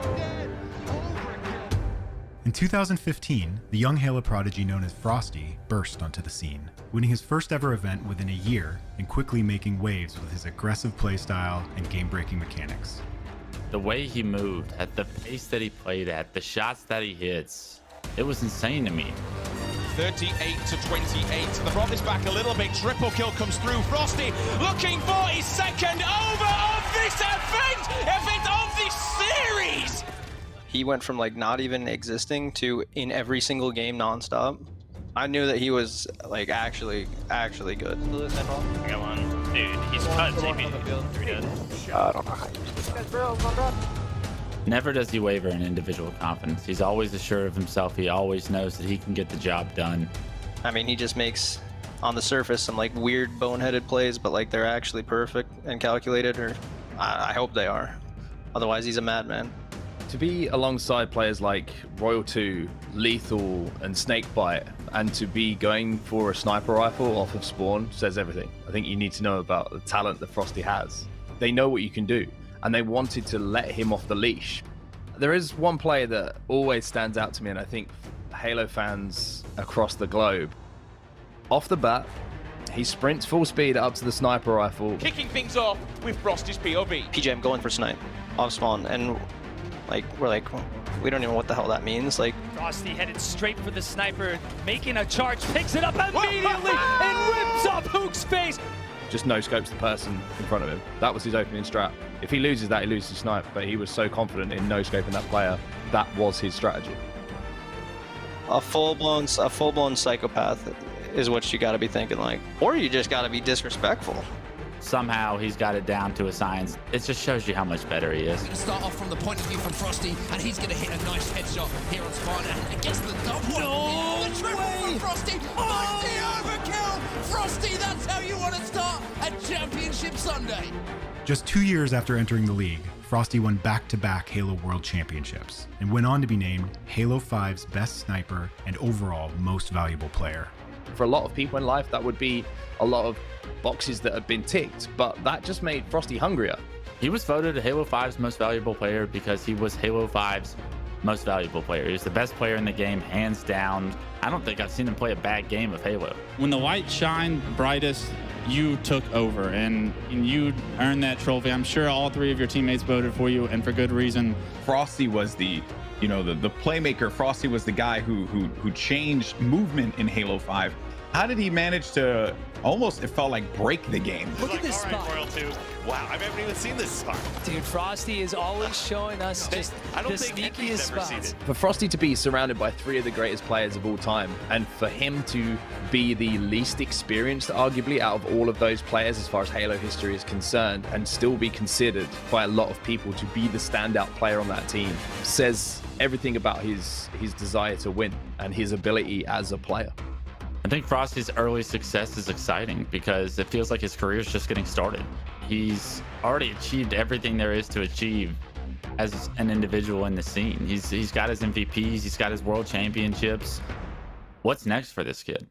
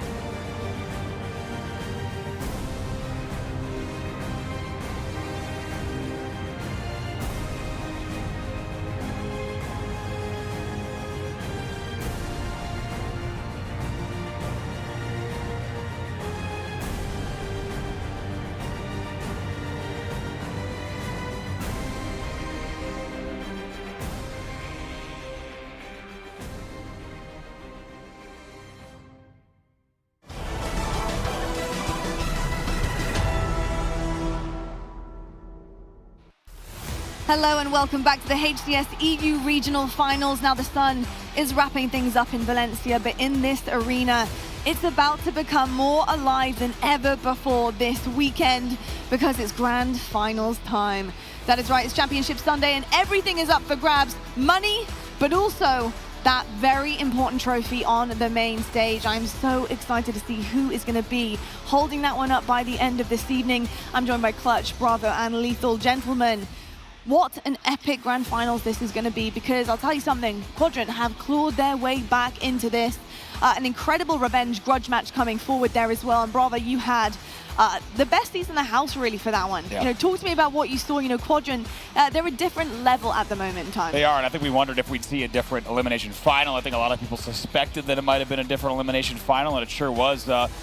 I think you could argue that this is bringing kind of the right story if you look at how we were back in November, right? This has been the Ascend Quadrant year, and this is now a chance for them to prove who's going to take home the biggest prize on LAN. It certainly is, and I've got to say, Quadrant coming off the back of their first Pro Series win. I did mention the phrase backpedaling a little bit. Well, I'll tell you what, they've got back on the bike. They've pedaled as fast as they possibly can into the grand finals.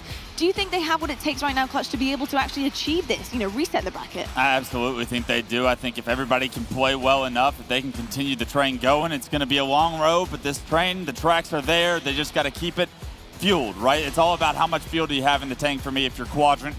And everybody's got to have gas in the tank. It cannot just be the Chick show. As great as he is, SLG is going to have to play something similar to like last series. And Urix is going to have to step up and make big plays when given the chance.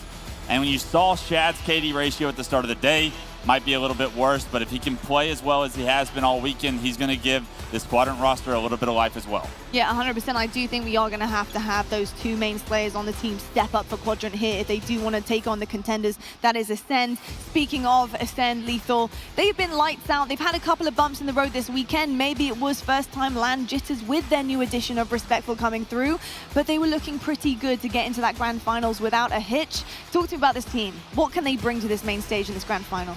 They've got all the tools in the shed. They've got basically all the individual skill they require. It's just a matter of how they're playing against Quadrant here. They've had a bit of a break, so sometimes the first series can go all the way. We've seen it enough times in the past in previous finals. But now for Ascend, it depends how much they can prove themselves. They've done it online for nearly 2 years. Can they do it in the LAN environment? It looks like the possibility, yes.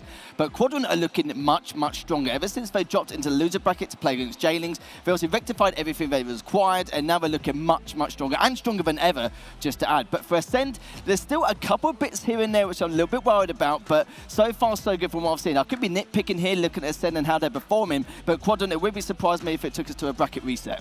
Yeah, indeed. Let's take a look at the series layout right now, though. I think you're kind of onto something here, Lethal, because, Asika did come up here. He did mention the fact that there were moments where they were like, wait, hold on, why is this so close? Why is this so difficult? And I think that does come down to complacency, right? They kind of came into that one thinking they were 3-0. He said it himself, and Brav, they can't have that kind of mentality here. They slip at one time, Quadrant is going to pounce on it. They're going to take that opportunity. We saw that happen with Navi. It can certainly happen again. That's exactly right. We saw that happen, right? Yeah, Navi takes the first round there on Streets, and right away, Quadrant roars back. They find their stride and really didn't look back after that. So couldn't agree more. Tough road, though, for Quadrant with the 2 best-of-7s. I think there might be a little bit of different bets placed if this is a single best-of-7. Let's not forget, Ascend is undefeated here in the winner's bracket. And at least 4 of those will need to go to Quadrant, and then they'll have to do it all over again. It's going to be a marathon, and I can't wait to see it get underway. It certainly will be a marathon. Anybody from the org of Quadrant, if your team wins the first best-of-7, I suggest having some food ready, because I'm not kidding when I mean they're going to need fuel in the tank for 2 best-of-7s. Absolutely. It's going to be very difficult, and so is predicting this one as well, gentlemen, and it is the time. So, Clutch, who are you going to be going with? I think Andy mentioned it already. It's been a long year so far. This tournament, we thought they were going to be mixed up. We thought there were going to be upsets. Guess what? You look at the bracket, the top 5, it's chalk. Give me the winners. Give me Ascend all day, every day. Okay. What's your series score? I'll take them 4-1. I was going to take Ascend 4-1 as well. Wow. I'm going to say Ascend 4-2, but the problem is with those game types, they both like pretty much all the same ones. So it's just basically who's better on the day here. But Ascend, though, have to try and prove us wrong. I don't think they will. It should be a 4-2. Well, let's hear some fine talk from the teams right now, because we did sit down with both our grand finalists to find out how they are feeling. This is a big one, folks. The trophy is on the line. Let's see what they had to say.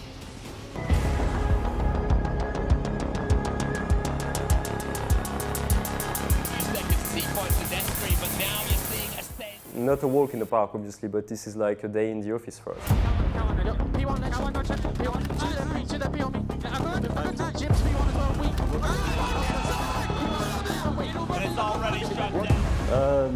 Just hit our bullets, win our battles. Nah, we've got strategies as well, but I can't tell you that.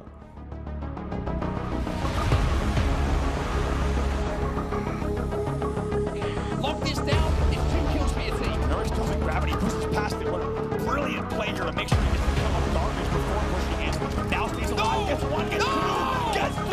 It's a late game triple kill for Nurik. The chance for our team to be fast possible, but I think we are here for the first place. So really defending B, but for now it looks like the move has come into C. And here's Nurik. Hey, we talked about SOG, we talked about Chick. How about Nurik? He can use. We can't wait to play in the grand final, also CO here, and I hope that everyone's gonna have fun.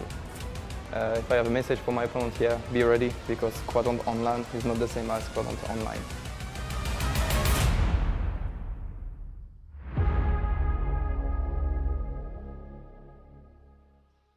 Now it's time to welcome your EU Regional Grand Finalists to the stage. Please welcome Ascend and Quadrant.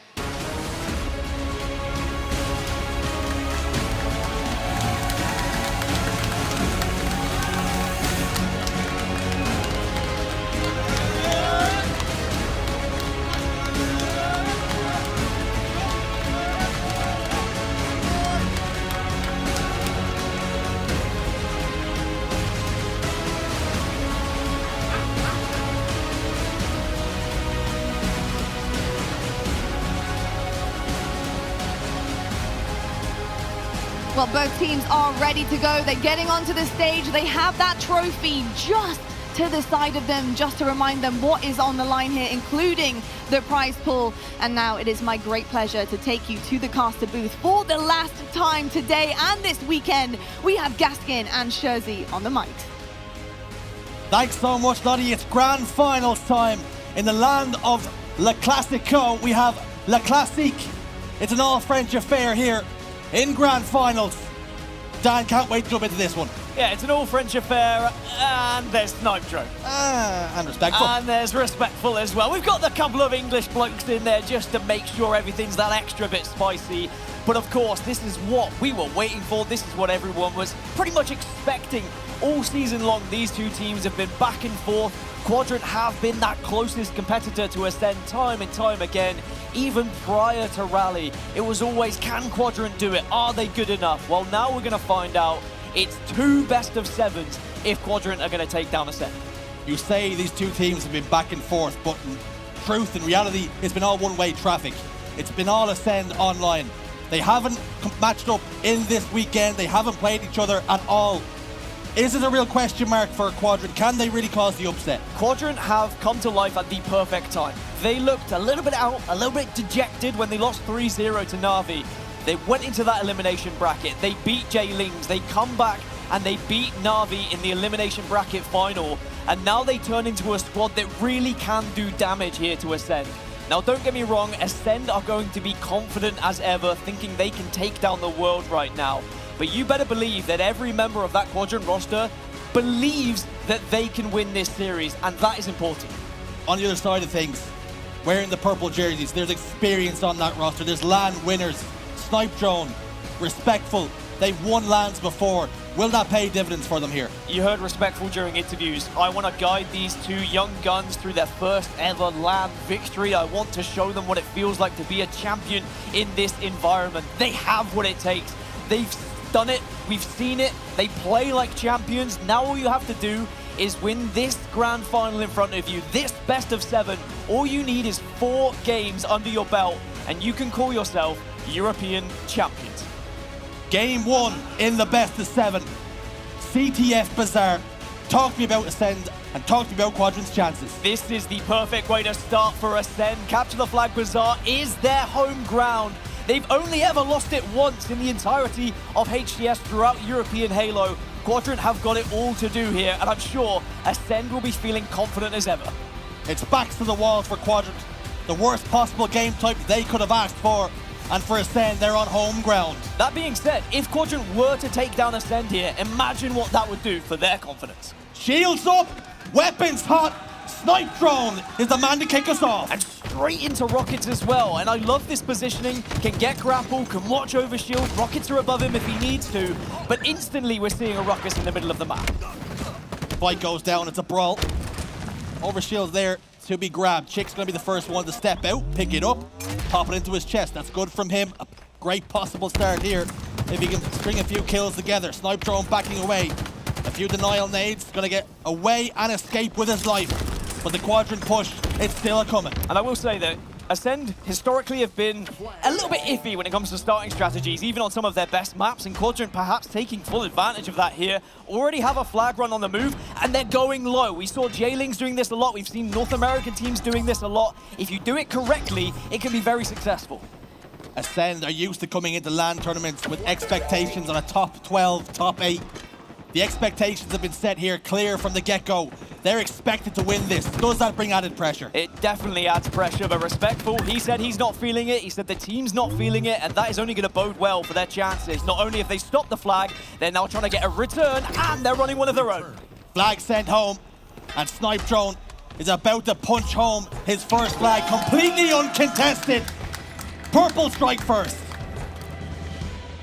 A great response to a very hot and fast-paced start from Quadrant. Could have been very different. Quadrant is slayed out there when they were running it low. They could have taken the lead. They could have pushed Ascend's backs to the wall. But that's what Ascend do, Richie. Ascend can turn maybe a bad situation into a good one. They recognized where Quadrant were running that flag. They overextended into the other area, and they made it count. 10 seconds to the next overshield. How do Quadrant respond then? Chick staying alive in lockers. 2 kills have gone their way, but Sika's stepping out for a moment. Chick's caught unaware. Overshield is down, flag is out. If he can win this 1v1, which he does! They're in big trouble though. Overshield's there to be grabbed. It's being popped, but Legend is trying to stop this flag over by the pillars. Massive kills from Sika to make sure that Quadrant are unable to run this flag easily. Nurix has to win this engagement, will do so, and the flag just about still alive. Sika, the last remaining player, once more. Nurix gets it through the double doors. And looks as though Quadrant are about to answer back and tie us up 1-1 in the flag. Nurix with 7 kills. Nurix who's putting the flag in. Nurix who has finally woken up in this tournament. Where was he 2 series ago? It doesn't matter anymore because he's arrived, he's making a statement, and Quadrant are like a completely different team to what we saw earlier in this tournament.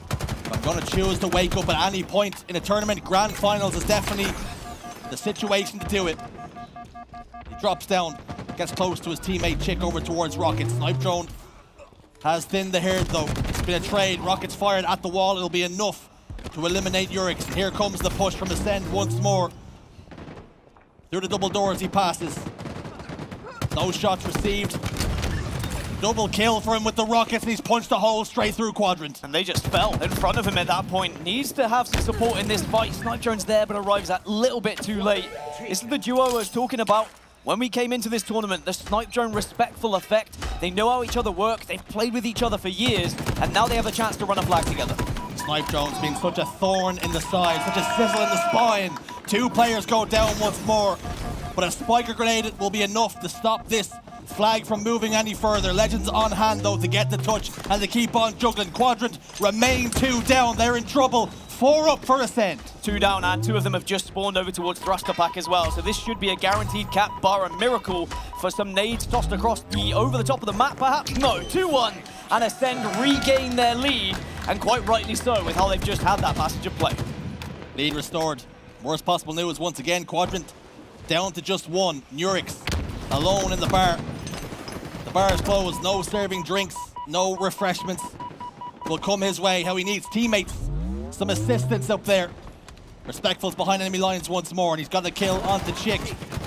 And Nurix in a 1v1, it's a trade, but that one favors Ascend as Respectful's moving the flag once more. And notice how effective it is, Respectful just pushing through those double doors. Yes, okay, he had Rockets the previous time, but this time he had a very easy stroll through bottom middle and said, well, if you're going to leave the door wide open, why wouldn't I walk through it? Bulldog, 2 barks. Here's 1. That'll be the end of it though. Snipe Drone cuts it short. 2 shots in the melee. We've seen that before in Halo. That usually results in a kill. Shad, last man standing for Quadrant once more. They're losing the numbers game every time. They are getting outslayed at the moment, and Ascend are making these kills count, but as I say that, the return comes through. So Quadrant, that's all they need to do. It doesn't matter if you're getting outslayed, as long as you can do the objective, as long as you can get these returns. But of course, they do find themselves 2-1 down, so they need to start to get some flags moving. 6 minutes, 42 seconds on the clock. With how this game type has gone in the past, with it being so heavily skewed towards Ascend, is it good enough for a Quadrant just to keep this competitive? I think if Quadrant can keep it competitive, knowing how good Ascend are, that will give them a lot of confidence for sure. Snipedrone, last remaining player, does have the Bulldog though. If Quadrant can kind of sniff him out here, if they can take him down, they'll have that man advantage going into this push. Snipedrone has been living in Quadrant's treehouse. Out the back garden, getting all the sun, stealing your electricity. You need to evict him from there as quick as possible because he is causing you pain. He's so annoying to play against because not only is he staying alive, but it's the amount of damage he's going to output from this position. Just little tickles in the back every now and then, a sprinkle of a BR shot to make you second guess yourself, try and work out where you're being shot. He might be rewarded with an overshield for all this play. He might get it for free. Nurex is down bottom middle and a rocket comes and connects.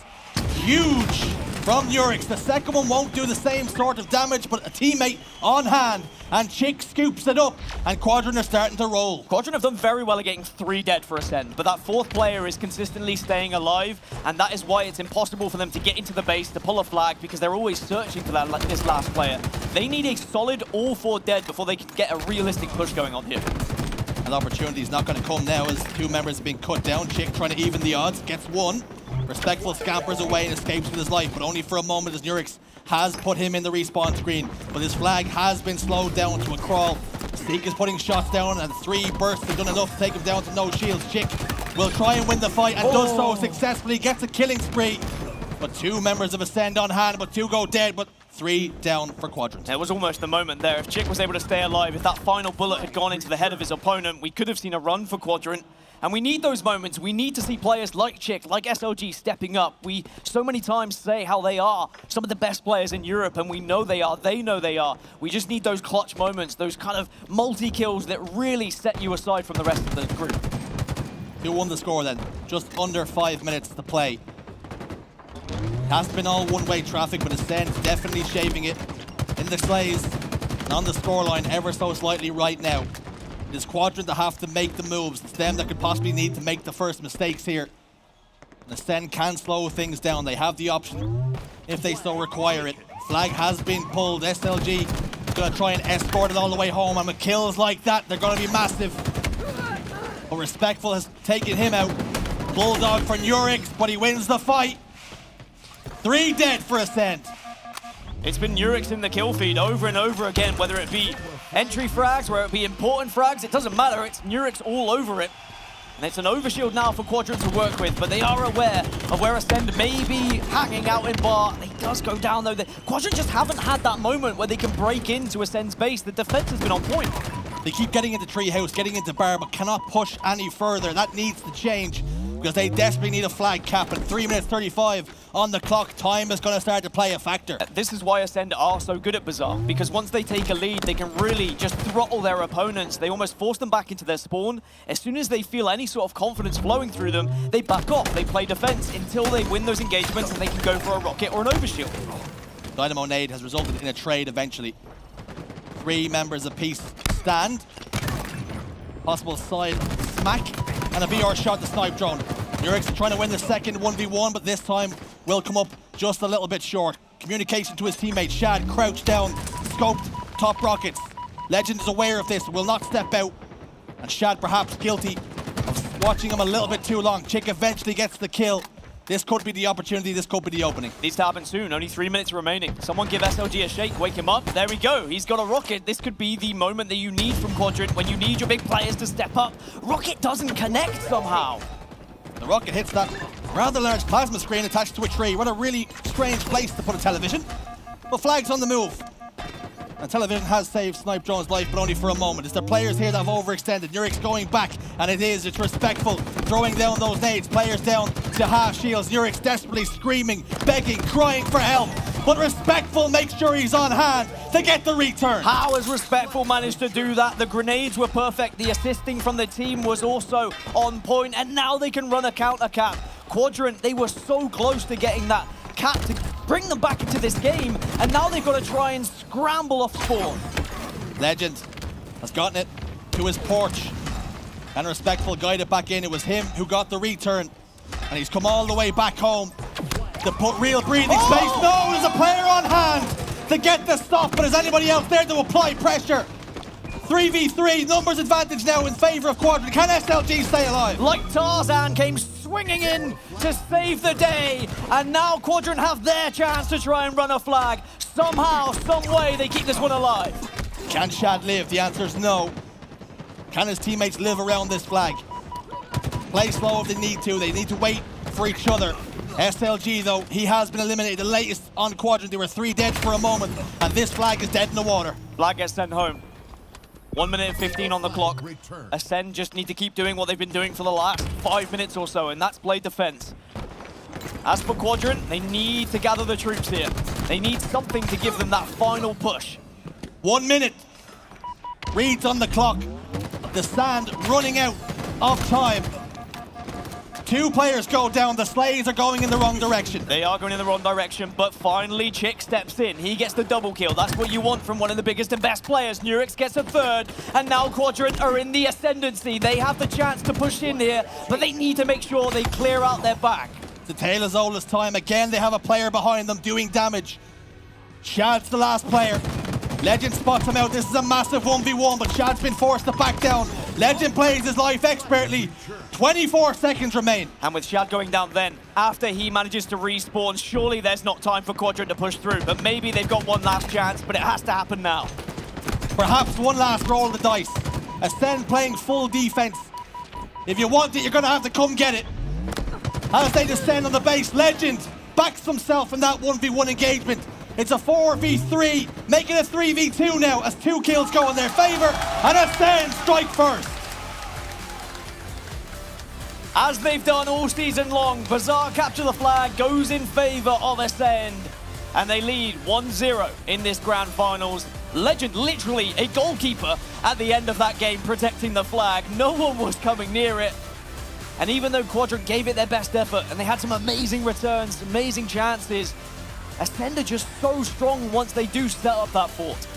Legend made himself look real big. Peter Schmeichel-esque, you might say. There was nothing getting past him there. You shall not pass. Gandalf between the 2 pillars. But Ascend draw first blood here. Quadrant on the ropes, but this is what we expected. But they did keep it competitive. Very competitive indeed, and I think that bodes well for the rest of this series, and particularly Nurix with 23 kills. I've been highlighting him as a potential problem or a potential solution to this Quadrant roster, and if he can carry on playing like that as the series develops, as long as the rest of the team catches up a little bit, Quadrant can certainly make a series of this one. Because remember, it's a best of 7 now, not a best of 5, so going 1-0 down is not the end of the world. SLG, though, going 12 and 21. The experience that he has, you need better from your experienced players. And even though his damage dealt was enough to suggest he was helping in fights, you just expect so much from SLG because of his history, right? Because he is that player that steps up and has those big moments. But it's okay, you can have an off game in a best of 7. That's why it's not be-all and end-all right now in game number 1, especially on Bazaar capture the flag, which is very much Ascend's best game type. Talking about players who had a bit of a struggle, talking about players who made some key, pivotal decisions and game plays in that one there. Respectful. Not only defending his flag, but getting returns, getting flag captures. He had rockets going through double doors, getting multi-kills. We've spoke about the pressure that's on Respectful's shoulders all tournament long, but with now Navi exiting the tournament, do you think that maybe relieves a little bit of pressure on Respectful? Because I certainly do. And it looked like he was confident as ever, going for that flank, being the last player remaining, and he used grenades to best ability to ensure that he stopped that flag in a pivotal moment. What a few weeks Respectful's had, being dropped by the partner team in no man's land, gets onto Online Warriors, and now all of a sudden he finds himself on the best team. But CTF Bazaar 2-1. Live Fire Slayer's up next. Live Fire Slayer is often a playground for all 8 of these players when it comes to not just matchmaking, but also competitive games. They all know how to navigate it by this time. They all know what weapons they need to be picking up.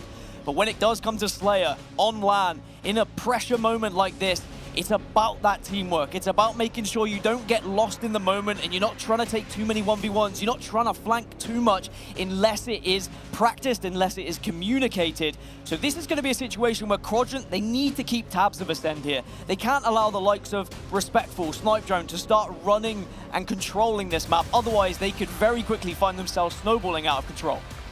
From the mental side of things, this game is far bigger for Quadrant than it is for Ascend. They need to get on the board here. And even though game 2 in a best of 5 is absolutely imperative, you could still say the same here in a best of 7. If you go 2-0 down, Ascend start to believe that this is going to be a cakewalk.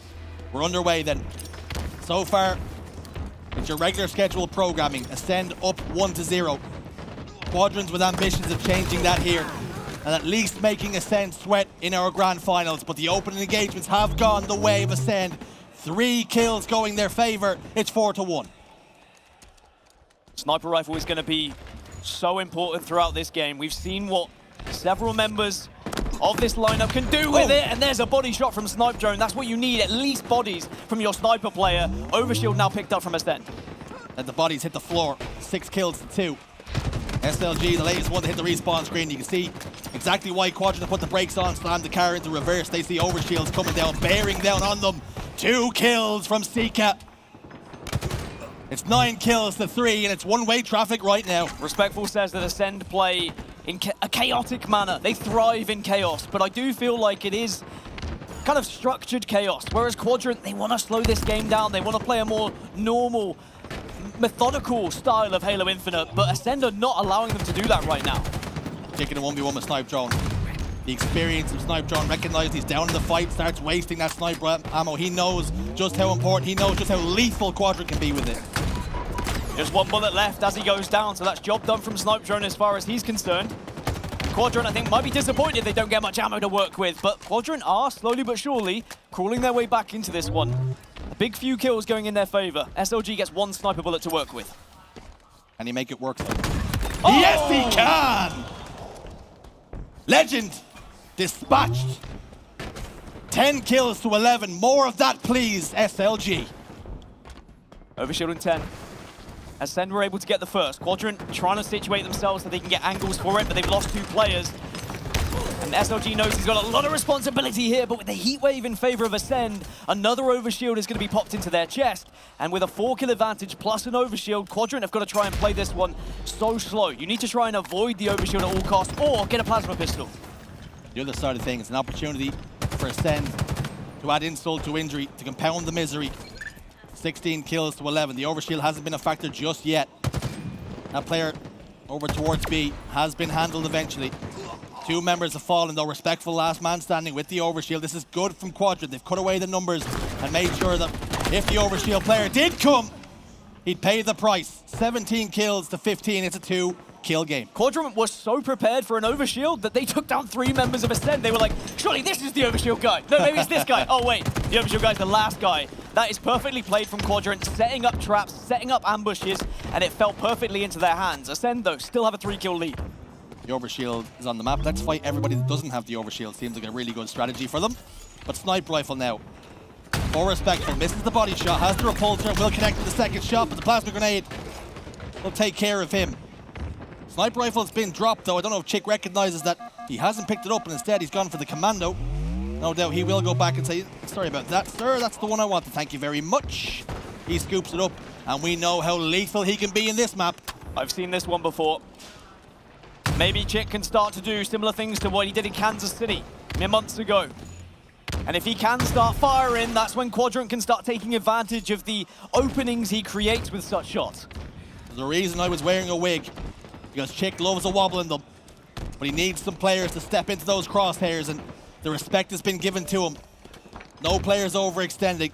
Sika could be the victim, number 1. But they're all moving away from him. Timing, it's been a cruel, cruel mistress right now. All players rotating away from him, and you can see why. Overshield's about to pop. Chick clears his corner. Sika still evades the attentions of the sniper rifle. He desperately wants to be an influence, but he's being flanked here. He needs to land this shot, and he won't. No montage moment for Chick. Where did the overshield end up? Were Ascend able to grab it? Yes, they were. That's another overshield, and now sniper rifle in their hands as well. So try as they might, Quadrant, they got aggressive. They were trying to take angles. They got to the perfect position to grab the overshield, but Ascend almost out-rotated them here on live fire, and they're rewarded for so. 5 kills difference. Half an overshield to play with, and 1 bullet in the sniper rifle, only 3 in the heat wave. So look, running low on ammunition, so this next life is going to have to be important. Body shot will be enough. Melee will do the job. But now needs to pick up that battle rifle. He is out of ammunition. He's picked up a battle rifle that also only has 4 bullets in it. How has that just happened? Legend probably wondering what's happening. Has to go back to the heat wave once more. But I tell you what, if you're going to have 1 weapon with ammo, I guess the heat wave's not so bad. But maybe this is the break for Quadrant. Great grenades as Legend dies. But it's still only a 5-kill game. This is not impossible for Quadrant to get back into. They just need to make sure they don't fall into Ascend's trap too much. This is not out of the realms of possibility. Let's see how Quadrant are navigating it. Let's have an Astro listen in. Deux banides. Il va pilier one shot. Pilier one shot, deux miss. Il va retourner. Je regarde. Il y a 2 miss, 3 2 miss. Il va 2 miss. Over dans 30 secondes. 30 secondes. Elbow. Elbow sur moi, l'eau. One shot, elbow. Et mourir. Top tour, les gens. Il y a top tour. Top petit one shot. Mort. Les gens encore top tour. Et un commando. Over, encore elbow qui va. 2 miss, je crois. Ouais. Over dans 15 secondes, les gars. J'avance dans l'aile pour vous. Essayez de clean mon plat. Un plat. En garage. Elbow légende. One shot en garage. Elbow légende, 2 miss. 2 miss, pas touché. 2 miss. Je vais pas pouvoir avoir l'over. Sur L. Sniper's up and a chance for Chick to show what he's made of once more, but he's behind enemy lines and has to hit some shots. And there we go. That's what you need to give a little bit of momentum to this squad. A little bit of oomph. A bit of va-va-voom. But it's a long road back. Chick has the sniper rifle, but he just can't connect. He can't dot his I's, cross his T's. Shad taken care of, and a triple kill for Legend, screaming, where's my over? And I tell you what, there was a lot more players around towards that overshield, but they were just able to scarper away and perhaps hiding from that overkill. The last thing you want to do is give any sort of momentum to this Ascend roster because they're already thriving in this environment. Only requiring 4 to double their series lead. What can Quadrant do? They need to try and take some sort of confidence. Momentum! As Legend finds another. 1 kill required. And it's gonna come from Snipe Drone. They will double their series lead. And Legend almost pops out of his chair as if it was an ejection seat. That's how much he liked that shot. Ascend 2-0 up now and showing why they have dominated European Halo for years. Dominating European Halo. Dominating that Slayer. That was close for the longest time, but they just found that extra gear.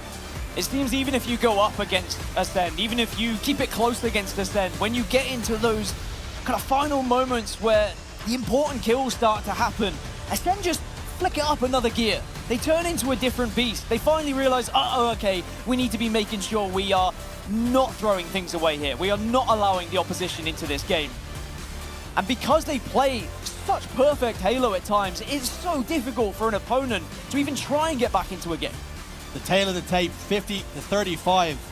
Legend, what a performance he had. What the shots he was finding towards the latter stages. 16 kills, 11 deaths, and 8 assists. Is this one step too far for Quadrant? They didn't match up throughout the entire tournament. They've managed to avoid one another. And I know full well Quadrant, they want this series. They want to go up against Ascend. But now 2-0 down in a best of 7, they're starting to think, well, we need to make sure we put a performance so we don't embarrass ourselves here. The last thing you want to do is go into a grand final and lose 4-0. But a Slayer can go either way, and we know that. Now we get into the business and the objectives of this series. I think Quadrant will be feeling like after a break, they can still have a good stab at this one. You do not want to go out in a whimper. You've got 2 more opportunities to have a real good go of this.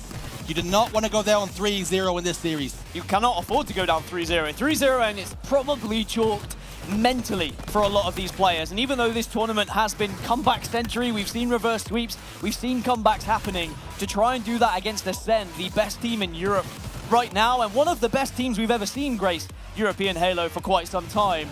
That is a tall order for sure. So this Game 3 is absolutely crucial for Quadrant's chances.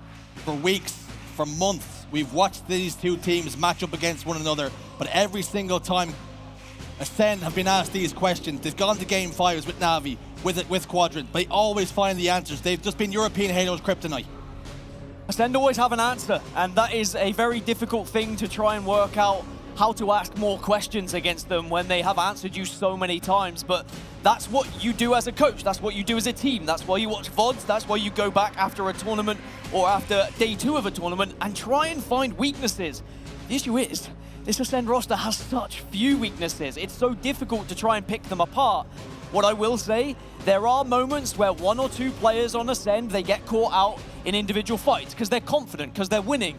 If you can win some of those 1v1s, if you can let them know, if you can get loud and proud and try and bring that confidence down a little bit, maybe make Ascend play a little bit more scared, I think that's your best chance to get back into a game. I'm no body language expert, I'll tell you that. I'll put my hands up. But I will say, Ascend look cool and calm, and SLG looks like he's feeling the pressure.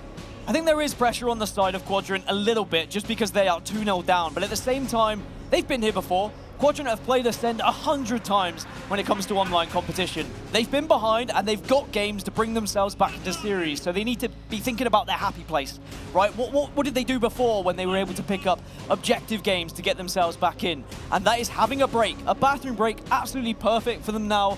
Mental reset, focus on the positives. What have we done well? Where have we been able to pick them apart? Chick, can you start hitting some overkills? That would really help. Imagine if he was able to do that, right? But you look at SLG, you look at Chick, you look at your big players. This is the time where you have to step up. You speak about how SLG has been here before. He knows what it takes to get to a grand finals. The issue is, even during Halo 5, he's only ever gotten to 2nd place. How he desperately wants to go one better here. He would love to taste a victory, that's for sure. And if he does, he has to show that, and he has to communicate that to the team. King of the Hill on Streets is a very difficult game to try and master. I think a lot of teams, ever since it's released, have been trying to work out what's the best formula. Ascend have adjusted very quickly to this game type. I'm interested to see if Quadrant have an answer for it. Can they work out the riddle? They're down 0-2 in the series. We need to see more from Quadrant, and for Ascend, just remain dominant. Keep doing what you're doing. We're underway here.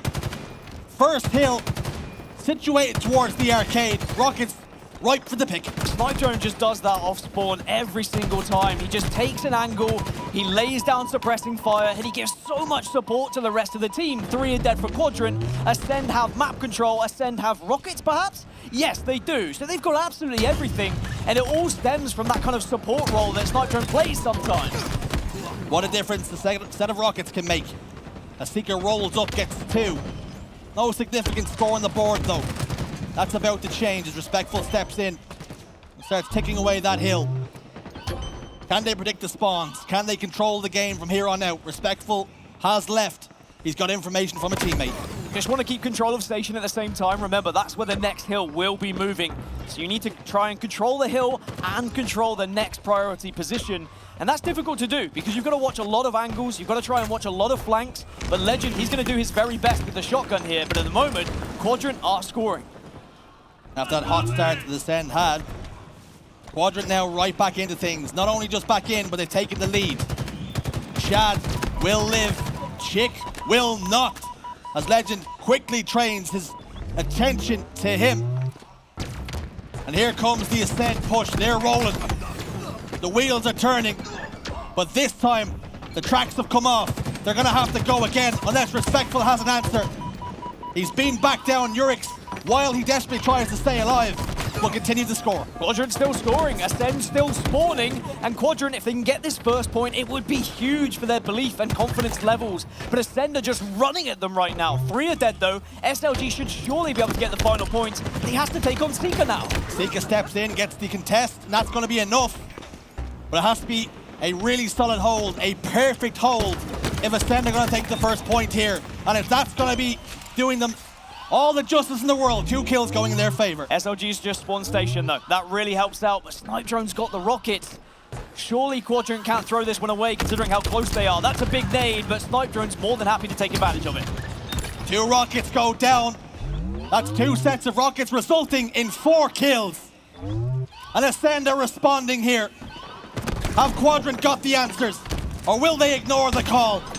Urix steps in desperately Falls short though, and Ascend go 1-up. How on earth have Ascend managed to do that? Quadrant were just millimeters away on that bar. And now Ascend, they find themselves in a 1 versus 4. Quadrant have slight control of station, but there's Respectful. Still being a nuisance, still being a thorn in the side. What's that gonna do for the confidence of Quadrant? They're so close. They've always been so close. They just can't get over the line. It seems to be the same old story, Richie. Navi, Quadrant, they get close, but it's not close enough. And as soon as they are that close and it gets ripped away from them, it's so demoralizing and it's so difficult as a team to try and come back from that. But Chick is getting some hill time here. Needs some assistance though. Chick gets the opening pick. Legend goes down. Respectful will join him. That's a double kill. 3 dead for Ascend. Sika goes down. All 4 dead. This is Quadrant's opportunity. They have to get this point. I don't think they can afford to go 2-0 down here. This has been a scrappy first hill. A lot of time has been wasted. As soon as there's a 3-point mark, it's very possible that either team could just play time. So you've got to make sure you at least get 1 on the board so you don't find yourself in that situation. Quadrant have got to do a better job at staying alive. The first pick every time they have a hold goes against them. They have still got players in the hill, but here comes Legend and Snipe Drone to try and stop that progress in its tracks. They've done so successfully in just delaying at the very least. Big jump here from Snipe Drone. Gets an angle, and at least will help 1 kill go on the board. But all the meanwhile, Quadrant are still scoring here. But Ascend have done so well to break into station time and time again. This is so difficult to Quadrant to get these final points. And Quadrant could very easily find themselves in exactly the same position they did before, where they get so close, but it gets stolen away. Yurix has to live. Buy time for his team. Flirted with the idea of stepping inside. Chose a different option, and it was rewarded with a kill. 2 dead for Ascend. Quadrant. We're all tied up. Ascend just started to set up for the next hill here, but look how quick SLG is to react to it. Finally gets the kill, and that's what you have to do. When you recognize the other team is setting up for the next hill, you've got to fly. You've got to make them uncomfortable. Don't allow them to get into a setup and really put that fortress up. Can Quadrant start to dictate the pace of this game, of this series? This is a massive opportunity for them now to start asking more questions, to plant the seed of doubt in the minds of Ascend. They've had it all their own way for far too long in this region. Is somebody finally going to step up to the bully? SLG can get away here, which he will. That's a good sign. Those are the moments that you have to escape around the corners to eventually regain your shields and get back into the fight and help your team. Could that prove vital? Maybe not, because he gets shots across map. Game slows down for a moment then. Shad gets taken care of. That's 3 dead. Snipe Drone immediately turns his attentions towards the hill, but a teammate stepped in instead, prioritizing the aim and the precision that is Snipe Drone. Deals in 1s and 0s. He's a killing machine. SLG, his latest victim. 2 dead once more for Quadrant. But Ascend yet to stand in that hill again. Rockets just popped. Ascend 3 down. This is what Quadrant need. They need to be grabbing them ASAP, but Sika is still alive and still fighting and still getting assists. Somehow Ascend do this. When 3 of them are dead, there's always a player just causing a nuisance, and finally Sika goes down. Sika carving a hole. The Quadrant defense. It looked as though it was going to be all rosy with the Rockets. But Shad could not escape the attentions. Legend picks up 2. No team yet to stand on the hill and secure it and make it their own. That's changing now with Quadrant stepping in. Respectful just waiting for his team. Has the Sentinel beam, and we've seen what it can do on LAN and how much it can fry. Maybe not from that distance, but start to get a little bit closer, and suddenly that thing gets very hot and fuzzy, but Shad with some perfect shots to go alongside SLG. And Quadrant are close to taking the lead in this game. Sika over towards the cafe. Down to half shield. Snipe Drone will join him. Table for 2. Respectful though. Faced with Shad once more. He dives out, no shields, and will that be the first mistake? The opening that Ascend can capitalize on. Yurix though ensures to even up the odds just a touch for now. Snipe Drone again. Oh. Beautiful shot from Yurix. More of that. Legend's been a nuisance. He's stalling this point as much as he can. But I don't think the team is going to arrive on time, and this might be another point going in favor of Quadrant. Ascend rattled ever so slightly here on Streets. And Ascend on the back foot for the first time in the series. Quadrant take the lead in game 3. Desperately need to get a game under their belt for confidence alone. Rocket's about to pop, but that has been a real difficulty for them to control and to dictate. Snipe drone, 1v1. Nurik secures it. Double kill. Surely the Rockets to boot. SLG scoops them up. Quadrant starting to wake up once more. Great decision making from Nurik. Leaves the Rockets temporarily, helps the team, gets the double, and now he's rewarded with a teammate passing him these Rockets. But you need to get in a position to make them count. They've made so much progress on this Cafe Hill. They just need players to stay in. Rocket connects. So there's a second one. All 4 dead for Ascend. 3-1 Quadrant. 1 minute 38 on that clock. Quadrant can very much just play time with a 2-point lead and a very scrappy hill that's about to unfold. SLG knows that. He's called out the spawns, but now he needs to stay alive. He goes down. 1 minute 28 on the clock, and Ascend no. They have to stay in this hill. It's become a mosh pit at times, but they have to try and flourish in the chaos, as Respectful says, because this bottom middle hill is about to get spicy. And this is where you need a member of Quadrant to get tower, to get bottom station, to be putting down so much fire onto this bottom hill. But at the moment, Quadrant can't catch a break. Every single spawner is getting deleted. They need to spawn up and wait for one another, but they're getting split spawns at all possible times. Spawning in Tram, spawning in PD, but all of a sudden Sika getting tagged up in the back, and he has the information. 2 members situate over towards tower now. Time going to play a massive factor very shortly as we quickly approach the minute mark. Well, look at the amount of effort they're having to put into this hill, right? And still that time is dwindling away. Even if they were to get this point, Quadrant are in such a good position where that next hill, Ascend have got so much work to do, and they're going to have such little time to work with. Snipe Drone trying his best over at Pink, but he just can't stay alive. Respectful steps in to try and keep this game alive, but it's not for long. It's a 1v1 on the map. Legend up against SLG, the former teammates of Cartel from yesteryear. And they face off against one another in the European Grand Finals. The best of enemies they've been all season long. Ascend will not go quietly here. They still want to get frisky. This can happen sometimes when you try and play time. You allow maybe a little bit too much of a comeback possibility from Ascend, but Snipe Drone, last remaining player, time still ticking away, and Quadrant, they keep tabs on it. They've got Rockets. This is all looking good for the boys in lime green. Just under 30 seconds then. Nurix has to live with this Rocket. It has to find a home, and it does. Onto the Englishman. But Ascend have still got 2 members in the hill. They need an eviction notice. They need to get in that hill and clear house. And then Ascend need to score. Then they need to hold perfectly. That is going to be so difficult. Quadrant know it, but there's still only 12 seconds left. And Ascend on spawn now. They've got to send someone into that hill ASAP. Legend is the first one up, the furthest one forward. But he's not going to get far enough. Respectful and Sika, they've stepped in, but are greeted with nothing but grenades. The pie chart pops up. They have one more chance. Nobody seems to be on hand though. Legend steps out front C, eliminated. This is gonna be Quadrant's game. They're back in the series 2-1. Boy oh boy, we've got a series after all. It could have been so different if Quadrant had lost that one. Boy did they ever need it. And now, Ascend are left wondering, okay, this isn't perhaps gonna be as easy as we first thought. Quadrant, they're back alive. Answering some of the critics, perhaps. It's not going to be a 4-0.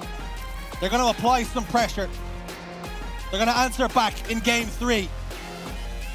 And Ascend are not as unbreakable as first feared. And even though Ascend have had so much success on that game type throughout online competition, the way that Quadrant played it and the way they were holding their setups, the way they were pressuring spawns, it's similar to what Ascend have done to them in the past. But perhaps they've gone over tape. They've learned from the best. And because of it, they are rewarded with a victory. 25 kills for Chick. I said I wanted to see the best players step up. Well, here we are. Now this is game time. This is the business end of the best of 7, where things start to heat up a little bit. And if Quadrant can tie up this series, just imagine what that could do for momentum. Momentum sometimes can be 50% of Halo. Quadrant desperately needed that game. They go down 0-3, and all of a sudden, we're looking at a clean sweep. But they put some respect on their name. They've answered back. And Ascend now, they've got to go again. And as we look back at the highlights, it was a lot of the rocket control on both sides. That was why we were kind of flipping back and forth between who had control, who didn't have control. It was imperative that both teams focused those rockets. But the amount of time we spent in Hill 1 and Hill 2 was why that last hill we could play it that way, or why Quadrant could play it that way. I feared Quadrant would be on the receiving end of it because they went 1-0 down, but the comeback and the fact they could then implement it meant that they were more than comfortable as soon as that last hill came through. Game 4 on the horizon.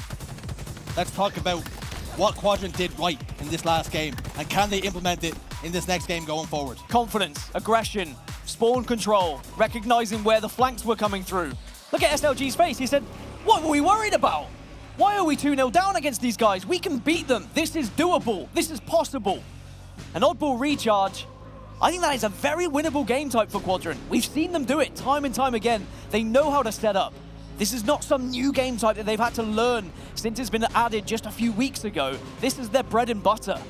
We could very much be looking at 2-2 if Ascend don't get back on the top of the game. The only issue I have, the only concern heading into this, is we did see Navi play against Quadrant this very game type, and Navi brushed them aside. But there's a but. Quadrant came to life. That was a different Quadrant, right? Not same Quadrant, different team. This is a new Quadrant. This is a Quadrant who believe in themselves. This is a Quadrant who are taking fights. This is a Quadrant who are not backing down and instead are asking for a teammate to join them. I think that Quadrant can do this. I think they could take us to a second best of 7, but it has to be a victory here. They can't afford to go 3 maps down, otherwise Ascend will start to really think this championship, it's in the bag.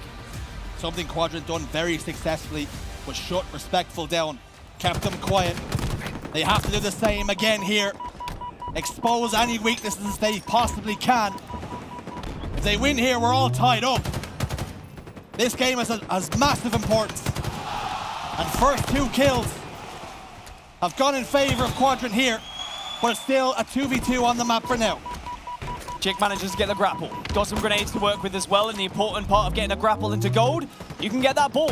And you can see, he wants to get it, he wants to take it away. You get some early points, but also you get a little bit of pipe control. But Ascend know full well they have to push. They can't afford for a setup to happen here. Holding the ball can be enough to send the enemy team into a bit of a panic. You start to early score, put points on the board, 7 and counting now. Shock rifle in Chick's hands. He wasn't able to be as influential with the sniper rifle on live fire as he would have liked. Is that about to change? The shock rifle, very much a different weapon.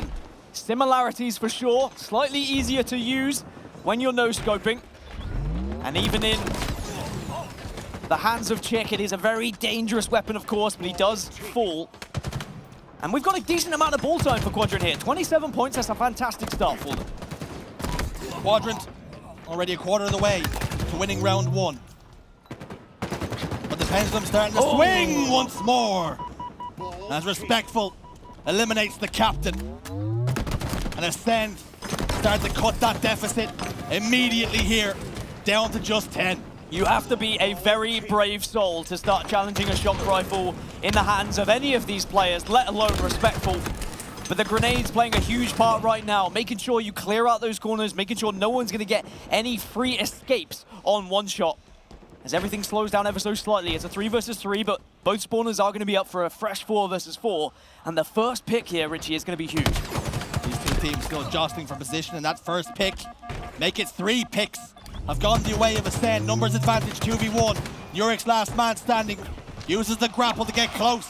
Straight over to Respectful he goes, and somehow manages to scoop up the camouflage. Big plays from Nurik. Nurik supermans towards the camouflage, gets rewarded, and now he can use it to try and make an influence behind enemy lines. If you can escape, it's massive, but just doesn't get the swing.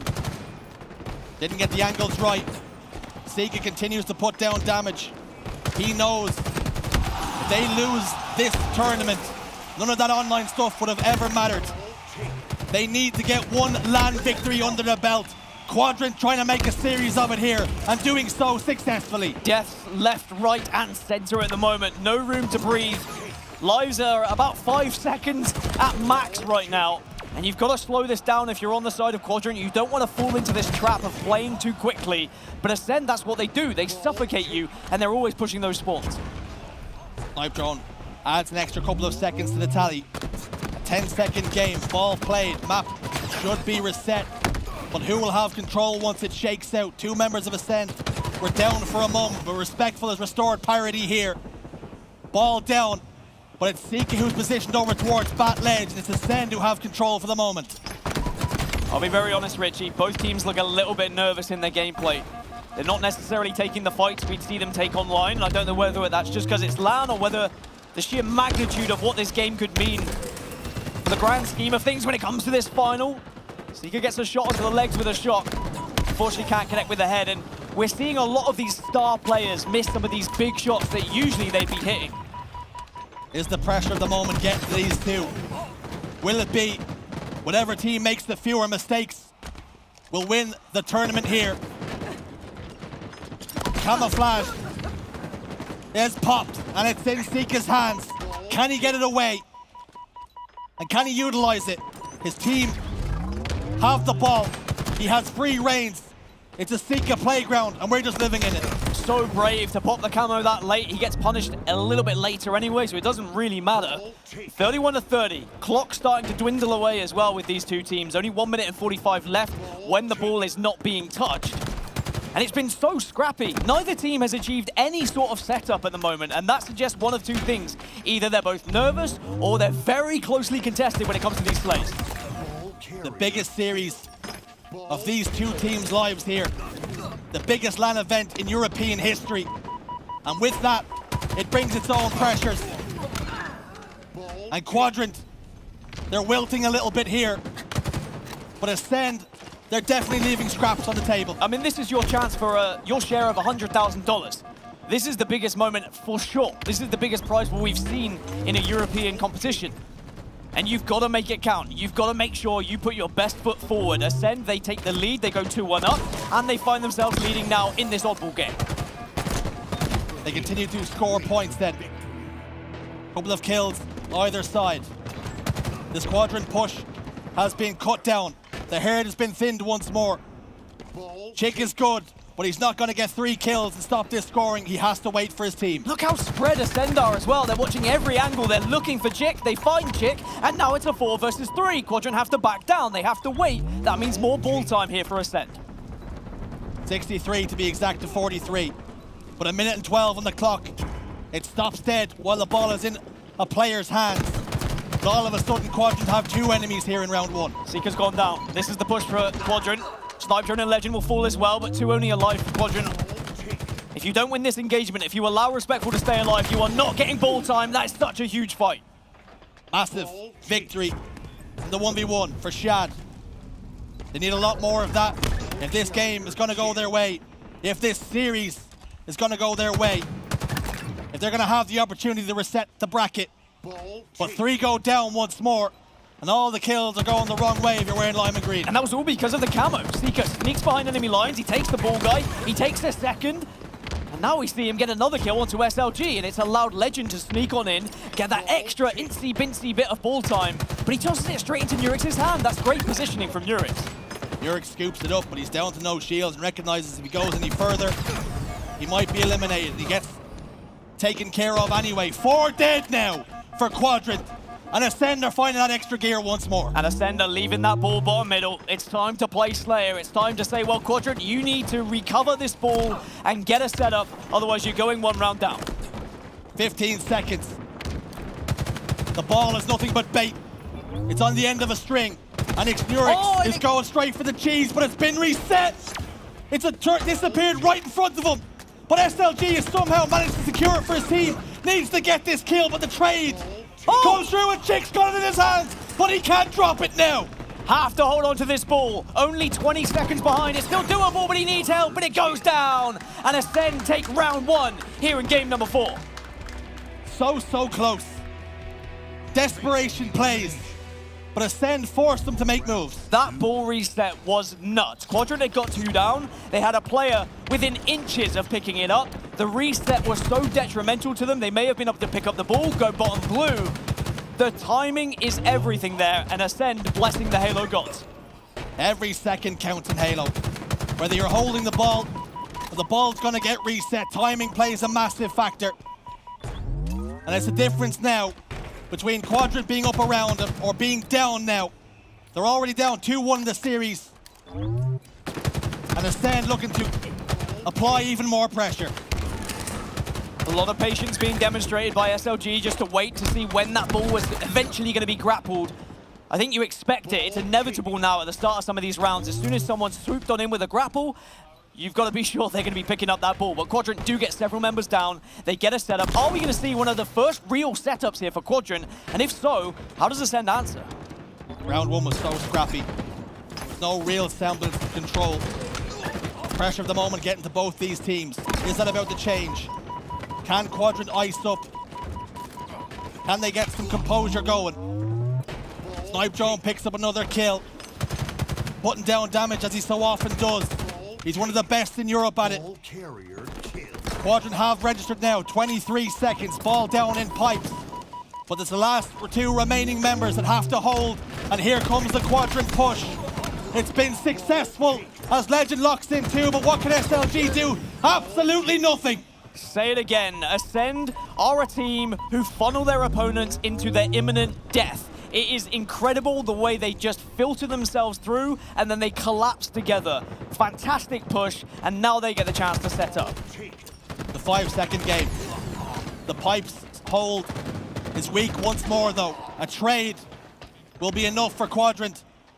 The setup once more in pipes, but Shad down to no shield. Sika will eliminate him from the equation for the next 7 seconds or so. Not interested in getting the ball, sacrificing time and securing the camouflage. And we've seen this one before. Sika with camo, getting behind enemy lines and maybe stopping this ball time to be achieved. I've got to say, if I'm Quadrant, I'm asking myself, how is this final member of Ascend constantly surviving and constantly getting a kill? You've got to be quicker at finishing this fourth player. The story all series long, dating all the way back to Bazaar. Snipe Drone kept getting behind them. Respectful, the same. They need to keep tabs on all 4 players, as any one of these Ascend members can make a difference at any moment in time. Snipe Drone, faced with the shock rifle, and Urix will not land that shot. And he smelled blood, but ran straight into a powerful chick. It's a good amount of time for Quadrant so far. Ball is there. Do you have a grapple? Yes, you have. It's a little rebound, just about stays on. The grapple does not let loose, thank God. And now Quadrant can score here. It's a 4 versus 3, make it a 4 versus 2. And as long as they don't allow Respectful to get too much damage here, Quadrant should be able to get a considerable amount of time. The information has come. They're rotating ball towards Elevator. SLG is going to try and be the first line of defense. When he crumbles, he's made of glass. And that hold has been blown wide open. Respectful and Legend, 2 versus 4, 2 versus 3 maybe because the ball guy doesn't count, just walked on in and pummeled them. And now they're rewarded with ball time of their own. Quadrant not quite able to hold. And that has been the story of Recharge Ball here. Neither team having much success when it comes to those setups. Plasma grenade not going to be enough to take care of Chick, but teammate on hand to do so instead. Bottom Elevator, Snipe Drone has the ball. SLG tries to put some damage down, but ultimately has to back away as 2 members face him. Legend down to no shields, and SLG desperately trying to get the cleanup. It's taken so long in fact, that the ball's been played. That's the difference if a one shot gets away. He plays the ball, and now suddenly you're not going to be able to get time. Camo is up, and Ascend have got every single camo so far. Surely, finally, Quadrant can actually do something with one. Jake has camo. For me, the best player in Europe is about to go to work. He needs to. He has got to be an influence here. He can ill afford to throw this one away. They have a 4-second advantage. It's not going to be enough. As the ball resets once more, Snipe Drone down to no shields. Easy pickings for the man with camo. And you can see there on your screen, even though Chick, one of the best slayers in Europe, he has been so objectively focused throughout this tournament. He's been the one grabbing that ball. This time tries to grab the shock, but that's the difference of hitting those kind of grapples and not hitting them. Now he's down in no man's land, and he's going to get naded to high heavens. The battle rifle had done the damage in the end. The grenade smoking him out, exposing the angles.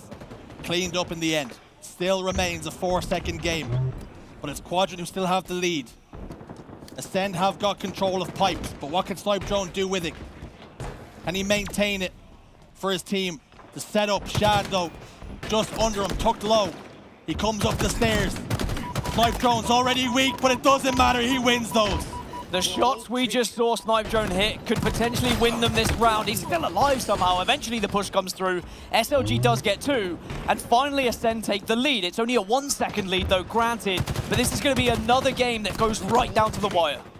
Ball drops bottom middle, and for a moment it looked like a Benny Hill sketch as Nurex tried to grab the ball, and a grenade blew it even further away from him. He has the option to play ball. He needs to utilize it, and he doesn't. It's a massive blunder.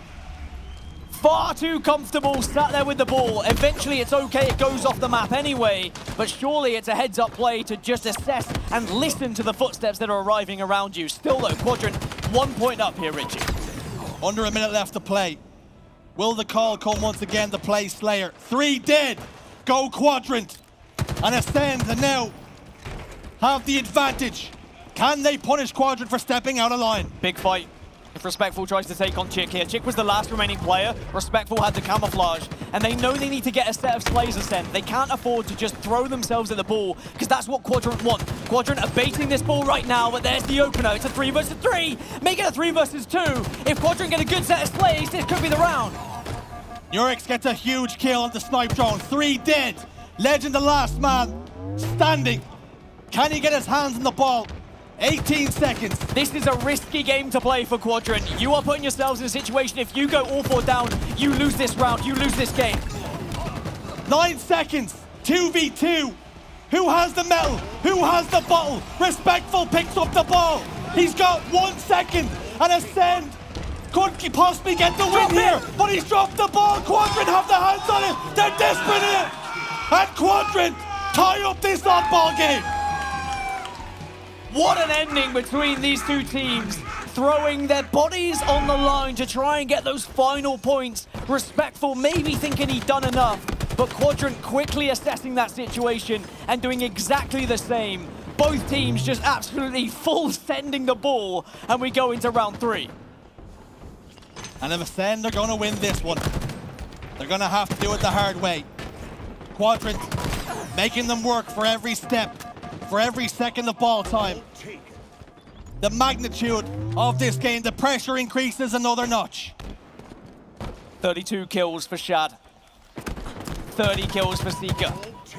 They're the main slayers at the moment. They're the big boys who have been finishing those kills as SLG shuts down Respectful. You gotta win those if you're Respectful. Do not allow him to get rolling. Nurex goes down, 3 dead. SLG's the last man alive. We know where he was standing last. Rotations come now to top elevator. We know, that means Ascend know as well. They had that death screen. They know where these spawns are gonna happen, but SLG sets off remote detonation to get the opener, and now Ascend are on the back foot here. Quadrant have done so well to escape that potential spawn trap. Huge damage by SLG, helping his team secure 2 kills. The ball carrier, though, will get the job done with the help of a right jab.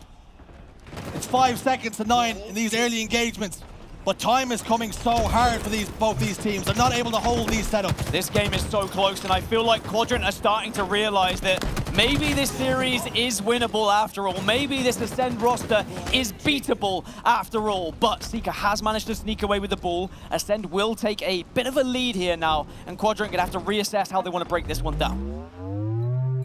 This Ascend team are not as formidable as first feared. Cut them, and they do bleed as 2 members go down, and the ball gets played. Make it 3. Legend last man up, but he's over by the pipes, and he's been a real nuisance for SLG. Camouflage for Chick. Is this the moment for Quadrant? And whilst I will say, I think the ceiling for Ascend, ever since that roster change, has got much higher. I think there is a lot of improvements to be made. This is the best chance, if ever, that you're going to take down this absolute giant roster that is Ascend, this roster that has dominated European Halo for so long. And you've got to make sure you win this game if you're Quadrant, especially considering how close it is. 22 seconds to 14. Chick, ball in hands. Camo, all out. Player contending him in the back though. Legend reloading, sprinting straight forward, and still manages to pick up a trade. 3 go down for Quadrant. Shad down to no shields. taken care of, and Ascend blow this game wide open once more. This is the biggest difference between these two teams at the moment, is that Ascend are finishing that fourth player. Quadrant have not been able to do so. Ascend are in control. Ascend have the setup. It seems the perfect time for an Astro listener. Keep trying to cross. Watch out, nice. One shot Mangler pitting crosser. Nice. One get careful. He's already in A. He's Mangler pits. I'm looking for the A guy. Yeah, I think they're gonna put goal here. The pipes. Nice. Guy behind you. Turbine shot, turbine. Big turbine Chad. Bottom tower and top tower. Weak bottom tower. Shad's still turbine. I can grapple it. Watch my pipes. Yeah, watch it. Triangle. I died from triangle. Alright, sweet Shad. Hey, one guy batteries shooting at you. Batteries is going to grab. He's jumping. Yeah, watch out. I'm gonna die. Nice. Two. Mike, watch me. Watch me. I'm bleeding. They're gonna play for the camo though. He's watch out, bottom mid. Dead. Watch my top goal. I'm Oh, for me. Whatever. On me, Seeker. Seeker. Go one shot. Other one, top goal. Camo's up. Top goal going pipes. Yeah, we have to get this camo. Nice. Lines of communication so clear. They leave space for one another. They seem composed here, and they have extended their lead 66-28. Ball possession though for Quadrant. SLG quite literally has the game in his hands, and he's opted to drop it here and prioritize slaying out Legend. He's been successful in that task, but can he get more points on the board and cling on to this game? Great eagle eyes from SLG. They gave up that camouflage. They knew full well it was going to push from somewhere, and they just kept tabs on where it could be coming from. They still find themselves 30 points behind, but that's some big kills. Quadrant just need to try and stay alive with this passage of play. Ascend sending everything through pipes right now. 66 then to 36. Yeah, just under 2 minutes on the clock, and Shad desperating the ball. That will hurt your chances as you go down a member here. Sika though in trouble. Respectful finds one more shot. Picks up two though. Went down to no shields. It's criminal. He shouldn't be allowed to do it, but he's having a massive influence on this game. Quadrant are getting caught in that passage in pipes far too much. It's so easy to nade. Again, Nurix goes down to no shields. They need a different approach. They need to go from control, which they do, and maybe send some people through Turbine now. You've got to collapse, but don't funnel yourself into grenades. 77-36, and Legend on his way out the door sticks one and picks up 2 kills as a result. And when kills like that start to go against you, you start to think it's not your day. Could very easily come down to time again here, Jersey. 1 minute and 18. Ascend not in possession of the ball. It's in no man's land. SLG will recover it, but he's also very vulnerable, and camouflage is coming up. Camo and ball in the same position. Vulnerable, bottom middle, no man's land. Sika steps out. He hasn't been able to pick it up. He didn't get close enough, and he's fallen victim to Nurix. Shad picks up 2. This is Quadrant's opportunity. This is Quadrant's moment. Camouflage, ball, all the tools you need. 50 seconds remaining. Get it to blue, get it to elevator. It doesn't matter, get it somewhere where you can get a setup on the go. You're 30 points behind, and you had Camo, but Snipe Drone with the shot of the century to rip Camo right off his face. This hold has to be good. The issue is nobody holding sight lines. Ball has been dropped. Snipe Drone punches a hole in the defense once more and gets 2. Massive from Snipe Drone, not only kills the camo, goes in, gets a double, 38 seconds left on the clock, 20 points separate the two, ball has been reset, Quadrant are spawning, 4 up on both sides. This could determine the game right here, right now, and Ascend are 2 dead. Sika desperately trying to stay alive, getting behind 1, elbow to the spine, SLG takes care of him, 3 dead momentarily for Ascend. Quadrant have 1 more bite at this. Here comes Snipe Drone. Here comes the boy you need to step up. Shad trying to rotate it down to elevator. Does he have spawners? Yes, he does. Nurix needs to win. Quadrant on the comeback here in Ascend. They're starting to realize they have to get these kills. They're rolling here, but they need to hold. They need more guns in the fight. They're not going to come. They go 3 dead. Make it 4. 7 seconds the difference now. and all Quadrant needed to do was hold, but Ascend can play Slayer from here on out. It's a last desperate push. It's going to be through pipes, but you don't have the time without a grapple. Tick it over. Quadrant go down. Ascend take game number 4 and go 3-1 up in the grand finals. It wasn't pretty at times, but Ascend keep on doing Ascend-type things. They win close games, they win close series, and they're now on match point. It seems to happen every single game type. As soon as you think you're back in it against Ascend, they just rip it straight out of your palms. Quadrant did so well to work their way back into it, to tie up the series, and even come back into that final round to put themselves within 7 seconds, but it's just that one last final push, that clutch moment that separates Ascend from the rest of Europe right now. Ascend again, looking relaxed, leaning back in chairs. Here's the tale of a tape. What a monster game from Sika. Shad, very similar indeed.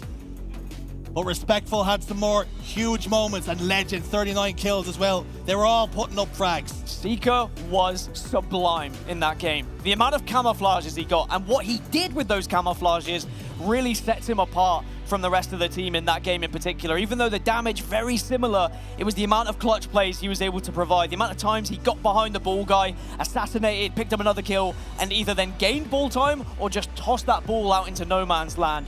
Really, if you watch that game back from Sika's point of view, it was absolutely beautiful. We have just had 3 rounds of oddball, and in total after the game, these two teams were separated by just 28 seconds. But again, as it so often does, it falls to the purple. And it doesn't matter if Ascend win by 100 points or 20 points. As long as they get that victory, as long as they get the series, they will become the champions of Europe here in Valencia, but they still have to get one more map. As we look back at some of these highlights, I'm sure we're going to see a lot of camo assassinations, camo kills. There we go, just as I say it. Sika doing what Sika did best. This was a big one as well. No play ball. I know it didn't make a major difference in the grand scheme of things, but these were the kind of things that Sika was able to do against Quadrant. It's not the implications of him not playing that ball. That's not what the main problem was. It was the decision not to play the ball. It could have amounted in 1 second or 50 seconds. At the end of the day, they're just not making those right decisions. It's just little tiny mistakes.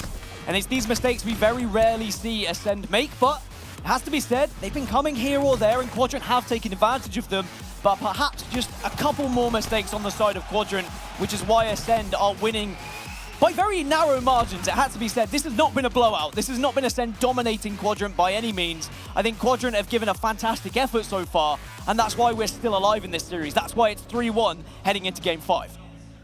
Slayer Catalyst is going to be our Game 5.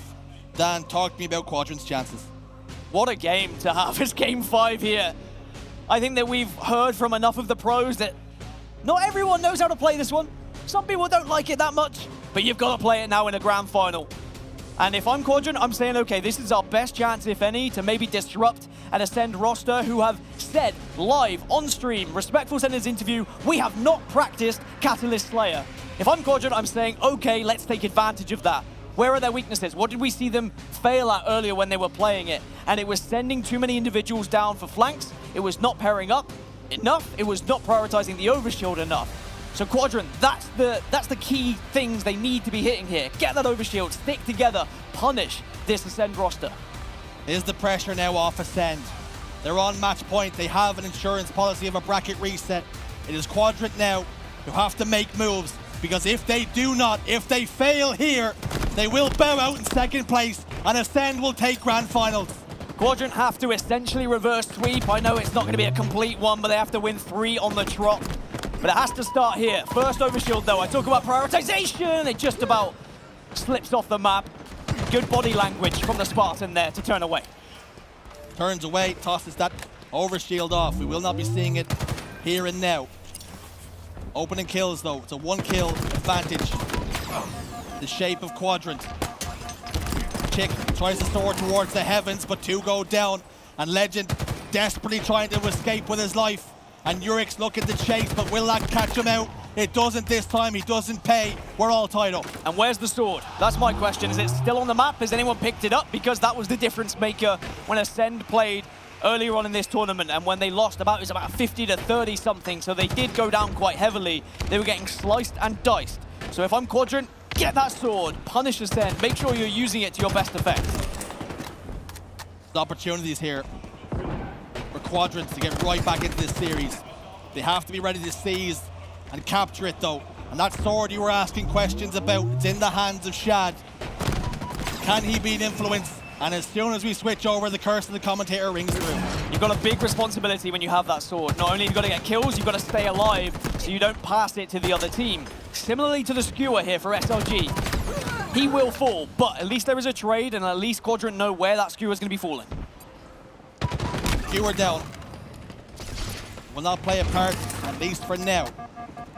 He has not conveyed the information, and if he has, Quadrant are not prioritizing it here, opting for the gunfights.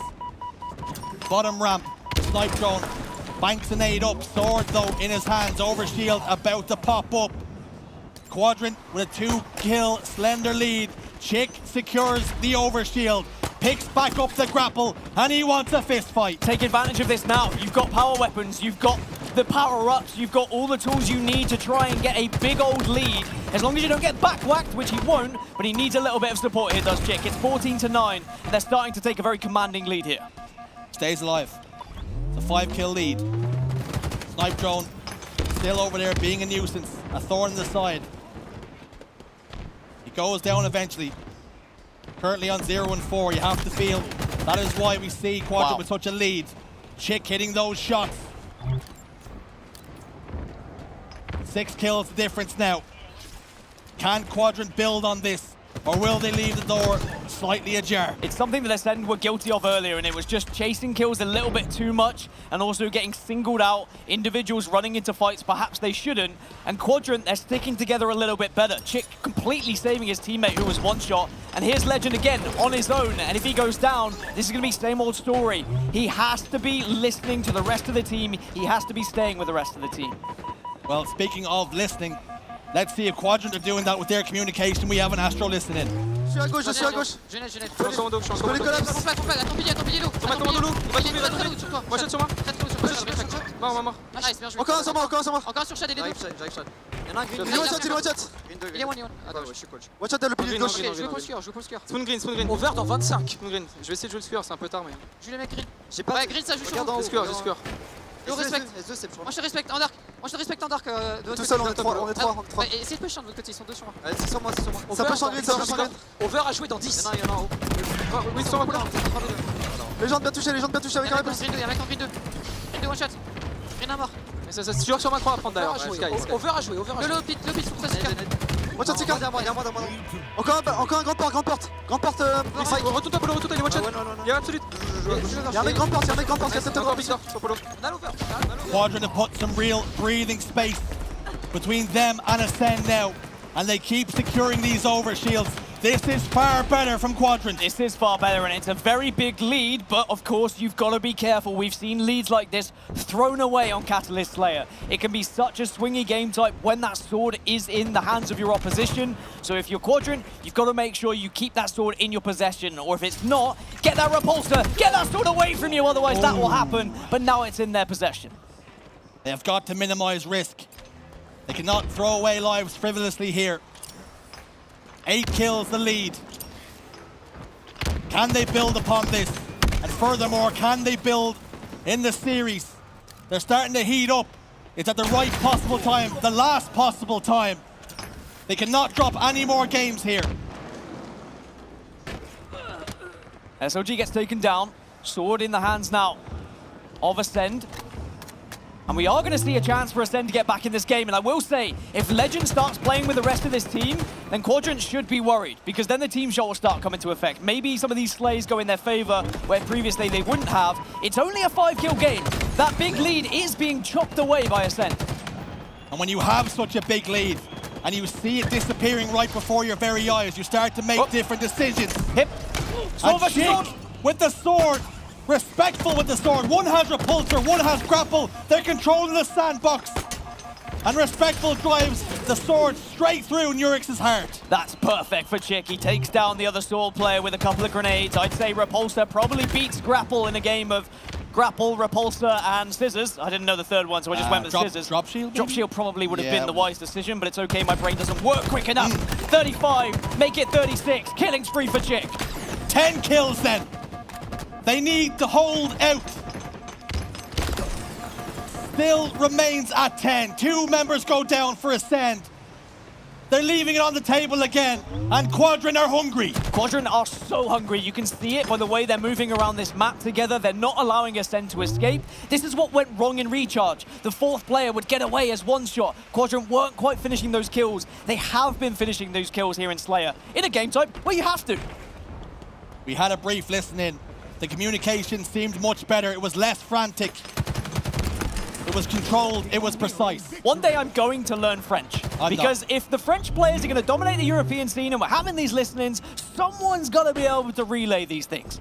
Rosetta Stone will be our best friend. 2 kills once more go in Quadrant's favor. 42 kills now to 29. And they can start to just breathe a sigh of relief. But they can't do it too much. We've seen comebacks like this. Yeah, don't take your foot off that gas pedal whatsoever. Otherwise, Ascend will take advantage of it, and they will get back into this game. We know Ascend are shaky on this game type, though. Quadrant would have been confident. Sword in the hands of Snipe Drone, and he's got the skewer as well. This is a big old combo to be working with. A lot of responsibility in his hands. 2 kills have gone in their favor as well. There we go. Sword dropped. Opts to keep the skewer. He hasn't got a battle rifle, so if he misses, he has to get out of dodge. Commando will be scooped up, and that can be a difficult weapon to master at times. But no doubt, he has the ability to use it if he so requires. The issue we have here is Ascend. They're completely separated. They're scattered. You want to try and keep as much distance between yourself and that skewer. Remember, it's a projectile weapon, so you have to lead those shots if you are firing from a distance. Snipe Drone trying to close the gap ever so slightly. Not just with the skewer, but also in this game! And that's what you need to be doing to try and get your team back into the game. 9 kills now, make it 10 once more. Quadrant only 3 away. Snipe Drone driving stakes through Quadrant. They're not vampires, they limp through though. 3 kills left. Can Quadrant secure them and push this series even further? Seek it down to no shields, as is Shad, but he comes out on top once more. Little mistakes like that, we only need 1. Snipe Drone's the last man standing. No longer. This series is 3-2. Quadrant get right back into things. Quadrant stay alive. The first piece of the puzzle has been placed, and they require 2 more if they're to win this series. They require another series if they're to win this tournament. But first, you have to approach this bridge before you think about the second. A very successful and well-played game there on Catalyst, taking advantage of the same mistakes we saw earlier from Ascend. Clearly, they're not comfortable in that game type, but that's okay if you're Ascend. You can have those 1 or 2 games that maybe you're not so comfortable on, but you need to make up for it in game number 6. Otherwise, things start to look a little bit scary. Now we're starting to learn. Catalyst Slayer, perhaps an Achilles heel of Ascend. Do they have more? And the question is the next one that Quadrant can take? I think Quadrant and the Quadrant fans and Chick's parents who are in the audience are all hoping so. And I think any fans of Halo in general may be hoping so as well, because I'm sure they'd love to see a reset. But first, they'd have to win that Game 6 before even thinking about Game 7 and a reset. There's the stats on your screen. 15 kills for Shad. I've got to say, he did step up. A lot of overshields that he had to work with. The prioritization was on point for this Quadrant roster. 4.6k damage. You can't argue against that. So Ascend make this series even more interesting. 3-2, they've given 1 away here. But remember, they remain on match point. They just need to win 1 of these next 2. Oh, Ascend put themselves in the best position possible where they can give away a Slayer and they can go back into an objective. We always say, oh yeah, Slayers, they can be won by the lower seed. Sometimes it's going to be advantage for the lower seed. Well, Ascend, they need to prove that now as they go into this objective game. They can't afford a mistake. They can't afford to allow Quadrant to gain any sort of momentum. Shut it down now, win this tournament. Otherwise, you do give that path to victory back to your opponents. We spoke about exploiting the weaknesses of Ascend. And up next, we've got Strongholds live fire. Now, the issue is, Dan, I know how good this Ascend roster is on this. That's true, but that being said, I also know how good Quadrant are on this. This is going to be a very fast-paced game, a lot of rotations, trying to kind of out-rotate your opponent. When they go to C, you go to A, but a big old battle over towards B. Very much so. And that overshield is going to be so important for the team's chances to be winning this one. You've got to make sure you're prioritizing it, even if it means sacrificing a little bit of Stronghold's team here or there. I'm willing to listen to you if you tell me Quadrant are going to win this next game, but tell me how. Quadrant are going to win this next game by out-rotating Ascend, by shutting them down when the likes of Legend are getting a little bit too fast compared to the rest of their team. Just what happened in Catalyst. He was pushing on his own. He was caught in 1v2s. If you're able to set those traps and almost wait for him, let's say you've got B and C, send someone to wait just at A or wait at C, and when he does rotate early, you win that 1v1. You put your team in a 4 versus 3, and then suddenly you can then get a trip cap, or you can rotate and keep that double cap. It gets very difficult for Ascend if they are constantly in a 3 versus 4. On the side of Ascend, you can't afford for that to happen. You can't afford for Legend to be getting in too many of those situations and pushing ahead of himself. Granted, he doesn't do it as often on other game types. I think that Catalyst is a little bit of an outlier, but it certainly can happen here or there. Now, we spoke about the positives and the negatives that Respectful brings, and you speak about, rightfully so, how Legend was the first pick oftentimes in that Slayer Catalyst. Before, the criticism of Shady was he was the first kill. Is Legend starting to feel now that his long-term duo has now gone, and all of a sudden he finds that he's the fastest player, he's the first one forward, but he doesn't have the help? That's the thing, they did work well together as a 2. Shady would fly in, Legend would fly in afterwards, but they both fly in together. One of the criticisms of Respectful was he was a little bit slow for Navi at times. He wouldn't be engaged in that fight. And even though I think Respectful's had a bloody brilliant tournament, don't get me wrong, there is going to be a slight change of playstyle there. And certainly Legend needs to recognize that. And on Catalyst in particular, he was far too quick for the rest of his team. So now going into Stronghold's Live Fire, which is a very fast-paced game, don't get me wrong. So I think that perhaps him getting quick, him getting in the face of his opponents could certainly work. Someone's got to join him. I'm looking at Sika. He has been absolutely on fire. He has been slaying his heart out. He has been destroying his opposition in 1v1s. Just go and join Legend. If you're Legend, just make sure you're giving a call saying, hey guys, I'm flying, someone come with me. Quadrant then. Conversations being made. Strategizing, no doubt. What can we do to win this game and push this series a distance? They have it all to do. And on the other side of things, so much experience. Respectful and Snipe Drone, we talked about it all weekend long. They are champions in Europe. They've been there, they've done it.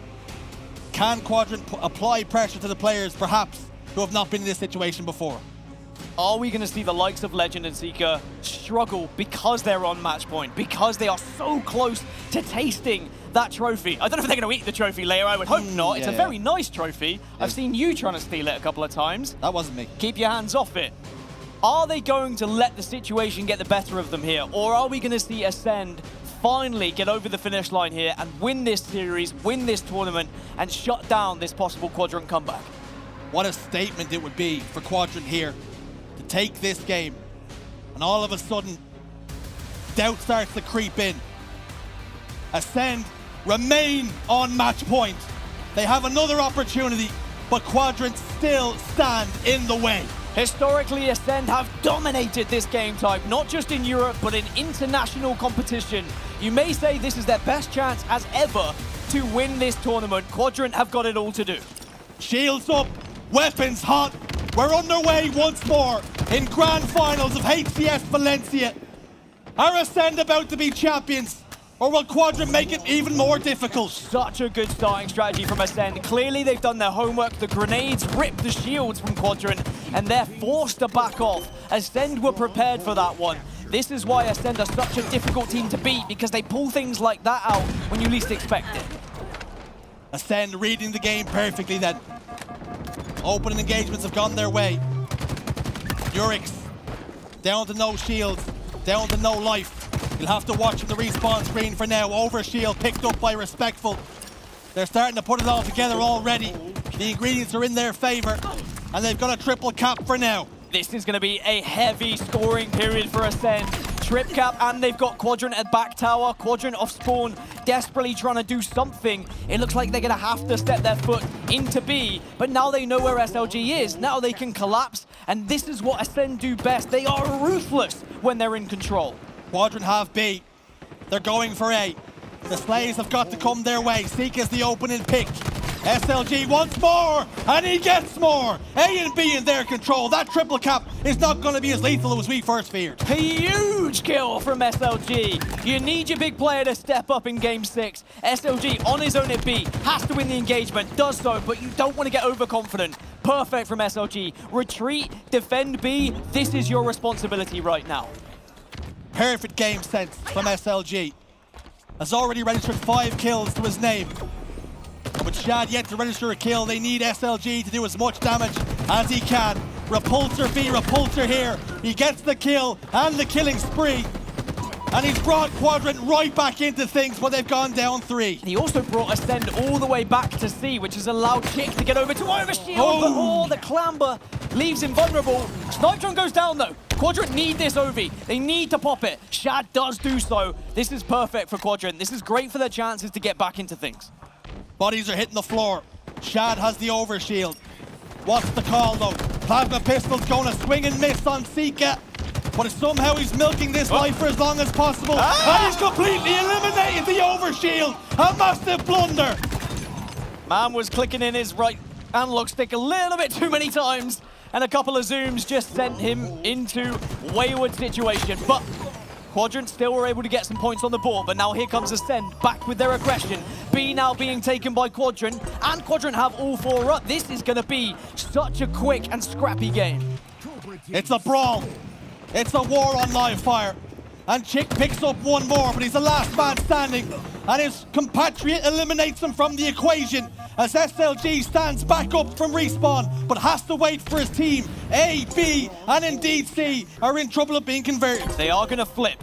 They will know they're at A. Sniper is up, but no one's brave enough to go for it just yet. No one wants to take it off that pad, but of course Chick goes for it, and he will get punished for doing so. 89 to 55. Ascend starting to create a little bit of a gap once more, and it goes into the hands of Snipe Drone, does the sniper rifle. Chick, like a magpie attracted to shiny things, goes for the snipe rifle, and Snipe Drone says thank you very much with the snipe rifle on the end of a fishing rod, and he catches himself a big one. SLG is completely unaware of where Snipe Drone is, but who's going to come out on top? Somehow it's a trade. Sniper goes down, and it's in the hands of Nurix. Snipe Drone maybe trying to be a little bit too clever, a little bit too patient with his trigger discipline. And that could be a little bit of an opening for Quadrant to work with, but they're having a big old fight over towards A. Nurix also in an engagement that's very important he wins over at B. And Ascend need 139 points, and they will be European champions. But it's a triple cap for Quadrant. Snipe Drone has the overshield, but he has to get to work. And he is getting to work. He's trying to hold C. They will capture C. Ascend, they gave up a little bit of control so they could get this overshield, but now you've got to put it to work, as you say. A and C back in their control. Ascend starting to score once more. Even though Quadrant are doing so well, Richie, to keep Ascend at bay, keep them at arm's length, Ascend are always there to just score again. 2 down for Ascend. A and B in control for Quadrant. Things moving in the right direction. But for how long? SLG secures one more. And the 2 Britons were in the respawn screen for a moment. Snipe Drone inside of A. 1v1 with SLG. And the Englishman's on top. But the damage has been done. A momentary triple cap. But all of a sudden Ascend sneak into A and indeed B. Who's there to fight B? No one. Okay, Quadrant give it up. They have to spawn C, and once more they allow Ascend to start scoring. And their plan of attack has to either be rotate and try and prioritize A, or push towards B. You can't go for second measures. You can't split here. You need to be working as a team and all going for the same thing. A and B remain locked in tight. Quadrant have to come and take them. Opening picks, traded back and forth. Repulsor in Sika's hands if he needs it. He doesn't on this occasion as he takes care of Shad before getting eliminated himself. 2 down for Quadrant. Make it 3 as the Ascend hold stands strong, and Chick is eliminated. Snipe Drone's just done God's work at B, and his reward, Merry Christmas, it's going to be a sniper rifle. A and B still in control. Scoring start to get out of control now here if you're looking from a Quadrant point of view. New snipes coming up, new overshield's going to be spawning as well, and Ascend have their sights on it. Bang! Oh! Snipe Drone! Welcome back! A and B still remain in control. Nurix with the overshield. And Ascend can start to smell the championship. They really can. Quadrant have to try and shut down this momentum somehow. No! Nurix lets Legend rip him to pieces. And still that score is ticking up. Quadrant just can't slow it down. As soon as they step into a hill, Ascend are there time and time again. Nurix has had 2 overshields. On both occasions, he's been put into a blender. And when you're in grand finals, you need to utilize all these weapons. More of this from Chick, please, because Quadrant are in big, big trouble. Big trouble, but at least they're scoring temporarily.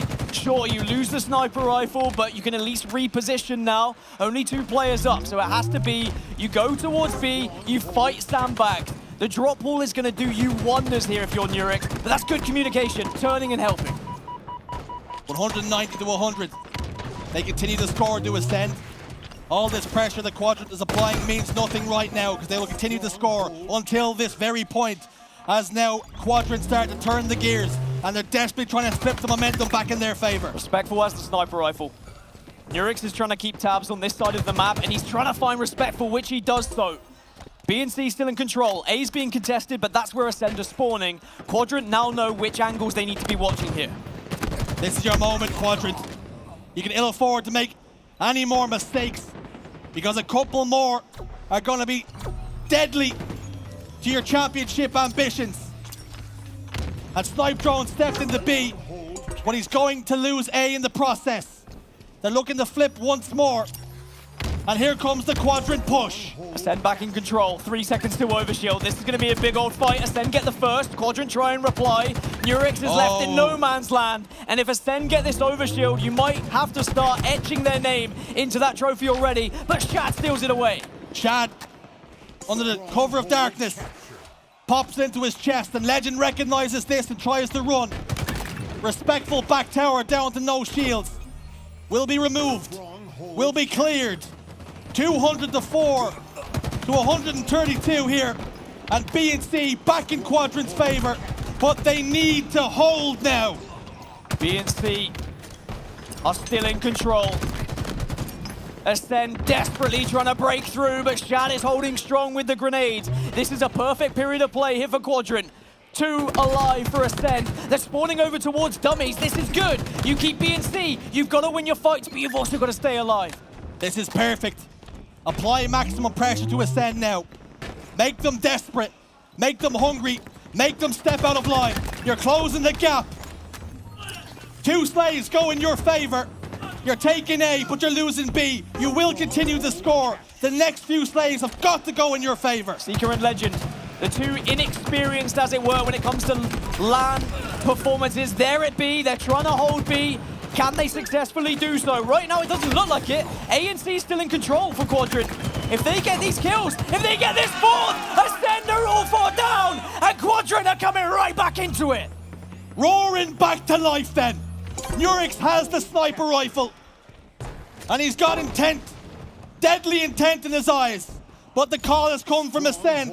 They're going to look to hit C here. It's got to be perfect because Quadrant are breathing down their necks.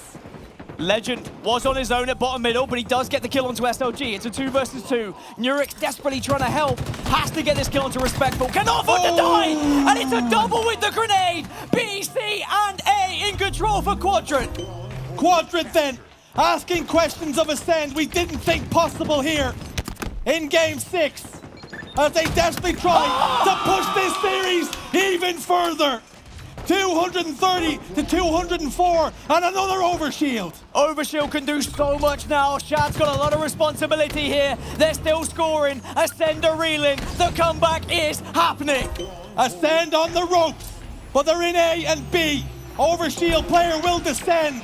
They flipped it once more. They control A and C, and Ascend are in big, big trouble here of pushing this series even further. 250, and Quadrant will make us go the distance. We're going to a Game 7 in the Grand Finals, and Quadrant have the comeback of all comebacks. They've done the unthinkable, and they have shut down Ascend on one of their best game types. Incredible. All of a sudden, Ascend find themselves in deep, deep water. Quadrant are making them feel all too uncomfortable. This is not a situation they have found themselves in ever before. Game 7 Slayer. They lose this, and all of a sudden, with the bracket reset, the chances are increased for Quadrant to take this. But how many times have we been in this situation, Richie, where Ascend, they go into a game 5, they go into a game 7, but time and time again, they get the job done. We take a quick look at the stats. It's an incredible amount of damage from Quadrant, everyone playing their part. As for Ascend, boy, did they let that one slip through their fingers. And that's exactly what we were talking about. You've got two boys who have not really been in this position before when it comes to a LAN environment and a grand final. Is the pressure starting to get to them? Can Quadrant take full advantage of this? Or can Ascend get over that final hurdle like they've done so many times before? They've been here. This has been threatened. They've always had the answer. When it's come to the Slayer, Navi tried, they failed, 50-30. Quadrant, will they face the same fate? Because Ascend remain on championship point. The players take a breather, and Street Slayer is where we head for game number 7. Not many would have seen this coming. I think a lot of people would have been predicting a dominant performance in this grand final from Ascend. A 4-0, a 4-1, maybe even a 4-2 if you're feeling a little bit saucy. But a 3-3, going into a game 7, this is perfect for Quadrant. You start to put the pressure onto Ascend. Remember, Quadrant, nothing to lose here. I mean, they have a grand final to lose, don't get me wrong. But Ascend have been the favorites all tournament long, all year long, 2 years long, 3 years long. It's been Ascend, Ascend, Ascend. Quadrant want to disrupt that. They want to send us to a reset. But they've got to do it in Slayer Streets, which is not an easy place to take down the Ascend roster. SLG has been here before. In Halo 5, he has made it the grand finals, and he has faced respectful. He's come up short every single time. Is this the moment? Is this his moment? If you're Quadrant here, you are banking on the fact that the mindset of Ascend has been rattled by throwing that game away. Ascend were 50 points away from winning this tournament. And I tell you what, they're very happy. The parents of Chick, they've been waiting for this to happen, and they've been cheering louder than any of the fans in that crowd, I tell you. And if you want to make them proud, Chick, this is your time. Street Slayer might not be a sniper rifle to work with. There is rockets, though. Mommy and Daddy Chick, already, no doubt, super proud of their boy. Coming all the way out here, got himself to a grand finals. There was question marks whether they could do it on LAN against Ascend. And all of a sudden, this isn't what we've seen online. This isn't a 3-0, a 4-0. They pushed us to game 7. There was question marks whether Quadrant could even get to a grand final. Right, we were thinking J-Lings might topple them, Navi will topple them, but they have blown everyone out of the water. They've suddenly reinvented themselves. They were kind of asleep when they lost that 3-0 against Navi on main stage, what feels like days ago now. And they've turned into a team who look like they could win a championship.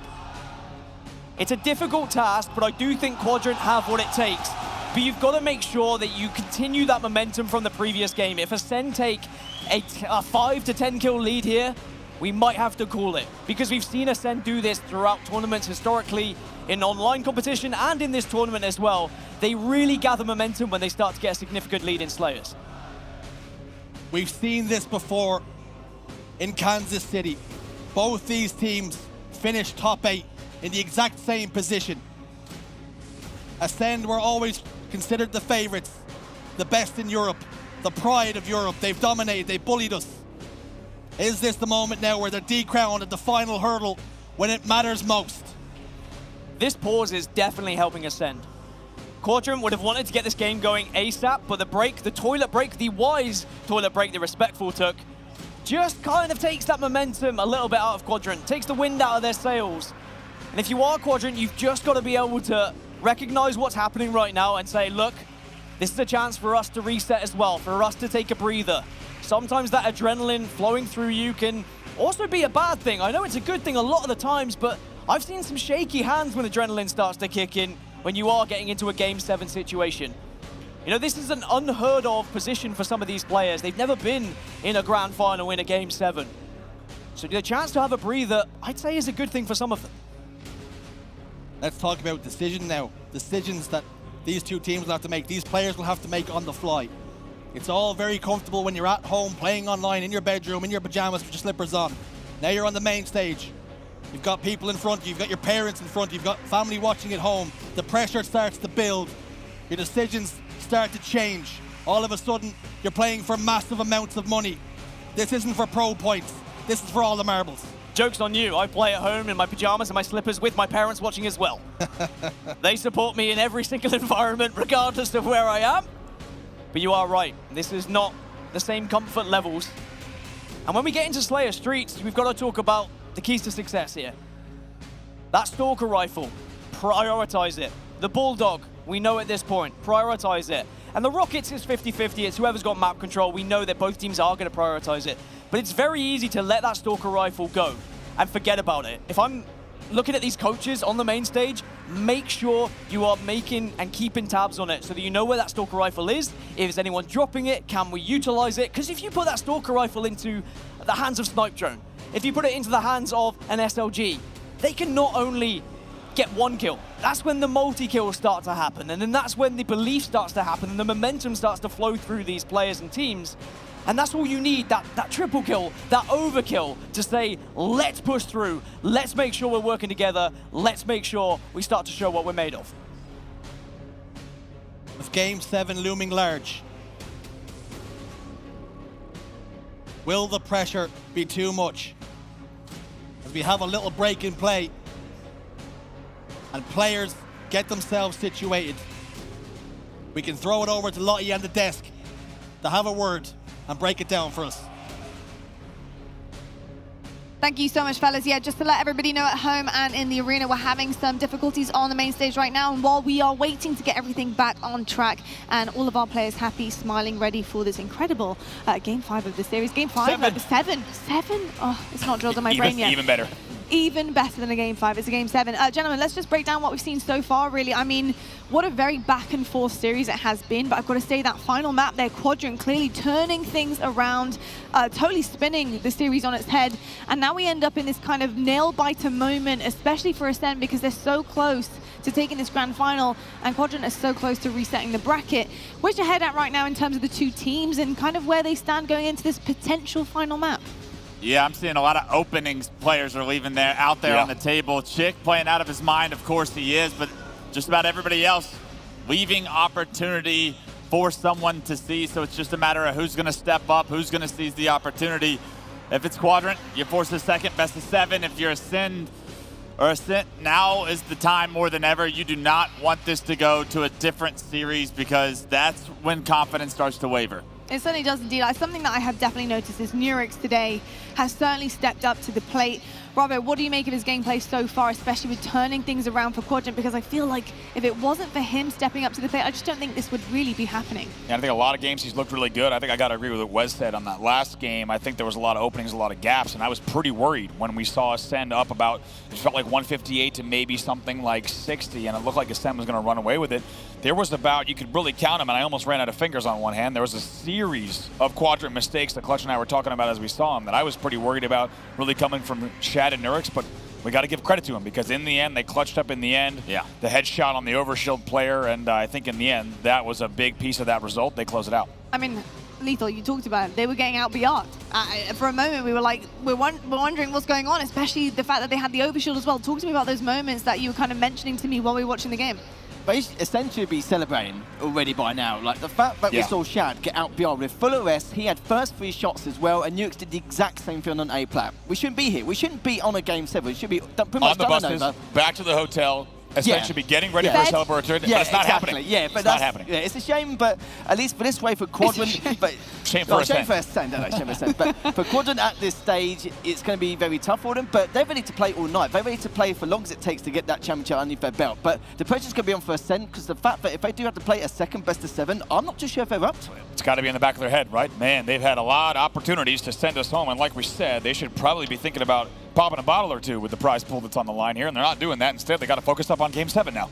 Yeah, they certainly do have to focus up indeed. What would you be focusing on right now specifically, excuse me, if you are Ascend? You know that, it's a lifeline here, you have one more series to go, but really you're thinking about closing it out here and now. I mean, this technical pause, I can't tell if it's a good or a bad thing, but it is going to show players' mentalities, their ability to waver like in a storm like this, right? You need to figure out a way to stay locked in throughout this dead period of time. I know it's not ideal. You want to keep playing, but this kind of stuff happens all the time, and all the time players show up, show out, and capitalize on these moments, and some players come out flat.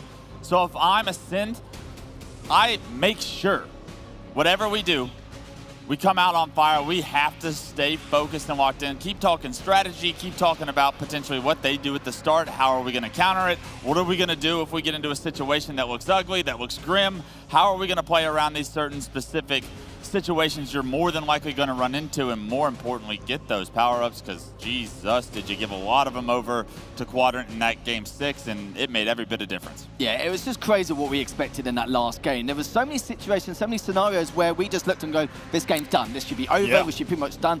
And the fact that this is still continuing on, and I think another thing which is going to add for Ascend's belt is the fact that they've never been through a bracket reset. They don't know what it's like to lose an entire series, especially at a LAN, and to now go through it again potentially with Quadrant. And Quadrant, like I said, they don't care. They've got all the stamina in the world. It's not like they've played 5, 6, 7 best of 5s and now lead to the grand finals. They've played, what, 3 maximum here leads into this grand final. So now, for Quadrant, they're looking to try and extend that further. I don't think there's any reason why they can't. Momentum, we could say is heavily in their favour, but I think I have to agree with what Wes said, is the fact that that extended break which they're having could work on Ascend's way. Taking a look at the stats from just this series alone, guess what? The superstars, they came out to play 1.07, 1.09, just about canceling each other out. And it's up to the rest of the boys on each side of the stage to try and help these guys out, because both of these guys are playing lights out Halo. They need someone on their team to step up. Who's it going to be? After what we saw in game number 6, I got to say it's the team that does the simple things, right? It's the team that plays textbook Halo wins game 7. There were a lot of gaps, like Clutch said, where we saw overshields forfeited. We saw BR battles being lost that should have been lost. We saw even overshields that were grabbed, they were not capitalized on and maximized. The team that simply plays textbook Halo, doesn't try to get cute with it, wins game 7. Yeah, indeed. I think, right now you could actually blow this wide open, right? You do make some mistakes, and look, it's down to the other team to capitalize on those, take those opportunities, run with them. We were kind of seeing that from Navi a little bit this weekend. I think that is what really made the difference for them, and Quadrant did the exact same again to them in that revenge match as well. What's to say they can't do it one more time? I tell you what, though, Ascend, they're looking to end this right here and right now. I'm excited to actually talk about a player in particular, and that is Respectful, the new addition of Ascend. We actually sat down with him earlier on to find out how he's feeling about the weekend as a whole, what he brings to the table, and if they can do it so far this weekend as well. I play for Ascend and my gamer tag's Respectful. We consist of 2 French players and 2 English players. They're relatively new, the 2 French guys that I'm teaming with, in terms of they come up in Halo 5, whereas me and Snipe Drone have been playing since, Halo 3. But I feel like our veteranship and their like will to win and their passion is a good gel for all of us. Oncoming and the awaiting, the gracious Jimbo will wait for it, catch it before it can get too far, but Respectful jiggle peeking gets. I've played 2 online pro leagues with this team. We've actually won both of them, which is good. We've been playing together quite a bit, building the chemistry, been scrimming, we've been going over stuff. We've got an analyst as well who helps us out and reviews our gameplay, sits with us in Discord calls and watches over our scrims, and he takes certain analytics and data from, say if one of us has a death in a specific spot, most of the time on the map he'll bring that forward, so then we know not to do something in future, and he's been quite a good help. Well, the slays have gone against them, but Camouflage still sits down low, but Respectful fires Kimbo once more. It's nice to kind of play on home turf, so I'm excited, and the weather's really good as well, so I'm looking forward to it. I want to play Navi, I want to play Quadrant. All the teams that give us a run for our money in scrims and online tournaments and stuff, it's always nice to play them in a LAN environment. Also, I wouldn't mind playing against Jay Lings or the Black Hand team, or even Online Warriors. Like I've said before, they're a bunch of good friends of mine, so and I just want to play everybody, to be honest. I got friends in every team, to be honest, but at the end of the day, everybody that I'm playing against is still my nemesis. So I can't, even though I've grown up with these people, I'm best friends with them, I'm here to win with my team. So at the end of the day, it's business. Just need to play as a team, just hit our shots, you know, have some good chemistry, and I'm sure that'll come. No, we've got strategies as well, but I can't tell you that.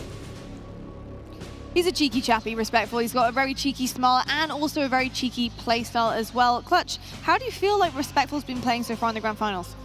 Good, but not great. And I think you need greatness in order to win championships. We'll see if greatness is around the corner for us in Game 7 here shortly. But Respectful, he has been stepping it up through this entire weekend. So it's kind of been a shock to not see his name pop up a little bit more in the kill feed, a little bit more on screen as far as the highlight reel is concerned.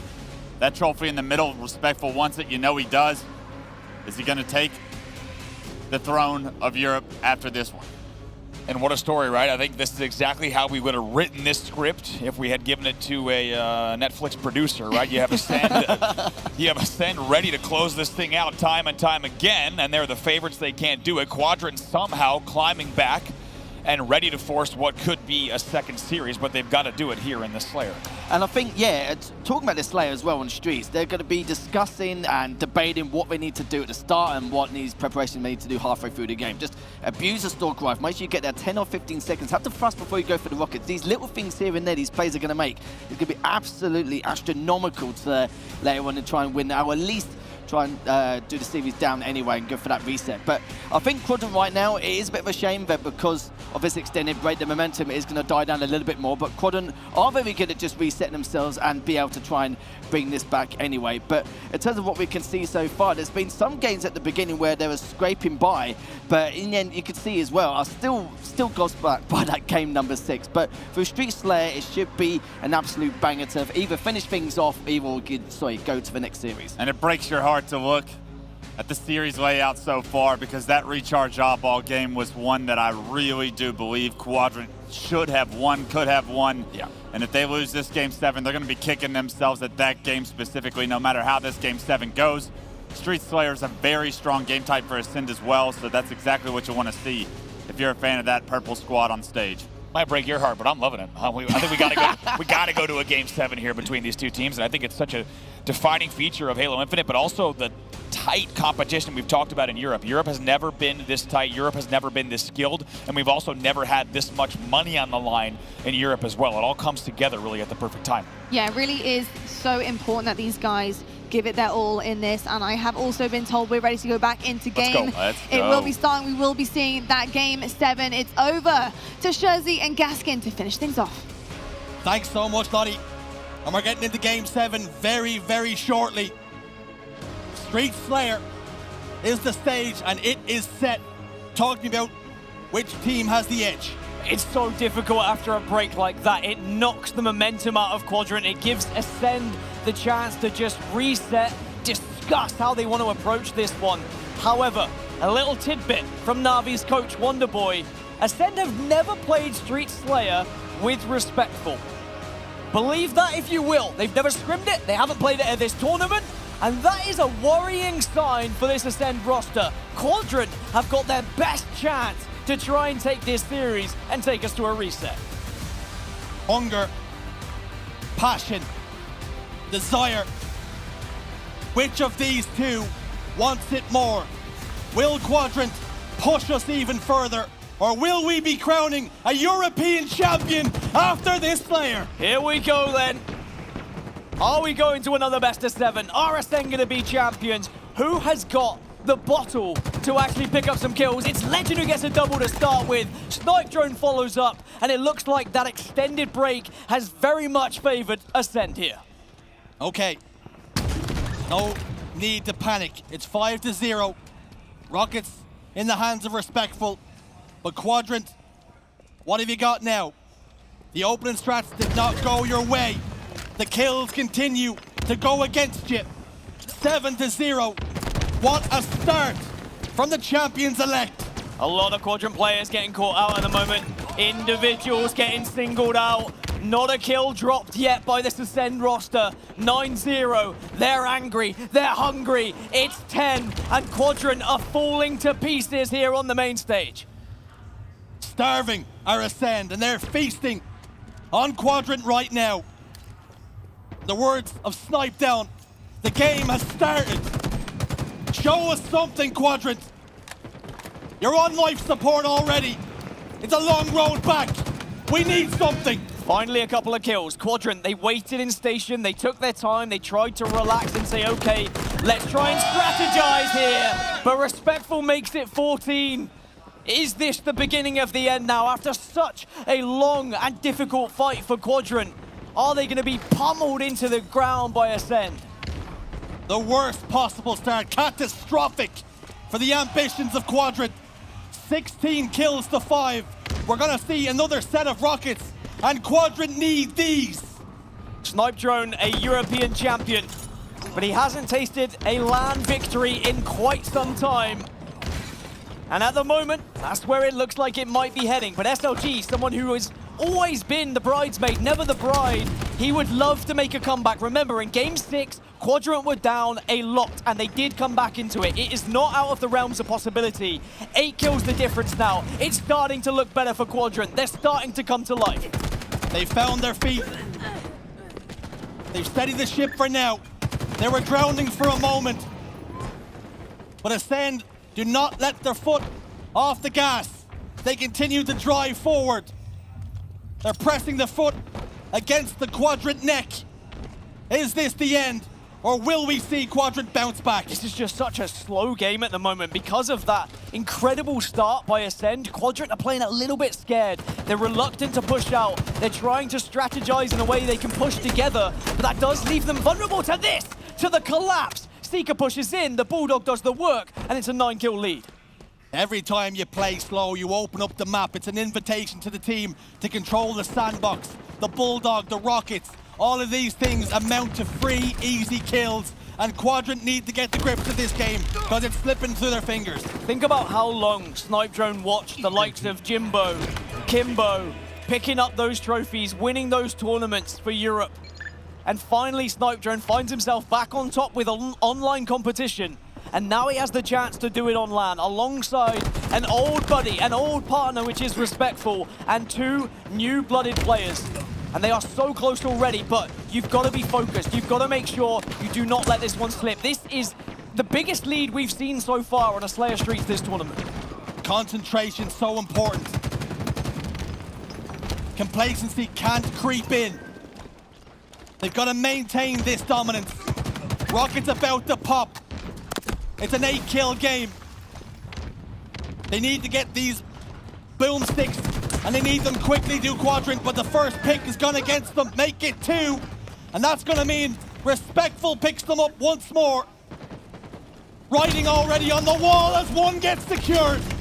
Fires 1 into tires, and it doesn't even need to connect. Quadrant need an all 4 dead on the side of Ascend if they are going to get back into this. But the speed of which Ascend are collapsing and pushing and frustrating Quadrant, it is almost impossible for them to strategize at this point. Legend is flying at them. Snipe Drone dealing damage from every angle. And whatever corner you turn, Ascend are waiting. Ascend are thriving. Ascend are ascending.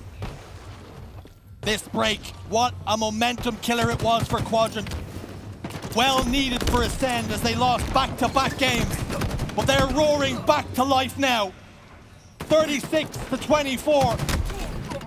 Quadrant are on the ropes, and Ascend are lining up that killer blow. 13 kills remain. Quadrant, what is left in the tank? They've had to put so much into these games. Strategy has been thrown out the window from what I've seen. They've not really been able to prioritize these areas, but a big set of 2 kills. If they can consistently be trading 3v1, there's still a chance they can get back into this game. 37-29, 8 kills separate them. 2 sets of 4 slays, and you are back in this game. Not the slays we focus on now. They have 13 more lives, 12 opportunities to keep themselves in this game. Sika backs away, reading the game perfectly. It is them who hold the advantage. Quadrant have to come to them. They need to make the mistakes. The Sentinel beam will not do the damage. 39 now to 31. Quadrant eking their way back in. Seeker was unhappy that they even dropped the game in this tournament, and he wants to make a statement. Hold this, Nurix! 40-33. Ascender 10 kills away, but Quadrant slowly but surely sneaking back into this game. A set of rockets could really change things. We're down to 5, and SLG's got them. 6 kills. Make them 5. SLG! No! Will that be the one? Will that be the swing and the miss? There remains a 5-kill game. Opportunity still there for Quadrant. Quadrant were down 11-0. They're trying to bring it back. They're doing what they can. Chick stays alive. It's 5 still. Quadrant have got to be patient, though. They can't afford to be throwing away unnecessary deaths. This next pick is going to be so important. If Quadrant can manage to secure it, do they fly? They need to pressure here. They can ill afford now to slow down. When you speak of pressure, remember what Respectful said on the desk. I don't feel pressure. My team doesn't feel pressure. Prove it right now. 5-kill advantage, 6 kills to go. You've got the experience. You've won the championships. Bring your team that victory. He connects with 1 and he's pushing in. Bulldog, 3 left in the chamber. That's the end of Respectful's run, but he's done enough. And Ascend only require 3 more now as Quadrant dropping like flies. Respectful's experience gains the entry, provides the position for Snipe Drone to pick up another. 3 away, as you say. Quadrant need 10. This is not an easy feat, but still doable at the moment, but 48, they're so close. 6 kills the difference. Make it 5 once more, but Shad's in a world of hurt. And Legend soars out front base. That grenade will not connect. 4 the difference. But Ascend need 2. Shad's still alive. He gets his shields back. This is still doable. Ascend have to be careful. They've thrown away 1 game already this series. They're backing off. They're looking a little bit scared. Rockets are up. These next set of rockets are huge, but Shad's gone down, and Chick could be there to join them. The trade comes, but Ascend win game 7, and they secure the championship. Months of domination online. Questions were asked, can they do it on LAN? They were pushed to the very brink, but they get the job done. A fantastic effort from Quadrant, but it's the same old story. Ascend, dominate Europe. And you can see how much it means to them, elation. And on the other side, it'll be dejection. SLG once more has to settle for 2nd place, but Respectful and co, they're back on top. Shad and Legend, they get that first ever LAN victory. It's 2nd place again for Quadrant. They're left asking questions of what would happen if we had won that oddball game that was so close. But it's a game 7, it's a game 5, it's what Ascend do best. They clutch up when they need to. And they get their heavy share of $100,000 as well. $36,000 to split between them. And that is definitely worth all of their efforts this weekend. Game 7, they shot out the blocks. 10 kills unanswered. And that was the difference. Quadrant on the back foot, desperately trying to claw their way back into the game. But it was a feat that was too far. And what a moment this is going to be for some of these young men. That trophy on the stage that they'll get to lift. And Respectful's done it before, but there's 2 boys who haven't. And Ascend, they've risen to the top. From cartel, from rags to riches, Ascend are your European HCS Valencia champions.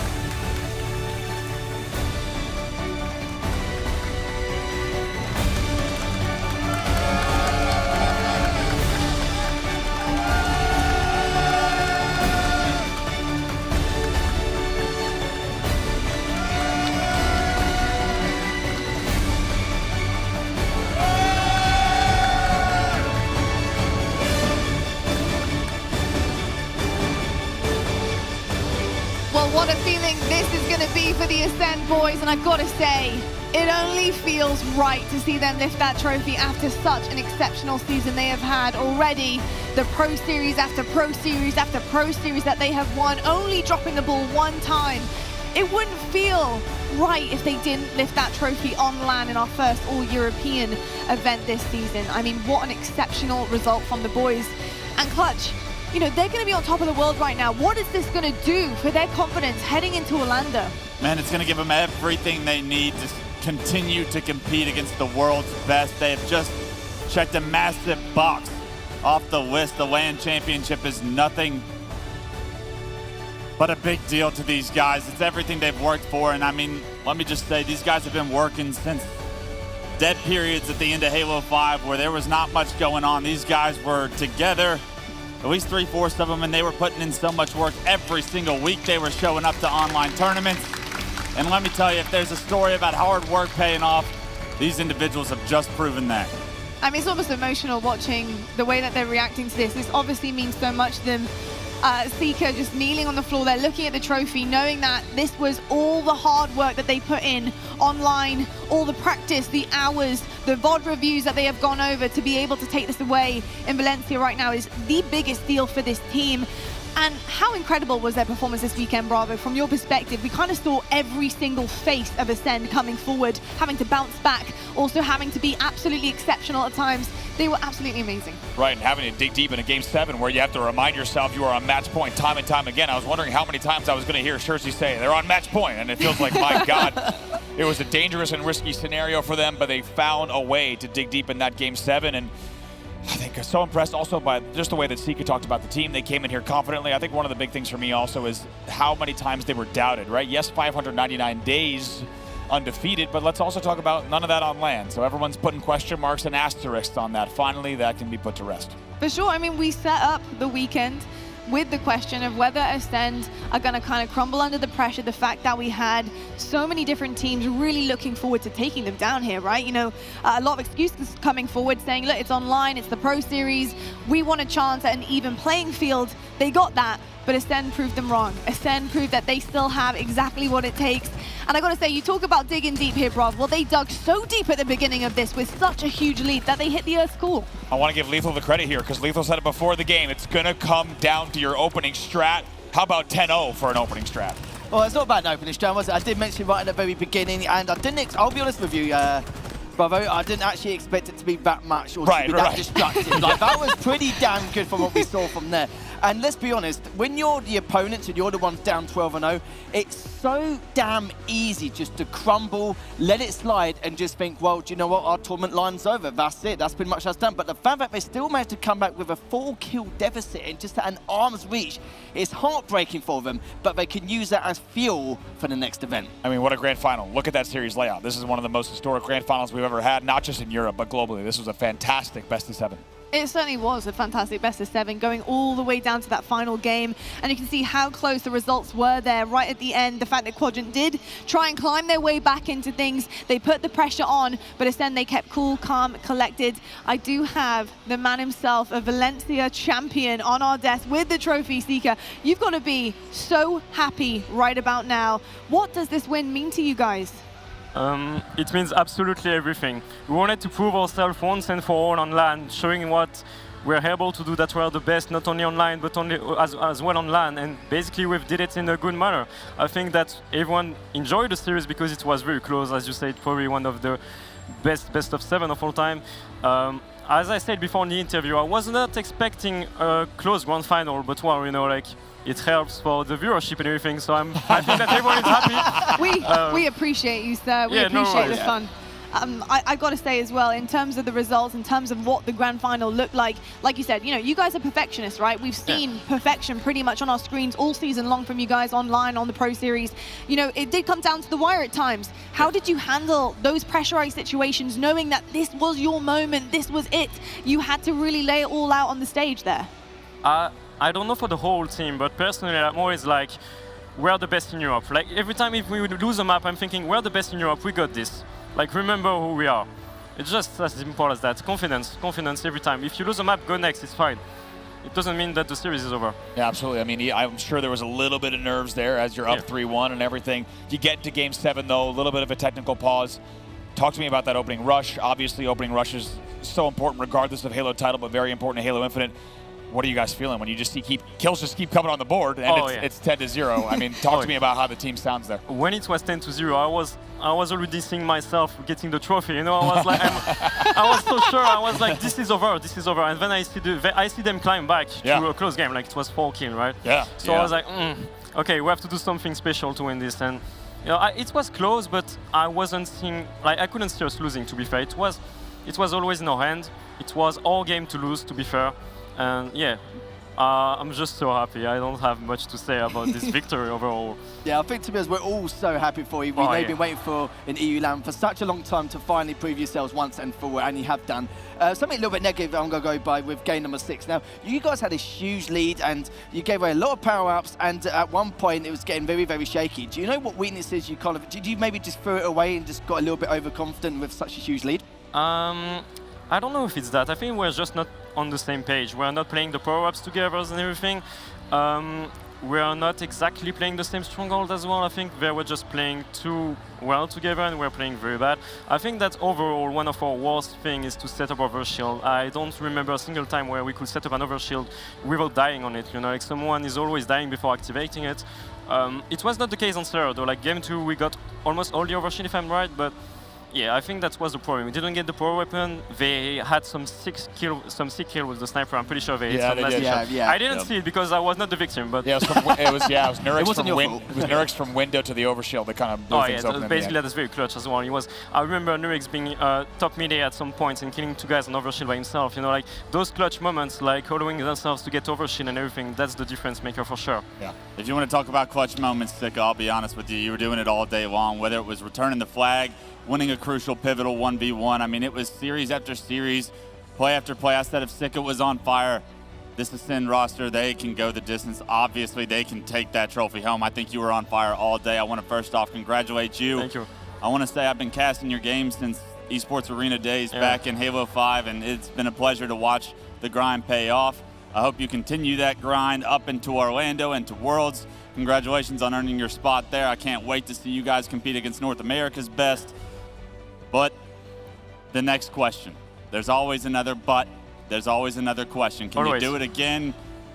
My question, what's it gonna take? What's it gonna take to break into the top 4 of the North American seeds? I'm not worried about top 6, I think you guys can do that, but that top 4, it's something special over there. Do you think you're there yet? Or what are you gonna have to do in order to get there? Well, first I want to make it clear, like top 6 is already a great achievement. Like considering, I think that Halo has never been that stacked in terms of level. I think like the competition has never been that close and everything.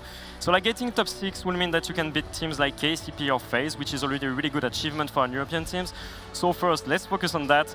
Then for the top 4, I believe that we would have to play out of our mind. We still have a lot of time to practice on our setups and everything, because we're trying to get very methodical right now. We're not really chaotic, so I feel like our playstyle can suit us a bit more in NA, more than before actually.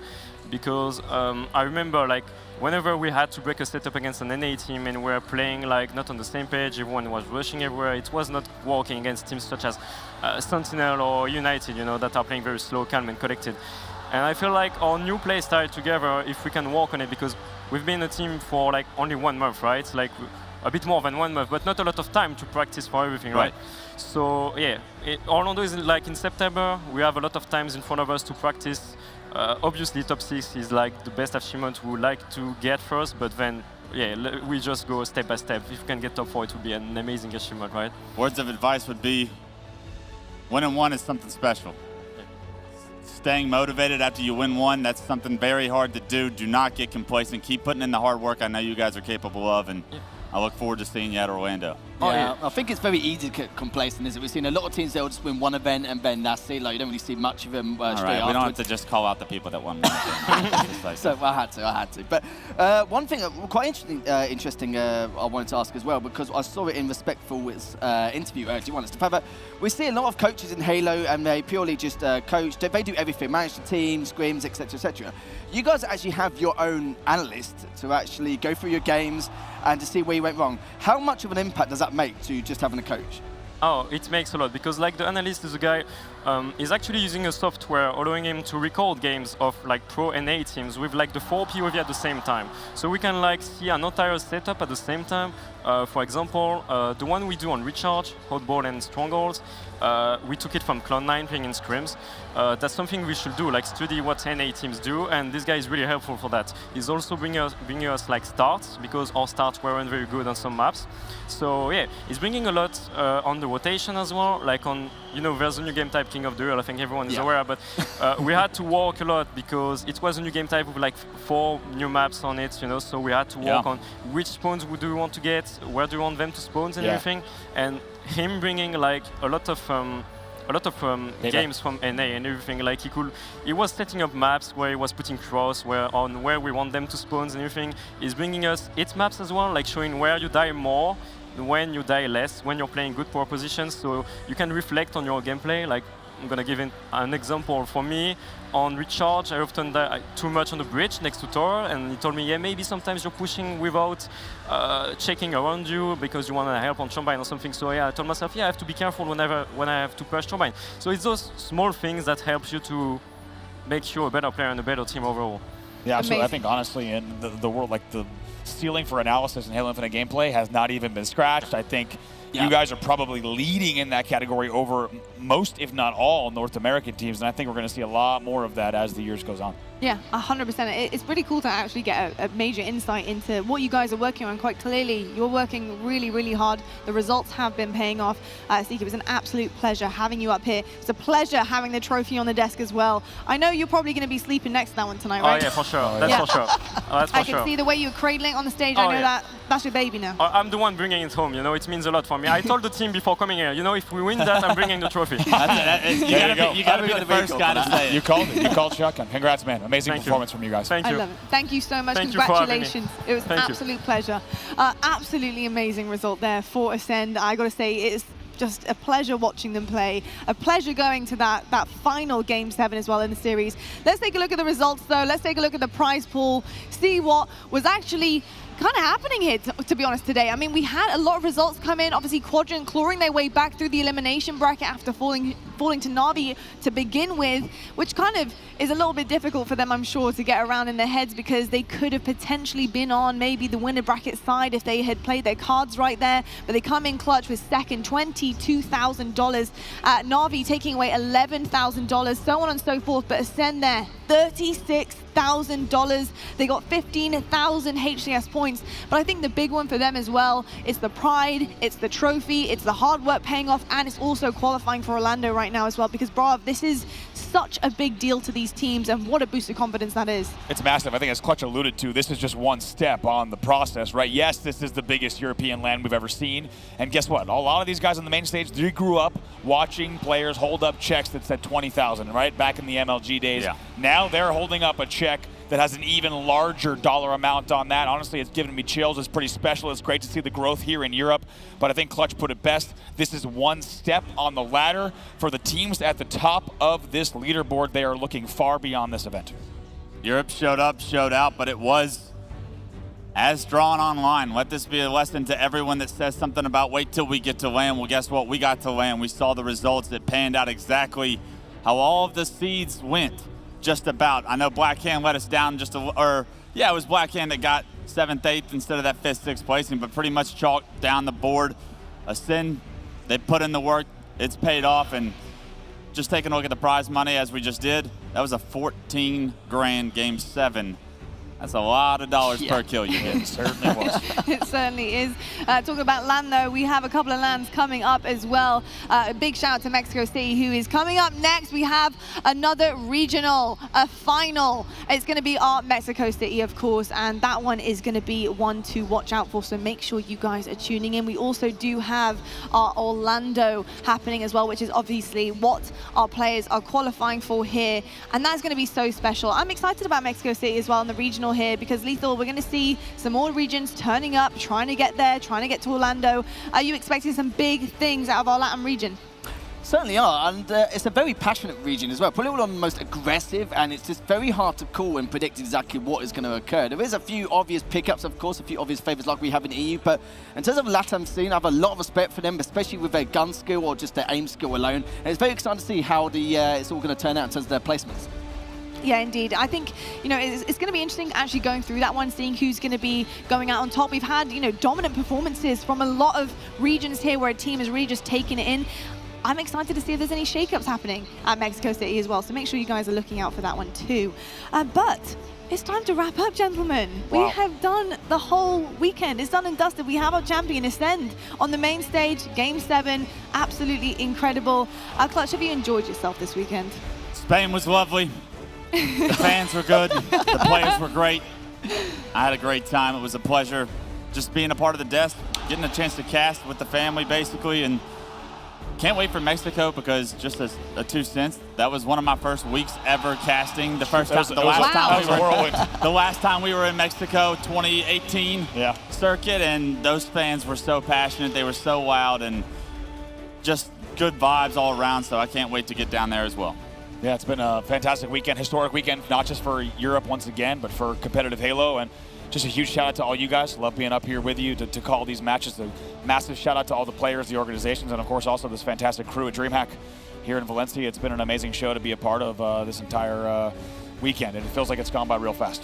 Yeah, it's been a few years. I'm just really happy to see the entire EU Halo community because it's been a very long time. It's nice to see the teams and well and how they perform, don't get me wrong, but it's the community which is the main factor. It's what brings us here, and it's nice to see them all again. Indeed, they are thriving. And I tell you what, thank you so much everyone at home for tuning in all weekend. It has been absolutely phenomenal. Ascend are your EU Regional Final champions. They have done it. I'll tell you what, that hard work, it does pay off. I've said it about 100 times now, but I assure you it does. And Ascend, they are the rightful winners of the entire weekend. We will see you guys next time, so make sure you're tuning in for more Halo Championship Series. And I'll tell you what, I'm going to go to bed. I'm going to catch a flight before I leave. But I hope you guys have enjoyed the weekend, and we will catch you on the next broadcast. So good night. See you all soon.